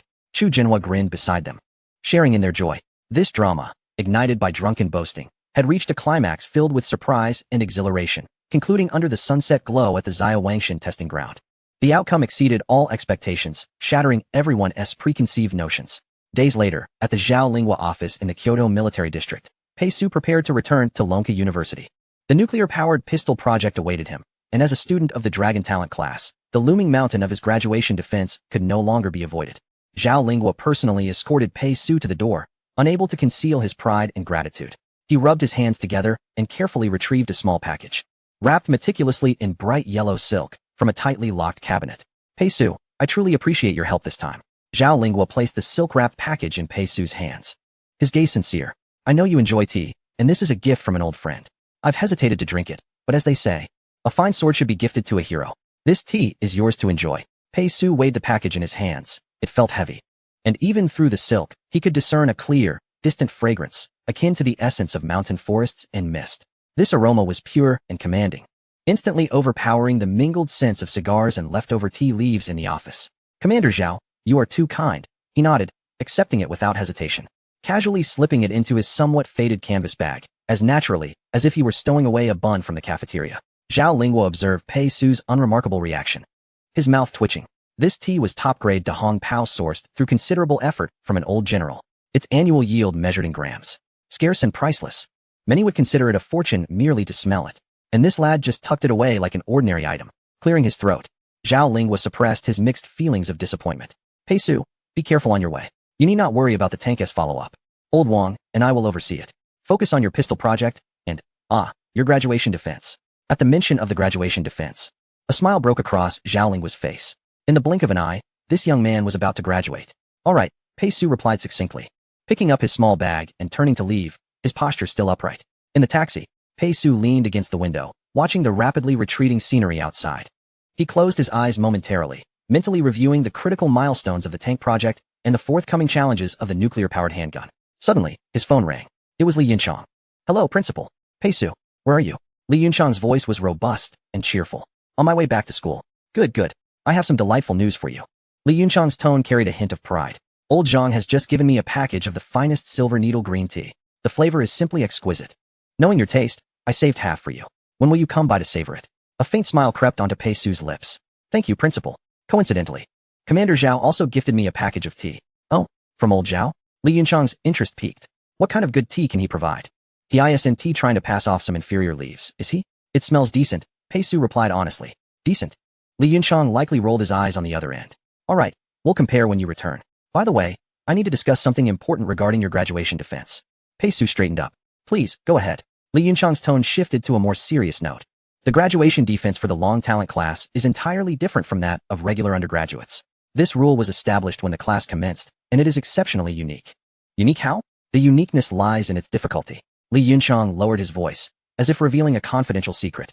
The defense will not take place in a bright and spacious auditorium, but rather in a small, specialized room within the Long Institute.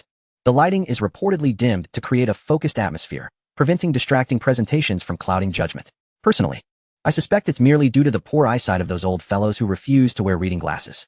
The most crucial aspect is the panel of reviewers. Li Yunchang emphasized. They are neither professors from your department nor university leaders. Instead, there will be 4 esteemed academicians from different departments within the Long Institute, renowned for their profound scholarly achievements. They will form your defense committee. For academicians? Pei Su raised an eyebrow. The lineup indeed seemed dauntingly impressive. Yes, 4, Li Yunchang affirmed. Moreover, the defense process is closed. It will just be you facing those 4. No audience, no classmates, not even your advisor will be present to listen. The entire session will be recorded, but the footage is said to be highly classified, typically inaccessible to the public. The timing of the defense is unpredictable, entirely dependent on the moods of those 4 gentlemen and your performance. Their questions will be unpredictable, potentially probing the fundamental principles of your topic or leaping to the cutting-edge frontiers of your field, even into areas you may have never encountered. The sole purpose is to exhaust every ounce of knowledge from your mind and push your logic and adaptability to the brink. And the only standard for passing, Li Yunchang paused, seemingly contemplating, is to achieve unanimous satisfaction from these 4 academicians. Mind you, it must be unanimous. If even one shakes their head or offers a vague well, it's okay, that does not count as passing. You would then have to prepare for a second defense or face a delayed graduation. Pei Su rubbed his temples. Even with his resolute spirit, he found the rules rather esoteric. How could 4 academic titans, each with differing temperaments and research focuses, reach a consensus? The difficulty level was akin to measuring a quantum computer with an abacus. How do you feel? Feeling the pressure? Li Yunchang seemed to envision Pei Su's expression, tinged with sympathy. Honestly, I also find it somewhat unreasonable, but this is the long talent class. Though the rules are flexible and subject to change, the baseline has already been firmly established. The National Academy is particularly invested in this class, stating that each individual's capabilities must be elevated to the utmost difficulty possible. This is unprecedented. For this graduation defense, there will also be a single blind test. In other words, you will have no idea who is seated across from you, but they will have detailed information about you. So, don't think about having your uncle attend. Your familial ties would create a conflict of interest. However, do not fret too much. Your work on the Boron 11 fusion engine and tanks, while details are confidential, has surely gained some notoriety. Those old fellows will likely be curious about you. As long as you perform normally, you should be fine. The final word revealed that Professor Lee himself was not entirely confident. I understand, Principal. Pei Su's voice regained its composure. Once I finish the nuclear-powered handgun, I will prepare accordingly. Be sure to prepare well, especially in how to convey those extraordinary concepts in a manner they can comprehend without compromising confidentiality. That is a skill. Li Yunchang advised. All right, I won't disturb you further. Remember to come back for tea. After hanging up, Pei Su gazed at the electric poles whizzing by outside. The shadow of the graduation defense momentarily receded, giving way to another thought. He believed he could manage, but what about his classmates in the apartment? Xiaohua, Chen Kai, Li Bei, Wang Qingyu, Zhang Ming. What would become of them? It wasn't that they were lacking in talent. Rather, their excellence raised the overall difficulty. After completing the nuclear-powered handgun, it remained uncertain whether they would graduate smoothly or face supplementary examinations. Long University, apartment 437. Pushing open the familiar door, a faint, pleasant fragrance wafted through. It seemed the place was regularly cleaned in his absence. Yes, the familiar formula, the familiar scent. Pei Su felt a slight sense of relief. At least it proved his roommates were alive and persistently striving for the potential human energy revolution. Pei Su stepped outside the apartment and caught a glimpse of the half-open door of apartment 438, curiosity prompting him to enter. Inside, he heard Xiaohua's resonant singing emanating from the bathroom. I believe I am me. I believe in tomorrow. I believe youth has no horizon. Pei Su knocked on the bathroom door. Huh. A small head peeked out, surprised. Pei Gu, you're back? Yes, I've wrapped up the tank project. So I thought I'd discuss the nuclear-powered handgun. Great. I'll let them know to come over. Hold on. I came to see if everyone has been diligently working in my absence. Pei Su pressed him. How's the part you're responsible for coming along? Not too bad. Xiaohua considered before leading Pei Su to the apartment's workshop. In the center of the workspace, a complex metal device was slowly rotating, emitting a faint, rhythmic buzzing sound. The core of the device revealed hints of miniaturized electromagnetic coils and a shadow of a confinement field generator. Look, Pei Gu. Xiaohua pointed proudly at the spinning apparatus. This is my prototype of the magnetohydrodynamic inertial confinement fusion ignition core. Although it's still operating in the lowest power pulse mode, look, it has been running stably for over 48 hours. The energy output waveform is steady. He gestured towards the computer screen displaying a relatively smooth curve, beaming with pride. Pei Su remained silent, approaching to examine the rotating device and the waveform on the screen. He extended a finger and gently pressed on an inconspicuous seam of the device's casing. The buzzing ceased abruptly, and the rotation came to a halt. Xiaohua's expression of triumph instantly froze. Huh, why did it stop? Pei Su pointed expressionlessly to a very discreet microfan interface at the bottom of the apparatus. Meant for cooling. Are you powering it with USB? From a laptop? Xiaohua. Well, yes, is it convenient? Pei Su. The notebook's battery is nearly depleted. It is prompting you to charge it. He pointed to a waveform on the screen that had just experienced a dramatic decline before returning to zero. Xiaohua. He fumbled to plug in the power cord, his face flushed with embarrassment. Pei Su said nothing further, patted his shoulder, and turned to leave. Indeed, Xiaohua has a long way to go. It seems that once this hectic period concludes, he must receive focused training on how to avoid demonstrating USB-powered nuclear fusion in front of the academicians during his graduation defense. Next was Li Bei's room. Upon knocking and entering, Li Bei was carefully adjusting a precision component smaller than a fingernail with tweezers while wearing a magnifying glass. His workshop was much tidier, with tools neatly arranged. Hey Gu, you're back. Li Bei looked up, adjusted his glasses, and revealed a shy smile. My micro-energy conversion efficiency enhancement scheme has made some progress. Look at this newly designed thermoelectric generator stack. He eagerly picked up a small item. Pei Su took it and examined it closely. The structure was indeed delicate, and the design concept was clear. He nodded. The idea is commendable. What about the materials? What are the long-term stability test data under high temperatures? Li Bei's smile faltered, his gaze becoming slightly evasive. The materials used are a special ceramic substrate readily available in the lab. It should withstand high temperatures, right? The long-term testing time is too tight. I haven't yet completed the 1,000-hour aging test. Pei Su gently placed the small component back on the workbench. Chapter 157. Brainstorming. Li Bei's face turned pale, and beads of sweat began to appear on his forehead. He evidently hadn't anticipated such a tricky question. Pei Su sighed. Please expedite the testing and prepare a failure analysis plan.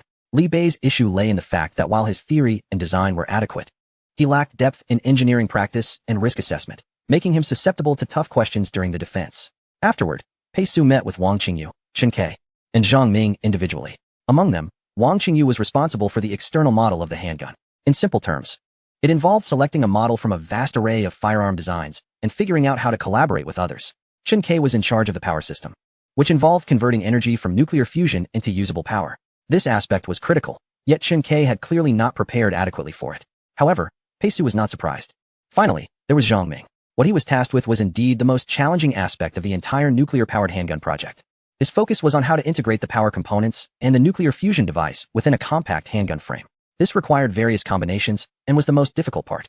Yet, precisely because of this, it was entrusted to the most capable Zhang Ming. With his photographic memory and exceptional comprehension skills, Zhang Ming possessed an innate advantage that was astonishing, yet realizing it was not a simple task. Nonetheless, he was the only one with the potential to achieve this. For the sake of 200 million in funding, he eagerly took on this responsibility and worked tirelessly during the month Pei Su was away. This is my 55th proposal. Zhang Ming calmly presented a total of 55 plans to Pei Su. The day was drawing to a close. You intend to utilize a strong magnetic field extension device to impose gravitational force upon the handgun itself, creating an unprecedented strong binding. Simultaneously, will you securely lock the temperature within the internal region using gravity so as not to harm external hands? Upon reviewing the achievements of Xiao Hua, Chen Ke, Li Bei, and Wang Qingyu, it was evident that, aside from Wang Qingyu, who handled the simplest project without error, the others had overlooked certain aspects. However, Zhang Ming's performance exceeded Pei Su's expectations. Indeed, Zhang Ming adjusted his glasses and stated calmly, "This is the most optimal solution I have conceived thus far." Pei Su nodded. Indeed, this is an exceptional solution. He admired Zhang Ming's proposal, which could be regarded as the sole possibility for achieving a nuclear-powered handgun. By modifying the boron, 11 nuclear fusion devices' strong magnetic field apparatus, the magnetic field was extended into two regions. The first region was a purely magnetic field system, where this immense magnetic field and gravitational force would effectively confine the nearly 3 billion degrees Celsius produced by the nuclear fusion device within the internal apparatus, preventing harm to external individuals. The second region, derived from the weak magnetic field generated by the strong magnetic field extension device, would securely lock the handgun together, ensuring that even after the initiation of nuclear fusion, which produced a massive impact, the handgun would not separate. Simultaneously, any impact force or reaction would not harm the individual holding the handgun. It was fair to say that the accomplishments of the other four paled in comparison to what Zhang Ming had achieved. This was undoubtedly the most outstanding solution. You have done well, Zhang Ming. Only at this moment did Pei Su breathe a sigh of relief.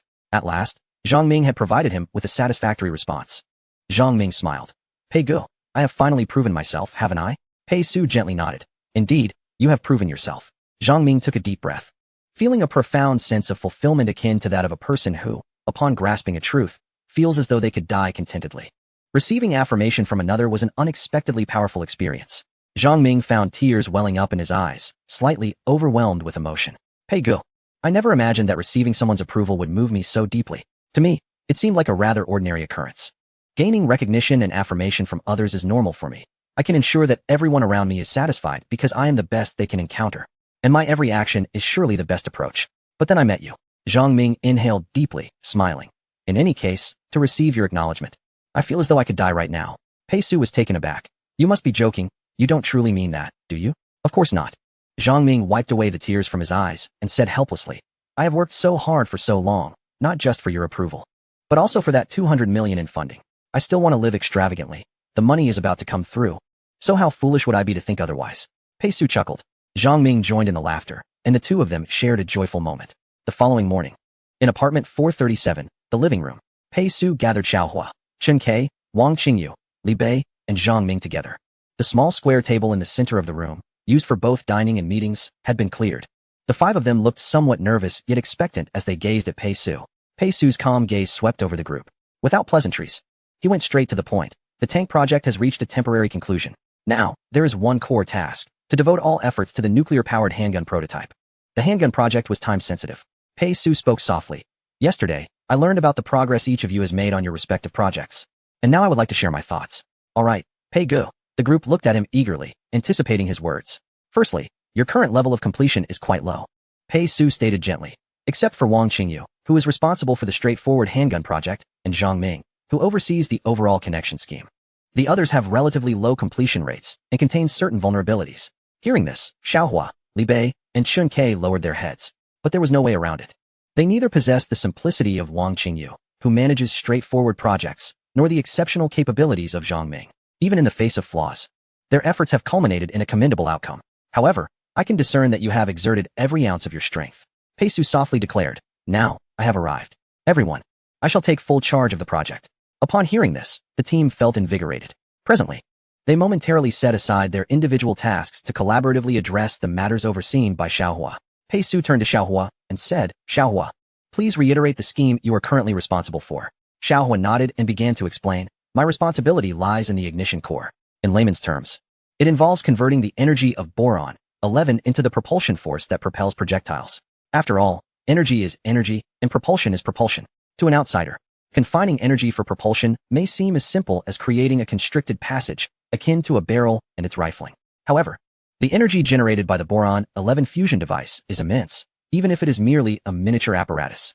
The energy released during the ignition phase could rival that of a large explosive. Therefore, we must employ a variety of methods to effectively confine this energy, ensuring it propels in the desired direction. Should the energy become uncontrollable and deviate, even the most robust materials cannot withstand it, resulting in an instantaneous explosion. To this end, I endeavored to create a prototype of a magnetofluid inertial confinement fusion ignition core. As Xiaohua spoke, his initial excitement turned to a hint of despondency. However, it was ultimately rejected by Pei Go, as my design utilized USB power, which lacked sufficient capacity. After careful consideration last night, I realized that attempting to confine the energy transmitted by the fusion device using magnetofluid and inertia was rather impractical. Moreover, to truly contain the immense energy of nuclear fusion, we would require a substantial power source. This implies that to pursue this scheme, we would either need to carry a high-capacity battery or devise a self-circulating device. Both options pose significant challenges, the former due to insufficient space for a high-energy battery, and the latter because existing self-circulating technology on the market is limited. And even if we reach the theoretical limits of such devices, they would still struggle to endure this level of energy. Thus, my endeavors over the past month have been in vain, and I beseech your assistance." As he spoke, Xiaohua bowed, feeling a mix of apology and shame. He recognized that his direction was misguided and felt deeply regretful. Despite his best efforts, he pondered whether others in the team had also exerted themselves to the fullest. He resented his inability to possess greater capability to contribute and regretted not embarking on the correct path from the outset to help reduce the research time in this phase. However, Zhang Ming stepped forward, gently placing a hand on Xiaohua's shoulder. "Do not be disheartened, Xiaohua, nor should you blame yourself. The project you are overseeing ranks nearly second in difficulty within the entire nuclear-powered handgun initiative, second only to mine. Your efforts have not been in vain. At the very least, you have helped us eliminate an erroneous choice, thereby conserving our time." Others joined in, affirming, "Indeed, we are all part of the same team." They too understood that Xiaohua had been giving his utmost. In such a team, everyone desired to tread the correct path. Yet, none among them were infallible.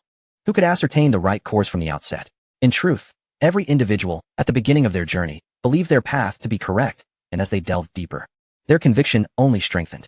Often, they would reach a point where they suddenly realized they had reached an impasse. Perhaps it was due to material limitations, technological constraints, or myriad other reasons. But until one reaches the end of a path, no one can truly know whether it is viable. Even in failure, that path may still hold potential, yet time may not permit further exploration. Consequently, no one would genuinely blame Xiaohua, for each person had strived with all their might. This was the choice they made. 200 million in revenue is an amount that an ordinary person could scarcely hope to earn in a lifetime. Having chosen to chase this fortune, they must also endure the challenges that accompany such a pursuit. Pei Su, observing this, felt a profound sense of satisfaction. Regardless of the outcome, the team's cohesion brought him immense contentment. "All right, Xiaohua, do not rush. Let us brainstorm together." Pei Su brought over a blackboard and stated, "Perfect, let us 6 engage in a brainstorming session." This brainstorming session continued well into the afternoon, with each member proposing at least 2 or 3 ideas, only to have them swiftly dismissed.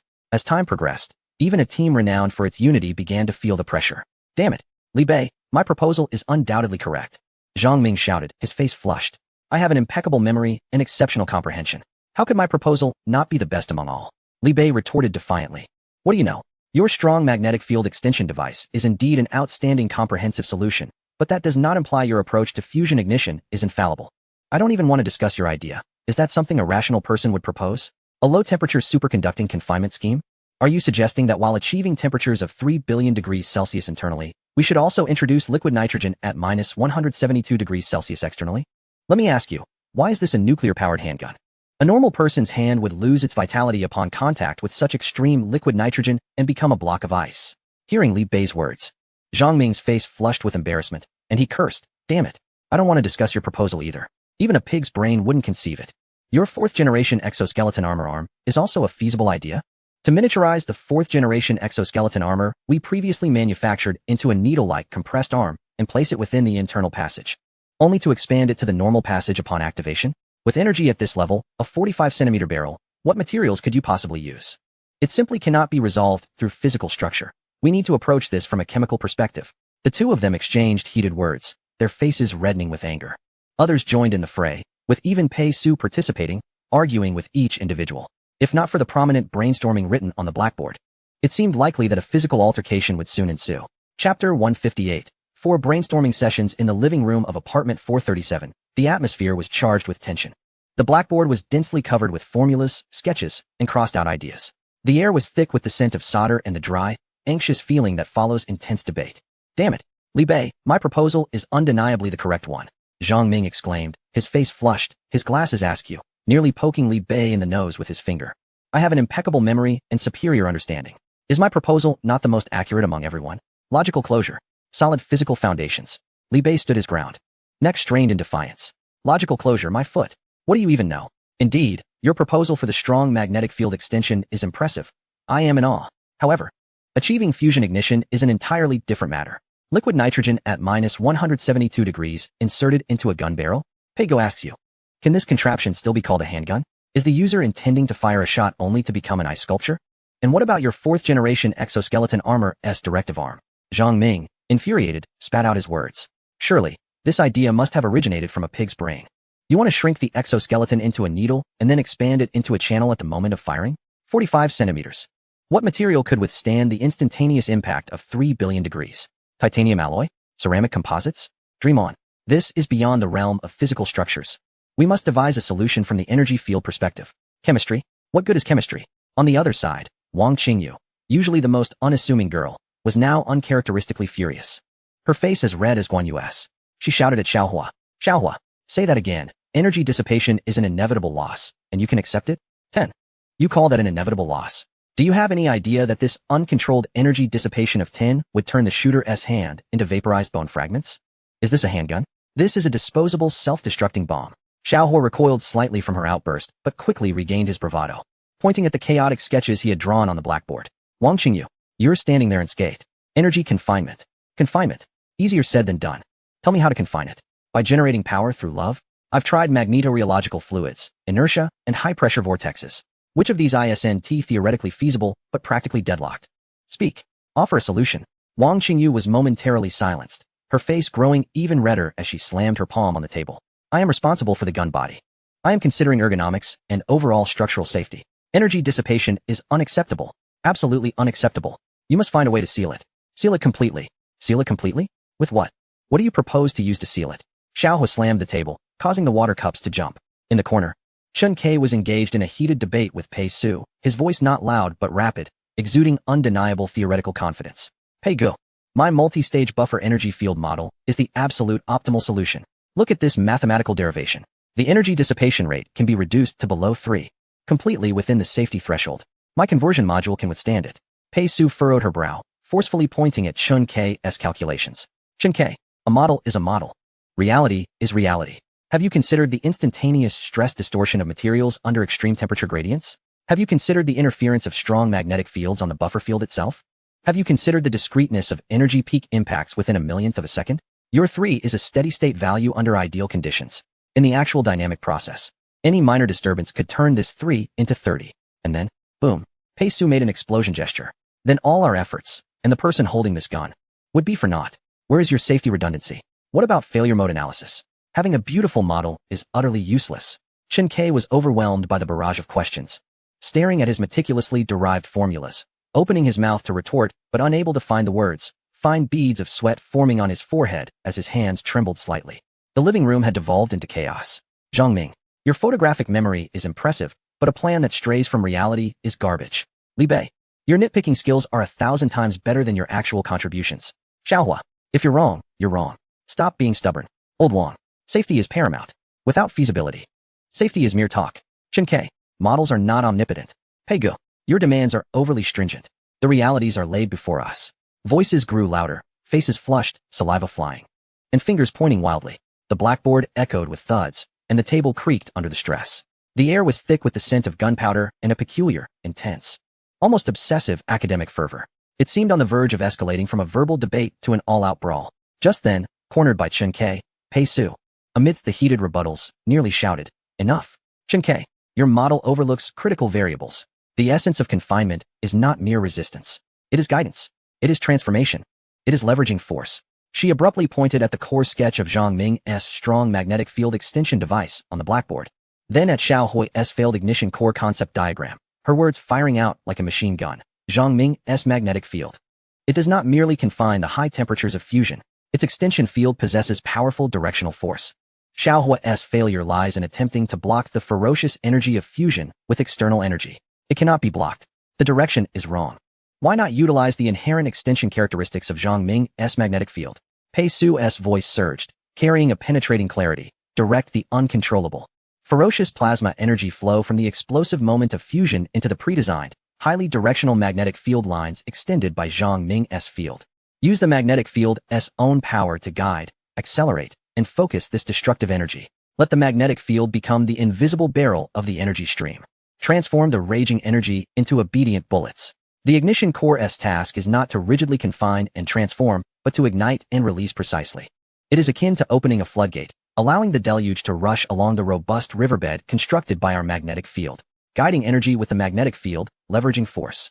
As her words fell, the living room fell into an eerie silence. Those who had just been red-faced and ready to brawl now seemed as if they had been pressed on pause. Zhang Ming gaped, his glasses slipping to the tip of his nose, forgotten. Li Bei remained frozen, his fingers still pointing at Zhang Ming. Xiao Hui's hand, poised to slam the table, hung suspended in midair, his anger instantly replaced by overwhelming astonishment. Wang Qingyu's flushed face quickly paled, leaving only a vacant stare. Chen Ke looked at his model, then at the blackboard, and finally at Pei Su, his expression shifting from confusion to shock, and then to a euphoric realization. What the heck? Xiao Hui was the first to snap back, slapping his thigh with a voice that had changed pitch. Yes, guidance. Magnetic field guidance. Leveraging force.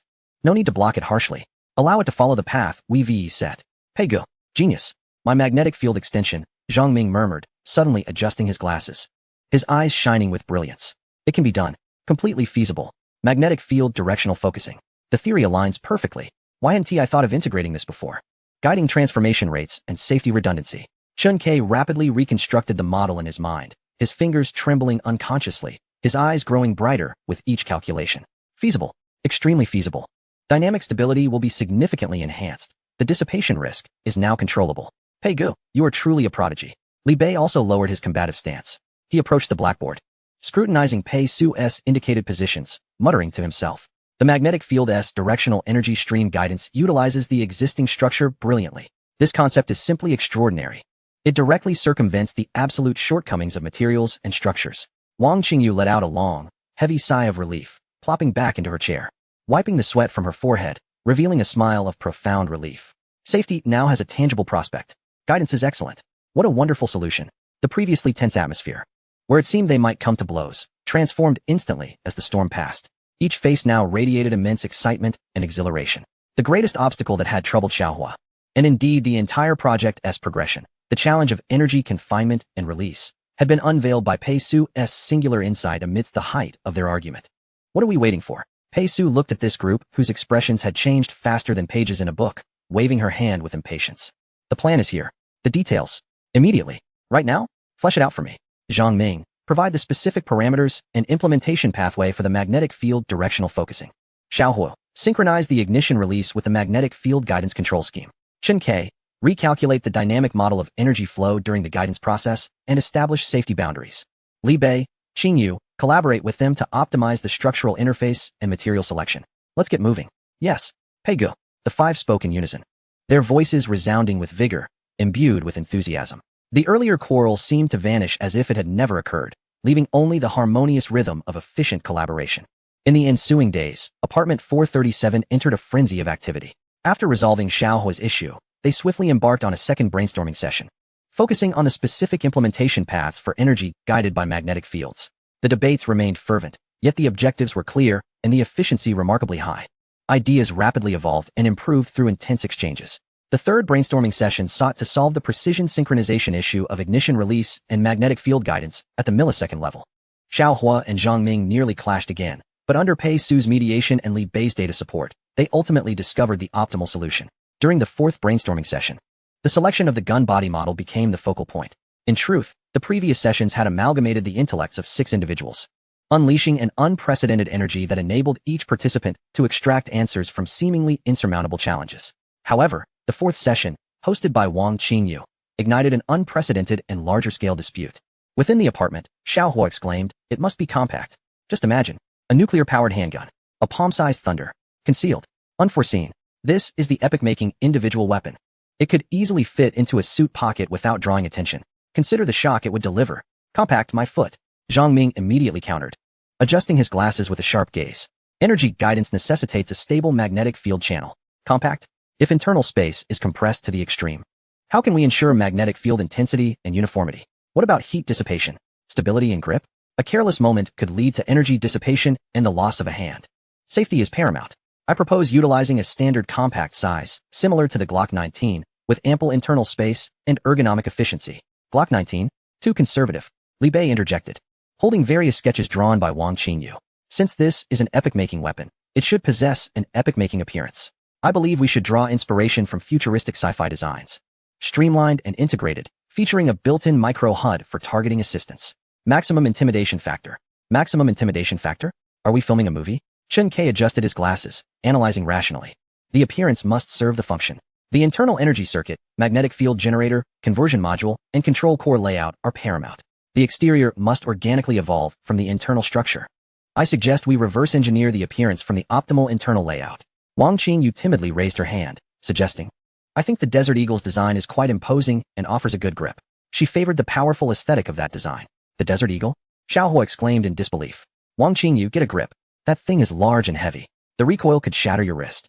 We are dealing with energy weapons. No need for such a massive mechanical structure. Do you want the user to lug a brick into battle? What's wrong with a brick? It's stable. Zhang Ming rarely found himself aligning with Wang Qingyu.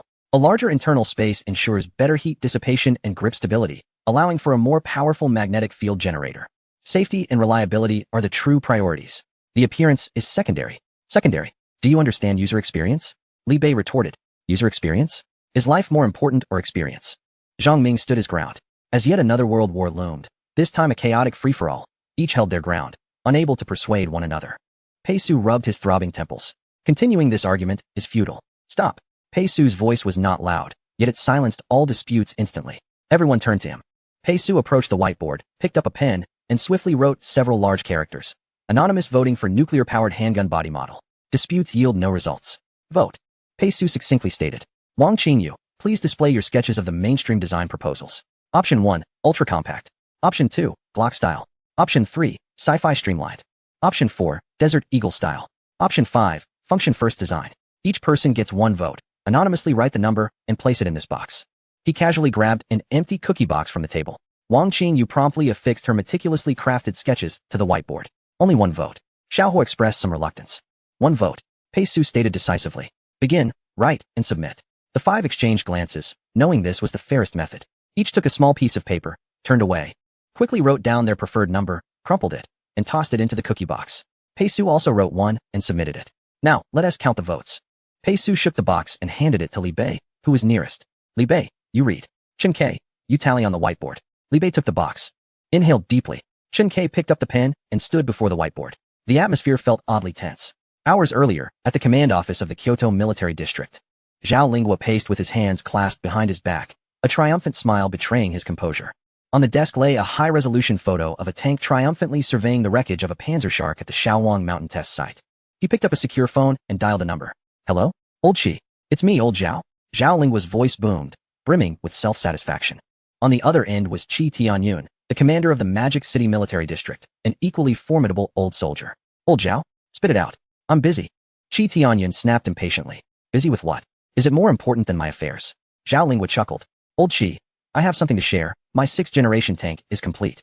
Complete? Chi Tianyun paused, then scoffed. You're kidding. With your shabby workshop in the Kyoto military district, a bunch of old hands can produce a 6th-generation tank? Are you dreaming? Hey, don't you believe it? Zhao Lingguo was invigorated. At the Shaowang Mountain test site, it withstood the Panzer Shark's supersonic one-time shield machine impact. Not a scratch. Just a little paint chipped off. The photo is right here on my desk. It looks magnificent. Old Wang personally certified it. He was there too. What do you think? Feeling envious? Silence enveloped the other end. A few seconds later, Qi Tianyun's voice, tinged with astonishment and jealousy, broke through. Really? It withstood the Panzer Shark? You didn't Photoshop it, did you, old Zhao? Nonsense. Am I that kind of person? Zhao Lingguo laughed and scolded. Jealous, aren't you? Ha! Let me tell you. This is just the beginning. Zhao Lingguo chuckled heartily as he hung up, feeling a delightful sense of relief wash over him. Boasting about his success to his old rival felt more satisfying than sipping ice-cold beer on a scorching summer day. Meanwhile, in the Magic City military district, Qi Tianyun clutched the now silent phone, his expression shifting. Zhao Lingguo's triumphant laughter echoed in his ears, each word scratching at his heart like a cat's paw. No. I must visit Kyoto and meet Pei Su. Qi Tianyun could no longer remain seated. Now that the 6th-generation tank has been produced, when will my nuclear-powered handgun come to fruition? Logically speaking, this handgun should be less challenging to develop, right? Qi Tianyun pondered as he swiftly exited the military compound. The driver opened the rear door for him, and he settled into the back seat, lost in thought. Soon, a military-licensed Hongqi sped off. Chapter 159, Voting. The cookie box rested in Li Bei's hands. The living room was so quiet one could hear a pin drop. Xiaohua nervously rubbed his hands. Zhang Ming adjusted his glasses, feigning calmness, while his gaze remained fixed on Li Bei's hands. Chun Kei held a pen, ready to record. Wang Qingyu held her breath. Pei Su crossed his arms, leaning against the wall, his expression serene. In front of the whiteboard, the atmosphere was palpable. Li Bei grasped the cookie box, his fingers tightening slightly. Chun Kei's pen hovered above option 1, ultra-compact, poised to mark the first tally. Xiaohua, Zhang Ming, Wang Qingyu, Li Bei, and Chun Kei fixed their gazes intently upon Li Bei's hand. Pei Su leaned against the wall, her expression serene, yet her fingertips unconsciously tapped on her arm. Li Bei took a deep breath, reached into the box, and pulled out the first crumpled paper. Unfolding it, he declared, Number 1. Immediately, Chun Kei marked the first stroke beneath Number 1, ultra-compact. Hooray! Xiaohua whispered in excitement, clenching his fist. Zhang Ming remained impassive, while Wang Qingyu pursed his lips. Li Bei and Chun Kei maintained their composure.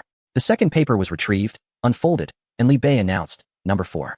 Chun Kei's pen shifted to Number 4, Desert Eagle style, marking the first stroke.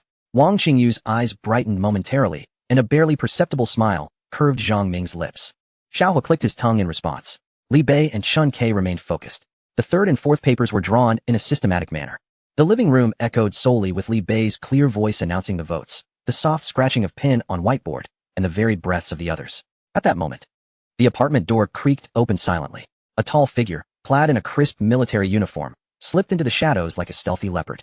It was none other than Qi Tianyun, the commander of the Shanghai military district. He had rushed to Lonka University, inquiring about the address, initially intending to knock, but overheard what seemed to be a serious ritual inside. Voting? Gun model prototypes? His curiosity overwhelmed all else. Holding his breath, he gently pushed the door open. Akin to a seasoned cat, making no sound as he stood quietly in the entryway shadow. His gaze, sharp as an eagle, swept across the living room. 6 young individuals fixated on the whiteboard, which was covered in dense, cryptic sketches of formulas. 5 gun sketches adorned the board. Currently being counted by Chun Quebec Pei Su, arms crossed, leaned against the wall, as if everything was under control. The air still lingered with the scent of the earlier heated debate. Qi Tianyun's eyes locked onto the whiteboard's content. Number 1, ultra-compact, 1 vote. Number 2, Glock style, 0 votes. Number 3, Sci-Fi streamlined, 0 votes. Number 4, Desert Eagle style, 1 vote. Number 5, functionality from within, 0 votes. Voting had only just begun. With a tight race, his heart raced with excitement. A nuclear-powered handgun, gun model prototypes. The decision was unfolding right before his eyes. This scenario was even more thrilling than he had anticipated. He suppressed his exhilaration, resolved to witness the entire process. Li Bei retrieved the third paper. Unfolded. It revealed Number 4. Chun Kei marked the second vertical stroke beneath it.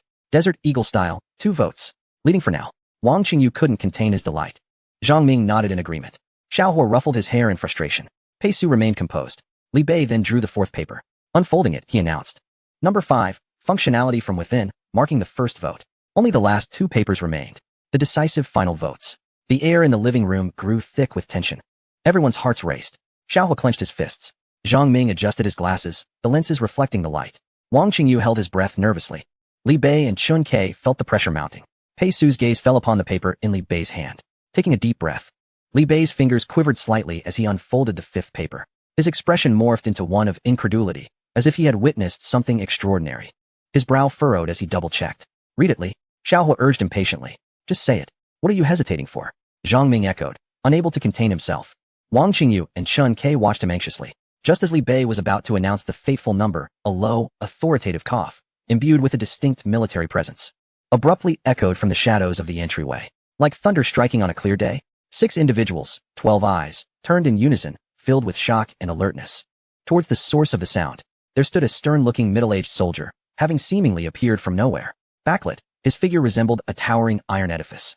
Observing them and the voting results with keen interest, Commander Qi, Wang Qingyu was the first to recognize him, exclaiming in surprise, "Commander? Xiaohua Li Bei?" And Chun Ke were equally taken aback. Zhang Ming's pupils constricted as he quickly adjusted his glasses. Pei Su's eyes flickered with surprise, but she swiftly regained her composure. The living room fell into an eerie silence. The tension that had enveloped the voting atmosphere was shattered by this unexpected intruder. Only the wet ink on the whiteboard silently chronicled the ongoing contest. Qi Tianyun met their astonished gazes and stepped forward, the sound of his military boots resonating on the floor. His face bore traces of weariness, yet was predominantly marked by the straightforwardness and undeniable authority inherent to a soldier. His gaze swept over the votes and sketches on the whiteboard before finally resting on Pei Su. With a booming voice, imbued with undeniable force, he proclaimed, "Pei Su, and all of you comrades, are you voting for a gun model? Quite admirable. However," Qi Tianyun paused, a knowing smile gracing his lips as his eyes traversed each young, tense face before returning to the whiteboard. "But shouldn't I also have a say in this? Ultra compact, Desert Eagle, Sci-Fi, Glock, functional, all excellent choices, each with its own merits. They are the fruits of your labor." His gaze, substantive as a physical presence, brushed over the empty cookie box on the table before settling firmly on Pei Su's face. With each word, he spoke with conviction. "But, could I also cast a vote?" In the living room, the silence was palpable. Xiaohua's mouth fell open in disbelief. Zhang Ming's eyes darted, deep in thought. Li Bei and Chun Ke exchanged glances. Wang Qingyu anxiously regarded Pei Su. Pei Su regarded the imposing figure of the military commander who had suddenly appeared and boldly sought voting rights. Her expression calm as a still lake, though the corners of her mouth seemed to twitch imperceptibly. After several seconds of silence, Pei Su's gaze traversed the tightly contested votes on the whiteboard. She then observed Qi Tianyun's stance, unwavering and insistent. It was difficult to maintain her composure. After all, Qi Tianyun was the rightful owner of this gun, and thus could dictate its design. To her surprise, despite his commanding demeanor, he merely sought the opportunity to cast a vote. With a hint of resignation, Pei Su uttered a single word, "All right." She then approached the table, took a blank piece of paper, and handed it to Qi Tianyun. "Commander Qi, please. The rules remain the same. Select a number." Qi Tianyun accepted the paper, grinning broadly, revealing a set of white teeth, as if he had just won a small battle. Delightful. He wasted no time, writing a number on the paper before decisively slapping it into the empty cookie box. Done. Qi Tianyun clapped his hands, as if shedding a heavy burden, and confidently settled into an empty chair, crossing his legs and tilting his chin. "Let the voting continue. Let me see if my crucial vote can secure the Desert Eagle's position, or..." His gaze swept over the Sci-Fi streamlined sketch, a glimmer of interest flashing in his eyes. Perhaps the futuristic Sci-Fi model will emerge victorious? All eyes instantly refocused on the small cookie box, now containing the decisive 7th vote, Commander Qi Tianyun's pivotal contribution. The atmosphere grew even more tense and subtle than before. Li Bei's hand once again reached for the cookie box. Soon, the first vote was cast, Desert Eagle. The second vote followed, Desert Eagle. The third vote, Compact Model. The fourth vote, Compact Model. Up to this moment, 4 votes had been counted. The Compact Model and the Desert Eagle were locked in a tie, each with 2 votes. Others were also aware that in the previous tally, someone had opted for the 5th option, an original gun design characterized by an internal structure. Thus, the remaining 2 votes became exceedingly significant. Quickly, Li Bei, with trembling hands, retrieved the 5th vote. It was the internal structure model. As if on cue, the crowd rose, their expressions turning serious. The design of the gun represented what this nuclear-powered handgun, destined for the annals of history, would ultimately resemble. In what form would it be unveiled? How would its appearance be described? No one could say for certain. Perhaps some would remark, this is a compact handgun, smaller than most handguns in the world. Yet its firepower is akin to that of a bomb. This is due to its internal nuclear fusion mechanism, capable of reaching a staggering 30 billion degrees Celsius in a short time. Although it requires time to activate, once the high temperature is achieved and the fusion begins, the explosive energy released can obliterate a small mountain without endangering its wielder, all while maintaining its concealability. Others might express, its design embodies the style of the Desert Eagle. Indeed, Long ago, the Desert Eagle was regarded as a super handgun, and now, adorned with its appearance, it truly meets the standards of such a description. A single bullet fired could pierce through the thick hide of a blue whale, penetrating vertically. Its energy is sufficient to demolish a small mountain, elevating the combat capabilities of human civilization to new heights. Energy weapons. Regardless, the last two votes would be pivotal in determining the outcome. With a deep breath, Li Bei slowly reached into the box and withdrew a piece of white paper. He carefully unfolded it. There, in bold letters, were the words, "Number 2. Li Bei exclaimed. "Number 2, what kind of gun is that?" The crowd quickly turned their gaze to the blackboard. Standing beside it, Chun Kei shouted, "Glock style." Glock. The crowd hurriedly glanced, realizing that with this vote, the Glock style had only received a single vote. This meant that from this moment onward, the final vote would tip the scales of victory. Would the compact handgun prevail, or would the Desert Eagle style win? No one knew. Hurry, open the box. Compared to the others, Qi Tianyun was particularly agitated. He understood that this vote was his own. He had neither chosen the compact nor the Desert Eagle, but opted for the Glock for two reasons. First, he desired to feel a sense of involvement. Yet given that gun design likely involved internal space considerations, he intentionally chose the Glock to avoid disrupting others' creative processes. Second, the Glock itself was an exceptional handgun, remarkably concealable. One could say it was more convenient for showmanship and practical use. After all, if a nuclear-powered handgun resembled a common Glock, when drawn, others might mistake it for an ordinary firearm. While they might be apprehensive, the knowledge that it posed no threat would diminish their concern. However, once fired, the devastating power would transform previous indifference into profound shock. To put it plainly, it made showmanship far easier. Qi Tianyun was acutely aware that such a device with a miniature nuclear fusion mechanism would not be mass-produced for decades, making it essentially a collector's item. But merely collecting was not sufficient. One must collect in a manner that allows for display. Thus, he chose the Glock. At this moment, all eyes were on the box, which contained only one final piece of white paper. Li Bei extended his hand and retrieved it. He inhaled deeply, his heart racing.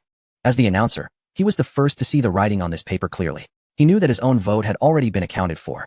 Thus this last vote was not his. He scanned the room, observing the expressions of the crowd, noticing that only Pei Su, Zhang Ming, and Chun Kei appeared unsettled. This final vote, which would determine the gun's structure, must have originated from one of them. With a sense of trepidation, Li Bei slowly unfolded the white paper. The number written on it caused him to exclaim, "The result is out." Li Bei's hand trembled ever so slightly as he reached into the fateful cookie box. Everyone's hearts were clenched in anticipation. At last, he retrieved the last crumpled piece of paper. Taking a deep breath, as if to exhaust all the air in his lungs, he unfolded it. His gaze swept over the paper. "Come on, old Li." Xiaohu was nearly jumping out of his seat. "Hurry up. What are you stalling for?" Zhang Ming also lost his patience. Wang Qingyu's heart raced, and Chun Kei's pen quivered slightly. Li Bei abruptly raised his head, his expression a complex mix as he scanned the crowd, and then, with a voice cracking from disbelief, he shouted, "Number 4. It's number 4. Desert Eagle style." Boom. The living room erupted in excitement. Yay! Wang Qingyu was the first to leap up. Her small face flushed with excitement as she vigorously waved her fists in triumph. "We won. The Desert Eagle won." Zhang Ming let out a long, heavy sigh of relief. "What? How is it number 4 again?" Xiaohu felt as if struck by lightning, clutching his head in despair. "My compact. My palm thunder." Chun Kei swiftly marked the decisive third tally beneath number 4, Desert Eagle style. Adjusting his glasses, he noted that even though his functional design had prevailed, the outcome was now settled, and he felt a sense of relief. Li Bei gazed at the paper in his hand, then at the prominent 3 votes on the whiteboard, and finally at Xiaohua, who was lamenting, and Wang Qingyu, who was elated, his expression still bewildered as if he had swallowed a fly. He had voted for the Sci-Fi streamlined design. Who could possibly have cast the last vote for number 4? Instinctively, he glanced at Pei Su, who, unaware of Li Bei's gaze, smiled and announced, "The results are final. The gun model will adopt the number 4 plan, Desert Eagle style."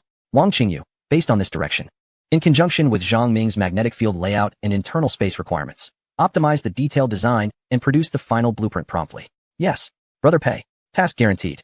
Wang Qingyu's voice rang out, filled with vigor, as if she could already envision the powerful gun taking shape under her hand. "Good, good, good." Qi Tianyun slammed his thigh, laughing heartily, his voice echoing throughout the room. "Desert Eagle. Dominant. Powerful. This is worthy of the term nuclear power. Haha. Pei Su, and all my fellow comrades, splendid work."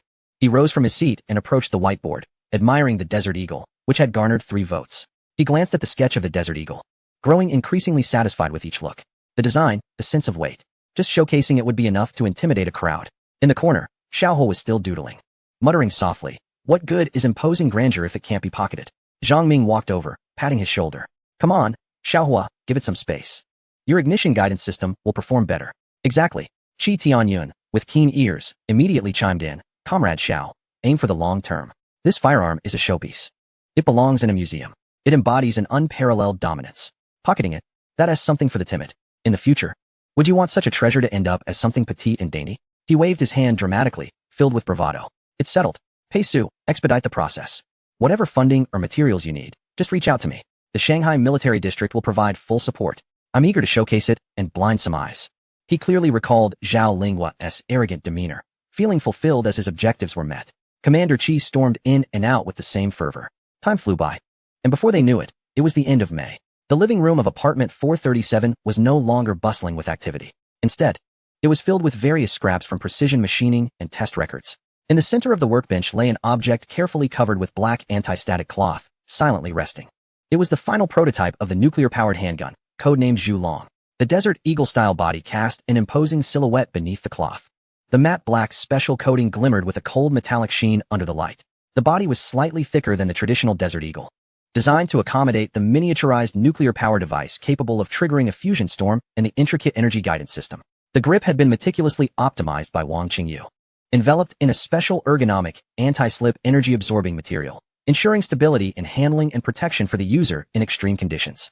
Pei Su, Zhang Ming, Xiaohua, Chen-Kai Li Bei, and Wang Qingyu gathered around the workbench. Despite the heavy dark circles under their eyes and the fatigue painted on their faces from sleepless nights, their gazes sparkled with an indescribable sense of accomplishment and a hint of trepidation.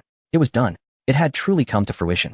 From a pile of blueprints, formulas, arguments, and flashes of inspiration, it had transformed into this substantial entity, brimming with destructive potential. Is this really it, Brother Pei? Xiaohua's voice was somewhat dry, his fingers hesitating to touch the black anti-static cloth. Yes, Pei Su nodded, extending his hand to gently unveil the cloth. The full form of Zhulong was revealed to all. There were no extravagant decorations, no dazzling lights. Only pure, cold industrial beauty born for ultimate destructive power. The heavy barrel slightly inclined upward, resembling a lurking beast bearing its fangs. A few simple heat dissipation grooves adorned the body, hinting at the terrifying flow of energy within. Above the grip, a minuscule LCD screen and several nearly invisible microinterfaces represented its tenuous link to modern technology. It lay there quietly, exuding a disquieting sense of pressure. Absolutely stunning. Wang Qingyu covered her mouth, her eyes sparkling. This was the firearm she had designed. From blueprint to reality. The magnetic field generator energy circuit conversion module control core, Zhang Ming adjusted his glasses, his gaze sweeping over every detail of the gun, as if admiring a flawless piece of art. Tightly fitted, perfectly matching the theoretical model. The final self-check data has met all standards. Chen-Kai glanced at the tablet in his hands, his voice trembling ever so slightly. Theoretically, it should work now. Li Bei remained silent, merely nodding vigorously, his eyes reflecting a mix of excitement and reverence.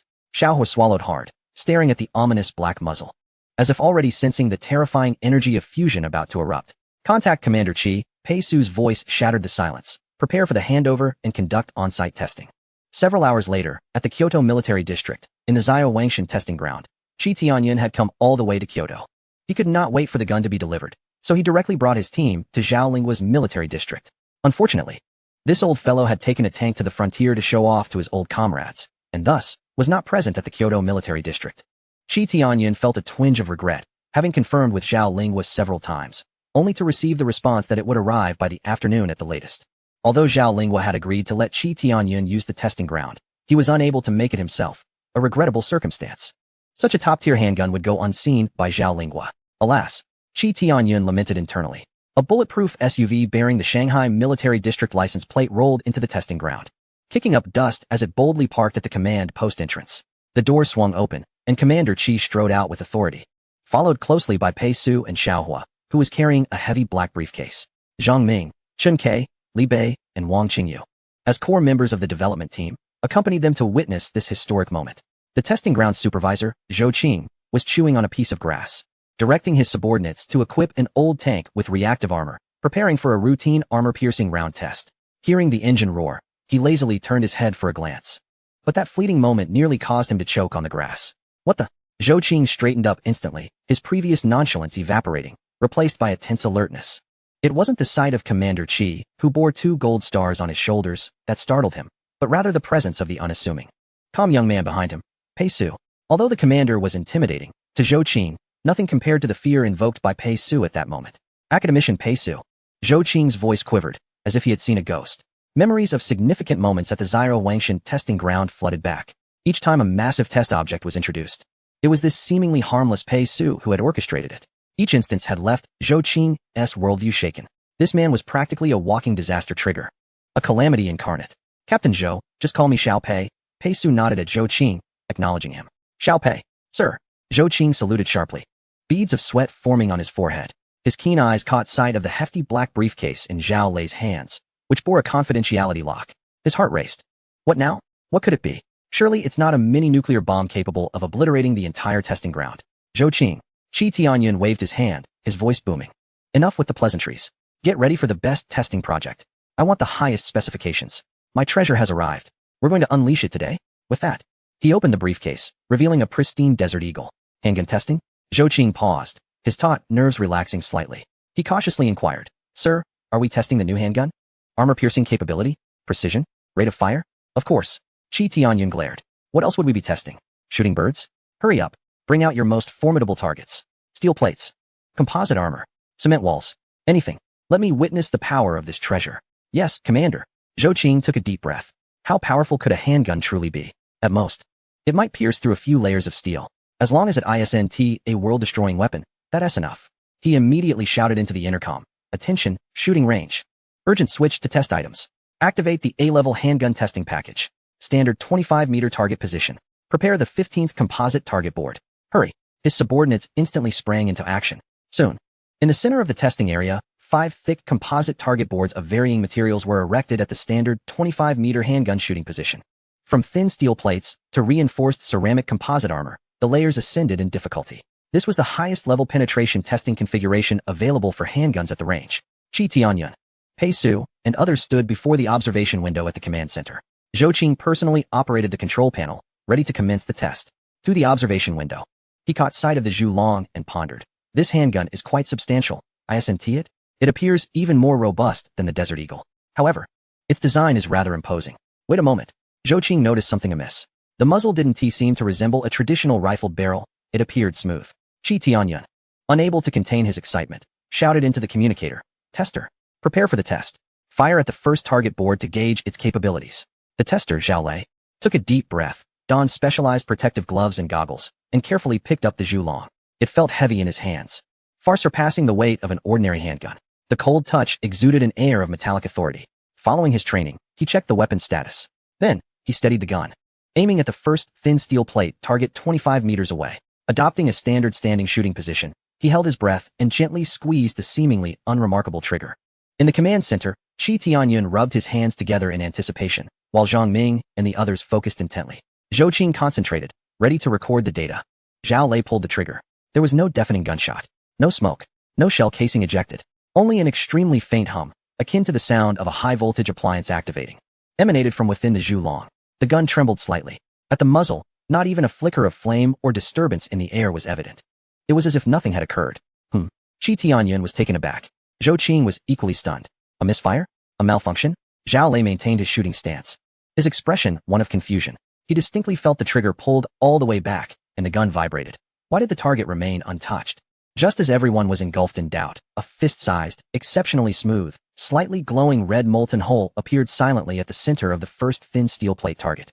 25 meters away. It was as if an invisible, high-temperature spoon had instantaneously scooped out a piece of that steel plate. Then came the second, the third, the fourth, the fifth. Uft, uft, uft, uft, uft. 5 exceedingly soft sounds, resembling a hot knife slicing through butter, nearly formed a continuous line. The 5 composite target boards, representing different levels of protection, from thin steel to reinforced ceramic composite armor, were penetrated effortlessly by an invisible, devastating beam. 5 smoothly edged, smoke-emitting circular holes aligned perfectly in a straight line. The final burst of energy even penetrated the thick earthen embankment behind the target board, leaving a deep, steaming hole. Inside the command center, silence reigned. Only the low hum of machinery and the heavy breaths of the onlookers filled the air. Zhou Qing's mouth fell agape, and his recording notebook clattered to the ground. What had he just witnessed? No flames, no thunderous noise, no visible projectile. 5 layers of target boards, including ceramic composite armor capable of withstanding large-caliber rifle rounds, had been pierced as easily as tofu. Was this truly a handgun? It resembled a laser cannon. No, a laser cannon wouldn't be so seamless. Incredible. Qi Tianyun was the first to recover, erupting into thunderous applause. His face flushed with excitement as he vigorously patted Pei Su on the shoulder, nearly causing her to stumble. Did you see that? Did you see that? Hey, amazing. Absolutely amazing. Haha, such power. It's impressive. Zhang Ming and the others also wore expressions of immense relief and exhilaration. It worked. Theory transformed into reality. The power exceeded expectations. However, Pei Su's brow furrowed slightly. The power was indeed sufficient, but this test was far too rudimentary. It did not reveal the limits of the Zhulong. She glanced at Zhou Qing, who was still in a state of shock. Zhou Qing, awakened by Qi Tianyun's laughter, wiped the sweat from his brow as he gazed at the 5 smoke-emitting circular holes on the target board, feeling a sense of trepidation. Commander, this power is astonishing. It undoubtedly possesses world-class armor-piercing capabilities. No, it exceeds that. I will immediately prepare thicker target boards. Qi Tianyun's laughter abruptly ceased. The excitement on his face was replaced by a look of incredulity and dissatisfaction. He spun around, glaring at Zhou Qing. His expression akin to that of someone facing an obstinate fool. Thicker target boards? Qi Tianyun's voice rose sharply, tinged with disbelief. He stared at Zhou Qing in astonishment. The target has already been penetrated. Do you still consider this a handgun test? Zhou Qing, this is not an ordinary handgun test. This is the top-tier handgun crafted by Academician Pei. At your level, all you can ascertain is that this is an energy weapon. It does not fire bullets. It fires energy. Do you understand? So let us ramp things up. Qi Tianyun chuckled. I've heard that old Zhao recently utilized a batch of materials to create specially reinforced cement piles, claimed to withstand nuclear weapons. I'd like to give them a try. Zhou Qing's face fell, turning pale. Commander, this could be problematic. Chapter 161. Can it withstand nuclear weapons and a handgun? Qi Tianyun's command to ramp things up echoed through the command center. The subsequent demand for specially reinforced cement piles struck Zhou Qing like a heavy blow to the forehead. Nuclear-grade cement piles? Zhou Qing's voice trembled, more fearful than when he first saw the 5 layers of target boards being pierced. Commander, this is unacceptable. Absolutely unacceptable. He waved his hands anxiously, speaking in a rush. That batch of piles, General Zhao painstakingly commissioned from Northwest Heavy Industry. Only 12 exist nationwide. They are said to withstand the shockwave of a tactical nuclear explosion from 100 meters away. General Zhao explicitly instructed that unless testing a superweapon, no one is to touch them, not even one. They are reserved as a last resort. As Zhou Qing spoke, he felt tears welling up. Commander, this is merely a handgun. No matter how formidable it is, it cannot compare to a nuclear bomb, can it?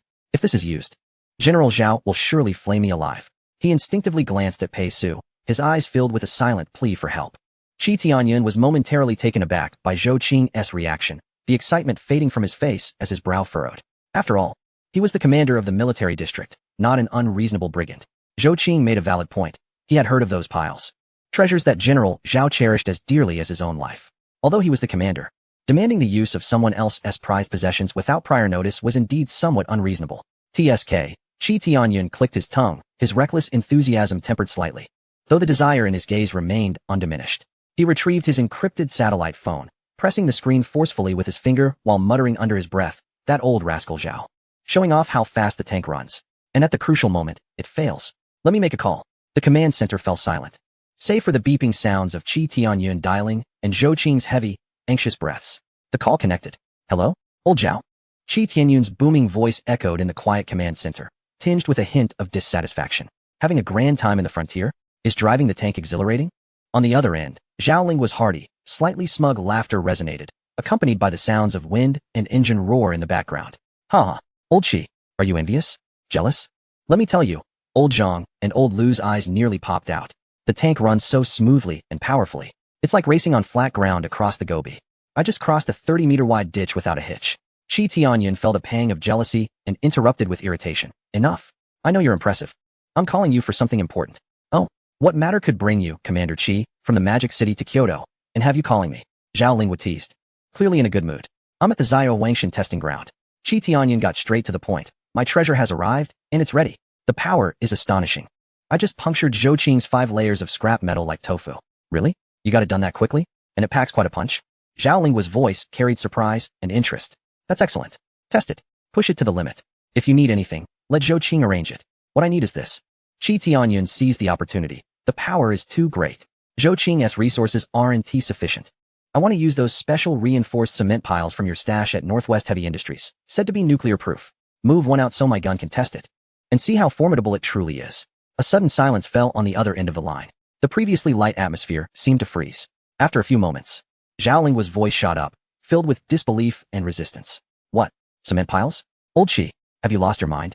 Is that what you use to test handguns? That's my ace for testing future strategic level weapons. Each one costs more than a year's worth of rations for a battalion in your magic city. There are only 12 in the entire country. They are precious. You want to shoot it with a handgun? That's wasteful. Absolutely not. Hey, old Zhao. What are you saying? Qi Tianyun was getting agitated. What do you mean wasteful? Is my Zhulong just an ordinary handgun? It's powered by nuclear energy. What it fires is fusion energy. Pei Su personally crafted it. Do you have any idea how powerful it is? If we don't test it with something substantial, how will we know its limits? How will we understand what kind of weapon we possess? I don't care what kind of power it has. A handgun is a handgun. Zhao Lingwa stood his ground, clearly pained. No matter how impressive it is, can it compare to a missile? To a nuclear bomb? Don't try to fool me. No discussion on this matter. Zhou Qing. Whereas, Zhou Qing, you listen to me, not a single pile is to be moved. Do you hear me? Zhou Qing, who had been listening closely, looked distressed as he nodded vigorously, addressing the air. Yes. Commander, I hear you, absolutely no movement. Qi Tianyun glared in frustration, ready to argue with Zhao Lingwa. At that moment, Pei Su, who had been silently observing, subtly gestured for Qi Tianyun to turn on the phone's camera. Qi Tianyun was taken aback, but quickly understood, his eyes brightening. Old Zhao, you stingy old man. You won't cry until you see the coffin, will you? Fine. Let me show you who is testing this. He swiftly switched to video call mode, positioning the camera to focus on Pei Su, who stood calmly by the observation window. Look closely. Who is this? Qi Tianyun brought the phone screen closer. On the other end, Zhao Lingwa, seated in a convertible SUV against the backdrop of the vast Gobi, was momentarily stunned upon seeing Pei Su's face appear on the screen. The anger and pain on his face, as if paused, were swiftly replaced by astonishment and a hint of understanding. Pei Su. Zhao Lingwa's voice dropped an octave, clearly surprised. You're at the testing ground too? Commander Zhao. Hello? Pei Su nodded slightly at the camera, her voice steady. The prototype of the Zhulong has just been completed, and Commander Qi wishes to conduct an extreme power test to assess its strategic value. The special cement piles are currently the most suitable targets available at the testing ground. Data needs to be quantified. Pei Su's words were succinct and devoid of requests. They merely stated an objective need and fact. Yet, to Zhao Lingwa, they carried significant weight. His expression shifted dramatically. He glanced at Pei Su's calm face, then at Qi Tianyun's smug look, and finally at the eager eyes of the young researchers behind Pei Su, his gaze seemingly penetrating through the screen to the black briefcase containing the Zhulong nuclear-powered handgun. Pei Su personally crafted, extreme power test, strategic value assessment. The combination of these phrases carried more weight than 100 of Qi Tianyun's exclamations. Zhao Lingwa remained silent for a full 5 seconds, his facial muscles twitching as he appeared to engage in a fierce internal battle. Finally, he slammed his thigh in determination. As if reaching a monumental decision, he shouted into the phone, Old Chi, you bastard. Zhou Qing. Zhou Qing. Zhou Qing jumped, quickly leaning into the phone. Commander. I'm here. Listen. Immediately. Go to Warehouse 1 and move the special reinforced cement pile closest to the door from Northwest Heavy Industries to the testing ground. Whatever Commander Qi wants to test, you will facilitate. Full cooperation. Do you understand? Yes. Commander. I'll ensure the mission is accomplished. Zhou Qing was taken aback by the sudden turn of events, instinctively standing at attention, still a bit dazed. Just moments ago, he had been firmly against any movement. And now, upon seeing Pei Su, his attitude shifted faster than a whirlwind. Old Chi. Zhao Lingwa shouted at the screen again. The pile is yours. Make sure to test it thoroughly. Document the data in detail. I want to see the report later. If the power isn't sufficient, and you waste my precious piles, you'll see how I deal with you. Haha. Don't worry, old Zhao. I guarantee I'll give you a real spectacle. Qi Tianyun laughed heartily, giving a thumbs up to the screen. Thanks. I'll treat you to a drink later. As the call ended, the atmosphere in the command center shifted dramatically. Qi Tianyun beamed with satisfaction, while Zhou Qing felt as if a great weight had been lifted. Overwhelmed with deep shock and awe as he sneaked a glance at Pei Su, this esteemed individual truly was a golden emblem, able to sway Commander Zhao's heart so easily just by being present. Zhang Ming, Xiao Hua, and others exchanged glances, acutely aware of the weight Pei Su's name carried in the eyes of the military elite. What are you still dawdling for? Qi Tianyun urged Zhou Qing, who was still in a daze. Didn't you hear the commander's orders? Move the piles. Quickly. Yes, sir. On it. Zhou Qing jolted back to attention, winding up his intercom, his voice trembling with excitement. Target range. Emergency orders. Cease all testing. Clear the core zone. Engineering team. All personnel mobilize. Target Warehouse 1. And bring out that cornerstone pile at the entrance with utmost care. Repeat, utmost care. If a single piece is damaged, I'll have your skins. The entire Zio Wangshan testing ground erupted like a disturbed hornet's nest, instantly coming to life. The shrill blaring of alarms filled the air. The colossal gantry crane began to shift. The heavy-duty trailer's engine roared with a ferocious growl. Engineers clad in work attire swarmed towards the warehouse like a colony of ants. The spectacle was nothing short of grandiose. An hour later, in the core area of the testing ground, the previous 25-meter handgun target had long been cleared away. In its stead stood a solitary behemoth on the open land, a massive concrete cube, towering 2 men high, with a thickness exceeding 1.5 meters. Exuding a deep gray hue as if sculpted from some dense rock. This was the specially reinforced concrete pile, a treasure cherished by Zhao Lingua. It stood there silently, its surface marred by rugged casting marks and adorned with several enormous metal rings for lifting, emanating a heavy and robust aura, as if it could withstand any impact. The sunlight fell upon its coarse surface, reflecting little, as if the light were consumed by it. The surrounding air seemed to grow stagnant in the presence of this monolith. Within the command center, everyone held their breath. Qi Tianyun gazed at the enormous pile, rubbing his hands in excitement. What a sight! This is worthy of my Zhu Long.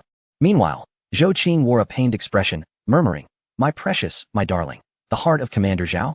Pei Gong, please be gentle with it. His heart felt as though it were bleeding. He harbored a conflicting desire for the handgun's power, hoping it would be formidable enough not to waste the pile, yet wishing it would not leave a mark on this treasured structure. Zhang Ming, Xiaohua, and others bore solemn and tense expressions. The target was too formidable. It far exceeded their previous expectations. Could Zhu Long truly succeed?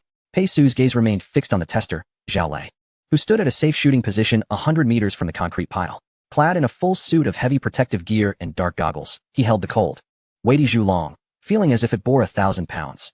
His heart raced like a drum, palms slick with sweat. The crosshairs of the scope steadied on the center of the deep gray concrete pile, resembling a small mountain. The LCD screen flickered with green readiness indicators. The magnetic field constraint strength, energy guidance channel ignition synchronization rate. Everything was at theoretical optimal values. Pei Su had just personally verified the final parameters. Tester in position. Target confirmed. Safety measures verified. Data link is clear. Zhou Qing's voice echoed through the broadcast system, quivering slightly. Commander, Pei Gong, can we begin? He confirmed. His voice filled with a pleading tone, as if to say, shall we reconsider? Qi Tianyun snatched the communicator, his voice resounding and fervent. Imbued with unwavering determination, commenced the countdown. Let Zhu Long shine bright for me. Yes. Zhou Qing gritted his teeth and shouted at the control panel. Attention. Zhu Long maximum power test. Target, specially reinforced concrete pile. Countdown begins. 10. As Zhou Qing's trembling countdown commenced, the air in the command center froze to an icy stillness. 9. Qi Tianyun clenched his fists, leaning forward, his eyes wide as saucers, fixated on the concrete pile and Zhao Lei's silhouette. 8. Zhou Qing shut his eyes, unable to bear the sight, unconsciously muttering, it's over, my treasure will be lost. 7. Zhang Ming adjusted his glasses, his gaze sharp as an eagle, fingers flying over the tablet to pull up the magnetic field monitoring curves. 6. Chen Kai held his breath, eyes glued to the real-time data stream, fearful of missing any hint of abnormal fluctuation. 5. Li Bei and Wang Qingyu anxiously gripped each other's arms, palms slick with cold sweat. 4. Xiaohua swallowed hard, staring at the massive gray target in the scope, feeling his legs weaken. 3. Pei Su maintained a calm demeanor, yet his eyes were intensely focused, as if the world had narrowed down to the distant target and Zhao Lei's finger poised on the trigger. 2. Zhao Lei took a deep breath, the frigid air filling his lungs, forcefully suppressing his racing heart and slightly trembling arms. His index finger, steady and resolute, pressed down on the trigger. 1. Time seemed to stretch infinitely in that moment. Everyone's hearts raced to their throats. The command center was eerily silent. Only Zhou Qing's voice broke the tension. Fire. The command from Zhou Qing was like the final directive that detonated all, slamming into the frozen air. Time compressed at that instant, as Zhao Lei pulled the trigger. Within the cold, heavy grip of Zhu Long, a miniature sun, a marvel of human intellect and industrial ingenuity, was ignited in an instant. The microscopic realm drew close, penetrating the steel shell and entering the absolute domain constructed by superconducting coils and precision magnetic fields. Ignition. A minuscule amount of boron, 11 fuel was injected into the core chamber. Subjected to unimaginably high energy in the powerful constraint field, electrons in the outer layers of the atomic nuclei were violently stripped away, exposing the searing atomic cores. Temperatures soared into the billions. Fusion. The tumultuous boron, 11 nuclei, pressed by the strong magnetic field, collided with each other at nearly the speed of light. Under extreme temperatures and pressures beyond human imagination, they overcame their natural repulsion and fused violently. One boron, 11 fused with another in a chaotic dance within the microscopic world, releasing forces deemed supernova level from the depths of their atomic cores. A new, heavier atomic nucleus was born, accompanied by 3 helium nuclei, escaping their confines like spirits set free, propelled by astonishing kinetic energy, confinement, and guidance. This was the might of Zhang Ming's magnetic field extension device. The invisible yet potent magnetic lines, like billions of precisely calibrated tracks, instantly captured and restrained the newly birthed helium plasma. Now no longer a chaotic torrent, but a tamed river of destruction flowing along the predetermined magnetic pathways. The magnetic field extended and focused, constructing an invisible barrel pointing towards the target at the end of the channel. Release. Xiaohua's ignition release device opened the gates of energy with millisecond precision. The helium plasma stream, constrained, guided, and highly focused by the magnetic field, surged forth like a torrent of light compressed to its utmost limit, instantaneously accelerated along the invisible magnetic barrel with an efficiency beyond physical understanding. Focus. All the tumultuous energy, at that moment, was imbued with precise direction and ultimate concentration. Bloom. At the seemingly smooth muzzle of Zhu Long, space appeared to distort slightly. There was no deafening roar, no blinding flash. Only an extremely fine, almost imperceptible bluish glow, condensed to an extreme, pierced the air like the first light at the dawn of the universe, or like the cold gaze of death, tearing through 100 meters of space in a fraction of a second. All of this transpired in the blink of an eye. Back in the macroscopic world, everyone's eyes were fixed intently on the specially reinforced concrete pile, standing like a primordial beast 100 meters away. The anticipated earth-shattering explosion? None. The thunderous roar? Absent. Not even a plume of dust was kicked up. Instead, there was a minuscule yet piercingly sharp bluish light, like the spear of divine retribution, striking precisely at the center of the concrete pile. Immediately following, that stone, reputed to withstand the shockwave of a tactical nuclear explosion from 100 meters away and costing as much as a year's worth of rations for an entire battalion. An extraordinarily bizarre scene unfolded. At the epicenter of the ethereal blue light, a blindingly bright white spot ignited, dazzling beyond the capacity of human sight. This radiance surpassed that of the midday sun by countless magnitudes, as if a miniature star was being born in that very moment. The instant the luminous spot emerged, dense, deep gray special cement, as if thrown into a blazing furnace or struck by an invisible hammer, silently melted away. It did not shatter or fracture, it melted and vaporized, undergoing instantaneous molecular deconstruction. A terrifying cavity, over 1/2 meter in diameter, with edges as smooth as a mirror and glistening with the sheen of molten glass, appeared at the center of the cement pile. It was as if a glowing branding iron had violently pierced through. The moment was marked by a profound depth, allowing sunlight to penetrate effortlessly, casting a piercing glare on the ground behind the pile. Even more terrifying, from this abyss, countless spiderweb-like, deep fissures, akin to living black lightning, spread wildly throughout the entire structure in less than a second. The rough casting marks and massive metal rings appeared fragile, akin to mere paper, in the face of such destructive power. Then, before the stunned gaze of all, the monumental stone, towering at 2 men's height, 1.5 meters thick, weighing several tons, began to collapse silently, as if stripped of all support, resembling a sandcastle under siege. The upper portion slid down along the terrifying fissures, while the lower half, though still barely supporting itself, signaled its imminent demise through the smooth, penetrating cavity and the web of deep cracks surrounding it. Dust and debris began to drift from the collapse, forming a hazy halo in the sunlight. The entire process was breathtakingly swift, yet bizarrely reminiscent of slow-motion playback. There was no thunderous explosion, only a dull rumble akin to colossal structures crumbling, accompanied by the creaking of grinding cement. The dust finally began to slowly spread, enveloping the ruins in an eerie silence. Absolute stillness. In the command center, time seemed to freeze. Everyone appeared as if ensnared by a spell, their eyes wide, mouths agape, and minds blank. Shi Tianyan's initial ecstasy and anticipation were completely replaced by a profound, almost dazed shock. His mouth hung open, breath catching in his throat, unable to utter a single word. He had anticipated great power, but to this extent? To the point of melting through nuclear-grade cement piles? Was this truly a handgun? This was akin to a handheld miniature annihilation cannon. Zhou Qin collapsed weakly onto the chair before the control console, his complexion pale, eyes hollow as he gazed at the swirling dust. His precious gem, Commander Zhao's prized possession, one of only 12 monumental stones in the nation, was gone. Just like that, he had forgotten the pain of loss, only left with a sense of utter emptiness, a colossal, surreal absurdity. His lips murmured unconsciously, "It's over." Truly gone, not even a remnant left. Zhang Ming's tablet fell with a thud to the ground. He adjusted his glasses. His eyes behind the lenses filled with disbelief and horror. The theoretical models had predicted extreme power, but witnessing such a manifestation of fusions might at the microscopic level wreak havoc in the macroscopic world was a shock that far exceeded any cold calculations. Magnetic field guidance. Energy focus. Perfect. Too perfect. Perfect to the point of inducing fear. Chen Kai stared fixedly at the energy reading curve on the screen, which spiked and then instantaneously returned to zero, his fingers trembling uncontrollably. Safety margins? Redundant designs? Utter nonsense. In the face of the energy torrent unleashed moments ago, those calculations seemed woefully inadequate. Had the energy conversion module he designed truly endured? This was nothing short of a miracle. Wang Qingyu looked at the weapon she had designed. Remaining unscathed amidst such terrifying power, her face pale, filled with a mixture of dread and inexplicable pride. Beside her, Li Bei felt a chill shoot from his feet to the crown of his head. Had this thing truly been created and held in human hands? Xiaohua's legs weakened, nearly collapsing to the ground. Was the energy torrent unleashed just moments ago the very demon he had conjured? He gazed at the massive cavity and the crumbling ruins in the distance, feeling a profound reverence for the weapon he had helped create. Its power exceeded even his wildest imaginings by 10-fold, 100-fold. Pei Su could hardly contain her inner excitement. The Desert Eagle-S aesthetic was already formidable, and now, after firing, it appeared even more so. Who could resist the thrill of a powerful handgun? Who could remain indifferent to a fearsome energy weapon? Just then, Qi Tianyun's encrypted satellite phone vibrated in his pocket, breaking the oppressive silence in the command center. The screen flashed with the name Zhao Linghua.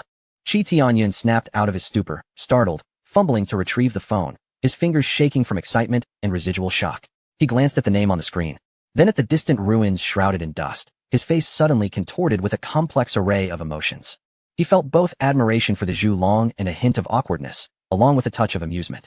Old Lin was likely in Jiangdu, boasting about tanks to old comrades. Now, however, he was calling. Presumably, he wished to compare notes on the power of the handgun, to boast a little. If so, old Zhao had miscalculated. The power of his Zhu Long was simply astonishing. Qi Tianyun took a deep breath, striving to calm his racing heart, and answered the video call. He immediately pointed the rear camera at the core area of the testing ground, still enveloped in smoke and debris from the Zhu Long's devastation. On the other end of the video, Zhao Linghua appeared to be lounging in some cozy room, a characteristic tapestry of Jiangdu in the background. A cup of hot milk tea in hand, his face displaying the satisfaction of having showcased his tank, coupled with a hint of curiosity. Hello? Old Qi. How did the tests go? Any data yet? My precious pile, Zhao Linghua's jovial voice halted abruptly upon glimpsing the screen. The ease and curiosity melted from his face, as if the surface of a lake had suddenly frozen and shattered. His eyes widened, pupils constricting sharply, as if witnessing the most inconceivable sight. The teacup slipped from his grasp with a clatter, spilling scalding liquid onto the thick carpet, but he was oblivious. He stood frozen, as if struck by an invisible bolt of lightning, mouth agape, struggling to articulate a few fragmented syllables. What the hell no, I mean that S so big. One Zhao Linghua's voice transformed into a tone of bewildered shock, as if every organ in his body had been instantly hollowed out, overwhelmed by disbelief and pain. He stared fixedly at the vast cavity and the outlines of crumbling concrete visible through the dust, as if trying to penetrate the screen with his gaze. Finally, with a trembling voice filled with immense confusion and incredulity, he shouted, "Where's my pile? Qi Tianyun. That was a massive pile, where is it? Where the hell have you taken me?" The video footage shook violently, clearly due to Zhao Linghua's shock, causing his hands to tremble uncontrollably. On Qi Tianyun's end, the only sounds that reached him were the heavy, labored breaths from Zhao Linghua, resembling a broken bellows, accompanied by the anguished roars reverberating in the command center. Filled with profound shock and existential questioning, "Where's my stake? Where's my stake?"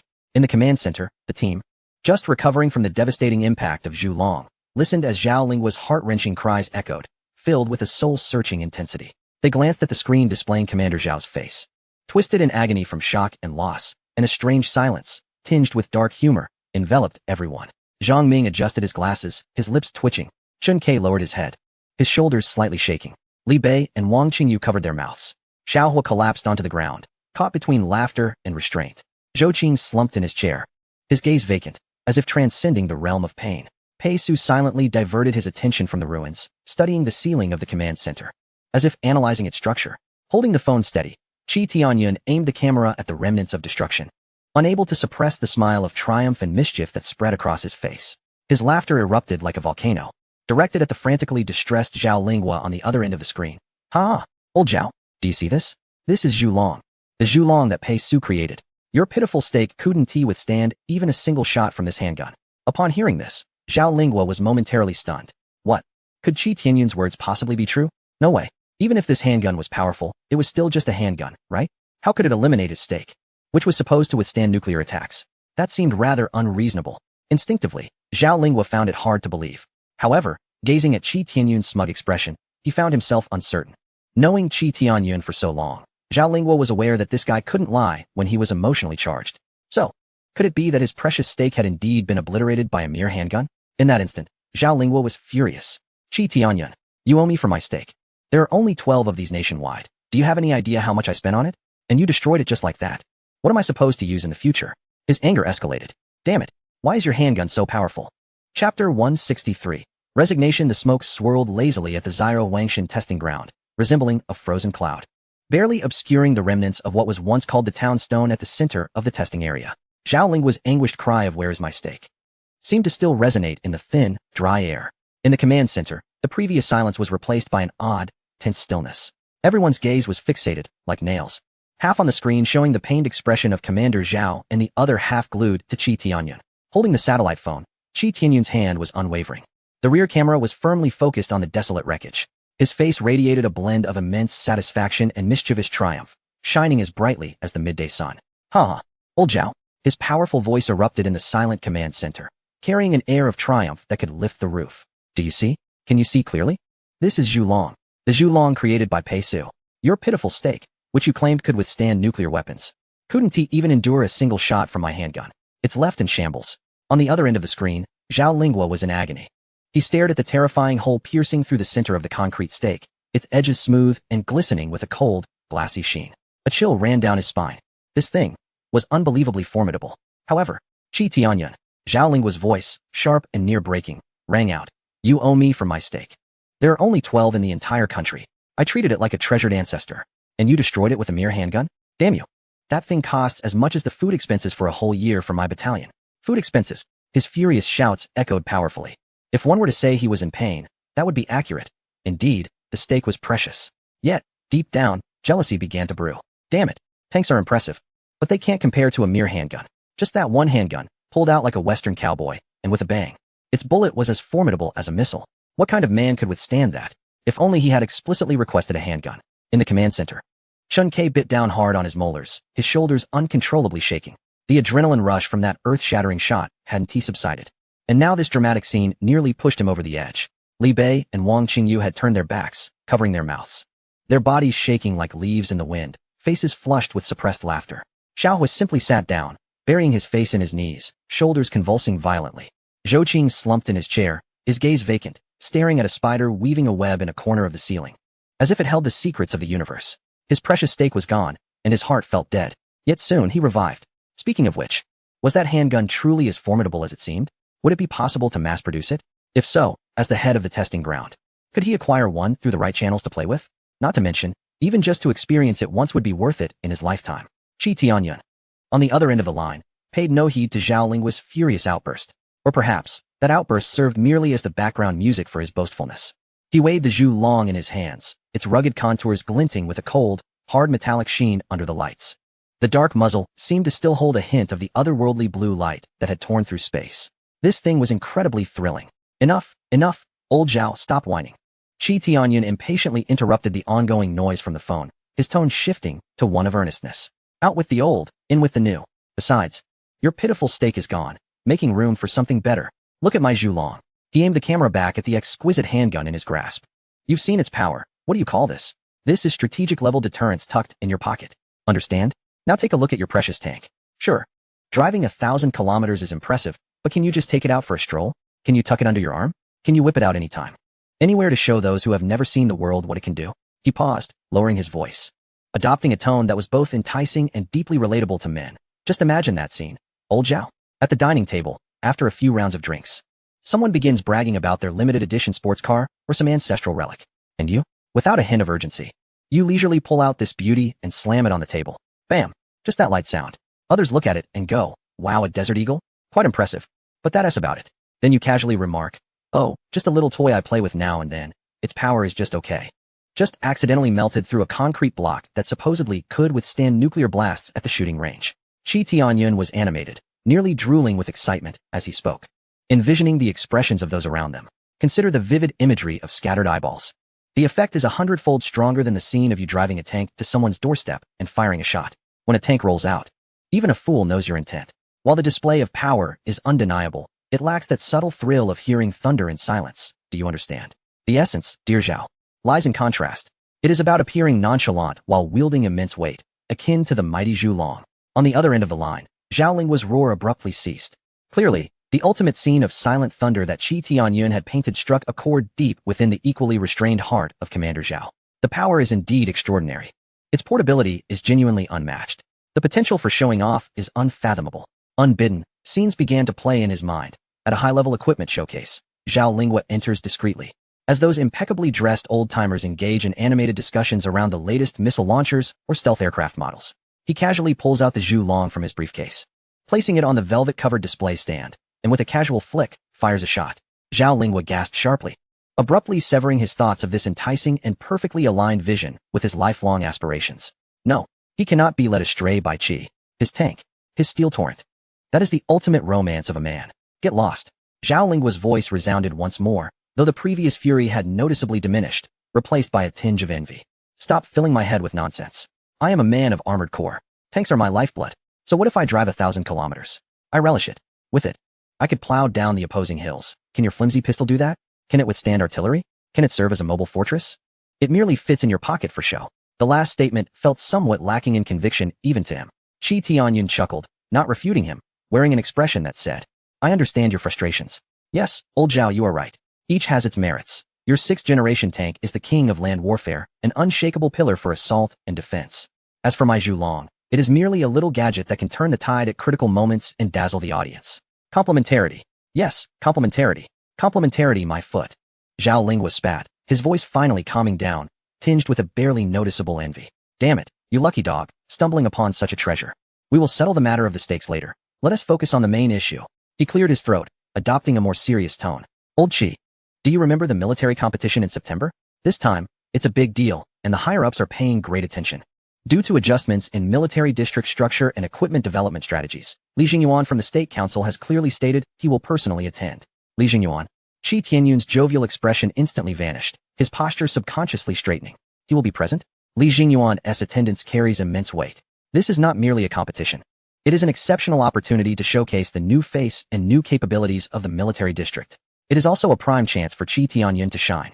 Indeed, it is Li Jingyuan, Zhao Lingwa affirmed with a serious tone. Thus, this competition will be unlike any previous ones in terms of scale and specifications. We must present our best capabilities, showcasing elements that represent the future of warfare. Old Qi, your Zhu Long, his statement trailed off, but the meaning was crystal clear. Qi Tianyun understood immediately, his eyes shining with intensity. He quickly turned to Pei Su, who was still examining the mud on his shoes. His voice transitioned to an extremely enthusiastic tone, almost akin to coaxing a child. Pei Su. Engineer Pei. Little academician Pei. Did you hear? Our commander Zhao has spoken.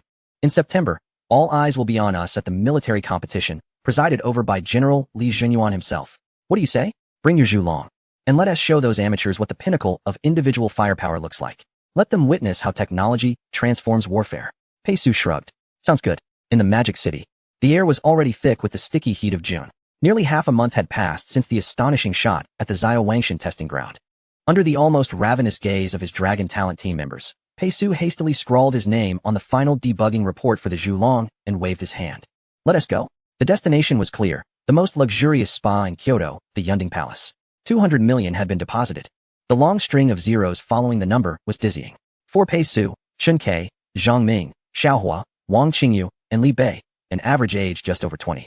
With previous expenditures limited to cafeteria meals and instant noodles, this sum brought a shock comparable to the Zhu Long exploding a concrete pile. How to spend it? Buy luxury cars? But few of them had licenses. Moreover, luxury cars held little interest for them. Purchase mansions? They slept comfortably on foldable beds in the laboratory. Travel the world? That time could be better spent sleeping. Ultimately, under Xiaohua's dubious logic that relaxation fosters better research, they unanimously resolved to indulge in the finest massage and spa treatments, to soak away the grit from the Gobi Desert, the exhaustion from sleepless nights, and the frayed nerves from the bombardment by Qi Tianyun and Zhao Lingwa. At the Yunding Palace, the top floor Panlai private room perfectly encapsulated the essence of indulgence.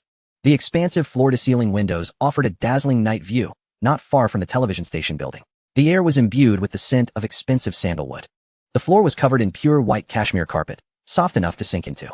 6 independent massage bathtubs, carved from whole pieces of warm jade, were embedded in the floor, emitting steam from a pale green herbal bath, rich with the aroma of traditional Chinese medicine. Changing into shorts, Pei Su submerged himself in the largest bathtub. The water temperature caressed every sore muscle to perfection. The specially formulated herbal bath enveloped him. its potent effects like countless warm hands penetrating his skin and reaching into his bones, gradually pulling away the fatigue that had accumulated for an indeterminate time. Blissful relief washed over him. With half-closed eyes and his head resting on the smooth jade rim, he felt every pore sigh in contentment, and his heavy eyelids began to droop uncontrollably. In the adjacent bathtubs, Chun Kei meditated, while Zhang Ming bizarrely scrutinized fusion confinement simulation data with a waterproof tablet. Wang Xingyu opted out of the bathtub, instead soaking his feet in a basin, mindful of the gender difference. Li Bei had already succumbed to comfort, snoring softly. Xiaohua lounged like a lord, commanding the skilled technician to knead his shoulders and legs, mumbling contentedly, "Yes, right there, a bit more pressure. Ah, that's the spot." The room was shrouded in fog. Pei Su glanced at Li Bei. "Hey, Li Bei, when did you learn to smoke?" Li Bei sheepishly extinguished his cigarette. "I'm a soldier. I've known how to smoke for ages, just never in front of you guys." Amidst the mingling scents of medicinal herbs and sandalwood, everyone's nerves began to unwind. The background music was an incredibly soothing Guqin piece, flowing water. The gentle notes lulled them further into relaxation. Pei Su felt as if he were melting like butter in warm water, his consciousness slowly drifting toward a dark, sweet abyss. Graduation project? What is that? Is it more enjoyable than a soak? The military competition? There are still 3 months to go. Let Qi Tianyan play for a while. On the other side, a discreet Audi A6 gradually came to a halt at the entrance of the military district in the bustling metropolis. Why is this vehicle described as discreet? Because alighting from it was none other than Li Zhenyuan. During this period, he had been diligently visiting various military districts to assess their conditions. After all, following Pei Su's successful creation of the Boron 11 nuclear fusion device, he had steered the military districts towards technological advancement. However, mere policy implementation was insufficient. He needed to evaluate the effectiveness of such policies. Thus, his research brought him to the military district in the metropolis. Chapter 164. The arrival of Li Jingyuan at the gate of the military district, Sentry Xiao Zhang stood rigidly, his keen eyes scanning the surroundings. A black Audi A6 approached slowly. The license plate was ordinary, the model unassuming. Yet, Xiao Zhang's eyelids flickered in recognition.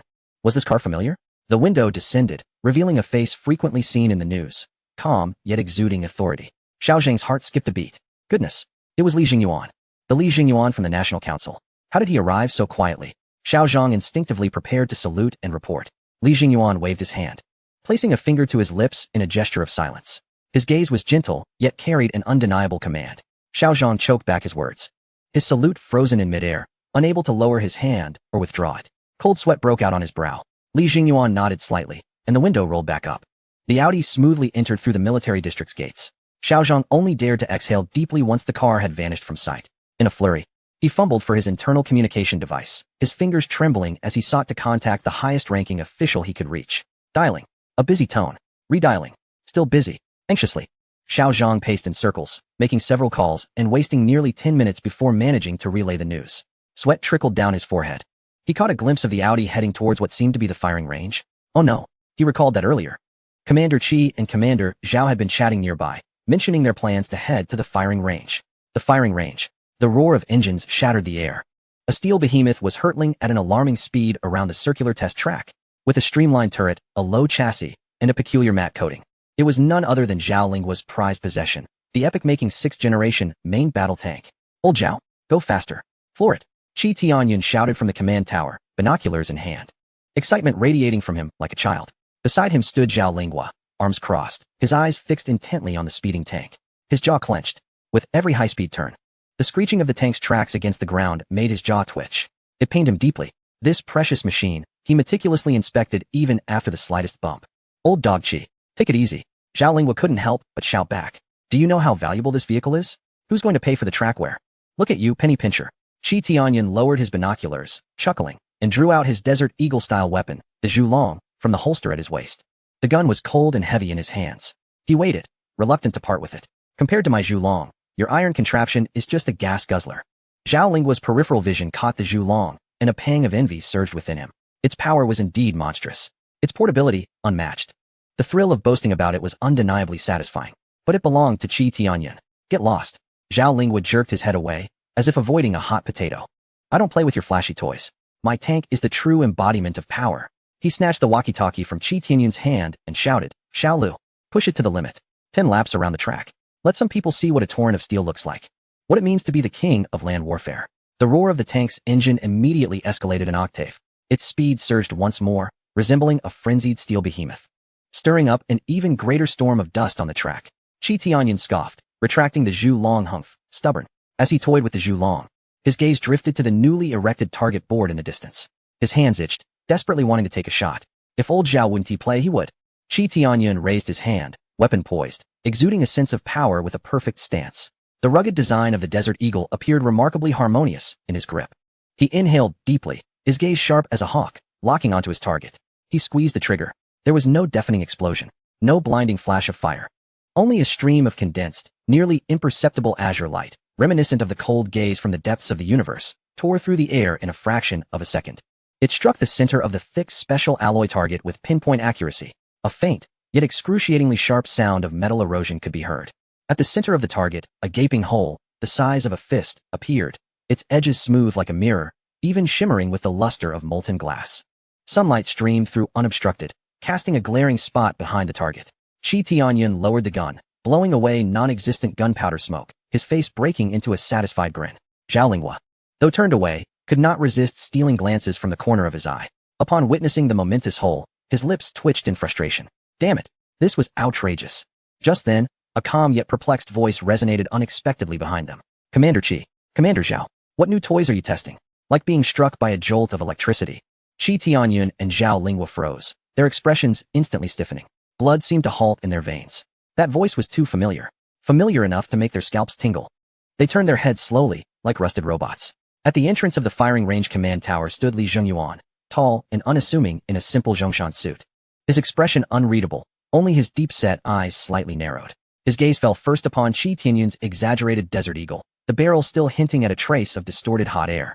Gazing towards the runway beneath the command tower, one could observe the sixth-generation tank that had just concluded its ferocious display, its engine still rumbling with a muted growl, exuding hot steam and the acrid scent of gunpowder.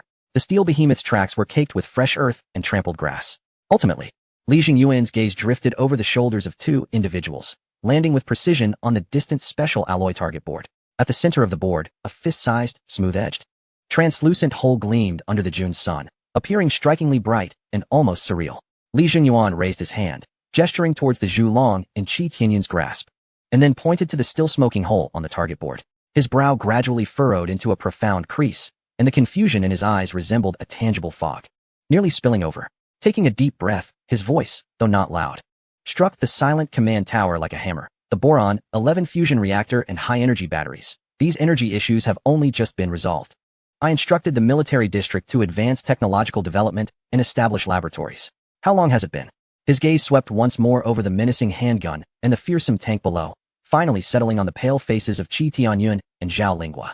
His voice was filled with immense, incomprehensible shock, as if his worldview had been profoundly shaken. How could you possibly create energy weapons in such a tank? Silence enveloped the shooting range, interrupted only by the tank's low engine rumble, as dust and smoke slowly dispersed. Li Jingyuan stood at the entrance, his gaze sharp as ice, fixed on the Zhu Long in Qi Tianyan's hands, the gun's muzzle seemingly still distorting the air with heat. Qi Tianyan's palm was slick with sweat, the weapon feeling like a piece of red-hot iron. His fingers stiffened, nearly unable to maintain their grip. Zhao Linghua's throat felt parched, his intention to speak thwarted by silence. Li Jingyuan did not look at them, his attention shifting back to the runway, where the fearsome sixth-generation tank loomed, its tracks stained with fresh mud and grass. At last, his gaze turned towards the far distance, locking onto the special alloy target board. At its center, a fist-sized hole with edges smooth as a mirror allowed blinding sunlight to penetrate. Surrounding the hole, the metallic surface had a glassy sheen, flickering subtly, with wisps of faint blue smoke rising slowly.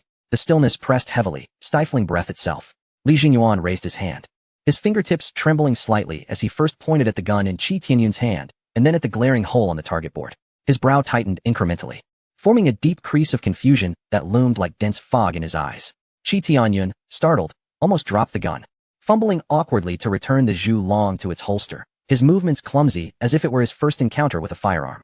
Zhao Linghua snapped back to reality, cold sweat soaking through his military uniform. He stood at attention, shouting with urgency, "Commander, please, allow me to explain." Qi Tianyan finally secured the gun and hurriedly added, "Yes. Yes, Commander. It's not us who created it." Li Jingyuan remained silent, merely watching them, his eyes sharp, awaiting further elaboration. Qi Tianyan spoke rapidly. Like a machine gun, it was Pei Su, from the Dragon Talons class, along with his classmates. They developed this. Zhao Linghua nodded vigorously, supplementing, "Yes. Pei Su." He spearheaded the research and development. Pei Su. Li Jingyuan's brow arched slightly, the name both surprising and familiar. The confusion in his eyes diminished, replaced by contemplation. This child again. Chi Tianyan nodded fervently. Yes, that's him, Commander.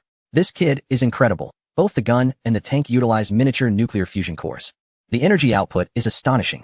Zhao Lingwa pointed at the tank, a mix of pain and pride in his voice. Commander, this vehicle is fully electric. Powered by a fusion core, its firepower, protection, and mobility utterly surpass all existing main battle tanks. It's truly revolutionary. Li Jingyuan fell silent once more, his gaze sweeping over the gun, the tank, and the penetrated target board. Miniature nuclear fusion? Revolutionary equipment? The magnitude of this information was overwhelming. He needed time to digest it. After a prolonged pause, he spoke slowly, his voice deep. Are there test data available? Zhao Lingwa immediately presented a tablet, his finger gliding across the screen to display encrypted files. It's all here, Commander. The preliminary test results are astonishing. Li Jinyuan took the tablet, swiftly perusing its contents. The cold light of the screen illuminated his serious expression, and the more he read, the graver his demeanor became. The data did not lie. The performance far exceeded his expectations and the capabilities of the current era. He set the tablet down, gazing into the distance as if penetrating through space to a particular figure. Pei Su, he murmured softly. Then his expression transformed into one of unwavering determination. He abruptly turned and strode toward the command tower's exit, his steps decisive and without hesitation. Prepare the vehicle, he commanded firmly. No, prepare the aircraft. Immediately to Kyoto. Lonka University. Chi Tianyun and Zhao Lingwa exchanged glances, both recognizing the astonishment in each other's eyes, accompanied by a hint of inexplicable excitement. The big boss was personally seeking out Pei Su. This day was bound to become even more significant for that young man. At the military airport, engines roared as a small private jet taxied onto the runway and accelerated, piercing the clouds. Inside the cabin, Li Jinyuan sat by the window, resting his eyes, though the slight furrow in his brow betrayed the tumult of his thoughts. Miniature nuclear fusion, energy weapons, sixth-generation tanks. These concepts had only recently emerged on the agenda of the highest-level strategic discussions within the State Council, envisioned as blueprints for the next 5 to 10 years, or even longer. Yet Pei Su, a student from the Dragon Talents class, along with his equally youthful peers, had quietly transformed these blueprints into tangible reality, delivering them to the military testing grounds. This could not merely be attributed to talent. It bordered on the miraculous. As images of Pei Su flashed through his mind, an exceptional recruit from the Dragon Talents class, a dual genius in theoretical physics and engineering applications, involved in the controllable nuclear fusion project, and having proposed numerous groundbreaking ideas, Li Jinyuan pondered how much more this child had concealed. Opening his eyes, he gazed out at the rolling sea of clouds. His expression was profound. This time, he had to uncover the truth personally. The stakes involved were simply too significant. In Kyoto, at Lonka University, within the principal's office, Li Yunchang was reviewing documents, his brow slightly furrowed. Recently, the students from the Dragon Talents class had been elusive. Pei Su even more so, causing him some unease. A knock sounded at the door, slow yet imbued with an undeniable force. Come in, he replied. Li Yunchang set down his pen as the door opened, revealing the tall figure of Li Zhengyuan, clad in a simple Zhongshan suit. His expression neutral but exuding an air of authority that instantly thickened the atmosphere in the office. Chapter 165. Spa. Li Yunchang's heart raced. He sprang to his feet, his movements too hasty, causing the chair to screech loudly against the floor. Commander, what brings you here in person? Please, have a seat.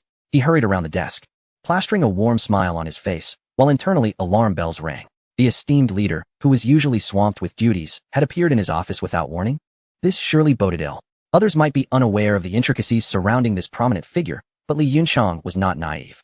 Li Jingyuan had initially emerged from Lonka University, making them, in a sense, fellow alumni. After completing his doctorate, Li Yunchang opted to develop his career within the university, while Li Jinyuan chose to pursue opportunities outside its confines. Li Jinyuan waved his hand dismissively, signaling that formalities were unnecessary.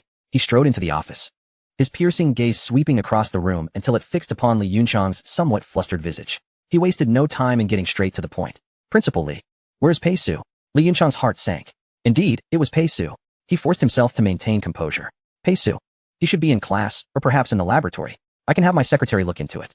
Li Jinyuan regarded him with a calm demeanor. Yet his eyes bore an unsettling intensity that seemed to penetrate the very soul. No need for that, Principal Li. I ask you this. Are you aware that Pei Su has produced a 6th-generation nuclear fusion tank and a nuclear-powered handgun for military district commander Zhao Lingwa and Chi Tianyan? The words struck Li Yunchang like a thunderclap, causing his mind to spiral. A nuclear fusion tank? A nuclear-powered handgun? Pei Su. He was utterly bewildered, his mouth agape, eyes wide, and the smile on his face frozen in an absurd grimace. Did he not know? Of course, he did. However, With a superior standing before him inquiring about such matters, how could he respond? What could he possibly say? The motives and thoughts of Li Zhenyuan were inscrutable. What? I don't know. Leader, he stammered, his voice cracking with disbelief. A nuclear fusion tank? A handgun? Commander Zhao? Commander Qi? Pei Su. He shook his head in disbelief. Sir, this can't be possible. Pei Su is just a student. Developing tanks and firearms? Nuclear-powered, no less. This is outrageous. I have no knowledge of this at all. Li Zhenyuan observed him with an impassive expression, betraying no emotion, though internally, he scoffed at the charade.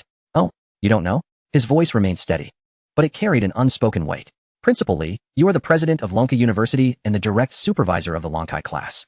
With such a commotion and items delivered to two commanders, you claim ignorance? Cold sweat broke out on Li Yunchang's back, soaking his shirt.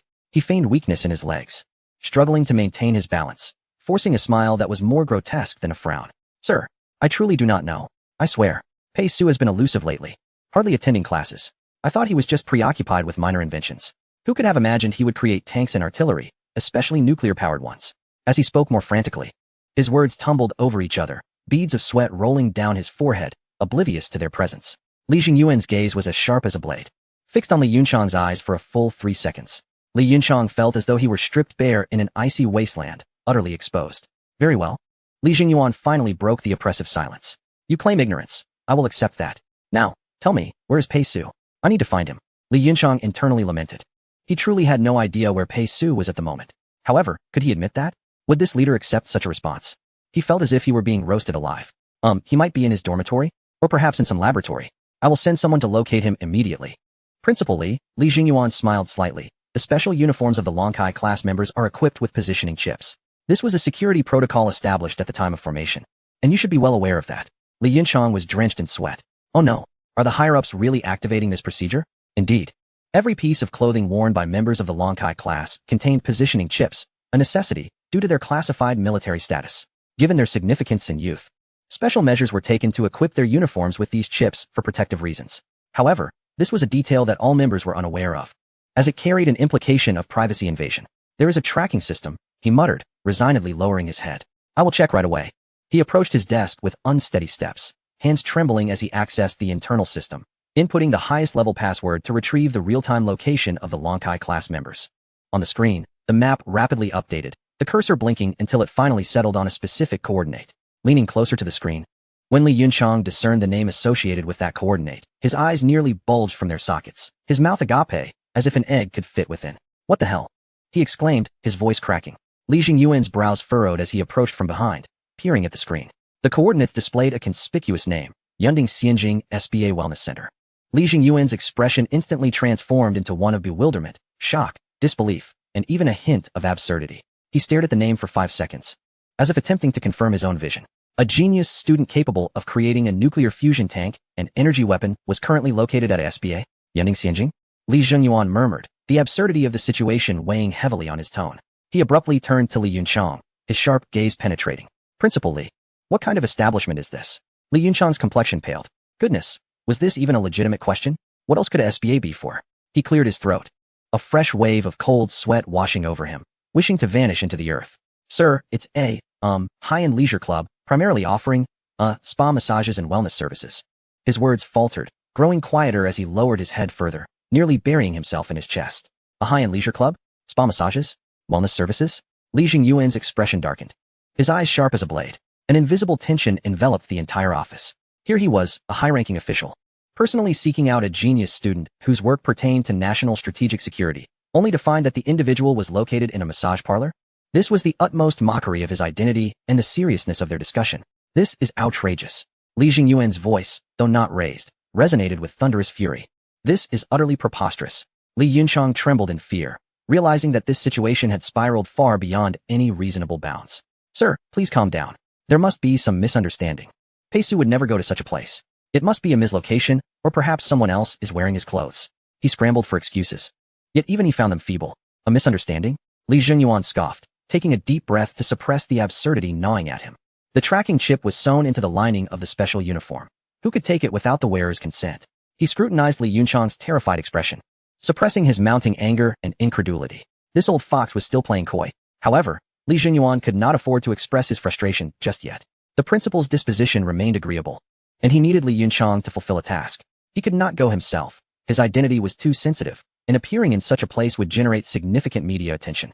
Taking a deep breath, he pointed at the screen's coordinates. Principal Lee, you must go to this location immediately and bring Pei Su back to the university. I want to see him within the hour for a personal discussion. He paused, contemplating his next words. Her gaze was as frigid as ice. Moreover, this matter is to be kept strictly confidential. No word must escape. Do you understand? Understood. Understood. Li Yunchang replied, as though granted a reprieve. Nodding fervently like a chick pecking at grain. He dared not entertain a shred of hesitation and seized the car keys from the table, hastily exiting the office. Li Jinyuan observed the panicked retreat of Li Yunchang, then glanced back at the glaring screen displaying the opulent Yunding Paradise SBA and Wellness Center. Rubbing his throbbing temples, a wave of intricate emotions surged within him: shock, absurdity, anger, and a hint of understanding. While the situation was indeed ludicrous, he could at least rationalize it for Pei Su. Thinking, well, he's a man. After all, men are often susceptible to such temptations. Yet the crux of the issue lay in the legitimacy of the Wellness Center. If it were reputable, or at least skirting the edges of propriety, the implications would not be too grave. However, if it were not, the mere thought of it would elicit ridicule. Should that be the case, the management of the Longkai class would require stringent oversight henceforth.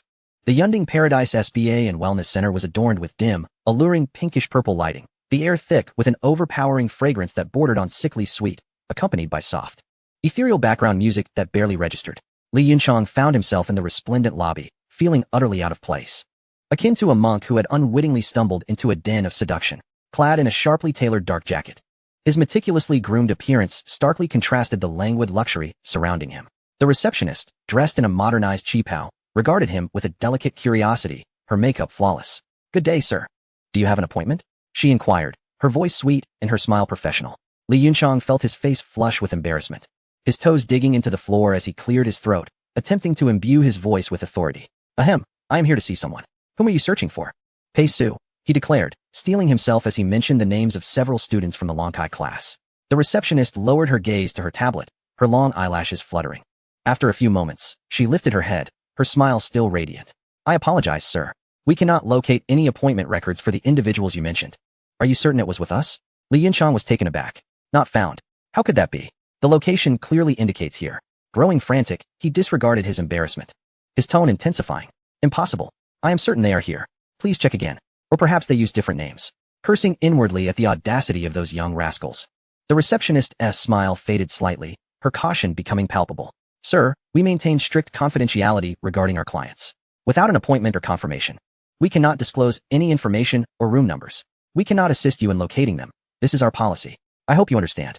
Policy? Understanding? Li Yunchang's frustration was palpable. Here he stood, the proud president of Longkou University, thwarted at the entrance of a massage parlor. It was utterly preposterous. Yet, he could not reveal his identity, nor could he force his way in. The warning from Li Jinyuan echoed in his mind, strictly confidential. Taking several deep breaths to quell his agitation and humiliation, he endeavored to reason with her. Young lady, I am a professor at Longkou University. I urgently need to locate my students. It is of utmost importance for their academic futures. Please, I beg you to assist me. Or at least inform me of their room number, so I can find them myself. I assure you, I will not cause any inconvenience. Professor? The receptionist's gaze grew more skeptical, scrutinizing him closely. He appeared far from an ordinary educator. There was an undeniable air of authority about him. She maintained her professional smile, but her tone grew firmer. I'm sorry, sir.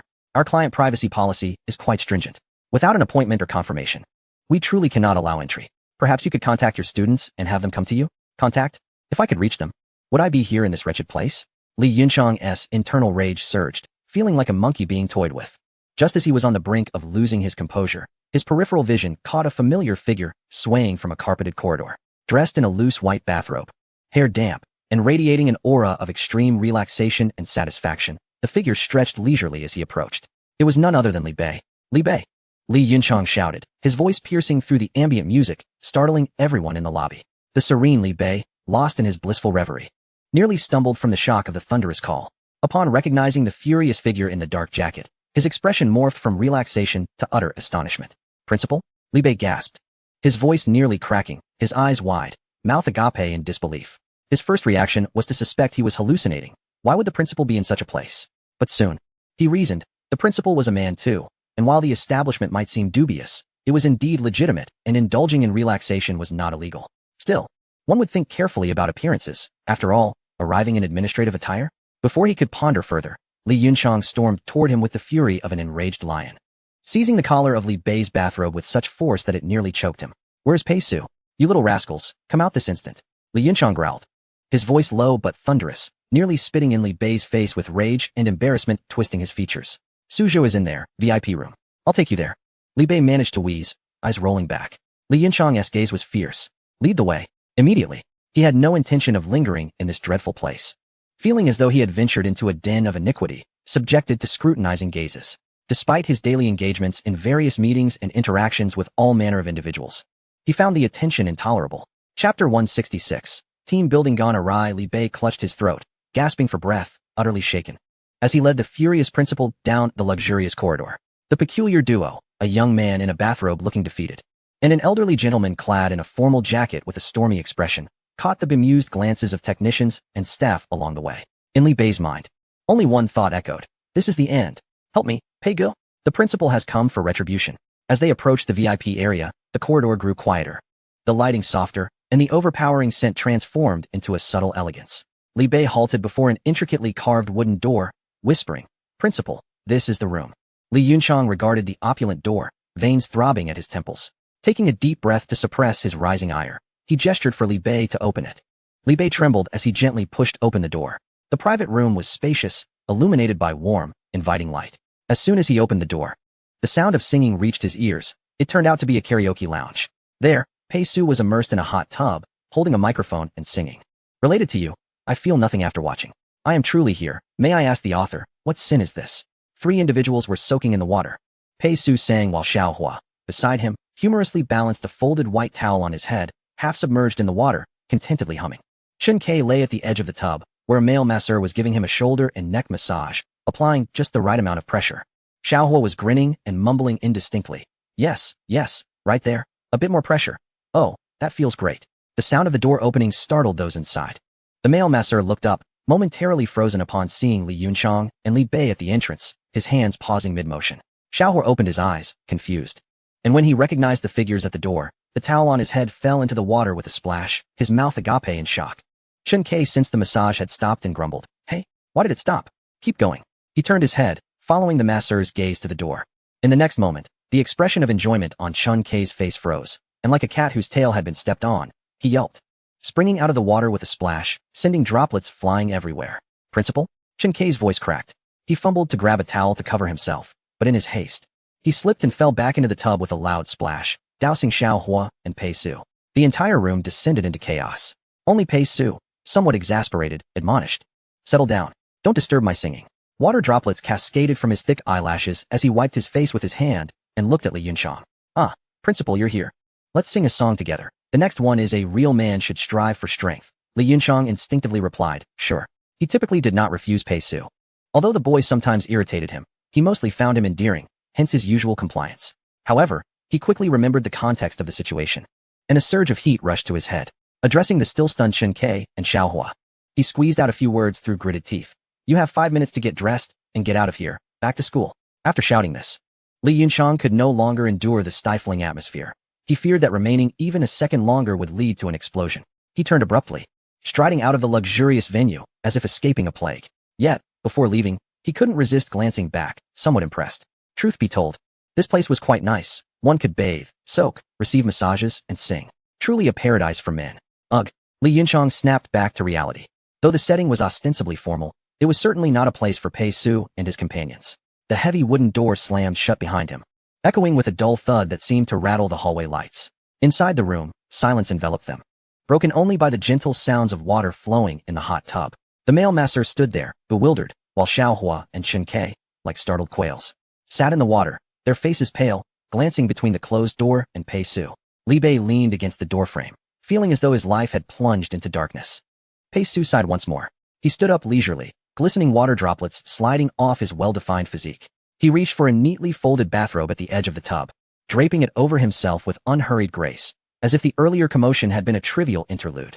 After fastening the robe, he looked at his 3 stunned companions. "All right, gather yourselves. The leisurely days are over. We must return to school." At Lonka University, in the principal's office, a small conference room with tightly drawn curtains blocked out external light, leaving only a bright lamp above the conference table. The light focused on one end of the long table, creating an atmosphere as heavy as lead. Pei Su sat opposite Li Yunchang, now dressed in clean, casual attire. His hair still slightly damp, yet his demeanor was calm, perhaps overly so. His hands rested naturally on the table, fingertips lightly tapping the smooth surface, producing barely audible sounds. Pei Su was poised to meet the scrutinizing gazes of the two individuals opposite him. Li Yunchang occupied the main seat. His expression still grim, but slightly softened compared to when he was at Cloud Peak. At least his blood pressure had decreased. Beside him sat Li Junyuan, dressed not in a Zhongshan suit but in a deep gray jacket, yet his commanding presence remained undiminished. Leaning slightly forward, his hands crossed on the table.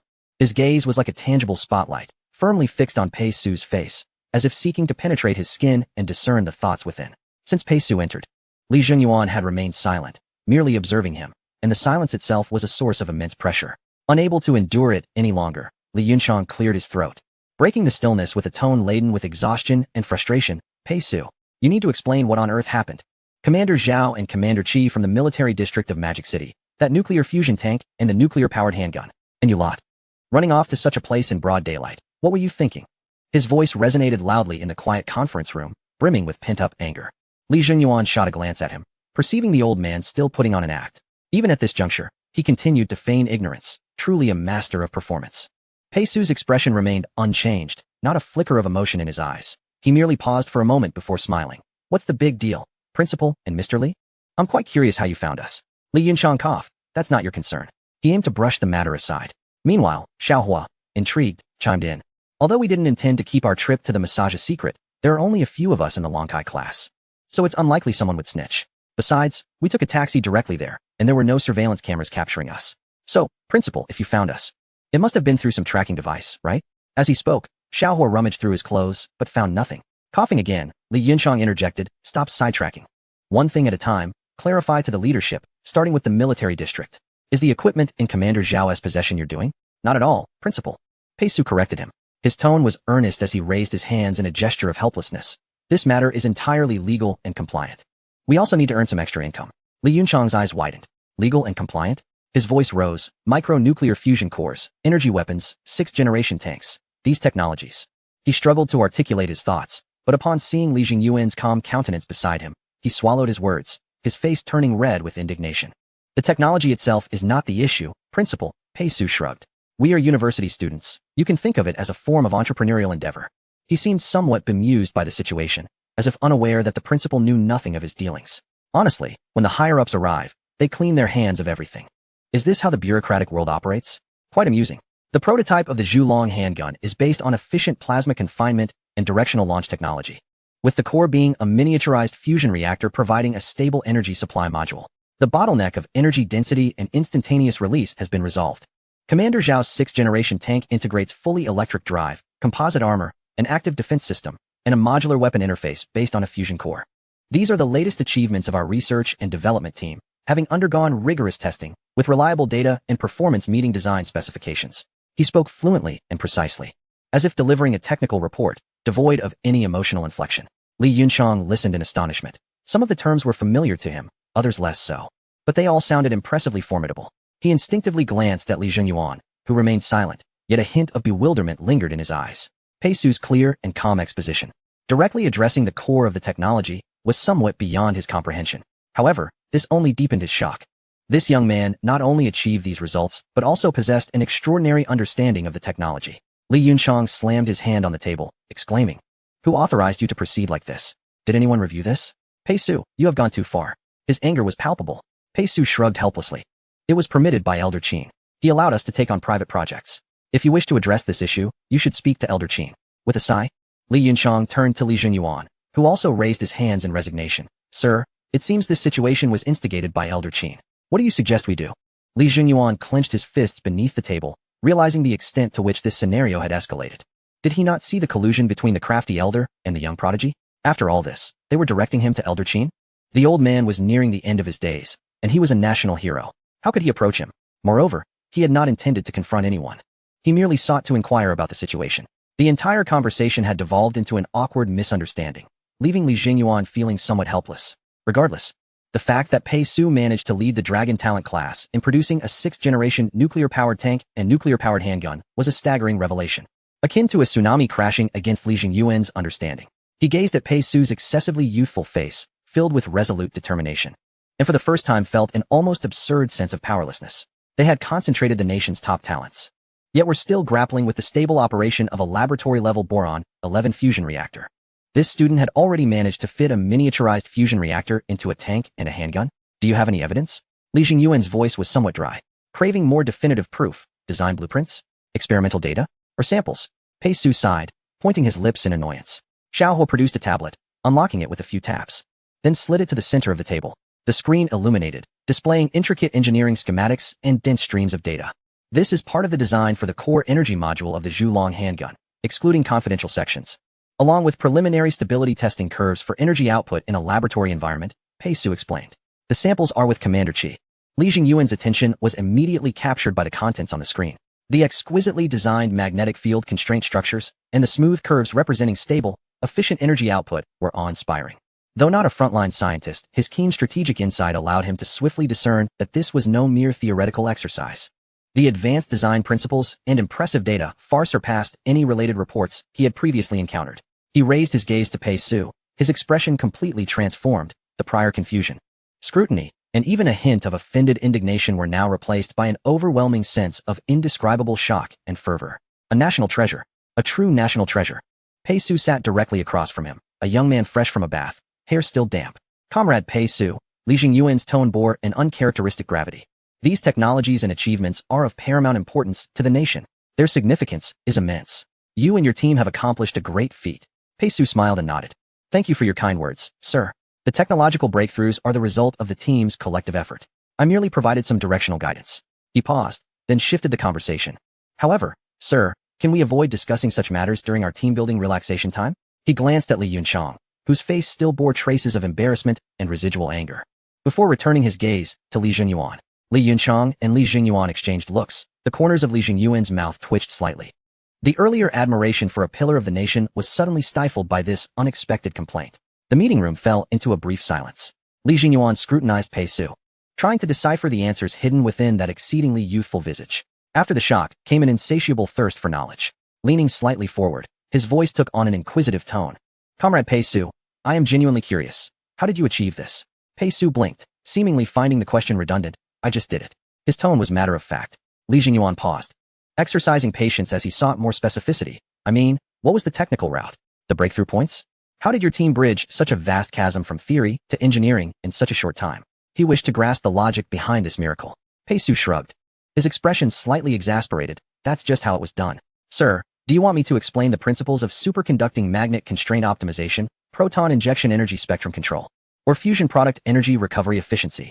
You wouldn't understand. Why should I make things difficult for myself by explaining for ages? A short, suppressed sound escaped Li Yunchang, who had been trying to maintain a serious demeanor, his face reddening in the effort. He stole a glance at Li Jingyuan, astonished that Pei Su dared to speak so boldly to a high-ranking official. Unexpectedly, Li Jingyuan did not react with anger. He was momentarily taken aback. Then a genuine smile broke across his face, one tinged with bemusement. Leaning back in his chair, he absent-mindedly tapped his fingers on the table, his gaze softening with newfound appreciation. This audacity, this boldness, coupled with an undeniable self-assurance. It had been a long time since he had witnessed such spirit in a young person. Unpretentious, unafraid, solely focused on what he believed in, and disinterested in meandering explanations. Interesting. Li Jingyuan chuckled lightly, shaking his head. Well, young man. Quite direct. Pointing at Pei Su, his tone relaxed, he remarked. All right, I one T press further. Let the experts deal with the technical details. The atmosphere in the room lightened significantly. The previous tension and awkwardness dissipated, replaced by an unexpected levity sparked by Pei Su's candidness.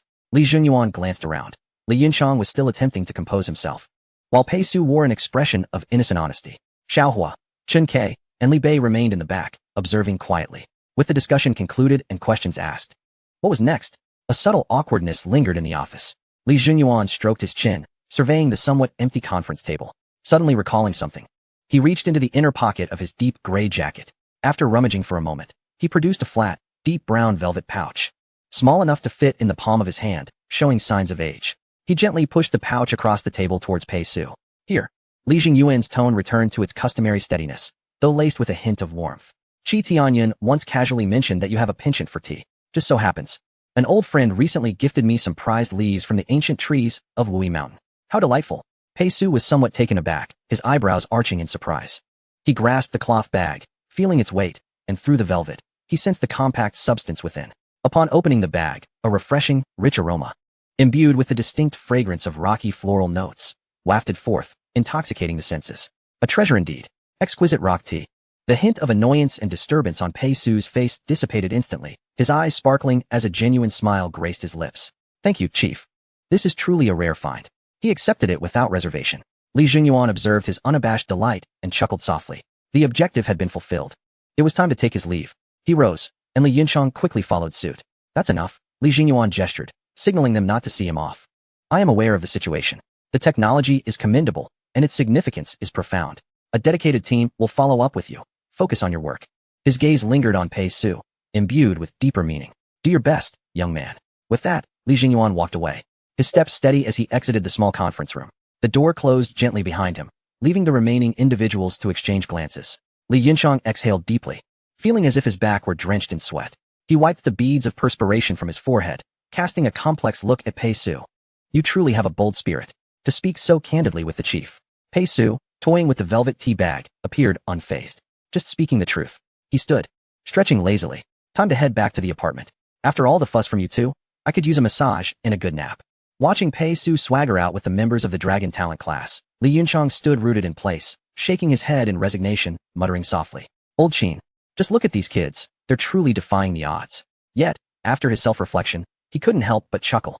But it's quite wonderful. The Dragon Talent class is indeed off to a promising start. Life resumed its superficial calm. The turbulence in the Shanghai military district seemed to have been muted. No accolades, no inquiries, nor new directives. Li Jungyuan had come and gone like a stone cast into a lake, the ripples fading swiftly. Pei Su and the members of the Dragon Talent class continued their elusive rhythm.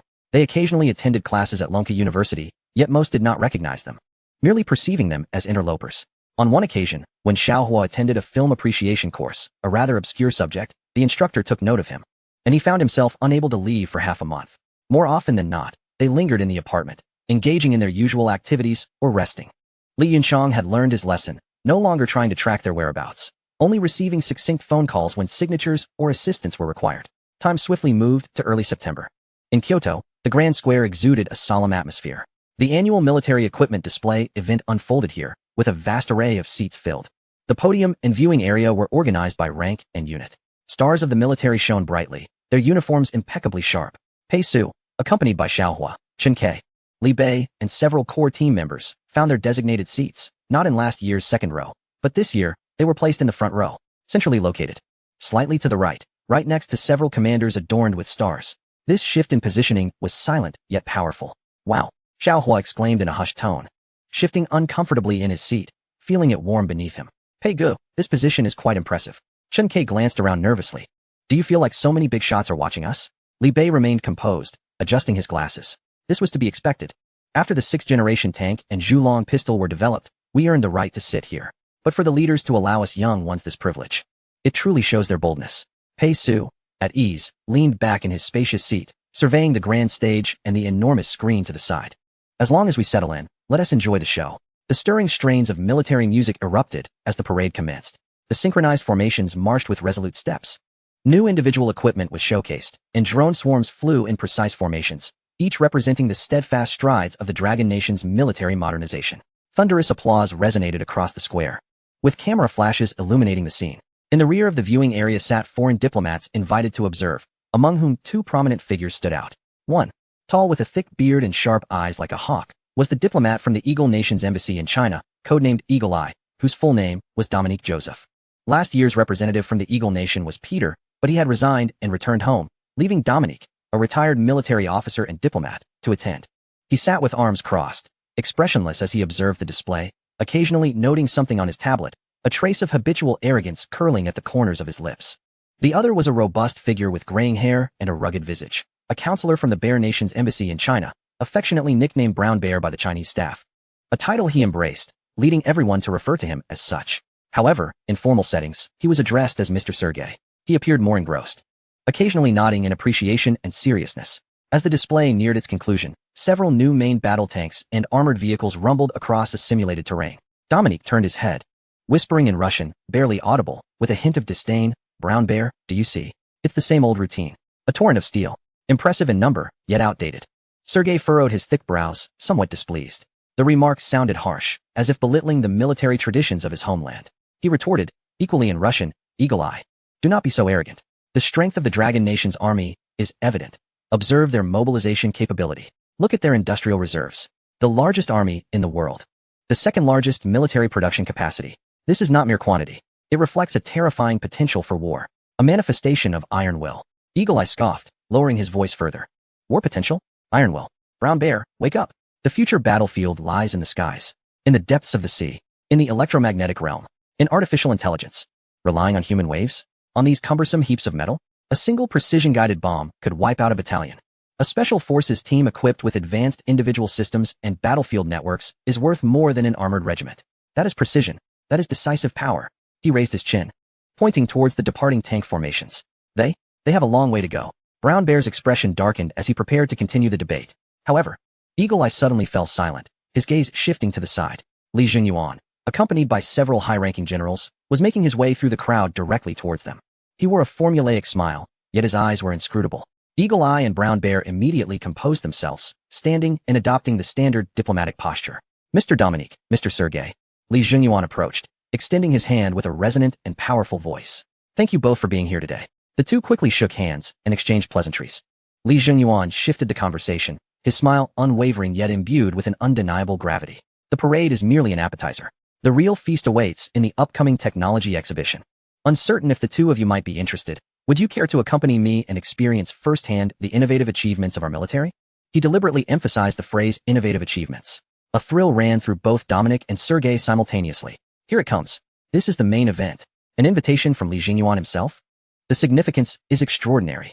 There must be substance within. Sergei's expression instantly shifted to one of profound seriousness. Just moments ago, he was defending the military capabilities of the Dragon Nation. Now, alarm bells rang in his mind. Li Jingyuan's personal appearance guaranteed that what was to be showcased could not possibly be ordinary. He inhaled deeply, bracing himself for the impending shock. Meanwhile, in Eagle Eye's gaze flickered a blend of disdain and curiosity. He acknowledged the Dragon Nation's strength in traditional domains, but cutting-edge technology? He doubted they could present anything truly revolutionary. The so-called innovative achievements were likely mere laboratory concepts or superficial gimmicks. With a condescending demeanor, he nodded slightly. It is an honor, Mr. Li. I eagerly anticipate your presentation. Please proceed. Li Jingyuan gestured and turned to lead the way. Eagle Eye and Brown Bear exchanged glances, each seeing different emotions reflected in the other's eyes, gravity and nonchalance. They followed suit, departing the bustling square amidst a throng of senior officers and security personnel, heading towards the heavily guarded Independent Technology Exhibition Hall. Inside, the spacious venue was illuminated with soft, gentle light, maintaining a constant temperature. The air was imbued with the unique scent of new materials and a faint hint of machine oil. There was no excess decoration, only sleek display stands and gentle spotlights. The exhibits were few, numbering just 17. They stood silently on their respective pedestals, encased in specially designed transparent bulletproof glass, glistening with a cold, metallic luster under the lights. Dominic and Sergei, guided by Li Jingyuan, cast their eyes over each piece in turn. The first item, a model of a fighter jet, its shape extraordinarily fluid. Sharp lines covered in a peculiar radar-absorbent coating. It bore no insignia, yet its silhouette was unseen before, exuding a sense of futurism. The second item, a heavily built, angular, low-profile tracked armored vehicle. Its chassis was barely elevated from the ground, with the composite structure of its protective armor clearly visible. The third item, a tank. Its fierce and robust exterior featuring an astonishingly thick barrel, with unusually wide tracks. The turret appeared to integrate complex observation and electronic devices. The fourth item, another tank. Relatively elongated, seemingly more maneuverable, exuding a latent explosive power. Strangely, it lacked a turret, appearing as if it were an unfinished prototype. The fifth item, a humanoid exoskeleton armor. Its metal framework was menacing, intricate wiring at the joints, with an integrated energy pack and suspected weapon interface on the back, emanating a sense of overwhelming power. The sixth item, a handgun, its design unusual, the body heavy, with austere lines. The muzzle was not traditional, but rather a complex multifaceted structure. It was entirely matte black, radiating a lethal aura.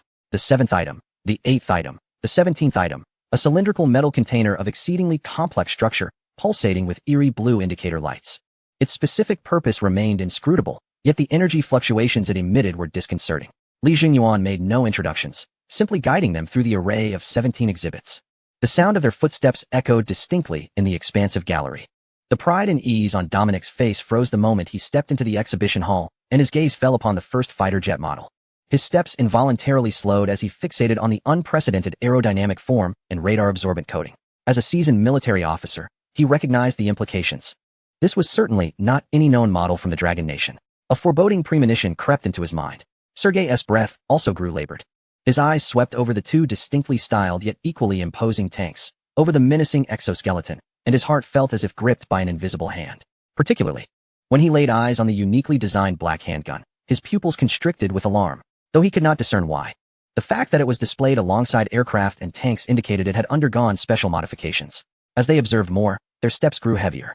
The atmosphere seemed to solidify, and silence enveloped the exhibition hall, leaving only the increasingly audible rhythm of their heartbeats. The 17 exhibits stood like 17 silent titans of steel, emitting an oppressive aura that transcended time. Beads of cold sweat formed on Dominic's forehead. He struggled to maintain his composure, yet his trembling fingers betrayed the tempest within. What did these 17 exhibits represent? Sergei's throat constricted painfully. He glanced at Li Junyuan, who remained calmly by their side, a faint, enigmatic smile playing on his lips. In that moment, the smile appeared to Brown Bear as imbued with an indescribable power and warning. The two diplomats stood in the center of the exhibit array, surveying their surroundings. The earlier debates were now forgotten, replaced by a chilling, penetrating astonishment, akin to a palpable coldness that spread from their feet to their entire being. What exactly were these 17 objects? Chapter 168, Shock. The revelation of Pei Su's defensive military vehicle. The exhibition hall fell into a profound silence. The 17 cold exhibits seemed like 17 silent mountains of steel, exuding an invisible, suffocating pressure. Dominic felt his throat tighten, sweat trickling down his temples. He endeavored to uphold the dignity of an American diplomat, yet his trembling fingers revealed the inner turmoil. What on earth were these things? How deeply had the Dragon Nation concealed its secrets? Sergei also felt a sense of breathlessness. His heart pounded heavily against his chest. He turned his gaze towards Li Junyuan. Li Junyuan stood calmly, the enigmatic smile on his face now resembling an unfathomable abyss, filled with power and warning.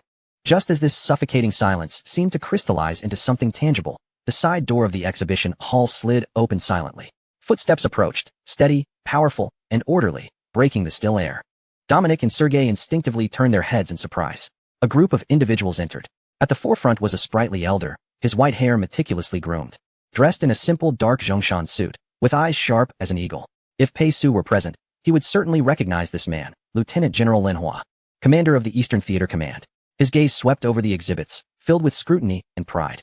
Following closely behind was Lieutenant General Zhang Yutong, commander of the Central Theater Command, tall and broad-shouldered, his strides firm and resolute. His countenance bore the characteristic resolve of a soldier, nodding slightly as his gaze fell upon the steel creations. Next was a poised woman, CCTV reporter Lu Saran, holding a professional camera, her keen eyes exuding a calm professionalism, though a flicker of excitement lingered deep within. She was the granddaughter of an old comrade of General Qin, her identity exceptional. Then came General Qin himself, recently recovered from illness, still somewhat pale, yet standing tall and straight, his murky eyes igniting with remarkable brilliance upon seeing the exhibits.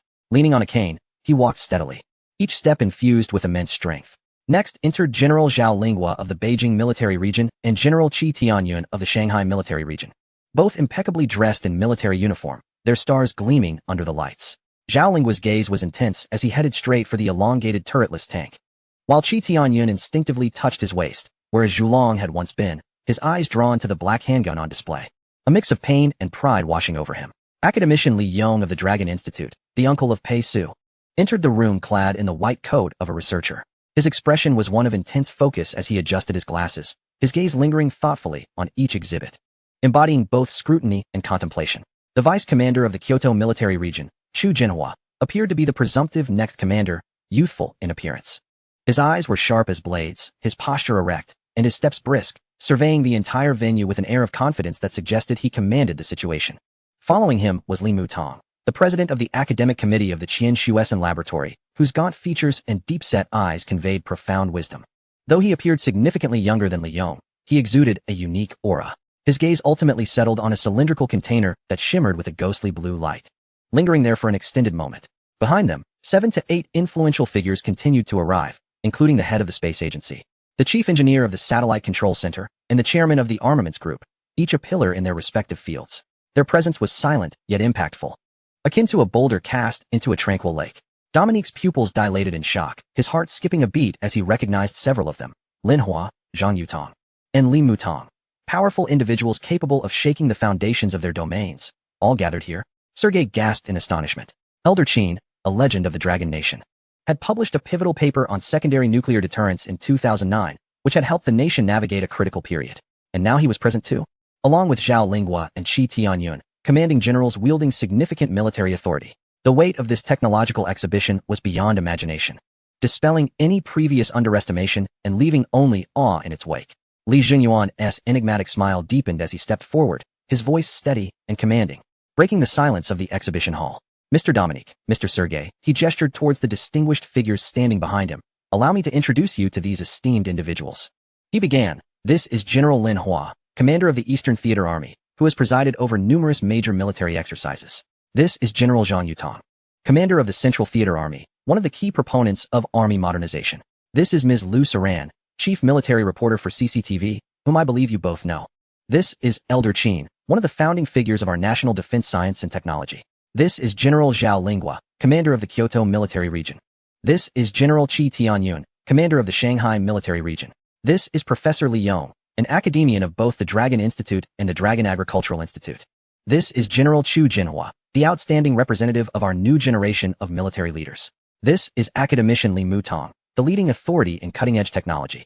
As Li Jinyuan introduced each figure, his steady pace and the weight of each name and title struck like a hammer upon the hearts of the two diplomats.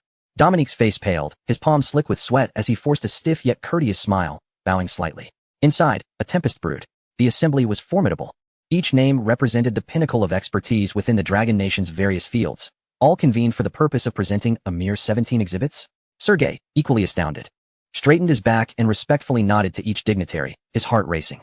Elder Qin and Li Mutong, names that resonated profoundly. Their personal presence indicated that this was no ordinary exhibition. It was a collective display of the Dragon Nation's advanced capabilities. This was a silent yet potent show of strength. After concluding his introductions, Li Jinyuan's gaze swept over the two diplomats, who were striving to maintain composure, his voice exuding a calm authority. All present are elites of our military, the backbone of our nation's technological advancement. Today, we have invited them so that you may gain the insights of those most familiar with these innovations, allowing for a deeper and more intuitive understanding of their significance and value. His words settled heavily in the air, and the hall fell into a peculiar silence. All eyes fixed upon the diplomats, calm yet suffused with gravitas. Dominique felt dryness in his throat, swallowing hard as he forced himself to remain composed, managing to utter. It is a tremendous honor. I am deeply grateful to Mr. Li and all the experts for this arrangement. Yet alarms blared in his mind. The true showcase of strength had begun. Sergei promptly nodded, expressing his sincere gratitude, eager to hear the profound insights of the experts. He took a deep breath, preparing himself for an onslaught of information. Li Jinyuan gave a slight nod, turning his attention to a prominent figure from the space agency. Academician Wang, shall we commence with your area of expertise? Academician Wang stepped forward, approaching a display featuring a meticulously crafted satellite model. Pointing to the model, he spoke in a steady yet powerful tone. This is the Tianqing 7 high-resolution remote sensing satellite, equipped with our independently developed Tianyan 3 optical imaging system.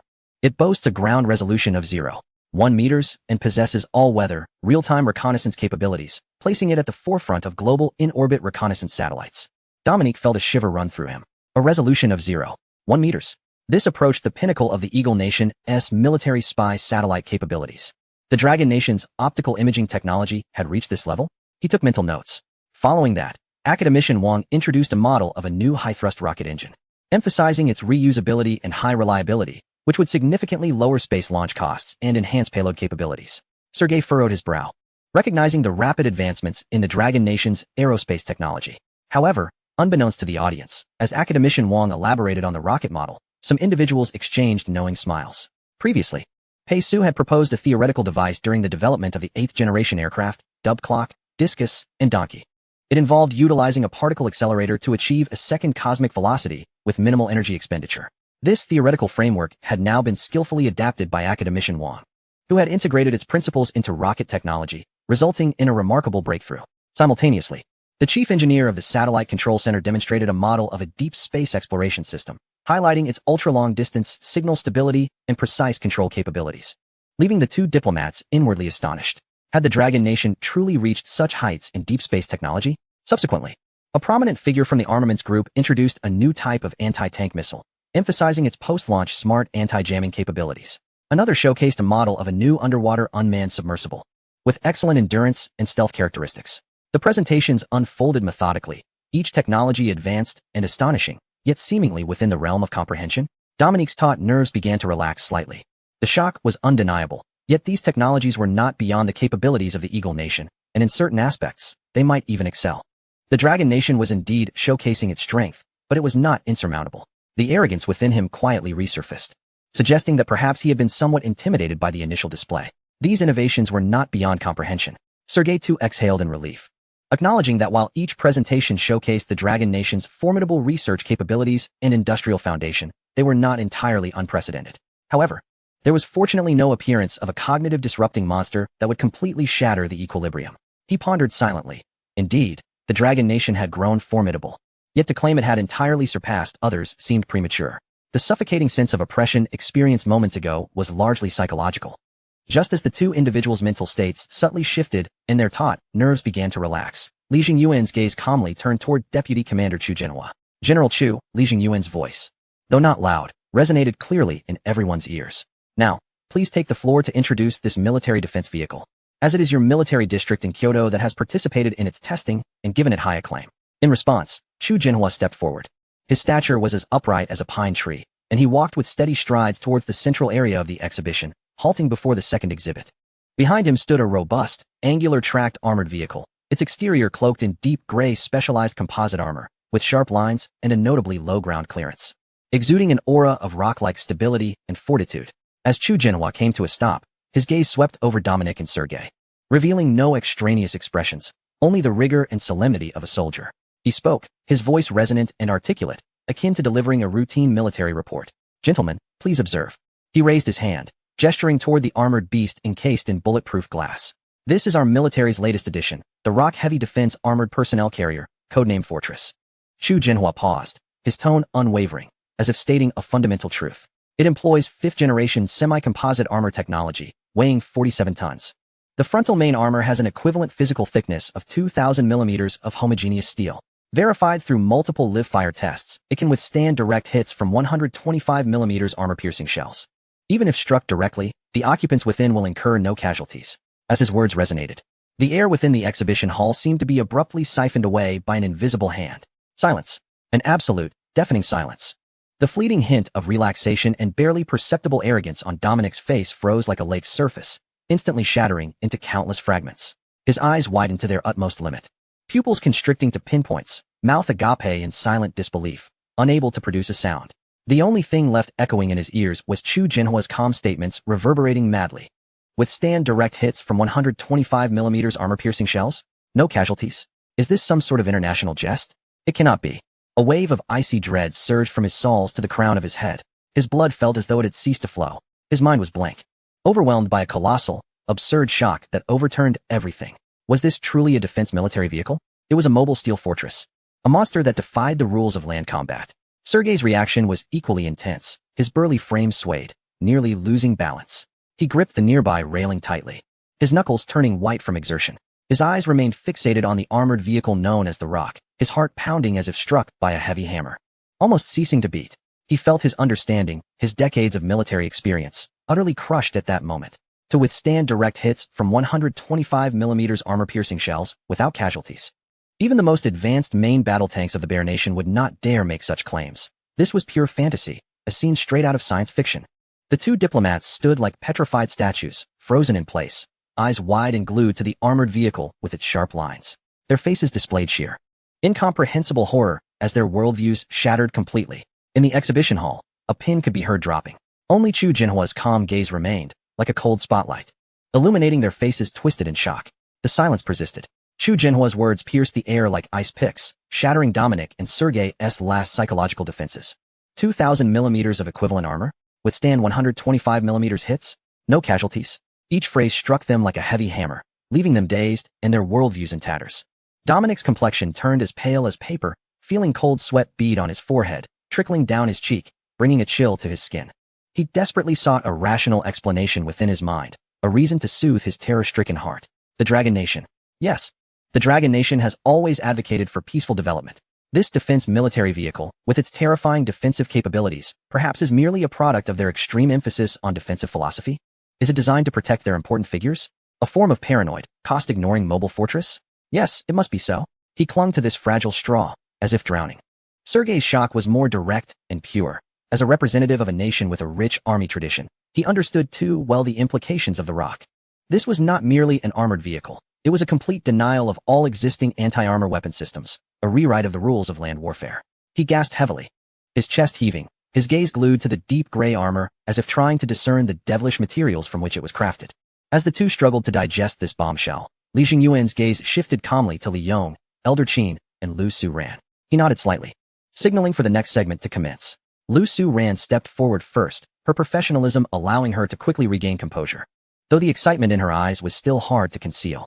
Facing the two diplomats, her voice was clear and steady. Gentlemen, the next presentation will be made by Academician Li Yong and Elder Qin regarding a recent breakthrough in our aviation industry. Academician Li Yong adjusted his glasses, his expression focused and serious, as he approached another display, showcasing an aircraft with an exceptionally sleek design, its sharp lines seemingly capable of slicing through the air, covered in a unique matte black coating, embodying a futuristic aesthetic unseen before. This aircraft is called Snowlight, Li Yong stated, his voice steady yet imbued with academic authority. It is our nation's independently developed 8th-generation air superiority fighter. 8th generation. The mere mention of this term carried immense shock value. The most advanced globally had only just begun to touch upon the concept of 6th-generation aircraft. The Dragon Nation had directly unveiled an 8th-generation fighter? Dominic's heart clenched once more, his previously slightly calmed breath quickening again as he scrutinized the model, seeking any signs of exaggeration. Sergei's pupils constricted again, his fingers instinctively clenching. Once more? Such a leap in nomenclature. Just like that 5th-and-a-half-generation armored vehicle, what on earth were the Dragon Nation up to? Elder Qin then spoke slowly, his voice bearing the weight of experience yet infused with undeniable authority as he dropped the core parameters like another bombshell. Snowlight employs an entirely new aerospace propulsion mode and body structure, with its maximum cruising speed not calculated using traditional Mach numbers. He paused, glancing at the two diplomats whose faces had momentarily frozen. We prefer to measure it using another indicator. It launches from a stationary position on the ground, breaks through atmospheric resistance, and reaches the second cosmic velocity. The time required is 59 seconds. Boom. 59 seconds, reaching the second cosmic speed. Dominic felt his brain hum as if struck by a high-voltage shock. Blood surged to his head, and for an instant, his vision darkened. This is impossible, absolutely impossible. The second cosmic speed is 112 kilometers per second, which implies an astronomical acceleration that no existing aerospace materials could withstand. The physiological structure of the human body would be instantaneously crushed, violating all known physical laws and engineering principles. Absurd. Dominic nearly cried out in disbelief. He could no longer maintain the decorum of a diplomat. His voice, tinged with shock and skepticism, became sharp. Mr. Qin, academicianly, I beg your pardon for my frankness. This far exceeds the limits of current technological capabilities. It is utterly unfeasible, whether in materials science, propulsion systems, or life support systems. Although Sergei did not vocalize his disbelief, the muscles in his face twitched violently, his eyes filled with the same incredulity and absurdity. He nodded vigorously, his voice dry as he echoed, yes, this data is astonishing. So astonishing that, if I may say so, it lacks fundamental physical support. Could you provide a more detailed technical demonstration or video evidence? He attempted to express the same skepticism more diplomatically, but the tremor in his tone betrayed the tempest within. Faced with the intense questioning from the two, a glint of sharpness flickered in Mr. Qin's murky eyes. Rather than becoming angry, he straightened slightly, resembling a battle-ready veteran. Impossible? Mr. Qin's voice suddenly rose a few notches, imbued with scholarly rigor and an undeniable firmness. Mr. Dominic, Mr. Sergei, let us set aside diplomatic niceties and let the data speak for itself. He raised a bony finger and began to enumerate, his speech measured, yet each word struck like a nail at the heart of logic. Firstly, materials. You believe current materials cannot endure instantaneous ultra-high G-forces? The main structure of the Snowlight is 5 times stronger in tensile strength than carbon fiber, with an 3-fold increase in modulus. More importantly, it can withstand extreme temperatures exceeding 200 degrees Celsius and possesses adaptive stress distribution characteristics. Dominic opened his mouth, but it felt as though something was lodged in his throat. Mr. Qin did not pause, he pressed on. Secondly, propulsion. You think no engine can provide such terrifying sustained acceleration? The Snowlight does not employ conventional turbojet or ramjet engines, but rather an internal rotational acceleration device based on a core theory. Currently, there is no research on such devices internationally, but if you investigate, you will surely discern the value of this technology. Mr. Qin's words were few, yet academicianly nodded discreetly, well aware of the significance. This was Pei-Su's second project and the first for the Dragon Talent class. The 8th generation aircraft, Snowlight. Mr. Chen's terminology was precise. Even if they currently knew of the internal rotational acceleration device, they were unaware of the rotational accelerator, and thus, any research they pursued would yield erroneous conclusions. Sergei's complexion darkened considerably. Thirdly, life support. The protection of pilots under ultra-high acceleration. Mr. Chen's gaze became intensely oppressive. The cockpit of the Snowlight is an independent inertial damping unit, filled with a novel non-Newtonian fluid cushioning medium. Coupled with a fully enveloping anti-load suit and a precise internal pressure compensation system, it can endure over 90 G of sustained overload while ensuring pilot consciousness remains intact. The relevant biomedical test reports were conducted by the 4th Medical Center of our Military General Hospital. Of course, in fact, as it is an 8th generation aircraft, we do not require a pilot to monitor constantly. They merely need to remain in a highly secure environment and press a few buttons when operation is necessary. Finally, 59 seconds. Mr. Chen took a deep breath, his gaze piercing as he looked directly at the two. This data is not a theoretical calculation, but is based on our actual tests. Under our supercomputer simulations, this time is 5,899,931 seconds. However, our timer cannot accurately measure this value, and due to various weather conditions, you may understand it this way. The Snowlight actually reaches the second cosmic speed in just over 59 seconds. We have conducted numerous tests, and the black box data along with some key parameter curves are right here. Mr. Chen pointed to an inconspicuous display screen below the exhibition stage, where a myriad of curves and numbers scrolled silently.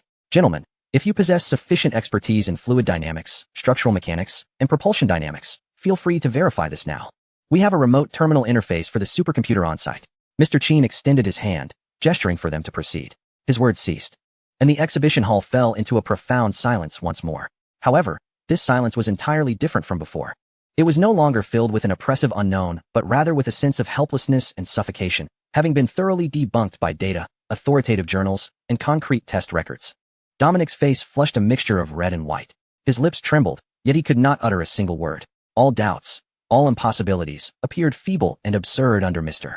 Chen's bombardment of well-reasoned arguments, meticulously supported by data. He felt like a jester, floundering before true giants of academia and engineering. Sergei, too, was rendered speechless.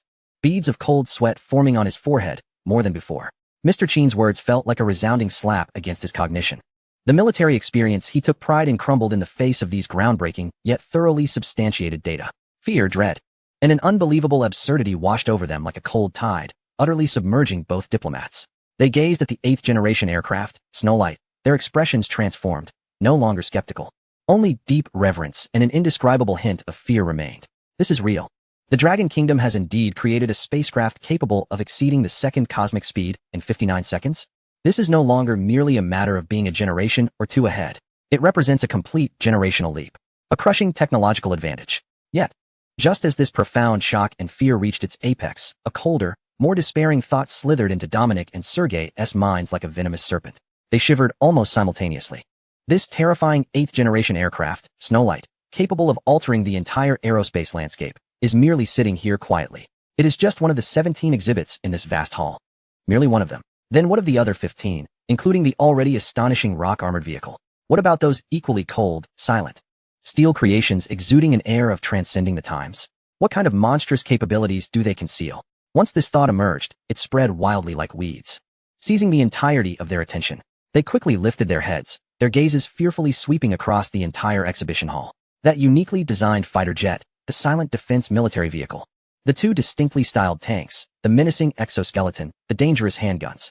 The container, gleaming with a flickering azure light, appeared to breathe life into each exhibit, exuding an awe-inspiring power. The 8th generation fighter, Snowlight, had reached an astonishing level of superiority.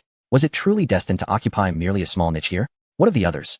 What of the remaining exhibits? Did they represent technological advancements that could rival, or even surpass this aerial marvel? The mere thought of such a possibility sent chills racing up the spines of Dominic and Sergei, leaving them frozen in place, as though encased in ice. Their faces drained of color, they were left with an overwhelming sense of dread and disbelief. How could this be? Mr. Dominic, Mr. Sergei. There is no need for haste. Our discussion about Snowlight is far from over, Li Yong remarked with a mild smile, continuing his exposition. Snowlight employs the most advanced stealth coating, a paint that epitomizes stealth technology. It reminds me of a past incident when it took 8 of our fighter jets to match just one 5th generation aircraft from your nation, Mr. Dominic. This time, We have conducted computer simulations concerning this very matter. Care to take a guess, Mr. Dominic, how many 5th-generation jets would be needed to equal our 8th-generation fighter? Such a technological disparity necessitates a numerical compensation when the gap reaches a certain threshold. Li Yong's words not only recounted a bygone event, but posed a question to Dominic as well. We once had warriors willing to make sacrifices for such causes. Do you have the same? At this moment, a heavy silence enveloped the entire exhibition hall. Dominic remained mute, harboring an answer within. While Li Yong was aware that he too possessed the answer, yet no one was willing to voice it. Li Yong understood he was merely setting the stage. The show was far from over. Chapter 170. 4th-generation exoskeleton armor and 5th-generation tanks. The hall was enveloped in a profound stillness. Li Yong's inquiry hung in the air like a frigid needle, piercing Dominic's consciousness. The humiliation of past exchanges was now invoked lightly. Yet it bore the weight of 1,000 burdens. Dominic's throat tightened as he felt thrust into the spotlight.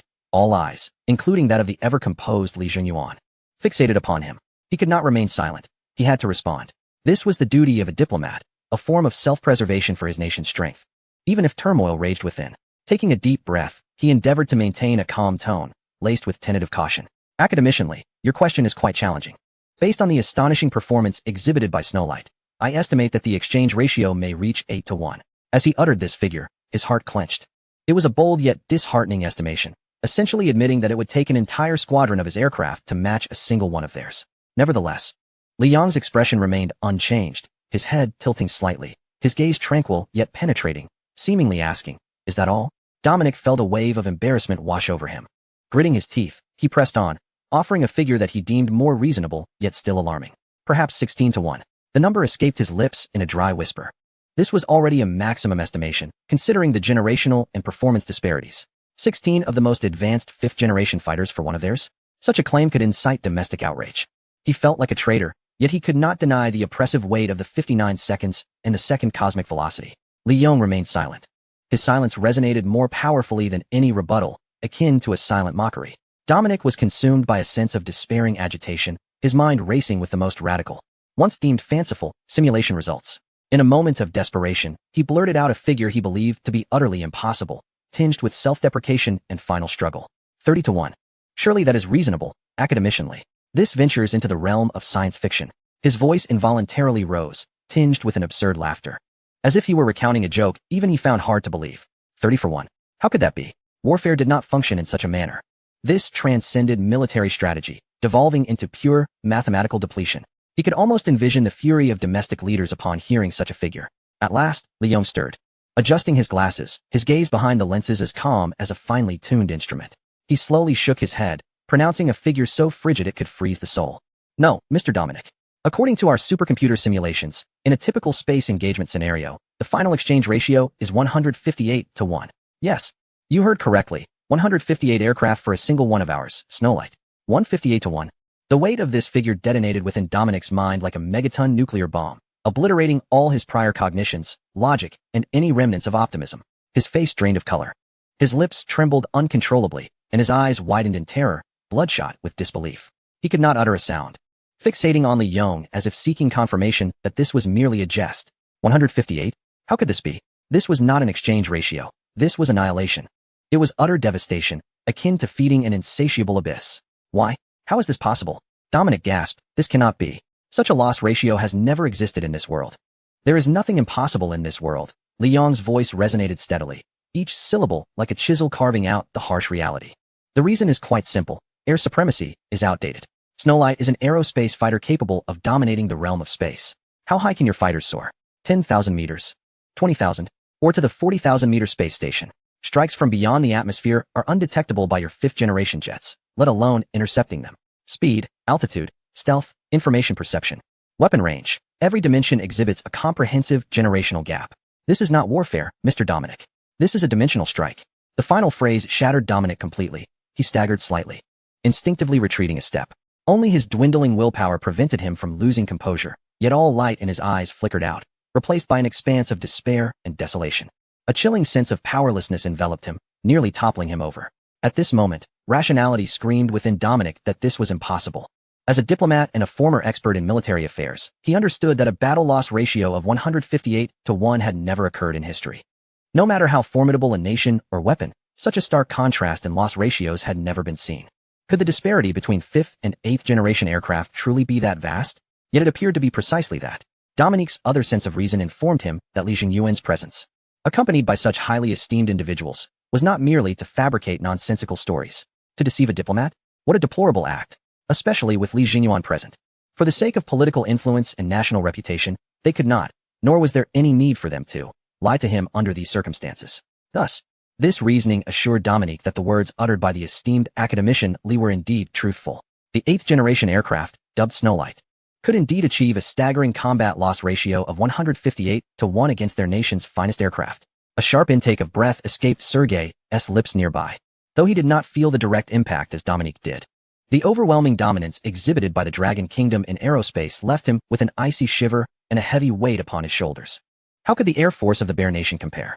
He dared not contemplate it. In the exhibition hall, one could hear a pin drop, with only the heavy breathing of the two diplomats resonating clearly. Li Jingyuan observed their reactions with a tranquil expression, as if the alarming figure he had just presented was but a trivial number. He stepped forward at an opportune moment, breaking the suffocating silence. Thank you, academician Li, for your insights. His voice remained steady, devoid of any emotion. The advancements in aviation industry merely reflect a facet of our military modernization. Next, let us explore some innovative endeavors in individual soldier equipment. His gaze shifted towards Qi Tianyun, the commander of the Shanghai military district, nodding slightly. Qi Tianyun, having grown impatient, strode purposefully to the display showcasing the formidable exoskeleton armor, a proud smile gracing his face as he patted the cold metallic frame, producing a dull thud. Gentlemen, pay close attention. Do not blink. Qi Tianyun's voice boomed with the characteristic vigor of a soldier. This is our prioritized 4th-generation fully powered exoskeleton system, codenamed Xingtian. As he spoke, the previously motionless Xingtian exoskeleton erupted into life, emitting a faint hum of motors as the hydraulic rods and actuators moved with fluid precision. It swiftly raised its right arm, its metal fingers, as thick as a bowl, clenched tightly, producing a cracking sound in the air. In an instant, it transitioned from a standing position to a tactical crouch, its movements as swift as a leopard, without an ounce of hesitation. The compact energy pack integrated into its back emitted a soft blue glow, indicating its abundant energy reserves. The series of motions flowed seamlessly, exuding explosive power and astonishing agility, completely shattering the preconceived notion of traditional exoskeletons as cumbersome. Flexibility, maneuverability, and enhanced strength. I shall not waste words on these basics. Qi Tianyun gestured grandly, his tone brimming with pride. Let us speak of the substantial. Soldiers equipped with this marvel can carry a load of 200 kilograms over a 50-kilometer forced march. At speeds no less than 20 kilometers per hour. They can operate a 127mm heavy machine gun with pinpoint accuracy using one hand. With recoil? Non-existent. They can leap over 4 meters in height from a standing position, effortlessly clearing most obstacles and walls. With the strength to tear open certain light armored vehicle doors with their bare hands. Integrated optical camouflage, life sign monitoring, tactical information networks, and all-encompassing protection systems. As for endurance? A micro-fusion energy pack, theoretically allowing for over a month of continuous combat. With each proclamation from Qi Tianyun, Dominique and Sergei's faces paled further. This was no mere individual exoskeleton. It was akin to a humanoid tank, a mobile fortress of firepower, condensing the firepower and mobility of an entire infantry squad into a single individual. The mere thought of thousands of Dragon Kingdom soldiers charging forth in such exoskeletons sent chills down the spines of the two diplomats. This was yet another dimensional blow to the existing ground combat paradigm. Before they could recover from the shock brought by the Xingtian, Li Jingyuan's gaze calmly shifted to Zhao Linghua, the commander of the Kyoto military district. Commander Zhao, Li Jingyuan's voice remained steady. The next exhibit should be the grand toy your military district has long awaited. Please, take the floor. Zhao Linghua's face instantly blossomed into a radiant smile, one filled with genuine joy and pride akin to a child receiving a beloved toy. He quickly stepped forward to the elongated tank, brimming with latent explosive power. Tenderly, he caressed the cold armor as if stroking a lover's cheek. Finally, it's my treasure's turn. Zhao Linghua grinned broadly. Gentlemen, behold, this is my prized possession. The 5th-generation amphibious assault tank, capable of operating across land, sea, and air. Amphibious. 5th-generation tank. Another explosive designation. Dominique and Sergei felt their nerves nearing numbness. The volume of information they were absorbing today was overwhelming and terrifying. They could only mechanically roll their eyes toward the uniquely designed tank. Look at these lines. The aerodynamics. Zhao Linghua enthusiastically elaborated. The weaponry it carries is known as the ultimate annihilation weapon. It is not a single weapon, but 3 distinct ones. Currently, I can simply describe the second and third weapons. The second weapon is a self-guiding miniature missile. Each missile, equipped with sensors and an AI chip, Costs approximately $150,000. It can accurately lock onto any enemy with data, regardless of jungle conditions, making it exceptionally suited for decapitation tactics in Southeast Asia. The third component of the ultimate annihilation weapon is a system comprising high-frequency sound waves, bipolar electromagnetic fields, and laser weaponry, which is situated adjacent to the cannon. The cannon's considerable length is due to its dual functionality. It can launch conventional shells, as well as subsonic waves, electromagnetic fields, and laser beams. The high-frequency sound waves can obliterate any enemy attempting to approach the tank. The bipolar electromagnetic field creates intense electromagnetic interference within a 50-meter radius, rendering all suicide drones ineffective. The laser weaponry is designed to engage drones not intended for suicide attacks, but rather for transporting missiles closer to the launch point. We can utilize laser beams to remotely lock onto such drones. The effective range of the laser weaponry extends to 5 kilometers. However, that is not the crux of the matter. The true emphasis lies in its mobility. Zhao Linghua's voice crescendoed with pride. It can swim. In ocean mode, its speed reaches 115 knots on the surface and 70 knots underwater. And in flight mode, haha, Zhao Linghua struck the tank's armor with a resounding bang. This beast can unleash speeds of 400 kilometers per hour. This tank epitomizes the trifecta of capabilities. Its strikes were commanded. It is omnipresent. Zhao Linghua's enthusiasm grew, his face glowing with exhilaration. Meanwhile, Dominique and Sergei stood utterly dumbfounded, staring blankly. They resembled two wooden sculptures struck by lightning. Their minds echoed with the key phrases: amphibious speed of 115 knots, underwater 70 knots, flight speed of 400 kilometers. Was this truly still a tank? It was nothing short of a monstrous amalgamation of a flying submarine and a terrestrial cruiser. It utterly subverted all traditional classifications of weaponry: Army, Navy, Air Force. In the presence of this marvel, the conventional distinctions between military branches seemed to lose all significance. A profound sense of helplessness and absurdity enveloped the two diplomats, akin to an endless abyss of darkness. They gazed at the three exhibits before them: the 8th-generation aerospace fighter, Snowlight, the 4th-generation powered exoskeleton, Xingtian, and the 5th-generation amphibious tank, Basya. Each of these marvels possessed the capacity to alter the strategic equilibrium of entire regions, if not the world. Yet here they lay, as unassuming as cabbages, mere trifles among a total of 15 exhibits. What horrors must the remaining artifacts conceal? The cylindrical container, the handgun, the other tank. Dominique and Sergei dared not even contemplate them. Their worldview had been systematically shattered time and again today. Chapter 171. Helium. 3 Nuclear fusion unveiled within the exhibition hall. Zhao Linghua's animated explanations came to an abrupt halt. He turned to Li Jingyuan, his eyes pleading, yet brimming with an irrepressible desire to showcase. Mere words could not capture the essence of such revolutionary technology. In the face of absolute performance, verbal descriptions felt pathetically inadequate. Li Jingyuan acknowledged his gaze. A slight shift in his otherwise impassive expression hinted at tacit approval, perhaps even a flicker of anticipation. He nodded subtly, his voice resonating clearly across the hall. Theoretical parameters pale in comparison to a 1-minute live demonstration. His eyes swept over Dominique and Sergei. Since you harbor doubts, let us validate this in real time. Commander Zhao, please proceed. Yes, Zhao Linghua exclaimed, nearly leaping with excitement as he whispered into his earpiece. Dominique and Sergei were momentarily stunned. A live demonstration? Here? In this enclosed exhibition hall? How would it be conducted? Were they to drive this colossal machine out of the venue? Their gazes instinctively darted toward the formidable entrance. However, the ensuing spectacle utterly defied their imagination. The amphibious tank, Basya, initially silent, suddenly emitted a deep, resonant hum from its massive interior. Not a violent engine roar, but a sound imbued with technological prowess, akin to the gathering of energy. The high-strength bulletproof glass display case above it began to slide open, not in preparation for exit. In the next moment, the previously sealed armor plates on either side and the rear of the tank flung outward, revealing a complex and intricate duct fan structure within. The fan blades commenced their rapid rotation, producing a high-frequency shriek as they sliced through the air. Dominique's pupils constricted as an absurd thought invaded his mind, nearly rendering him breathless. Sergei's mouth hung agape, nearly dislocating his jaw, his eyes wide with disbelief. Before the astonished crowd, the steel behemoth, weighing several tons, began to levitate steadily, vertically rising from its glass display without any external support.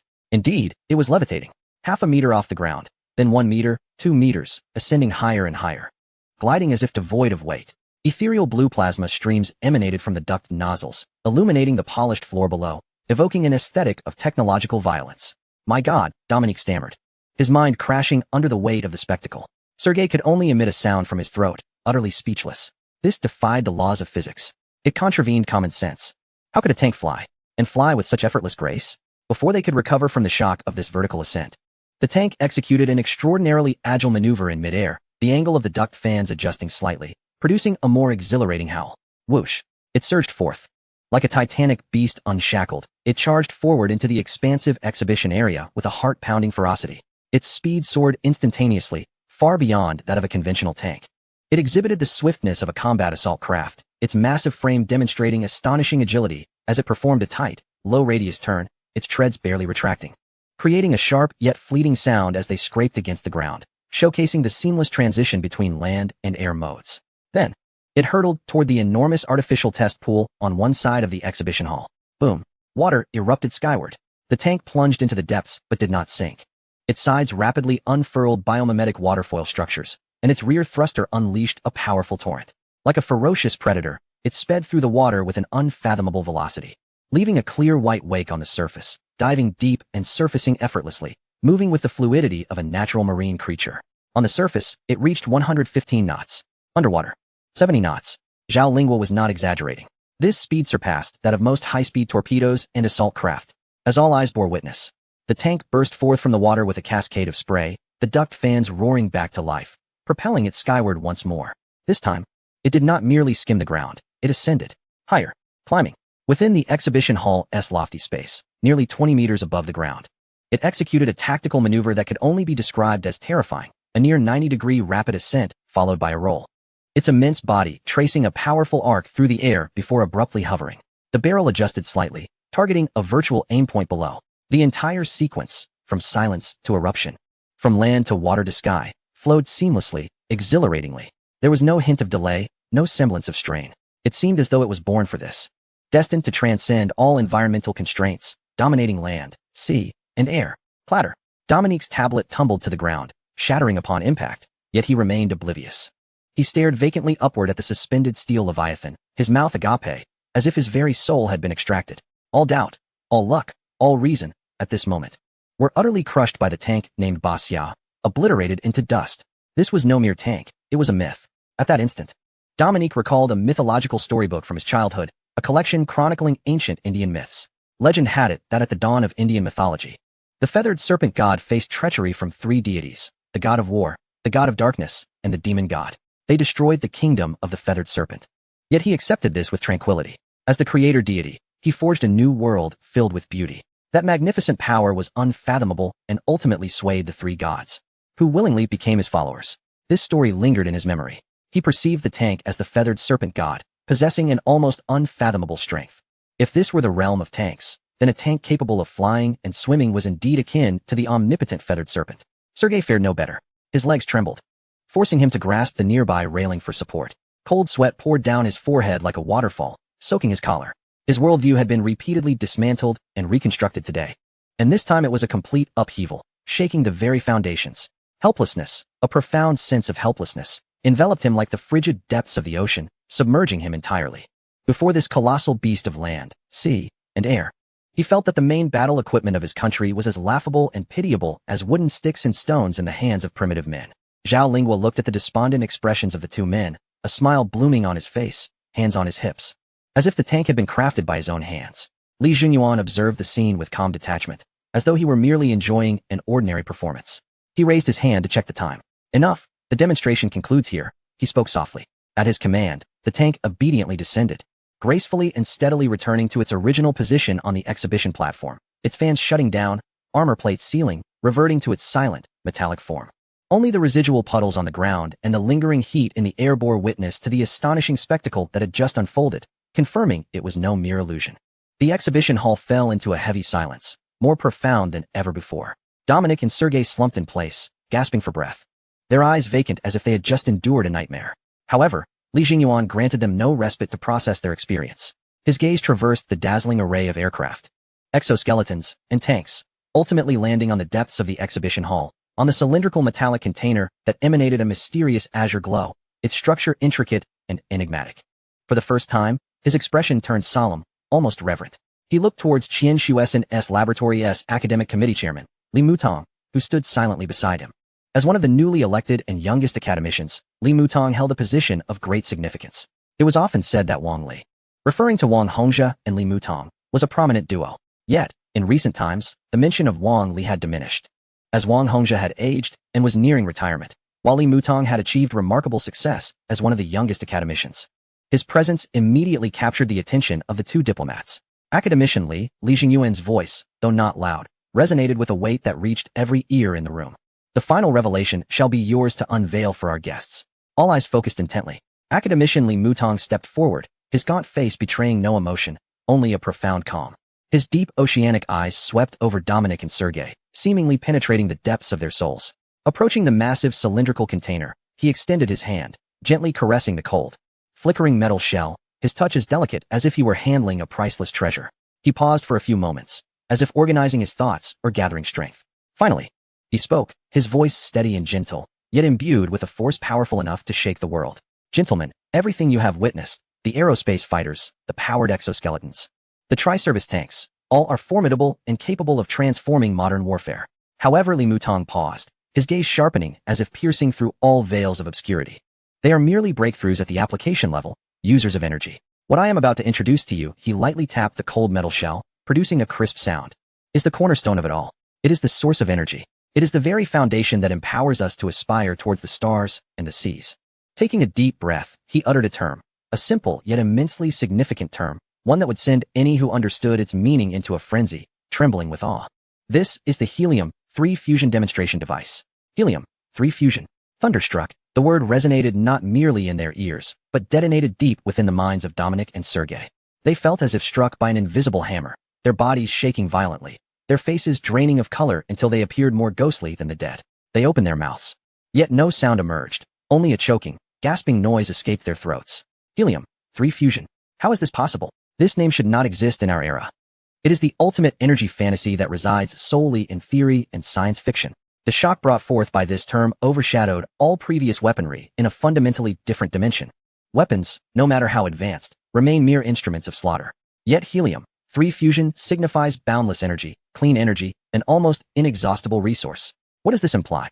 It means that the Dragon Kingdom will completely sever its dependence on fossil fuels.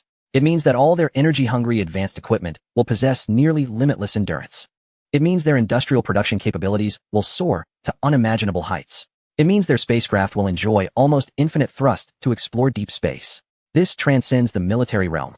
It is the ultimate answer capable of upending the global energy landscape, the political order, and even the course of human civilization. Dominic felt his heart pounding violently against his chest, nearly ready to burst.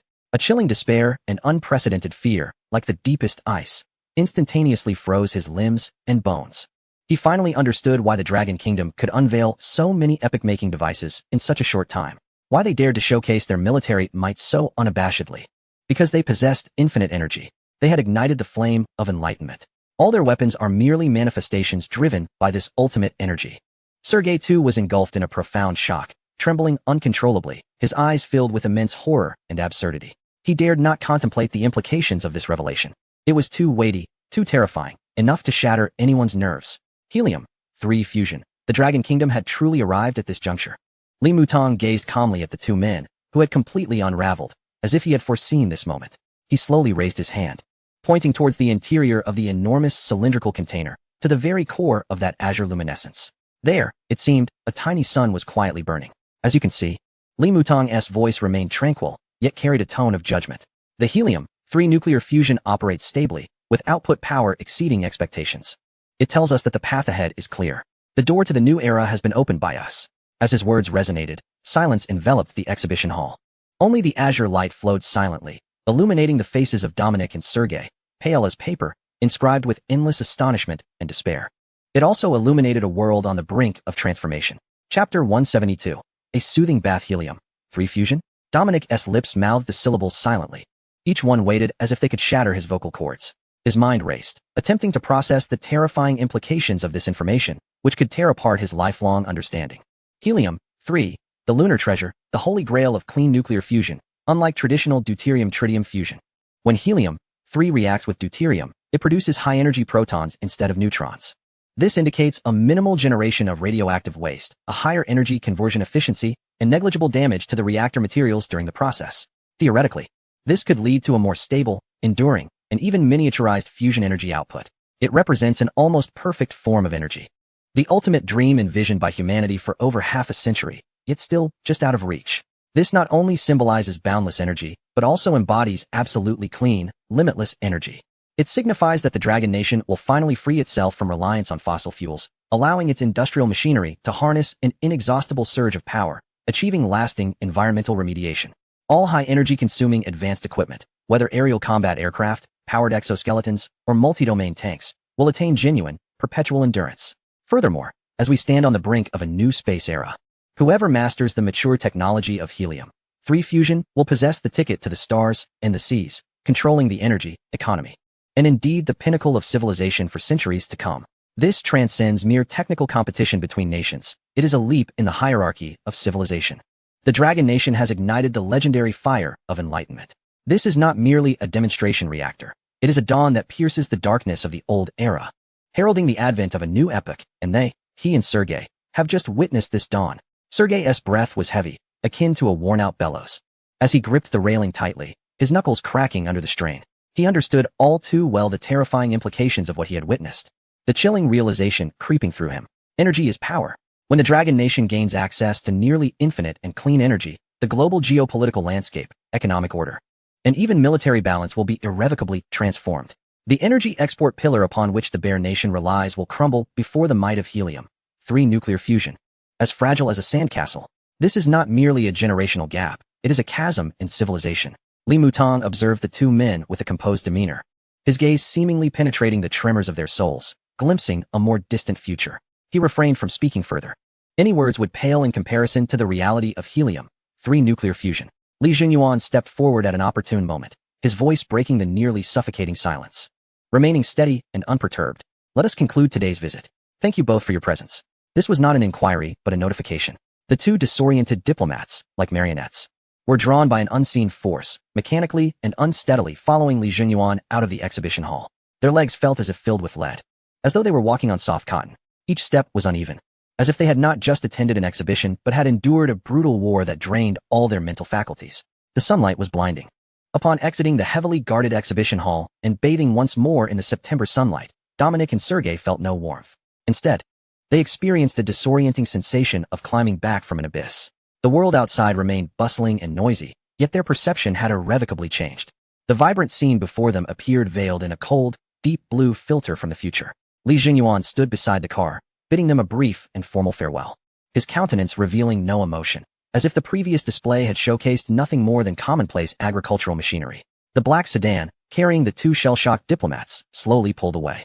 Outside the window, familiar cityscapes rushed past, yet they remained oblivious, their minds replaying only the hovering tanks, the legendary 59 seconds, the menacing exoskeletons, and the deep blue light that devoured all capacity for thought, until the vehicle's taillights vanished at the road's end.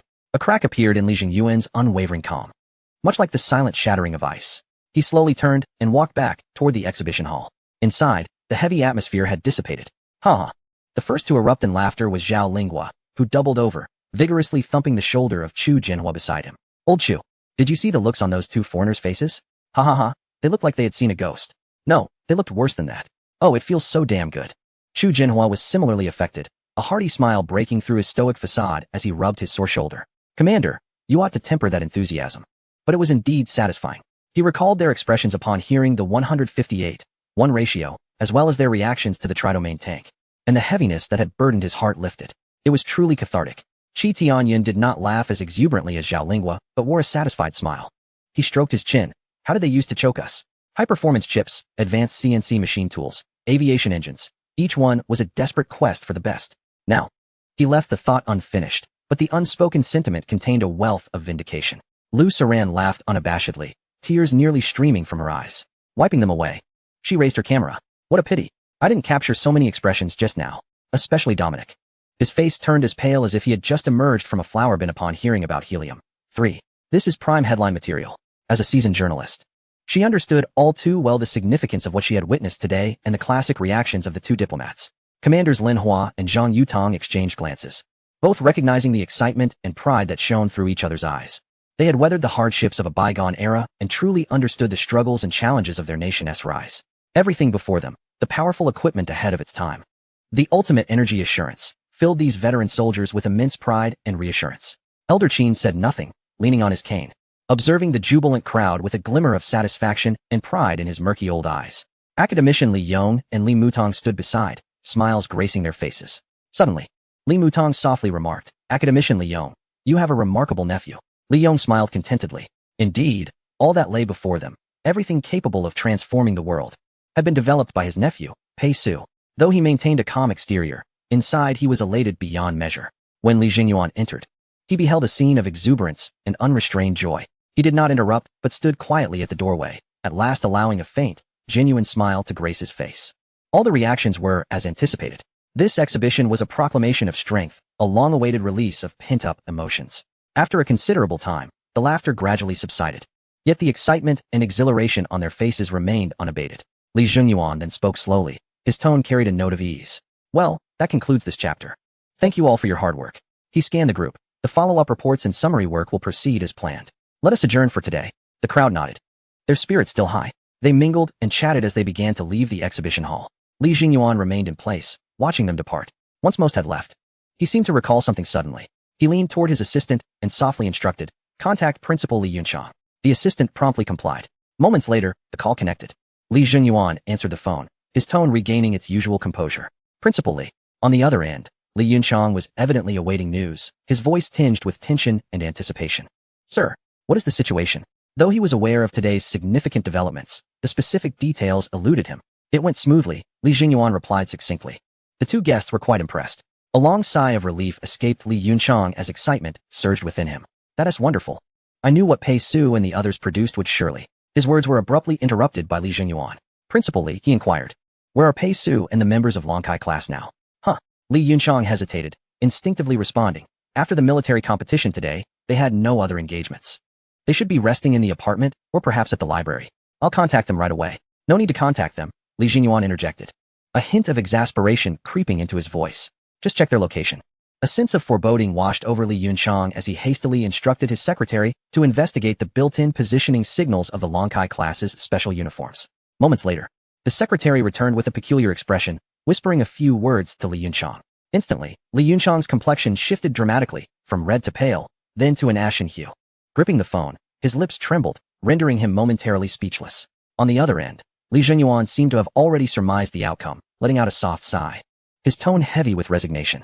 "Are they at that Yunding Xianjing spa again?" Li Yunchang gasped, nearly choking on his breath. "Not again." These youngsters, having just accomplished monumental feats for the nation, had immediately retreated to such indulgence. If only Li Jingyuan, who had just departed, were to find out. While the commander was aware, he reasoned that they might simply be unwinding after their recent exertions, especially since they were in their final year and would soon need to prepare for graduation defenses. Li Yunchang struggled to defend them, feeling his rationale grow increasingly feeble. Silence enveloped the call for several seconds. It appeared that Li Jingyuan was shaking his head in disbelief. Let them be. Youth has its privileges and the right to relax. After all, they achieved great merit today. Just as Li Yunchang felt a sense of relief wash over him, he heard Li Jingyuan continue. "Merit must be rewarded. Here's what I want you to convey to them." His tone shifted to one of solemnity. "I, Li Jingyuan, make a commitment to each member of the core team of Lonkai class. A commitment that does not violate national laws or fundamental principles. In the future, whenever they request it, the state will, within its means, fulfill one aspiration for each of them. Remember, this is for every individual, a promise." Boom. The weight of those words reverberated like thunder in Li Yunchang's mind. A promise? This was no ordinary commendation. It was an unparalleled honor, akin to a gilded guarantee of trust and affirmation. Its value transcended any material reward. Li Yunchang was utterly astonished, his hand trembling as he clutched the phone. His heart raced, nearly leaping from his throat. He could hardly fathom what he had just heard. The gravity of this commendation was suffocating. "Sir, this is too much." Li Yunchang stammered, overwhelmed with excitement. "Go, relay the message." Li Jingyuan's voice returned to its calm demeanor, as if he had merely stated a commonplace fact. "Tell them this is what they deserve." The call ended. At Lonkai University, Li Yunchang remained frozen, gripping the phone, his mind buzzing with the repeated echo of the word promise. After the shock and elation subsided, a profound sense of responsibility settled upon him. Suddenly, he snapped back to reality. He had to find Pei Su and the others at once to share this monumental news. Forgetting everything else, he dashed out of the office like a whirlwind, even neglecting to call for a driver. He took the wheel himself, flooring the accelerator as he sped towards the familiar Yunding Xianjing spa. Throughout the drive, his heart raced, thoughts swirling in a maelstrom. He pondered how to broach the subject, imagining their expressions upon hearing the news, contemplating the future of Lonkai class and the nation itself. Upon bursting into the spa lobby, the familiar receptionist was startled to see the urgent-looking teacher, out of place in his attire. "Sir, you're back again. Where's Pei-Su? Which room are they in?" Li Yunchang interrupted, his tone urgent. The receptionist, taken aback by his fervor, instinctively provided the room number. "It's still the Yaoqi room." Without a second thought, Li Yunchang bolted down the opulent corridor. He flung open the heavy wooden door of the Yaoqi room. A wave of warmth and fragrant steam enveloped him. The scene before him mirrored his previous visit almost perfectly. In the vast massage pool, Pei-Su lounged with her eyes closed, seemingly napping. Xiaohua and Chen Ke were engrossed in a heated debate over a game level, while Li Bei and Zhang Ming each gazed at their tablets, presumably reviewing materials. Wang Qingyu was not present, having retreated to a separate room since she was a girl. The tranquility was shattered by Li Yunchang's abrupt entrance. The argument between Xiaohua and Chen Ke ceased immediately. Li Bei lifted his head, while Wang Qingyu and Zhang Ming turned their attention toward the breathless, flushed principal at the door, a look of bemused confusion on Pei-Su's face. "Principal?" she asked lazily, her voice imbued with post-bath languor. "What brings you here?" Observing their relaxed demeanor, Li Yunchang reflected on the monumental contributions they had just made for the nation, juxtaposed with the earth-shattering commendation he bore. His emotions became a complex tapestry, and as words hung on the tip of his tongue, he found himself at a loss for how to articulate them. He opened his mouth, gasping for breath. You all, how can I express my thoughts on your behavior? After he initially intended to yell, "Li Zhenyuan has given each of you a promise." But as he glanced at the pool of languid heroes, he felt this setting was far from the ideal backdrop for such momentous news. It was far too informal. Yet, before he could formulate his words, Xiaohua, closest to him, noticed the principal's flushed face and barely concealed excitement. With a mischievous grin, he reached out, grasping Li Yunchang's wrist. "Principal, you arrived just in time. You look exhausted. Come on, relax for a bit. The water is perfect, so soothing." Li Yunchang. Before he could react, Chen Ke bounded over, cheerfully grabbing his other arm. "Exactly. Principal, you've been working tirelessly. You deserve to unwind." "Wait, what are you doing? Let go. I have important matters to attend to. Monumental matters." Li Yunchang was caught off guard, as the two young men dragged him, one on each side. With a resounding splash, he was thrust into the warm massage pool. Completely submerged, he emerged like a drenched chicken, disheveled and soaked, hair plastered to his forehead, glasses fogged up, and his expensive suit thoroughly drenched. He glanced around at the few students stifling their laughter, their expressions innocent yet amused, then at his own comical appearance. The weight of the solemn promise he had yet to articulate washed over him, evoking an absurd and bittersweet sensation that surged within. Pei-Su observed the scene before him, shaking his head in resignation. He shifted aside slightly, making room for the drenched principal, and leisurely picked a grape from the fruit platter, offering it to him. "Principal, since we are here, let us make ourselves comfortable. Whatever needs to be addressed can wait until we are refreshed." Li Yunchang looked at the grape presented to him, then surveyed the circle of young faces, all suppressing laughter yet filled with concern.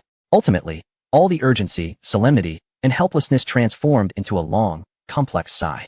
He accepted the grape, removed his foggy glasses, leaned back, and surrendered himself to the warm embrace of the water. "Forget it. The matter of the reward can wait until we finish soaking." At that moment, the warm pool seemed to wash away some of his fatigue and anxiety. As for that heavy promise, it settled temporarily in the absurd yet cozy atmosphere. The steam blurred his vision, making one forget the passage of time. After finishing the bath, night had already fallen. Chapter 173, Li Jingyuan's Promise. When Li Yunchang finally emerged from the depths of relaxation, the sky outside had darkened. The professional touch of the masseur had dispelled the last remnants of his weariness, and his chaotic thoughts gradually began to crystallize. He sat up, observing Pei-Su and others, who were equally at ease, chatting in their bathrobes. Taking a deep breath, he knew it was time. He could no longer allow that weighty promise to remain submerged in the water. Clearing his throat, he endeavored to adopt a serious demeanor. Despite still being clad in a soft bathrobe, Pei-Su, Xiaohua, Chen Ke, and the rest of you, come here and sit down. I have something of utmost importance and seriousness to announce. His tone, imbued with unprecedented gravity, immediately captured everyone's attention. Even the most carefree, Xiaohua, ceased to smile. And they gathered around, taking their seats on the sofa in the lounge. Li Bei called over Wang Qingyu, and they all regarded their seemingly earnest yet slightly humorous principal with curiosity. Li Yunchang surveyed the group, ensuring every gaze was fixed upon him, and then spoke. Each word articulated with clarity. "Just now," Li Zhenyuan called. He paused deliberately to emphasize the weight of his next words. "He has given the highest recognition and appreciation for your remarkable contributions today. Therefore, he has decided to award each member of the Lonkai class core team with a unique commendation." Once again, Li Yunchang paused, inhaled deeply, and with all his strength declared those 4 words, a promise. A promise that represents Li Zhenyuan himself. In the future, whenever you request, he will fulfill one promise on your behalf. As he finished, his chest swelled with excitement. He keenly observed each face, anticipating expressions of shock, joy, disbelief, and even overwhelmed exhilaration. He was ready to embrace cheers, to witness their joy, to feel the flurry of incoherent questions. However, 1 second, 2 seconds, 3 seconds passed, and the expected fervent reaction did not materialize. A peculiar silence enveloped the sofa. Pei Su merely raised an eyebrow, his expression relatively unchanged, as if he had only heard the weather forecast. Xiaohua blinked, scratching his still damp hair. Chen Kai stroked his chin thoughtfully. Li Bei and Zhang Ming exchanged curious glances, but displayed no excitement. Wang Qingyu, meanwhile, sipped his juice as if Li Yunchang had just announced something as mundane as an extra chicken leg in the cafeteria. Li Yunchang's solemnity and anticipation gradually froze, transforming into bewilderment and confusion. No. He wondered if he had failed to articulate his message clearly. Did you not understand? It is a promise. Li Jingyuan's promise. Any request, as long as it is not illegal, he can help you fulfill. He gazed at the group, whose lack of enthusiasm perplexed him, and raised his voice. Are you not excited? Not thrilled? This is an honor that countless people would covet. Finally, Xiaohua spoke up, his tone laced with bewilderment. Principal, we heard you. But then what? Then what? Li Yunchang almost choked. Then you can make a request. Think about it. Anything you desire, the state will do its utmost to fulfill. Chen Kai interjected earnestly. Principal, we don't really have anything special we want. Exactly, Li Bei added, adjusting his glasses. Last time at the Grand Military Competition, we made several million from the Kyoto Military District and the Magic City Military District. Is this more? Pei Ge said there are 2 small goals. And money seems to be enough, Zhang Ming nodded. Moreover, we can basically buy what we want now. We don't really know what we lack. Wang Qingyu murmured softly. The only annoyance recently is that we are in our senior year, and soon we need to work on our graduation project and defense. Unless the state is willing to exempt us from the Lonkai class graduation defense. Li Yunchang immediately replied, that is not possible. Then I have nothing I desire. Wang Qingyu sighed, flicking his hand in resignation. Li Yunchang was utterly flabbergasted, gazing at these young individuals who seemed to have an abundance of funds, yet displayed confusion over what they wanted. A wave of helplessness engulfed him. It dawned on him that these were not ordinary university students. They were the prized gems of the Lonkai class, the main researchers across various projects, sharing in profits. In the first grand military competition, they had raked in tens of millions from Zhao Linghua and Qi Tianyan. This time, they had produced groundbreaking innovations worth 2 billion. Even though these youngsters indulged in pleasures, he knew their minds were not fixated on such trivialities. Yet their financial capacity allowed them to lead an extraordinarily lavish life, without concern. Li Yunchang pointed at them, his finger trembling, torn between exasperation and amusement. Ultimately, it culminated in a long sigh. Alas, my dear prodigies, is this merely a matter of money? This is a promise, a status, a symbol, things that cannot be bought with money. At least show some regard for it. Think. Use your clever brains to consider those matters that cannot be purchased with money. Those that require the power of the state to accomplish. His plea was almost heartfelt. The group exchanged glances, seemingly beginning to grasp the principal's frustration, and started to ponder how to utilize this promise that could not be bought with money. Xiaohua was the first to have a bright idea, slapping his thigh excitedly. I've got it. Li Yunchang immediately looked at him with anticipation. Xiaohua enthusiastically suggested, Principal, I think this spa is quite nice. The environment is good, the therapists are skilled, and it's close to the school. Why don't we ask the leaders to gift this spa to me? Then we can enjoy free baths and massages in the future. Haha, Li Yunchang. He felt darkness enveloping him, nearly collapsing from disbelief. A spa? Just that? You would exchange a national-level promise for a bathhouse? He wished he could pry open Xiaohua's head to see if it was filled with hot spring water. Have some ambition. Li Yunchang lamented profoundly. Just a spa? You could pool your resources and purchase it 10 times over. Can't you think of something more ambitious? Xiaohua, feeling wronged, shrank his neck. Oh, never mind that. At this moment, Wang Qingyu timidly raised her hand and softly inquired, could the country assist me in procuring some cosmetics and skincare products? Specifically, the premium custom line from that French brand, which is reportedly limited each year and particularly difficult to acquire, requiring membership.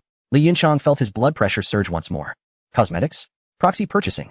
Gazing at Wang Qingyu's innocent and earnest face, he imagined how her father, Wang Chaoyan, a young and astute figure known for his strictness in the military project approval department, would react if he learned that his daughter was trading Li Jingyuan's promise for skincare products. He could picture him seething with rage, likely to the point of a cerebral hemorrhage. Qingyu, Li Yunchang's voice trembled. If your father finds out. He could not continue, instead weakly gesturing for silence. Wang Qingyu stuck out her tongue and fell silent. Chen Kai stroked his chin, contemplating, money cannot buy everything. I fancy cars. I've grown tired of my previous Audi A6. His eyes suddenly sparkled. I desire a magnificent, striking vehicle. The French-made Bugatti Veyron. Xiaohua queried. Isn't that car out of production? Exactly, Chen Kai shrugged. That's precisely why it cannot be bought with money. Upon hearing this, Li Yunchang finally exhaled slightly. Although it still sounded somewhat extravagant and frivolous, it was, at least, more reasonable than the previous two requests. Acquiring an automotive company and restarting production, while troublesome on a national level, was not entirely unfeasible. It merely required additional resources and funds. Well, this request teeters on the edge of what cannot be bought with money. At least it sounds impressive. All right, I'll take note of it. Li Yunchang retrieved his phone, trembling as he began recording. Chen K, custom edition, out-of-production supercar. He then cast an expectant glance at Pei Su, as the core member of the elite class. Surely she would propose something profound and ambitious? Feeling the collective gaze upon her, Pei Su pondered for a moment before flatly stating, I don't have any particular needs. However, the teas I've been drinking lately all seem rather similar. She glanced at Li Yunchang. If possible, could you please keep an eye out for any exceptional teas I haven't tried yet? Anything would suffice. Li Yunchang's hand, holding the phone, froze in midair. Tea. More tea. While he was aware of Pei Su's passion for tea, having previously gifted her exquisite varieties, it was absurd to leverage a national promise for mere tea leaves. This was even more outrageous than Xiaohua's desire for a spa. At least a spa represented a tangible asset. Tea would simply be consumed. Pei Su, you seem quite astute in everyday matters, yet during critical moments. Li Yunchang felt on the verge of exhaustion. He looked at Pei Su's unperturbed expression, as if her modest request were entirely reasonable, and he felt a lump in his throat, unable to express his frustration. He had come to realize that these youngsters had not taken this promise seriously at all. Their thought processes were entirely detached from those of ordinary individuals. Finally, he pinned his last hopes on the rather reticent Li Bei and Zhang Ming. Zhang Ming adjusted his glasses, his gaze reflecting rationality. Principal, I have a personal interest in certain undisclosed cutting-edge research data and internal academic reports from top laboratories, such as NYU, MIT, and Caltech, particularly those pertaining to quantum computing and biological neural interfaces. These are classified materials that cannot be purchased with money. If possible, I would like the nation to help me obtain copies of these documents. Upon hearing this, Li Yunchang's eyes finally lit up. Ah, this is excellent. This makes sense. Although the execution would be extremely challenging, involving sensitive intelligence and diplomatic matters, it was indeed a request worthy of their status and capabilities, possessing true strategic value. This is worthy of a national commitment. Excellent, Zhang Ming. I've noted it down. NYU, MIT, Caltech, quantum computing, biological neural interface confidential materials. Li Yunchang excitedly recorded the request, feeling that he had finally encountered something rational. He then turned to Li Bei. Li Bei appeared somewhat embarrassed, scratching his head. I don't have such grand aspirations. I simply miss my class from military service. Their tasks seem particularly heavy, and we rarely stay in touch. I was wondering if I could use this promise to grant them a long break. Well, not too long, just a week or two. Allow them to return. Or I could go visit them. Li Yunchang was momentarily taken aback, then felt his heart soften.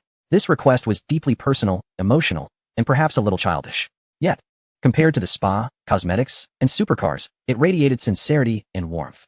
Utilizing national resources to grant a military class a holiday, while it sounded somewhat absurd, upon reflection, it didn't seem entirely impossible. Longing for friends and wanting to gather? This request is quite reasonable. Li Yunchang sighed and recorded it. Li Bei, request for a 1 to 2 week holiday for the service class for a reunion. Once he finished recording, he gazed at the peculiar and disparate list of commitments on his phone's memo, feeling a whirlwind of emotions. There were the lofty aspirations of Zhang Ming, the heartfelt sentiments of Li Bei, and the utterly exasperating demands from Xiaohua, Wang Qingyu, and Chen Quebec. He tucked away his phone and looked at the group of young people who seemed oblivious to the gravity of their squandered opportunity, waving his hand in resignation. All right, continue with your fun. I must report back to the superior. In truth, Li Jingyuan was also aware. They were not ignorant of their squandered opportunity. They simply had no idea what they truly wanted. After all, for individuals of their age, without familial obligations, and with ample funds, anything they desired could be purchased with a mere gesture. The crux was that this promise could not be wasted, so they opted to use it in this manner. He stood up, feeling somewhat unsteady on his feet, unsure whether it was due to the bath or his exasperation. Upon leaving the spa and settling into the car, Li Yunchang took several deep breaths to steady his tumultuous emotions. He dialed the assistance number for Li Zhenyuan, requesting a transfer. The call was quickly answered. Leader.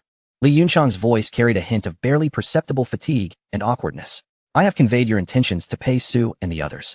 Oh, on the other end. Li Jingyuan's voice sounded pleasantly surprised. How did it go?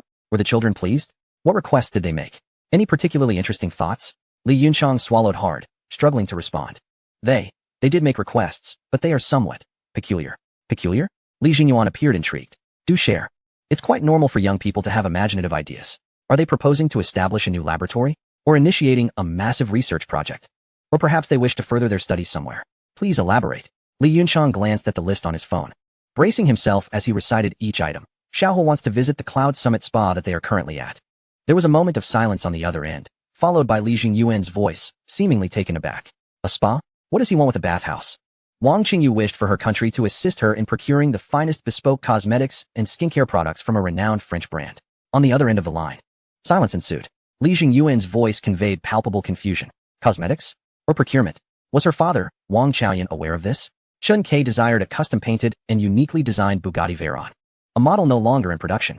A supercar? And a custom design? Li Jingyuan's voice sounded increasingly incredulous. This young man certainly had expensive taste. Well, while it was outrageous, it was not unfeasible. Who's next?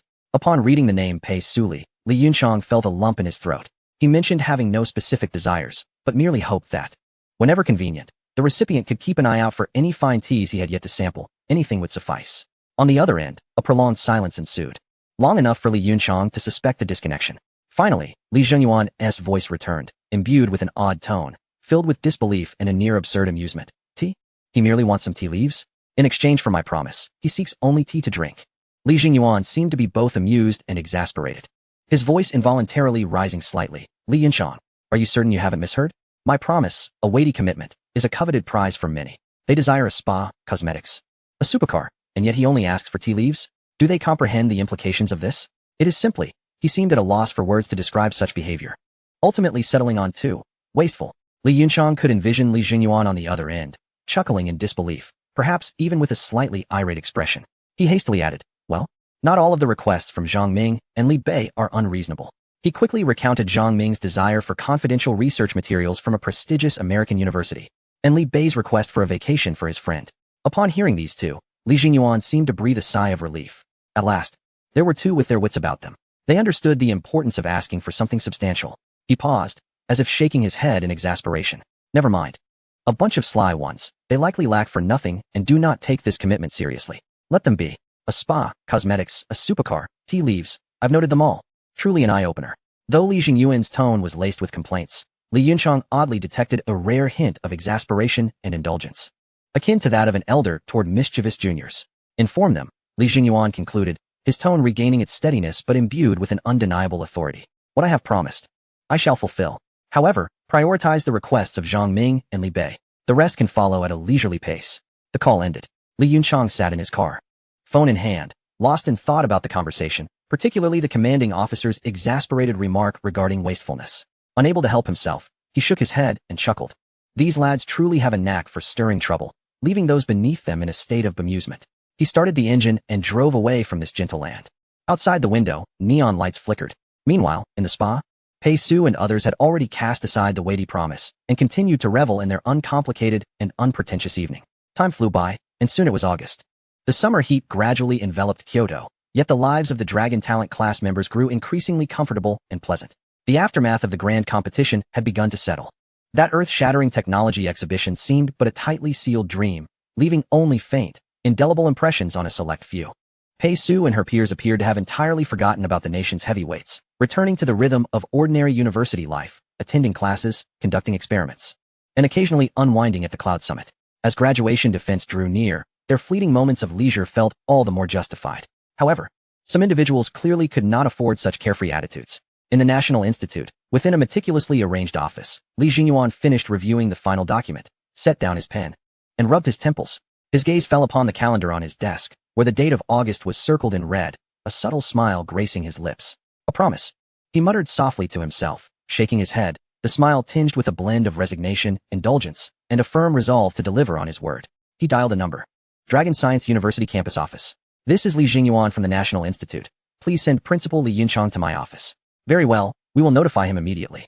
Shortly, Li Yunchang entered the office, feeling somewhat apprehensive. Every encounter with Li Zhenyuan left him feeling overwhelmed, especially after the previous, rather absurd phone call regarding promises. Commander, you summoned me?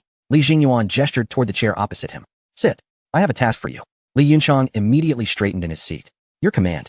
Do you recall the wish list from those young men? Li Zhenyuan spoke in a calm tone. Li Yunchang's heart sank. Mustering his courage, he replied, yes, I remember. The list had left a profound impression on him. Let us begin with the most straightforward of requests. The spa, you shall handle it. Follow the standard commercial acquisition procedures. Be generous with the price, but ensure everything is compliant and legal. leaving no room for scrutiny. Understood?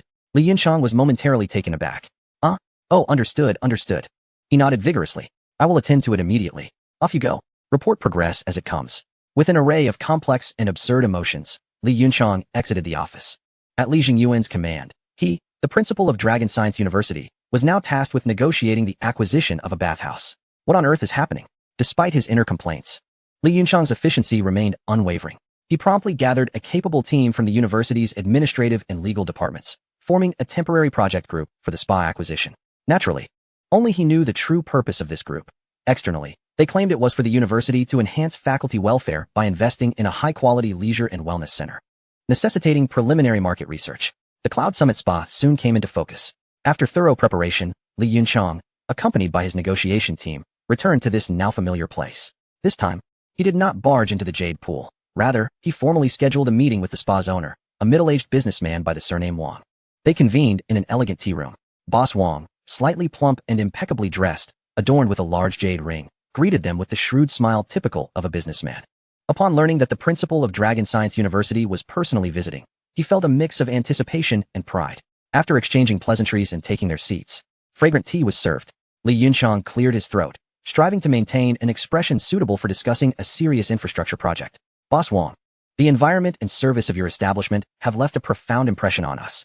At Dragon Science University, we have been particularly attentive to the physical and mental well-being of our staff, hoping to provide them with a high-quality relaxation venue. After thorough investigation, we believe your spa aligns perfectly with our needs. Boss Wang's smile broadened. Principal Li, you are too kind. At Cloud Summit, we have always upheld the highest standards of service and quality. It is our honor to be recognized by you and Dragon Science University. Unbeknownst to you, the collaboration we envision is articulated by Li Yunchang, who carefully selects his words. We aspire to acquire your esteemed establishment in its entirety, encompassing the brand, premises, equipment, and the existing exemplary team. Upon completion of the acquisition, the venue will primarily serve our faculty and select invited guests. While we assure you that the current management model and service quality will not only be maintained, but potentially enhanced. Acquisition? The smile on Boss Wang's face momentarily falters before he chuckles. Principal Li, are you jesting?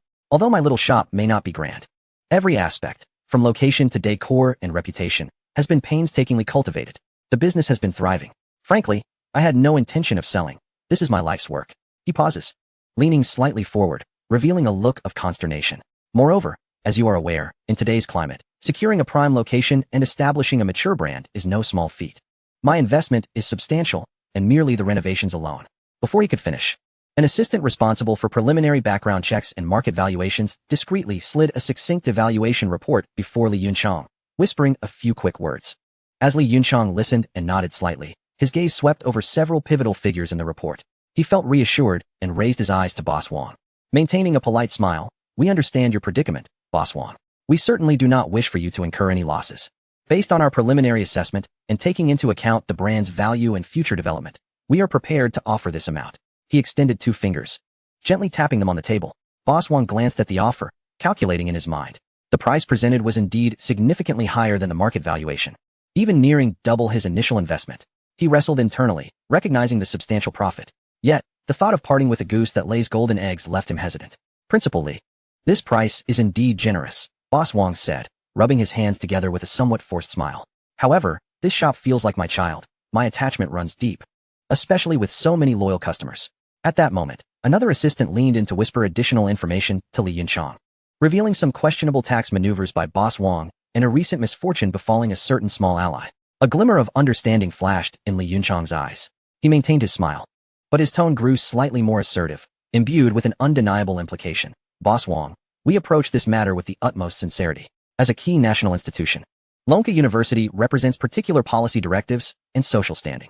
We hope this will be a pleasant and seamless collaboration, which will bear long-term benefits for both your establishment's brand and your personal reputation in various domains.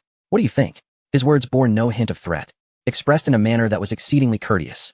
Yet, to Boss Wang's ears, combined with the principal's stature and the precise estimation of his psychological price, alongside the veiled references to his reputation in other fields, he instantly discerned the deeper implications.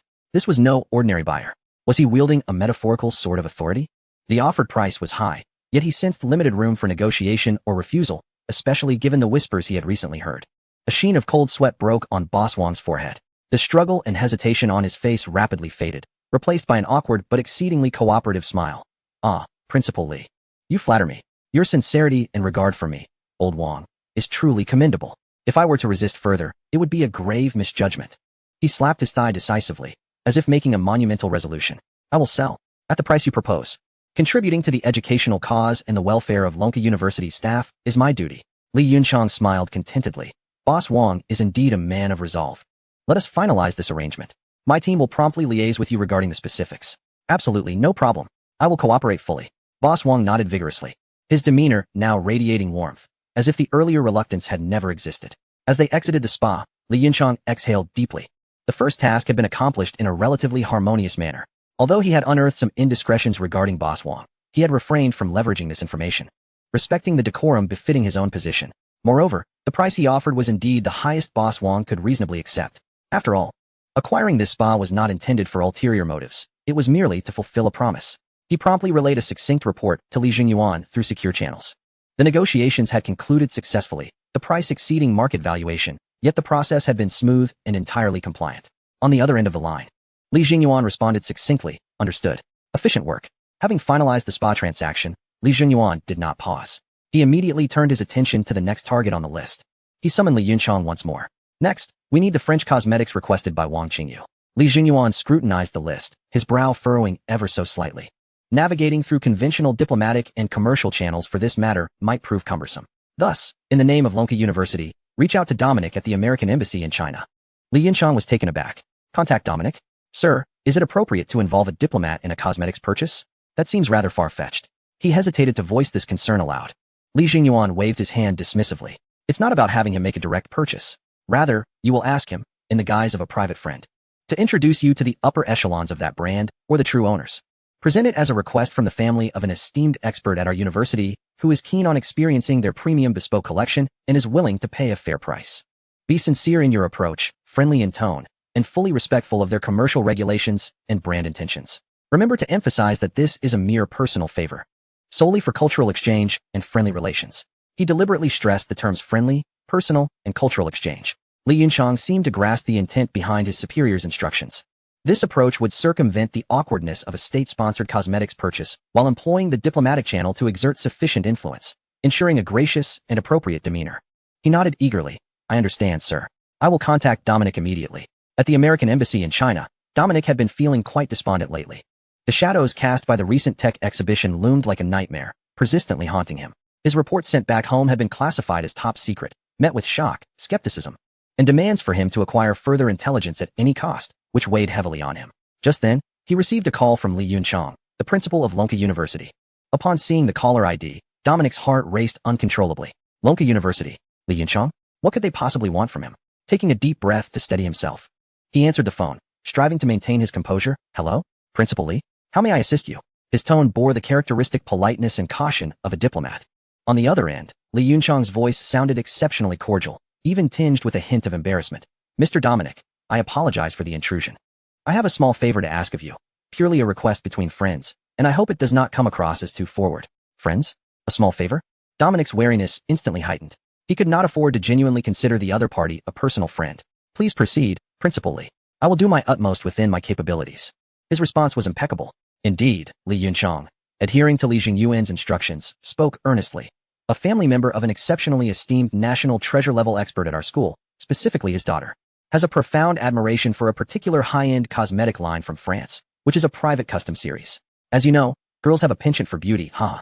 We have attempted to make contact, but it appears that this series is exceedingly difficult to reserve and requires special channels. We thought, given your extensive connections after many years in China and your close alliance with France, it might be convenient for you, in a personal capacity, to facilitate an introduction to the brand's management or relevant individuals. We are prepared to adhere to market norms and cover any reasonable expenses. There is absolutely no coercion intended. We simply hope for an opportunity to explore this. Li Yunchang spoke with utmost politeness and tact, entirely distancing the state from the matter and framing it as a personal favor from the family of a school expert.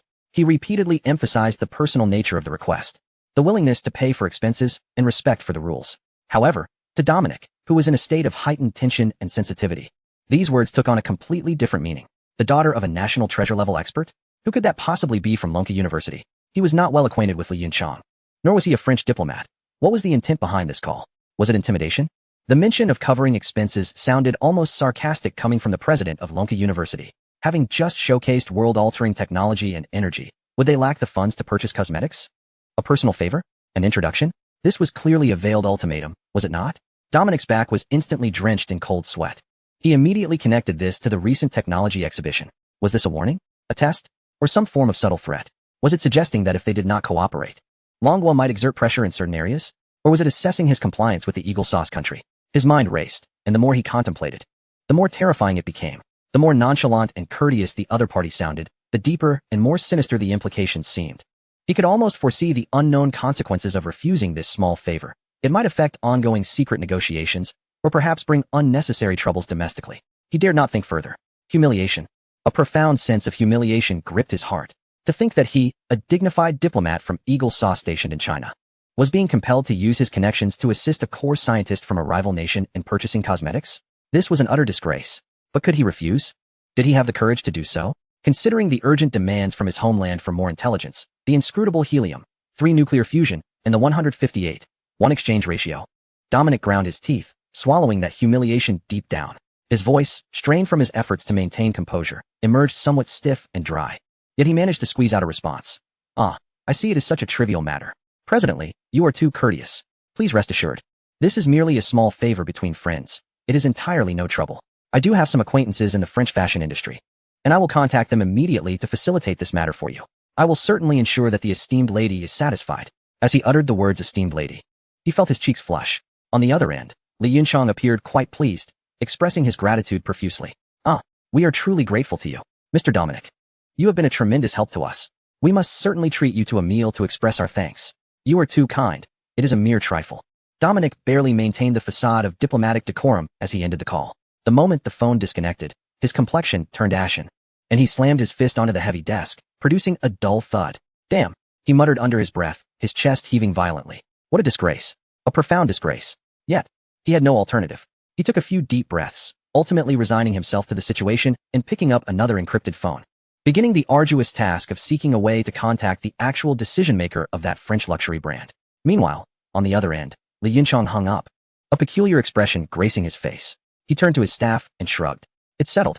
It seems that Mr. Dominic may have misunderstood something. His tone was rather odd. The staff stifled a laugh. Perhaps that diplomat simply enjoys assisting others with their purchases? Li Yunchang chuckled and shook his head. He picked up the secure phone again to report to Li Jingyuan. Chief, Dominic has agreed, and his attitude is quite friendly. On the other end of the line, Li Jingyuan seemed to chuckle lightly. Well, as long as it's friendly, it appears this diplomat is quite reasonable. Let's continue to follow up. Next, it's time for that supercar. Chapter 175. The national prestige, young freshness mirrors grandeur. Li Jingyuan's decisiveness was as efficient and unquestionable as a finely tuned machine. He sensed that sending Li Yunchang to fulfill these commitments was not without significance. Following the technology exhibition, Dominic and Sergei must have disseminated the news. Li Yunchang's outing effectively represented Longhua engaged in some minor skirmishes. Though merely minor, it afforded them the opportunity to gauge the attitudes of various countries. Thus, after the preliminary forays into the spa and cosmetics, his gaze was immediately drawn to more challenging targets on the list. This time, he directly assigned a lean task force composed of business, diplomatic, and technical experts, with Li Yunchang nominally at the helm, yet operating under remote directives from higher echelons as they set off for Europe. Their objective was clear and precise, a French company renowned for producing exceptional supercars, yet facing dire operational challenges in recent years, having even ceased production of some legendary models. The negotiation was set in a historically rich, yet somewhat dilapidated conference room at the company's headquarters in the suburbs of Paris. The French representative was an elderly gentleman. His hair grayed, impeccably dressed yet unable to conceal the fatigue etched on his brow. This was Mr. Francois, the CEO of the automobile company. At that moment, he regarded the delegation from the east with a complex expression. He had already received whispers of the potential acquisition, aware that the energy behind this invitation was far from ordinary commercial conduct. When the actual negotiator beside Li Yunchang, a calm and composed middle-aged official, straightforwardly presented the intent for a full acquisition and quoted a staggering figure that left all the French financial representatives in shock, the conference room fell into a deathly silence. Mr. Francois's hand trembled slightly. This price far exceeded multiples of the company's current market value, enough to settle all debts and provide unimaginable returns for every shareholder. A generous offer, bordering on unsettling. Gentlemen, Mr. Francois's voice carried a hint of hoarseness and a final trace of pride. We thank you for your esteem. However, Bugatti is not merely a brand. It is the jewel of French industrial heritage, a culmination of artistry, and a source of national pride. It carries with it a wealth of history and emotion. Please understand, some matters cannot simply be measured in monetary terms. His words were steeped in melancholy, attempting to evoke respect for artistry and heritage from the other party. Nonetheless, the representative from the East seemed to fully grasp his sentiments and was well prepared. The composed negotiator nodded slightly, maintaining a steady and respectful tone. We completely understand and deeply respect the historical significance and artistic value embodied by the Bugatti brand, Mr. Francois. Precisely for this reason, we are willing to extend such earnestness. He abruptly shifted the subject, yet his tone remained unchanged, as if merely stating an objective fact. We observe that your group has seemingly encountered some bottlenecks in its research and development investments in the fields of new energy and intelligent driving in recent years. Coincidentally, we have made some modest advancements in high-energy density battery materials, efficient electric drive systems, and artificial intelligence-based chassis control algorithms. A technical expert beside him timely opened a tablet and presented several highly desensitized documents, where crucial data and technology roadmaps remained startlingly clear. To the technical director from the French side, the French technical director merely glanced at them, and his expression instantly shifted. His breathing became rapid, and his eyes were fixated on the parameters and structural diagrams on the screen, mumbling unconsciously. This is impossible. Energy density, efficiency. This control logic. The main speaker seemed oblivious to the technical director's discomposure and continued gently. We believe that the exquisite car-making philosophy of Bugatti combined with some of our new technologies could perhaps spark an even more brilliant innovation, truly defining the next era of supercars. We assure you that post-acquisition, the Bugatti brand will operate independently, with its headquarters and production base remaining in France. And the core members of the existing team will stay on and receive enhanced research and development support. We do not intend to erase its pride, but rather hope to inject new vitality, allowing it to return to, or even surpass, its former pinnacle. He paused, adding the final remark, his voice soft yet resonant, striking like a hammer on Francois's heart. Of course, all of this is contingent upon us becoming partners in collaboration. We believe this is also something your government would be pleased to see. A commendable example of deep cooperation between our two nations in the realm of high-end manufacturing.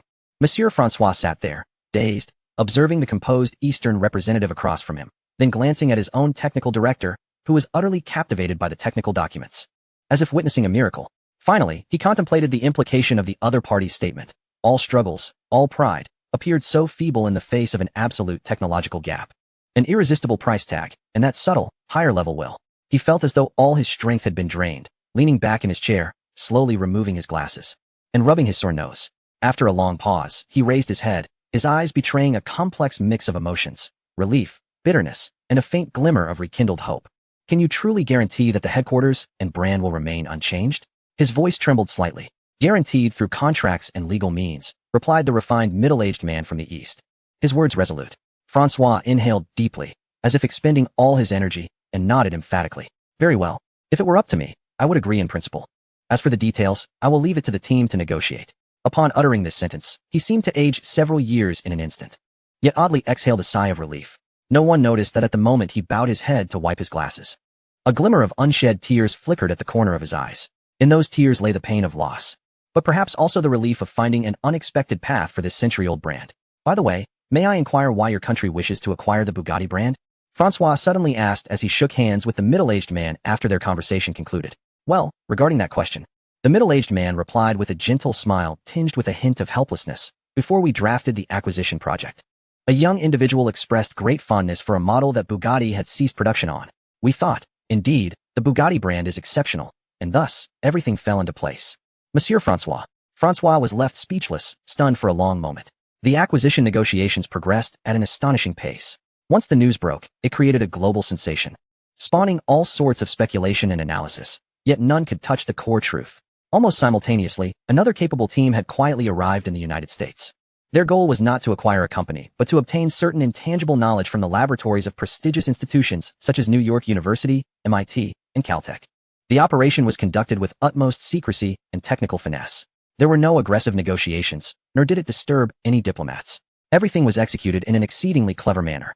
The core members of the group resembled the most astute academic brokers and hackers. They established contact with certain financially struggling or dissatisfied researchers, postdoctoral fellows, and even a few high-ranking administrators working in these laboratories through a remarkably intricate network of multiple agents. Their approach was steeped in academic formality, initiating discussions using coded language on a highly niche academic forum. Once it was confirmed that there were positive discussions underway, A specialized team confidently entered the boardroom of these elite schools. As the saying goes, money paves the way. The entire process unfolded quietly and efficiently, akin to a spider weaving its web. Encrypted, fragmented, and diverse sources of information began to flow silently to designated cloud servers through various channels.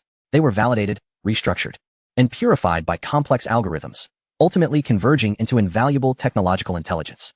There were no threats, no intimidation, merely straightforward transactions. Li Yunchang did not directly participate in all these core negotiations. He functioned more as a general coordinator, stationed domestically, receiving reports from various parties and managing procedural matters. However, the continuous high-intensity travel and tension left him utterly exhausted. When the final report arrived, confirming that all promised projects had been basically achieved or had made significant progress, he let out a long sigh, nearly collapsing into his office chair. At last, he had completed the tasks entrusted to him by Li Jinyuan. He summoned his spirit and went to report back to Li Jinyuan. In the conference room of the State Council, he recounted the completion status of each task to Li Jinyuan, whose expression remained calm throughout. Only when he heard that the CEO of the French car company had finally agreed did the corners of his mouth twitch slightly, as if finding it somewhat amusing. Well done, very efficient, Li Jinyuan remarked blandly after listening. The children's requests have all been met. Let them handle the subsequent matters themselves. You have worked hard. Not at all. It is my duty to alleviate the leader's concerns, Li Yunchang promptly replied, hesitating for a moment before adding softly. It's just that the process was a bit unexpected. Li Jinyuan naturally understood what he was alluding to, shooting him a glance before unexpectedly cracking a joke. What? Buying a spa, getting diplomats to purchase cosmetics, and acquiring a car company seems like overkill? Li Yunchang chuckled awkwardly, not daring to respond. Li Jinyuan stood up, walked to the window, gazing at the scenery outside, and slowly remarked, sometimes, the process of fulfilling a promise is more significant than the promise itself. It conveys an attitude, a commitment to follow through, possessing the capability and determination to achieve any goal. This applies internally and externally alike. Li Yunchang nodded thoughtfully. As the report concluded, he prepared to take his leave. Just as he turned to exit, his peripheral vision caught sight of a few ancient-looking tea packages sitting on the tea rack beside Li Jinyuan's office. He suddenly recalled Pei Su's casual promise to bring some good tea. By some inexplicable twist of fate, he abruptly halted his steps. With a forced smile plastered on his face, he turned to Li Jinyuan, rubbing his hands together. Isn't Pei Su looking for some fine tea? I noticed you seem to have quite a few exquisite selections here. Would it be possible to spare a little? I could take it to him, saving you the trouble of sending someone. His words stumbled out, his cheeks flushing with embarrassment. After all, these were Li Jinyuan's treasured collections. Even he felt audacious for making such a request. Li Jinyuan turned around, momentarily taken aback by Li Yunchang's eager yet bashful demeanor, then chuckled, shaking his head. Oh, Li Yunchang, you've become quite adept at climbing the ladder, haven't you? You've come to my domain to make your demands? His tone bore no true reproach, but rather a teasing undertone. Li Yunchang chuckled nervously, not daring to respond. Approaching the tea shelf, Li Jinyuan's gaze swept over the various tea leaves. After a brief contemplation, he selected 2 cakes of tea, wrapped in the simplest packaging yet exuding a unique aged fragrance, and handed them to Li Yunchang. Take these. One for Pei Su, as a promise fulfilled. The other you can enjoy yourself. You've been working hard lately. Li Jinyuan remarked casually. These are premium selections from the mother trees of Wui Mountain, gifted by an old friend. I have very little left myself. Tell him to savor it. Once it's gone, there won't be any more. Li Yunchang's face lit up with joy as he accepted the 2 hefty, aromatic tea cakes, cradling them as though they were rare treasures, repeatedly expressing his gratitude. Thank you, sir. I will ensure Pei Su savors it. He nearly tiptoed out of the office, elated by this unexpected windfall. Li Jinyuan's prized mother tree tea. What a significant gain. Upon leaving the National Institute, Li Yunchang did not return to school, but instead had the driver take him straight to Yunding Paradise. He navigated his way to the Yaoqi private room with ease. Pushing the door open, he was met by the familiar scene. Pei Su and the others seemed to have made this place their second home. Pei Su, look what I've brought you. Li Yunchang exclaimed excitedly, presenting one of the tea cakes as if offering a rare gem. This is the fine tea promised by Li Jinyuan, specifically sent for you. It's from the mother trees of Wui Mountain, a prized collection. Pei Su, who had initially appeared languid, suddenly brightened at the mention of the mother tree tea. He straightened up, took the tea cake, examined the packaging with care, and leaned in to inhale the unique aged aroma, finally revealing a satisfied smile. This tea is truly exquisite. He abruptly tore open the cake and broke off half of it. Li Jinyuan, taken aback, asked, "What are you doing?" "This is a premium tea. Principal. You've been running around for me lately. This is for you." Pei Su smiled. Li Yunchang felt a surge of emotion, but shook his head. "No, I have one too. Li Jinyuan actually gave me 2 cakes. The other is mine." Pei Su's expression darkened as he quickly wrapped the half he had opened. "Why didn't you mention it sooner?" He turned to Chen Kai and urged, "Quick, get some hot water." Once this tea cake is broken, the fragrance will escape. It would be a waste to let it sit. Let us brew it right away. Chen-Kei nodded and went outside to fetch hot water. Soon, the hot water was ready, and as they brewed the tea, everyone took a sip, overwhelmed by its refreshing aroma. Wow, this is truly exceptional. Xiaohua, after savoring the rich flavor, gulped it down, only to be met with an overwhelming bitterness. Li Yunchang observed this scene with great satisfaction. He took the opportunity to briefly update them on other promised developments. The French automotive company is settled. Chen-Kei, your customized supercar is on its way. I'll send you the designs, and you can choose the colors. Wang Qingyu, news on your cosmetics should arrive soon. Zhang Ming, the materials you requested are being organized for verification. Li Bei, I'm coordinating the vacation for your comrades. Reactions varied among the group. Chen-Kei whistled excitedly. Wang Qingyu expressed her thanks cheerfully. Zhang Ming adjusted his glasses in appreciation, while Li Bei smiled shyly. However, overall, their responses did not match the wild excitement Li Yunchang had initially envisioned. For these young individuals, who were accustomed to creating miracles and truly had no financial worries, the fulfillment of these extraordinary promises seemed merely a moment to celebrate rather than an overwhelming joy. All right, you all continue brewing. I must return to savor my own tea. Li Yunchang declared contentedly, clutching his share of tea as he left. As the door to the private room closed, it soon reopened. Li Yunchang poked his head back in and sternly instructed, with graduation defenses approaching, you all better prepare and consult Qin Lao about the topics. Chapter 176. The new year. The cold wind swirled the remnants of snow on the ground. The Kyoto before the spring festival bore a hint of desolation.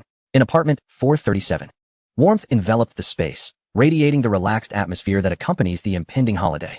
Pei Su closed a simple suitcase, the zipper emitting a cheerful sound. He never had much to pack, just a few clothes, some essential electronic devices, and that treasured mother tree tea he cherished and rarely opened. He glanced around the somewhat disheveled living room. Xiaohu was energetically stuffing a pile of game consoles and snacks into a massive backpack, while Chen-Kei meticulously tended to his hair in front of a small mirror, humming an off-key tune. Wang Qingyu sat quietly by the window, gazing outside, her fingers unconsciously twirling the tassels of her scarf. Li Bei was diligently checking his individual combat backpack, his movements precise. Zhang Ming was completely absorbed in the screens before him, his fingers dancing across the keyboard, surrounded by a plethora of printed papers filled with complex formulas and diagrams. When are your train tickets? Pei Su casually inquired. Without looking up, Xiaohu mumbled from amidst his clutter, 3 o'clock this afternoon, high-speed rail. My dad has been urging me to come home this year, saying there's something significant to discuss. Please, what could be so significant? Probably just bragging about his business ventures. He retorted lightly, but Pei Su keenly detected a subtle unease in his tone. Is everything all right at home? Pei Su probed further. Xiaohu zipped up his backpack, stood up, and dusted off his hands, wearing a nonchalant expression. Nothing much, really. My old man, while conducting business abroad, seems to have gotten himself into a bit of trouble and was detained. Detained? Pei Su's brow furrowed slightly. Is it serious? Do you need? He was unfamiliar with Xiaohua's family background, but recalling their initial meeting when Xiaohua drove that yellow Ferrari, it was evident that his family was likely involved in commerce. Don't worry, it's nothing to fret over. Xiaohua waved dismissively, as if it were a trivial matter. It's just my old man being reckless and getting into a bit of a bind while doing business abroad. It's probably just some official from the U.S. looking to extort money. Rest assured, he's a seasoned pro. He knows how to handle it. It's always just a false alarm. He'll be back in no time, probably boasting about how capable he is. Though his demeanor was casual, Pei Su could imagine the turmoil lurking beneath the surface. International business disputes could spiral into dire consequences with the slightest misstep. Observing Xiaohua's seemingly carefree attitude, he understood that this guy had merely adopted this facade to mask his inner concerns. All right, Pei Su nodded, refraining from pressing further, simply patting his shoulder. Stay in touch. If anything truly troublesome arises, don't hesitate to reach out. Understood. Xiaohua greeted with a playful, albeit unorthodox, salute. With your words, Brother Pei, I would dare to rescue my father even if he were cast into Area 51. At that moment, Chen-Kei finally perfected his hairstyle and turned around, shaking his head with pride. This year, I'm not going home to hear nagging, see that? He pointed to an eye-catching, flamboyantly colored custom Bugatti supercar parked outside the window. My new ride has arrived. It will take me on adventures during the winter break. My family is pressing for marriage, insisting I bring a girlfriend home for the new year. What a hassle. Perhaps I'll chance upon a girl with poor eyesight along the way. Despite his words of annoyance, excitement and anticipation radiated from his face. Upon hearing this, Wang Qingyu, seated by the window, paused for a moment, lifting her gaze to discreetly scan Pei Su's calm profile. Her heart inexplicably skipped a beat, her cheeks flushing slightly. The countless moments shared during this time, the collective activities, Pei Su's extraordinary composure, the occasional glimpses of tenderness, and his almost divine focus in his field had quietly taken root in her heart like a seed. She took a deep breath, striving to make her voice sound casual. I'm also planning a trip home. It's been a while since I last saw my parents. She hesitated, seemingly unconsciously turning towards Pei Su, her voice softening. After the new year, when things settled down at home. Pei Su, may I come find you to hang out? Is that convenient? Pei Su, engrossed in checking his suitcase, looked up at Wang Qingyu's eyes, which bore a hint of nervousness and expectation, and smiled naturally. Of course, it's always convenient. You are welcome anytime. Such a simple statement made Wang Qingyu's heart race, a wave of sweetness washing over her. She quickly lowered her head, pretending to adjust her scarf to mask the uncontrollable smile at the corners of her mouth. Li Bei tightened the last buckle of his backpack with a crisp click. He stood tall, his posture as straight as a pine. Brother Pei, regarding that promise I made earlier, it has been fulfilled by the higher-ups. My comrades from my previous unit finally have long leave this year. I've applied to visit their station. I'll be reconnecting with them this winter break. His tone carried the distinctive decisiveness of a soldier, tinged with a barely perceptible excitement. Though the internet speaks of 2 years of conscription being a lifetime of military camaraderie, Li Bei indeed valued this bond and chose not to return home this time, opting instead to reunite with his fellow soldiers. Pei Su nodded with a smile. Sounds great. They'll have to treat you to drinks. Not just drinks. They'll have to call me their godfather. Li Bei chuckled. It is indeed remarkable to grant an entire unit leave, but as they say, the unbelievable can be accomplished by the extraordinary. With a command from Li Jingyuan. Despite the lengthy preparation, it was ultimately accomplished. Meanwhile, Zhang Ming finally extricated himself from the world of codes and blueprints. Adjusting his heavy glasses and speaking in a flat tone. I want to be moving. The amount of material is overwhelming. He gestured to the mountain of papers and the scrolling data on the screen. This should keep me busy until the next winter break. The apartment is quiet, just perfect. As everyone shared their plans, the apartment was infused with a unique atmosphere of anticipation laced with a hint of melancholy before parting. Just then, Pei Su's phone rang. He glanced at the caller ID. It was Li Yunxiang. Hello, Principal. Pei Su, you haven't left school yet, have you? If not, hurry to my office. I need to see you urgently. On the other end, Li Yunxiang's voice sounded both hurried and slightly excited. Pei Su felt puzzled but replied, I haven't left. I'll head over now. After hanging up, he informed the others, the principal is looking for me. I'll be back shortly. Please travel safely. All right, Brother Pei. Take care. Xiaohuo exclaimed. See you after the new year, Wang Qingyu added softly. Others bid their farewells as well. Pei Su picked up his modest suitcase, casting one last glance at the apartment filled with cherished memories from his university life before turning to leave. In the principal's office, Li Yunxiang rubbed his hands together, pacing back and forth. Upon seeing Pei Su enter, he immediately approached him. You're here, come sit. Pei Su set down his suitcase, looking at the visibly excited principal with confusion. Principal, what's the urgent matter? Li Yunxiang waved his hand, pouring Pei Su a cup of hot water before lowering his voice conspiratorially. Pei Su, I have an important task for you. A task? Pei Su was even more puzzled. Is it for winter break? Not exactly a task. Consider it an additional social practice. Li Yunxiang carefully chose his words, his expression a blend of pride and perplexity. The Dragon Talent class is recruiting its second batch of students. Pei Su was momentarily taken aback. Recruiting? Isn't it still January? The new students won't be enrolling until September. What does this have to do with me? As a student, was he expected to serve as an admissions officer? The thought seemed absurd. Li Yunxiang chuckled wryly, shrugging his shoulders. Who says it shouldn't be? Normally, we'd wait until the second half of the year. But your first cohort has been exceptionally industrious. He leaned in closer, lowering his voice further. The innovations you all produced, Shuiguang, Xingtian, Basya, and nuclear fusion, were both astonishing and delightful. While Li Jingyuan may not express it, he treasures the Dragon Talent class immensely. He and Elder Qin believe this educational model holds limitless potential, and we must seize the moment. He regarded Pei Su with fervent eyes. We have already identified several exceptional candidates for the second cohort, each a rare gem, their talent rivaling yours from years past. Background checks and preliminary screenings are complete. Now, I want you, as the senior brother, to take the lead and conduct home visits. Conduct home visits? Pei Su nearly misheard him. Principal, I'm still a student. Shouldn't this be the responsibility of the admissions office, or you, the principal? The notion of conversing with parents of prodigious youths, possibly younger than himself, felt surreal. Your presence carries far more weight than any admissions office, or even this old man. Li Yunxiang dismissed the notion. Your name, Pei Su, is a golden emblem in certain circles. A home visit from you would convey a profound significance. It represents the true strength and future of the Dragon Talent class, offering immense encouragement and affirmation to those children and their parents, far more impactful than my mere words. He clapped Pei Su on the shoulder, his tone pleading. Consider it a favor to the school, and to your future junior brothers and sisters. You need not say much, just make an appearance, engage in casual conversation, and provide them with a direct understanding of the Dragon Talent class. He continued, I've sent the addresses and information to your email. There's no rush. You'll have time during the winter break, so visit whenever it's convenient. Pei Su gazed into the principal's earnest eyes and sighed in resignation. He understood that this task was inescapable. All right, he nodded. If I have time, I'll reach out to you and meet those junior brothers and sisters. Fantastic. Li Yunchang beamed with delight. I always knew you were a reliable child.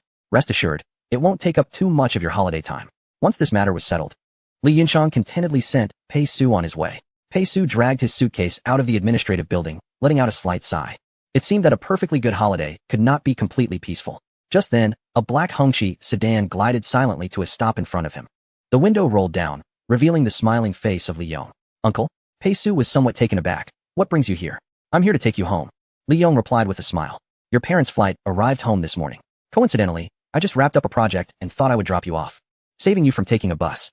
Pei Su felt a warmth in his heart as he opened the car door and settled into the passenger seat. Mom and Dad are back? You didn't mention it earlier. I wanted to give you a surprise. Li Yong started the engine, and the vehicle smoothly exited the campus. So, what are your plans for the winter vacation? I saw you heading to Li Yunchang's office earlier. That old chap didn't give you a hard time, did he? Not really. Pei Su fastened his seatbelt, his gaze drifting to the streets rushing by outside. He just mentioned something about recruiting for the Lonkai class and asked me to do some home visits when I have time. Home visits? Li Yong paused for a moment before bursting into laughter. Goodness, they've got you, the student elder brother, to take charge? It seems the higher-ups have high hopes for this second session. So, feeling any pressure? Pei Su shook his head, his tone remaining calm. Not really. It's good to take a look. The vehicle merged into the constant flow of traffic, heading homeward. Outside the window, the essence of the new year grew increasingly palpable. Red lanterns adorned the streets, and people bustling to purchase New Year goods moved with eager anticipation on their faces for a joyful reunion. Meanwhile, in apartment 437, others had departed, embarking on their distinctly different, yet interconnected winter holiday lives. Xiaohua boarded the train home. Contemplating how to address the new troubles his father might stir up, Chun Kei revved up his roaring sports car, filled with excitement for the unknown journeys and encounters ahead. Wang Qingyu returned to her warm home with sweet thoughts. Already looking forward to reunions after the new year, Li Bei carried his heavy bag towards the familiar military camp, where his closest comrades awaited, and Zhang Ming immersed himself once again in a sea of data, leaving only the sounds of keyboard tapping and rustling paper in the apartment. The winter holiday had begun. The new year was approaching. Chapter 177.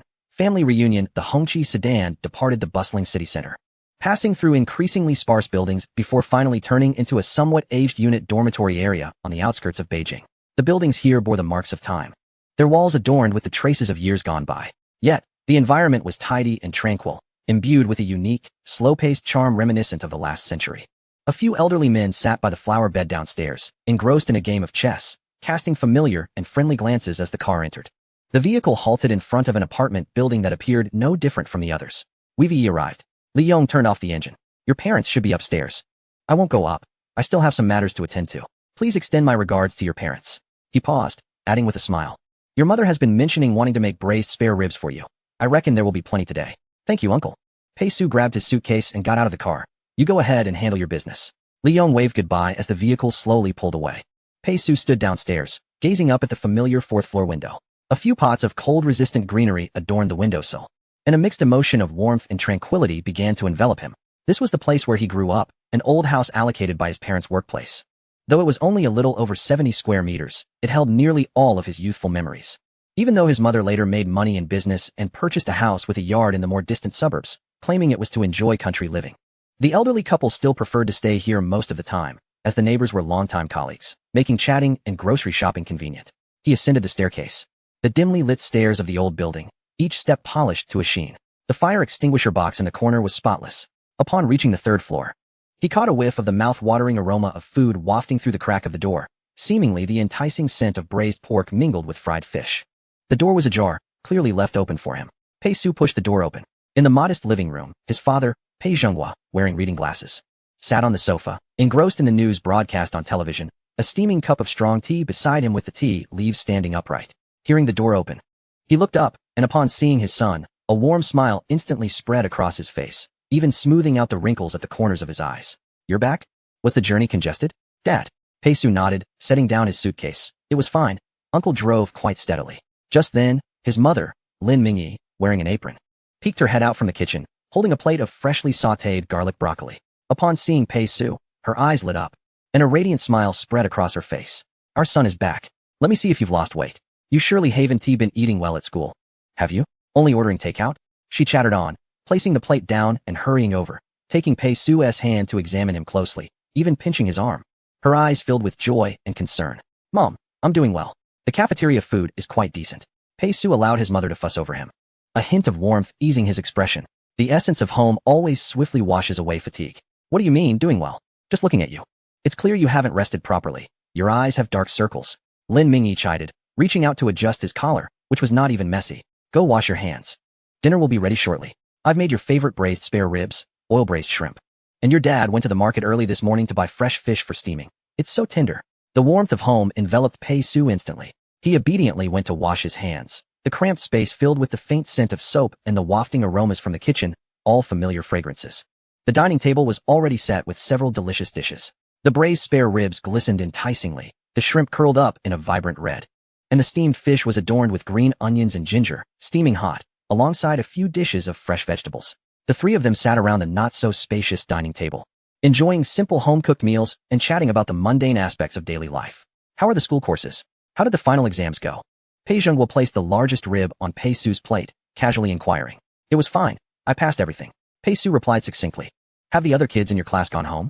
How is Xiaohua doing? Lin Mingyi was more concerned about her son's social circle. They've all gone home. Xiaohua has also returned. I heard there were some issues at his place. Pei Su focused on his food. What about your uncle?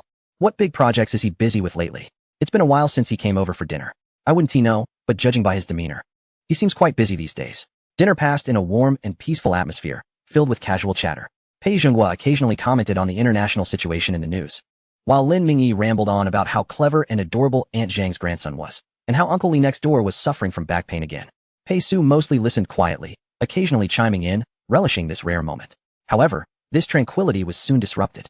Just as they finished dining and Pei Su was about to help clear the dishes, the doorbell rang with a flurry of urgent chimes, creating quite a commotion. Lin Mingyi wiped her hands and smiled as she went to open the door.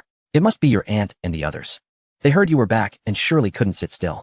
As the door swung open, a lively chorus of greetings resonated from outside. Elder sister. I heard Xiao Su has returned. Oh my, that was quick. It feels like we last saw each other in summer. A loud and rapid voice broke the silence. Belonging to Aunt Lin Mingfang.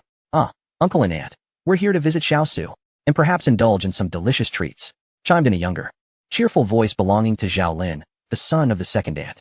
Pei Su looked up to see Aunt Lin Mingfang accompanied by Su Zhihui, and Aunt Lin Mingli with Zhao Lin, as both families bustled into the small living room, each carrying boxes of fruit and snacks.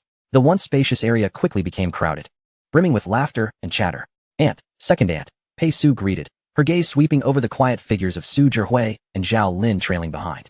Su Zhihui, the head of a laboratory at Peking University, appeared to be in her late 20s, dressed in a well-tailored dark professional outfit.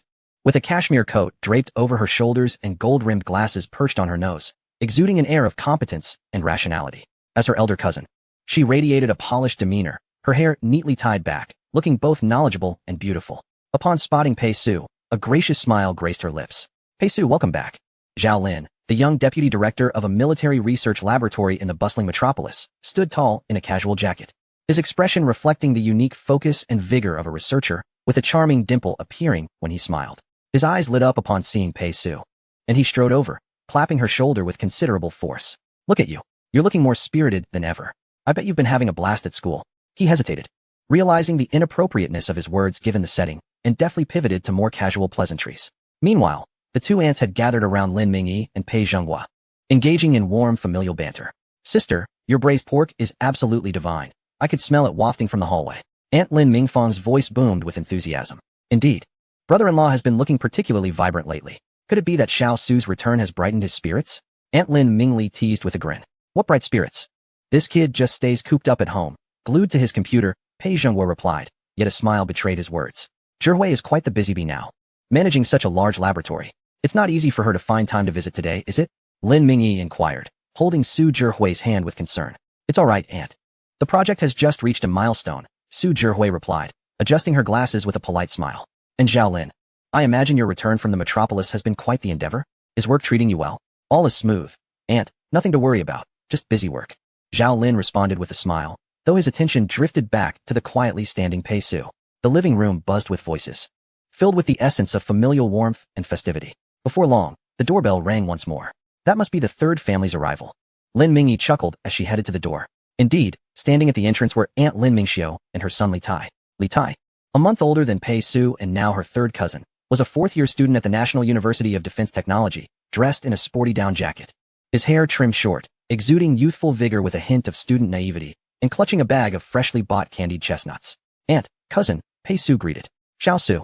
Looking good. You've gotten even more handsome," Li Tai expressed joyfully upon seeing Pei Su, casually draping his arm over her shoulder and pulling her closer. "When did you come back? You should have given me a heads up so I could pick you up from the station."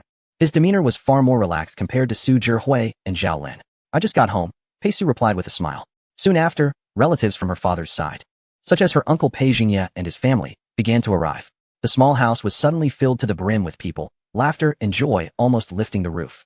Sunflower seeds and candies overflowed on the tea table, children scurried among the crowd, while adults exchanged cigarettes, brewed tea, and discussed the past year's work, life, children's achievements, and fluctuations in housing prices, all enveloped in the vibrant atmosphere of life. Naturally, the adults gathered to discuss their matters. The four outstanding young individuals, Pei Su, Su Zhihui, Zhao Lin, and Li Tai, who were all excelling in their respective fields, found themselves ushered to a relatively quiet table on the balcony. Pei Jingwood declared, "Let you young folks chat among yourselves, away from the ramblings of us old folks." The balcony was enclosed, the glass windows shielding them from the cold outside and the noise within, as the afternoon sun poured in with a gentle warmth. On the small table lay sunflower seeds and oranges. Initially, the atmosphere was tinged with a subtle awkwardness. Su Zhihui and Zhao Lin glanced at the quietly seated Pei Su, uncertain of how to initiate conversation. Should they inquire about her studies? That seemed too trivial. Ask about work? That would breach confidentiality. Engage in casual talk? It felt inadequate. In unison, they took sips of water to mask the brief silence. Ultimately, it was Li Tai, the more distanced cousin with a lively and straightforward personality, who broke the silence. He raked his hand through his short hair, a hint of graduation season anxiety on his face as he let out a heavy sigh. Leaning back against the chair, "Seeing all of you thriving in your careers and with bright futures ahead puts immense pressure on me. I'm overwhelmed lately. I feel like I'm losing my hair. What's wrong? Aren't you about to graduate? A talented student from the National University of Defense Technology. Won't you have your pick of jobs?" Zhao Lin interjected, slightly easing the tension. As he slowly peeled an orange, Li Tai's expression turned serious. "Finding work isn't the issue. Both the military and research institutions are vying for us. The real challenge lies with the graduation project." Li Tai's face contorted with frustration, his brows knitting together. "Our project topic is simply outrageous. I don't know what inspired the higher-ups or which bigwig thought it a good idea, but they've thrown us an impossibly difficult challenge. It's as if they're trying to drive us to our limits. Pray tell, what topic could possibly cause a high-achieving student from the National University